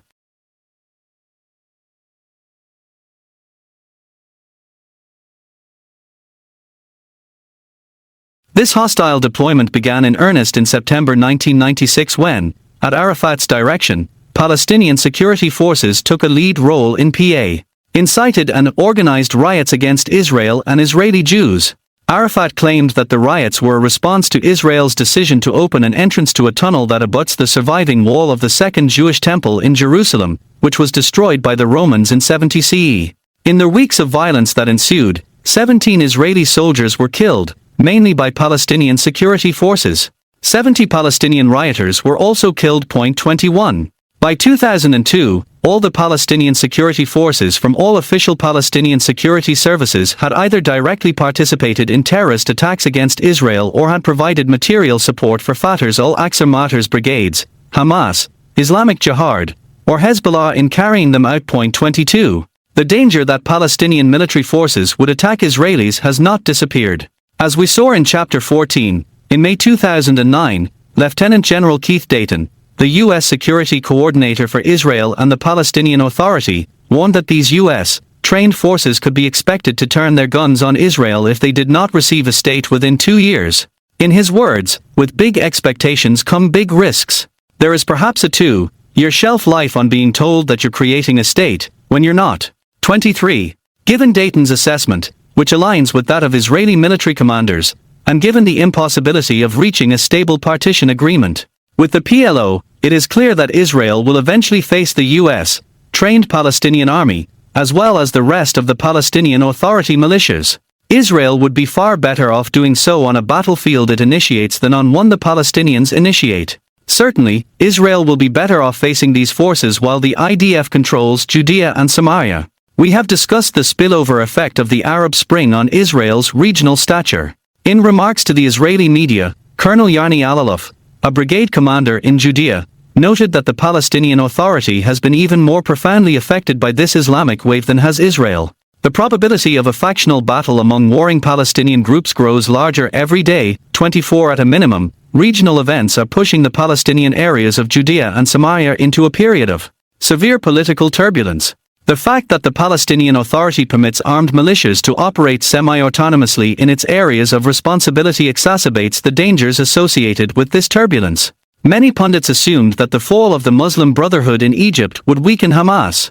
But just weeks after the overthrow of the Morsi government, Hamas reinstated its strategic collaboration with Iran. 25. With instability and chaos increasingly endemic to the region, Israel is better off controlling as much of its environment as it can. That is, Israel is better off minimizing uncertainty in all areas where it has the capacity to do so. By asserting sole sovereign rights over Judea and Samaria, Israel will be in a better position to break up terror cells as they form and to prevent them from operating. To be sure, Israel already has the ability to deploy militarily throughout Judea and Samaria and to act against terrorists. However, in the current environment, Palestinian security forces can shelter terrorists from Israel, as they have many times in the past. True, by asserting its power, Israel might unify the warring Palestinian factions to war against it. But by the same token, it will be easier to fight them if they operate in tandem, because their lines of communication will be longer and hence more vulnerable than those of isolated cells and groups. Moreover, an Israeli assertion of central authority over the areas will likely have a significant moderating impact. Once the population feels there is a central governing authority in place, that sense of order will likely neutralize a significant amount of opposition momentum spurred by anti-Israel animus.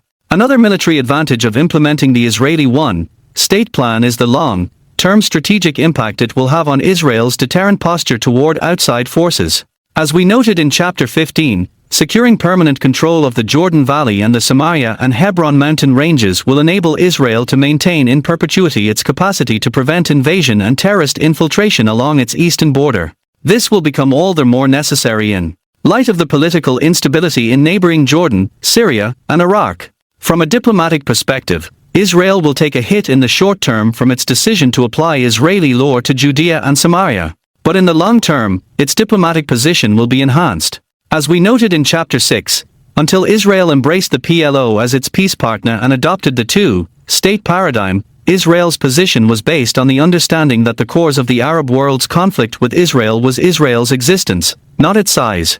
Israel understood that the only way peace could be achieved was for the Arab world to abide by the dictates of the UN Charter and live peacefully alongside the Jewish state. Israel was able to easily communicate that it stood on the side of justice and could not be held responsible for the bad behavior of its neighbors. By accepting the PLO and the two-state paradigm, Israel embraced a policy making framework that defined Israel as the guilty party in the Arab world's war on Israel. The two-state paradigm is based on the assumption that that conflict is due to the absence of a Palestinian state, and that a Palestinian state does not exist because Israel refuses to surrender sufficient land to the PLO. Once Israel accepted this basic narrative, it lost the ability to launch a coherent defense of its actions.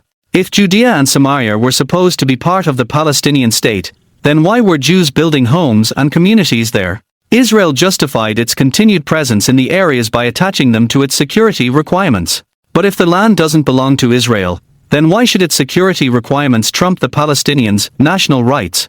The Palestinian claim assumed even greater gravity as more and more Western policymakers adopted the position that the root cause of the instability and jihadist violence emanating from the Islamic world is the absence of a Palestinian state.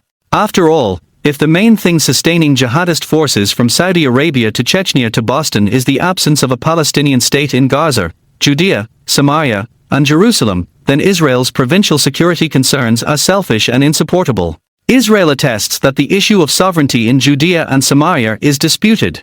But due to its acceptance of the validity of the two-state model and by inference, the anti-Israel narrative that sustains it, Israel rarely defends or advances its own right to sovereignty. It ignores its own legal right to sovereignty under international law and rarely asserts its national rights. Trying to defend Israel's actions under these circumstances is like trying to drive with both hands tied behind your back. It is impossible. By asserting its sovereign rights and applying its law to Judea and Samaria, Israel will finally bring clarity to its diplomatic position. It will be able to present a coherent case for Israel's strategic posture and its military actions. It will be able to present a clear model for democracy and civil rights in a multicultural society with a Jewish majority.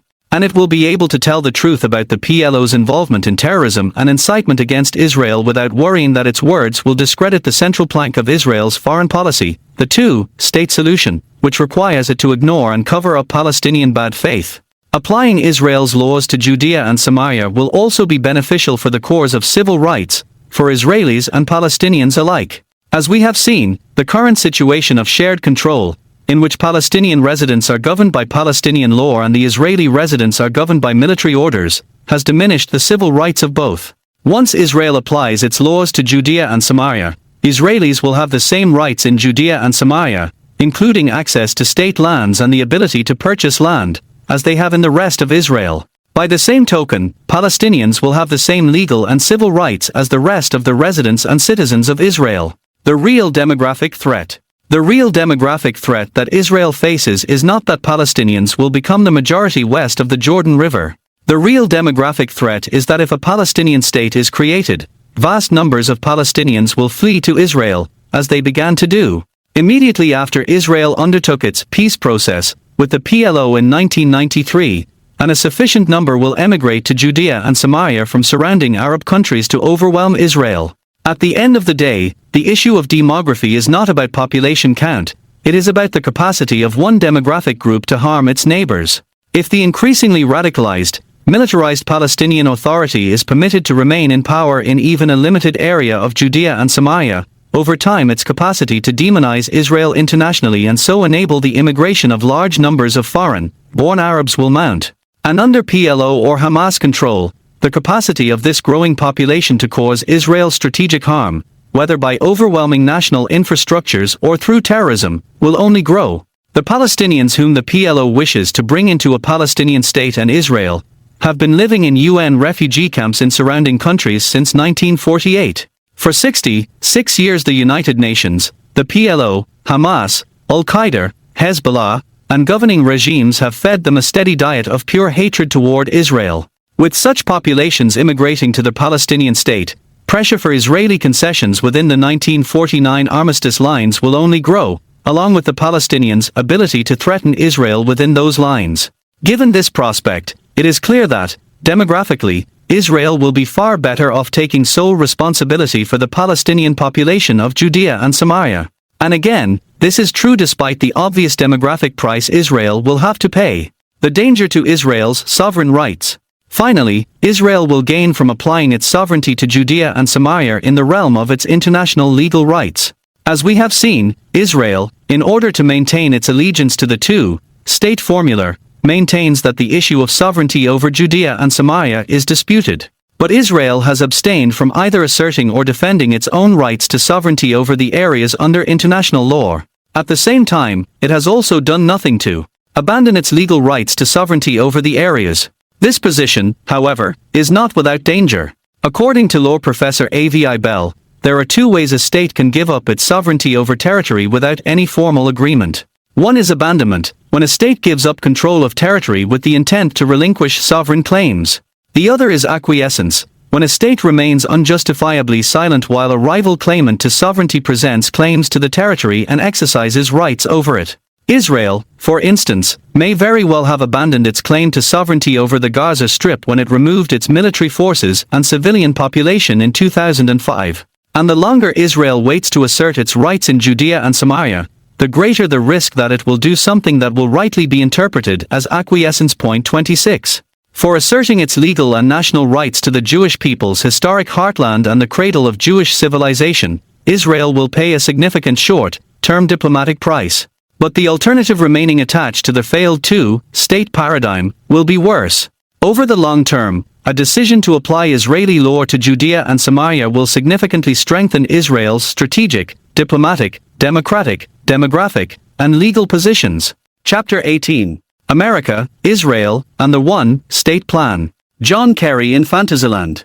In May 2013, Secretary of State John Kerry visited Israel and the Palestinian Authority, his fourth visit since he was sworn in 3 months earlier. The goal of the trip, like the previous three, was to persuade PLO chief and PA chairman Mahmoud Abbas to agree to restart the peace talks with Israel that he had cut off in December 2008. In the course of the visit, Kerry addressed regional and world leaders in Jordan at the annual World Economic Forum Summit. There Kerry unveiled a new U.S. initiative to bring $4 billion in investment funds to the Palestinian Authority. The plan for the Palestinian economy, he boasted, is bigger and bolder and more ambitious than anything proposed since the initiation of the peace process at Oslo more than 20 years ago. The plan, if fully implemented, he said, could increase the Palestinian GDP by 50% over 3 years and cut unemployment by 2/3, from 21% down to 8%.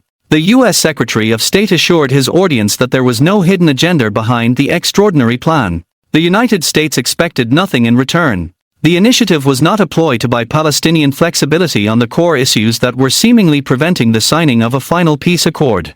The massive influx of U.S. investment funds was not even meant to build peace through Palestinian prosperity and so reduce the need for America to pressure Israel to concede to the PLO's other demands.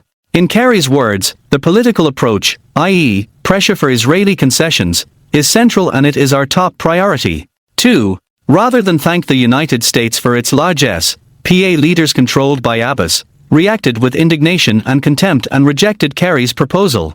Addressing the forum after Kerry, Abbas insisted that peace talks could start only after Israel agreed to withdraw to the 1949 armistice lines, released all Palestinian terrorists imprisoned in Israel, and agreed to the unlimited immigration of millions of foreign-born Arabs who claimed to be descended from Arabs who left Israel during the Pan-Arab invasion in 1948-49, under the invented right of return. 3.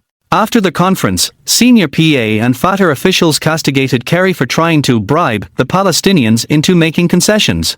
I don't think there is anything called economic peace or security peace or political peace, senior PA negotiator Saeb Erekat said. These are intertwined elements, and the key to peace and stability lies in Israeli acceptance of the two-state solution on the 1967 borders, ending settlement construction, and releasing prisoners. Senior Fatah official Abdullah similarly excoriated Kerry, saying, "We have to be clear that we don't want this economic peace. We are not animals that only want food. We are people struggling for freedom." Not only did the Palestinian Authority reject Kerry's overtures, Fatah officials ratcheted up an anti-normalization campaign that Fatah initiated before the World Economic Forum meeting. The campaign called for an economic boycott of the Palestinian businessmen who accompanied Abbas to Amman and of Palestinian businessmen who visited Haifa and met there with Israeli business leaders at the invitation of Haifa's Chamber of Commerce. Participants in the campaign included Fatah activists, politicians, writers' unions, and labor unions. 5. Immediately after Kerry finished unveiling his economic plan and returned to Washington, Abbas, as if to eliminate any doubt, announced that he was appointing Fatah apparatchik Rami Hamdallah to succeed U.S.-supported Salam Fayyad as PA Prime Minister. Hamdallah, an English professor from an Nujja University in Nablus, had no political experience, no independent power base, and no economic training. According to Palestinian journalist Khaled Abu Toma, Abbas chose Hamdallah for two reasons. He would obediently fulfill all of Fatah's demands for siphoning donor funds earmarked for the Palestinian Authority and development projects, and his perfect English would enable him to present a friendly face to international donors as he absconded with their hundreds of millions of dollars in aid funds. 6. In other words, Kerry came to the region and presented an enormous aid plan for the Palestinians in a bid to build goodwill and strengthen the PLO's commitment to peace.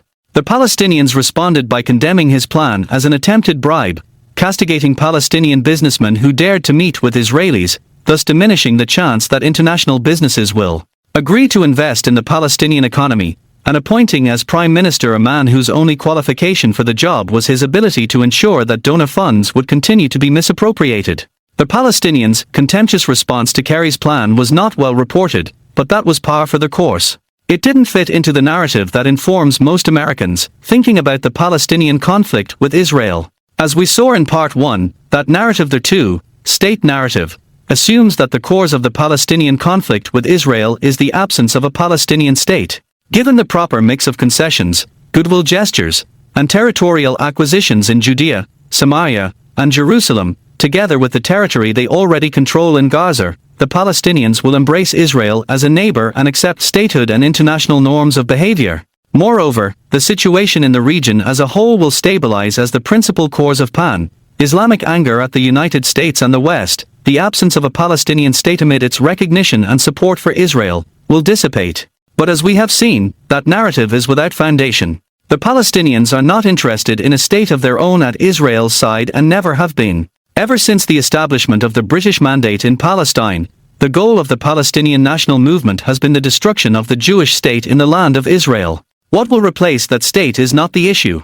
The goal of destroying Israel unifies Fatah with Hamas, and it unifies them both with Iran, the Muslim Brotherhood, and Saudi Arabia. This is the goal that has informed and animated the actions of Fatah and the PLO since they were established, years before the 1967 Six-Day War. Indeed, in a 2013 speech at an event marking the 49th anniversary of the founding of the PLO, Abbas made clear that the original goal of the movement, the destruction of Israel, remains the goal of the movement today. 7. The Palestinians could not be any clearer about their goals and intentions. They have never hidden them behind anything but the flimsiest, most temporary veneers. So why does Kerry get it wrong? Why does he insist on living in Fantasyland? Kerry is not unique in his failure to accept or contend with reality, as it relates to the Palestinians, and neither is the Obama administration as a whole. As we have seen, this reality rejection syndrome has been a bipartisan failing. George W. Bush and his secretaries of state were no less afflicted with it than President Barack Obama and his secretaries of state have been. Clinton's misunderstood legacy.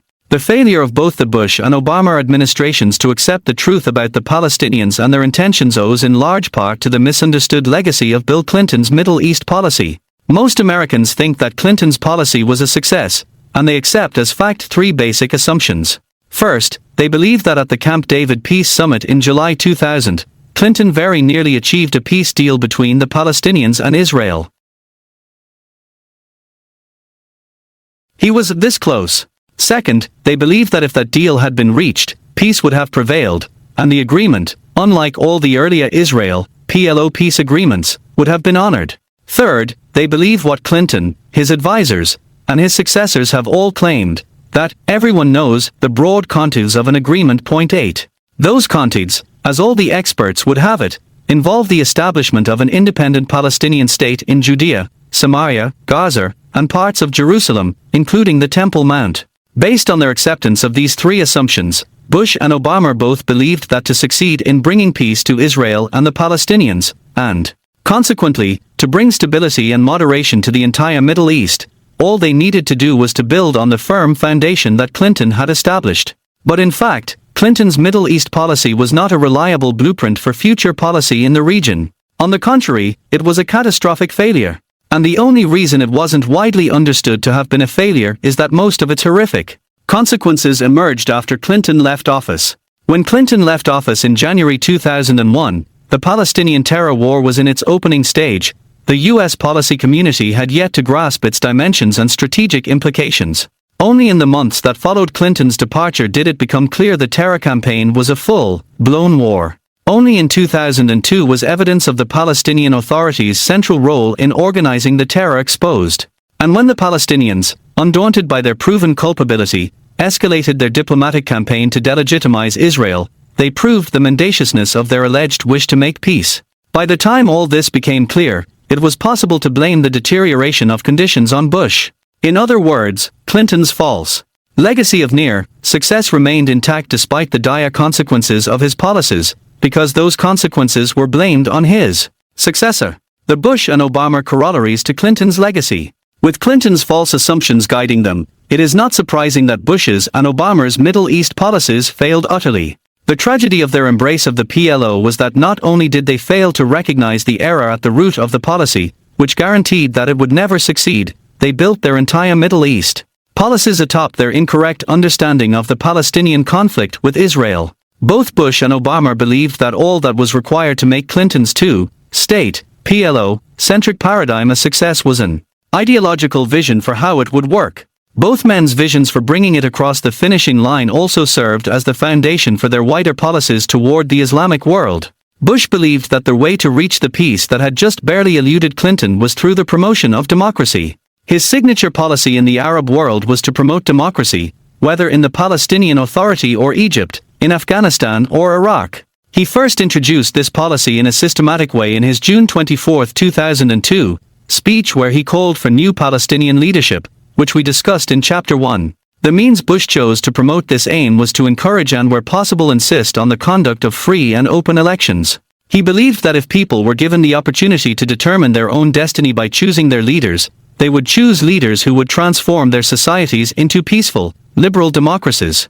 Bush's faith in elections as a panacea for the social and political pathologies of the Islamic world, although well-intentioned, was deeply deluded. Like his misconstruing of the events at the July 2000 Camp David summit, it was based on the false belief that the Palestinians and the wider Islamic world were by their nature moderate and peaceful, just like the Americans and Israelis, and that even Islamists like Hamas and the Muslim Brotherhood would govern responsibly if elected. Bush spelled out this naive belief in 2005, there's a positive effect when you run for office. Maybe some will run for office and say, vote for me, I look forward to blowing up America. I don't think so. I think people who generally run for office say, vote for me, I'm looking forward to fixing your potholes, or making sure you got bread on the table. But as repeated polling data and electoral results have borne out, this is simply not the case. When Islamists are permitted to run for office, they generally win. The most popular ideology in the Islamic world is not liberalism but Islamism. This totalitarian ideology teaches that Israel must be obliterated, that women must be subjugated, and that non-Muslims and non-Islamist Muslims must be persecuted. It is inherently and necessarily anti-American. Point 10. And the Islamists do not run for office to fix potholes. They run for office and win to implement this ideological platform. And their voters understand this. In time, Bush's democratization, through elections policy became the vehicle through which Hamas was empowered in the Palestinian Authority and the Muslim Brotherhood won free elections in Egypt and Tunisia. The result of these victories has been violence, instability, and chaos. Rather than learn the lessons of Bush's mistakes, Obama has aggravated them. His vision for peace, stability, and moderation in the Middle East is built on mutual respect and mutual interests, with the Muslim world. 11. Obama explained this expression in his speech at the university in Cairo on June 4, 2009. There, he made clear his belief that the core of the difficulties in U.S. Islamic relations, including America's failure to bring peace between Israel and the Palestinians, is not Bush's naive belief that once in power Islamists will become liberal Democrats. Rather, the core of America's difficulties in U.S. Islamic relations is the perceived U.S. disrespect for Islamists. In a telling string of events, Obama bowed before the Islamist King Abdullah of Saudi Arabia on April 2, 2009, and 4 days later placed the United States on the same moral plane as its foes in a speech before the Islamist-dominated Turkish parliament. 12. All of us have to change, he said, and sometimes change is hard. The United States is still working through some of our own darker periods in our history. 13.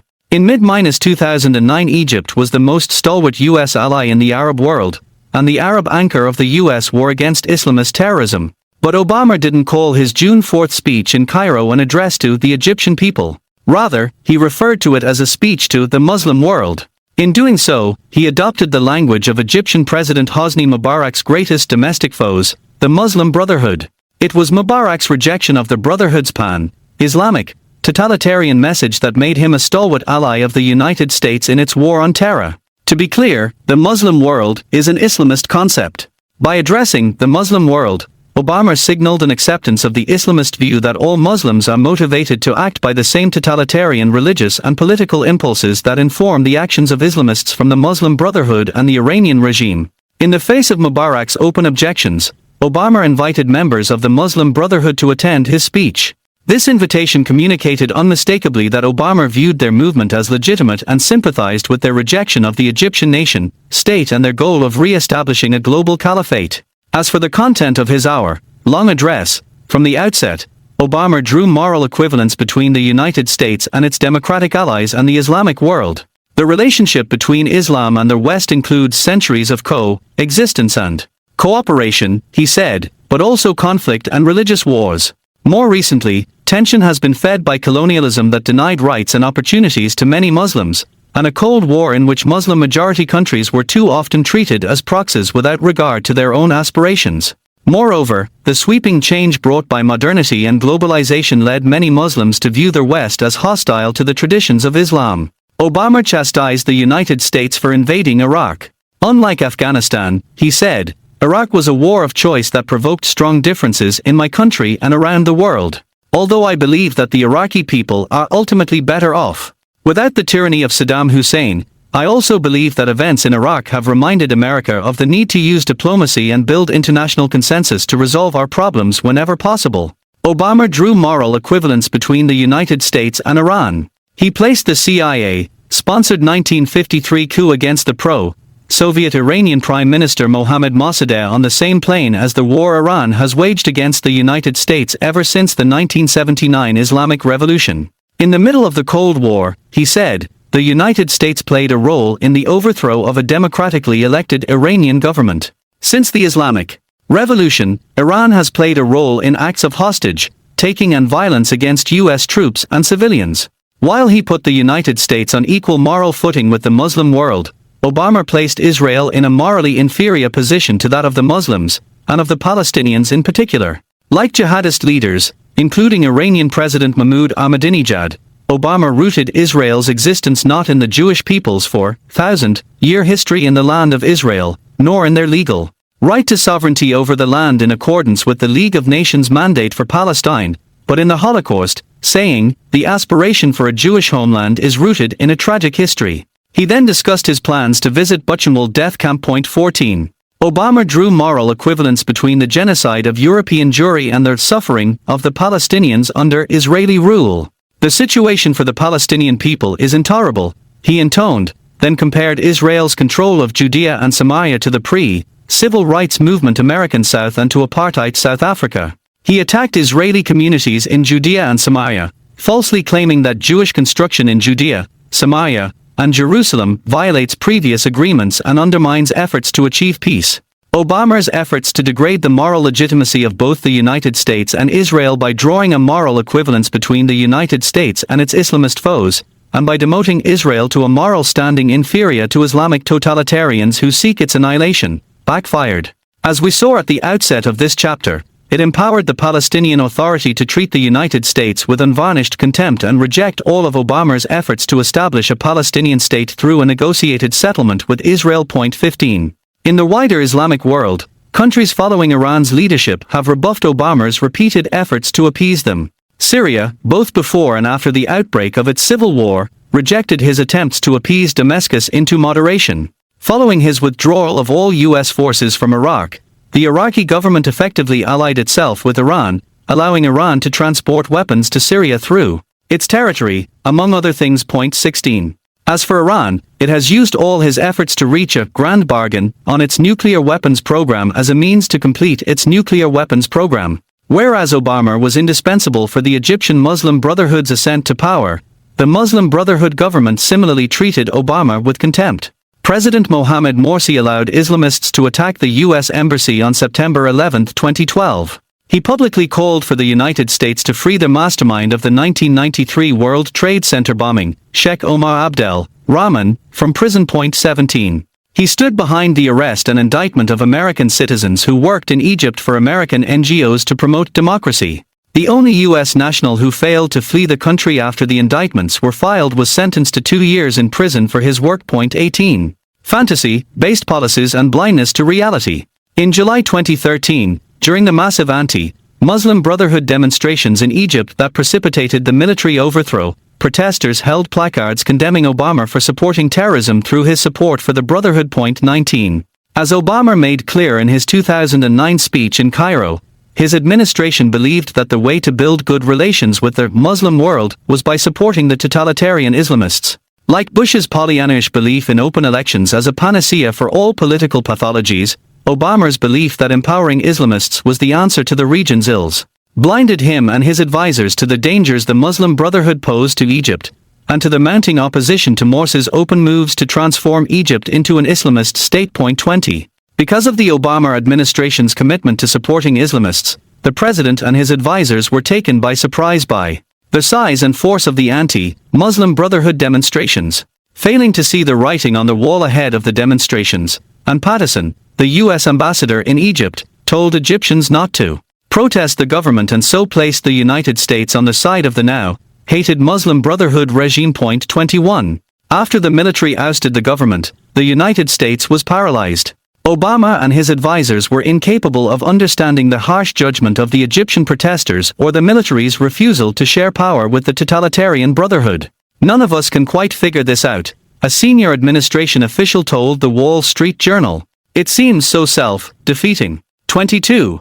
The inability of successive U.S. administrations to foresee or even understand the significance of events in the Arab world and the wider Islamic world is deeply rooted in their core assumption that the Palestinian conflict with Israel is the central conflict in the region and is the cause of all other conflicts. This misapprehension of reality has two direct consequences for U.S. policy makers. First, they feel free to trivialize the pathologies of the Arab world. After all, if the region's problems all stem from the absence of a Palestinian state, then illiberalism, misogyny, anti-Americanism, anti-Semitism, religious bigotry, intolerance, and totalitarian sensibilities are either beside the point or mere affectations that are easily abandoned given the right set of inducements from the U.S. The Bush administration felt comfortable downplaying or ignoring the popularity of totalitarian movements, while attributing the loftiest liberal democratic impulses to societies where they were utterly absent, because at the end of the day, whether the Iraqis, Afghans, Palestinians, or Egyptians were liberal Democrats or totalitarians didn't matter. All their pathologies would magically disappear or at least cease to threaten America, the minute Israel surrendered enough land to make the Palestinians happy. With Obama, the problem is even deeper. Bush's acceptance of Israeli culpability for the absence of peace in the Middle East caused him to believe the best about the Arabs, who were, in his mind, no different from Americans or Israelis. In Obama's case, his acceptance of the assumption that Israel's refusal to surrender to all the PLO's demands is responsible for the absence of peace and stability in the Middle East causes him to believe the worst about Israel, and by extension, about the United States, which supports Israel. Obama's repeated apologies for purported American bad behavior, and his condemnations of Israel in front of rabidly anti-Semitic audiences in Cairo, Ankara, and Riyadh, were grounded in his foundational belief that the United States and Israel are to blame for the violence that engulfs the region and emanates from it. Obama's embrace of totalitarian Islamists, and his administration's admitted incomprehension of Islamic and Arab opposition to the Muslim Brotherhood, is the corollary of his rejection of American and Israeli moral authority. If the United States and Israel are rogue actors in the Middle East, it follows that the most extremist actors in Arab and Muslim societies are morally acceptable only by first rejecting the basic justness of America and Israel, the greatest liberal democracy on earth and the only liberal democracy in the Middle East. Could Obama embrace the totalitarian Muslim Brotherhood and insistently refuse to take any effective action to prevent Iran from acquiring nuclear weapons? Obama could not have embraced the Muslim Brotherhood without first holding the view that Israel is guilty for the absence of regional peace and stability, and that Israel's guilt renders it morally inferior to its neighbors. Bush's and Obama's decisions to base their Middle Eastern policies on Clinton's failed two-state paradigm, coupled with their attachment to their own ideological models for implementing that paradigm, brought about a situation where by mid-2012, when Morsi succeeded Mubarak as president of Egypt, the United States had lost all but one of its allies in the Middle East, Israel, America's indispensable ally. In the wake of the collapse of the two-state paradigm, America's failed drive toward democratization, and the disastrous U.S. embrace of Islamism, Israel emerged as America's only stable, unwavering ally in the Middle East. And yet rather than embrace Israel and strengthen it, in July 2013, John Kerry remained so fixated on solving the Palestinian conflict with Israel that he pressured Prime Minister Netanyahu into agreeing to release 104 Palestinian and Israeli Arab murderers from Israeli prisons, just to induce the Palestinians to sit down at a table with Israeli negotiators. Point 23. Israelis and pro-Israel commentators often raise the question, how would the United States respond if U.S. leaders were pressured to do what they pressure Israel to do? Point 24. And that is a reasonable question. But at this point, with the Arab world embroiled in a maelstrom of radicalism, war, and revolution, and with Israel as the only stable U.S. ally in the Middle East, its only trusted friend there, and the only party in the region that shares its core values, the question ought to be, how much longer does the United States intend to maintain its allegiance to a policy that weakens, demoralizes, and humiliates Israel? How much longer will the United States embrace a policy based on falsehoods that blinds it to the realities of the region and so renders it incapable of understanding them or competently dealing with the manifold and dangerous challenges that the Middle East poses for U.S. national security? No U.S. interest or value is advanced by pressuring Israel to free men like Mahmoud Salam Salman Abu Harabish and Adam Ibrahim Jumeirah from prison. In 1988 they firebombed an Israeli bus and incinerated 5 people, a 26-year-old teacher named Rachel Weiss, her 3 children, who ranged in age from 3 years to 9 months, and an Israeli soldier who tried to rescue them. Point 25. No American interest or value is advanced by spending hundreds of millions of dollars to fund and train a Palestinian military whose forces participate in terrorist attacks against Israel and who remain dedicated to the destruction of America's only stalwart ally in the Middle East. Point 26. Nor is any American interest advanced by spending billions of dollars to promote a Palestinian economy controlled by kleptomaniacal terror supporters, who steal donor money to finance terrorism, to incite anti-Semitism, and to line their pockets. 27. The time has come for the United States to put this 2-decades-long foreign policy debacle behind it. The time has come for the United States to adopt a Middle East policy that reflects its values and its interests. And at the core of such a policy must be the recognition that Israel, the only human rights respecting liberal democracy in the region, and the only regional military power capable of defending itself by itself, is its greatest ally and strategic asset in the Middle East. Additional fundamental moral and strategic truths flow from this core factual premise. As we have seen, under international law, Israel is the lawful sovereign of Judea and Samaria. History proves that the Jewish people are the indigenous people of the land of Israel. Israel's Arab and Muslim neighbors' refusal to accept these truths has nothing to do with Israel or its actions but owes to their internal pathologies. And those pathologies are far from trivial. They are the causes of the instability, violence, and radicalism that engulf their societies and render the Middle East so dangerous. Conversely, the PLO, like the Palestinian Authority it controls, today remains what it has always been, a terrorist organization, and the architect and perpetuator of modern terrorism. The Palestinian people as well remain what they have been since Hajj Amin al-Husseini invented them in 1920, a people that has never built a national identity based on anything other than the rejection of the Jewish people's national identity and rights. A strong Israel defends and advances U.S. national security interests in the Middle East because Israel is inherently non-aggressive, and its enemies are also enemies of America. A weak Israel empowers and emboldens the most radical forces in the Arab and Islamic world. The Palestinian conflict with Israel is a function of the larger Arab and Islamic world's refusal to accept that Israel has a right to exist. Arab states do not organize their politics or their foreign policies around the Palestinian issue, rather, they exploit it as a means to coerce the Americans, and before them the British, into taking actions to appease them. The Palestinian conflict with Israel is the core of nothing but the ongoing and ever-deepening radicalization of Palestinian society. And the Palestinians' radicalism always rises proportionately with the intensity of the West's commitment to pressuring Israel to make concessions to them. As U.S. policymakers stare in utter confusion at the morass that is the Arab world, they should recognize that the first step toward building a new network of allies in the Middle East is to strengthen, not endanger, Israel. As America's only remaining ally there, the United States has a paramount national security interest in ensuring the military strength and social cohesion of the Jewish state. The stronger and more internally stable Israel is, the more secure American regional interests are.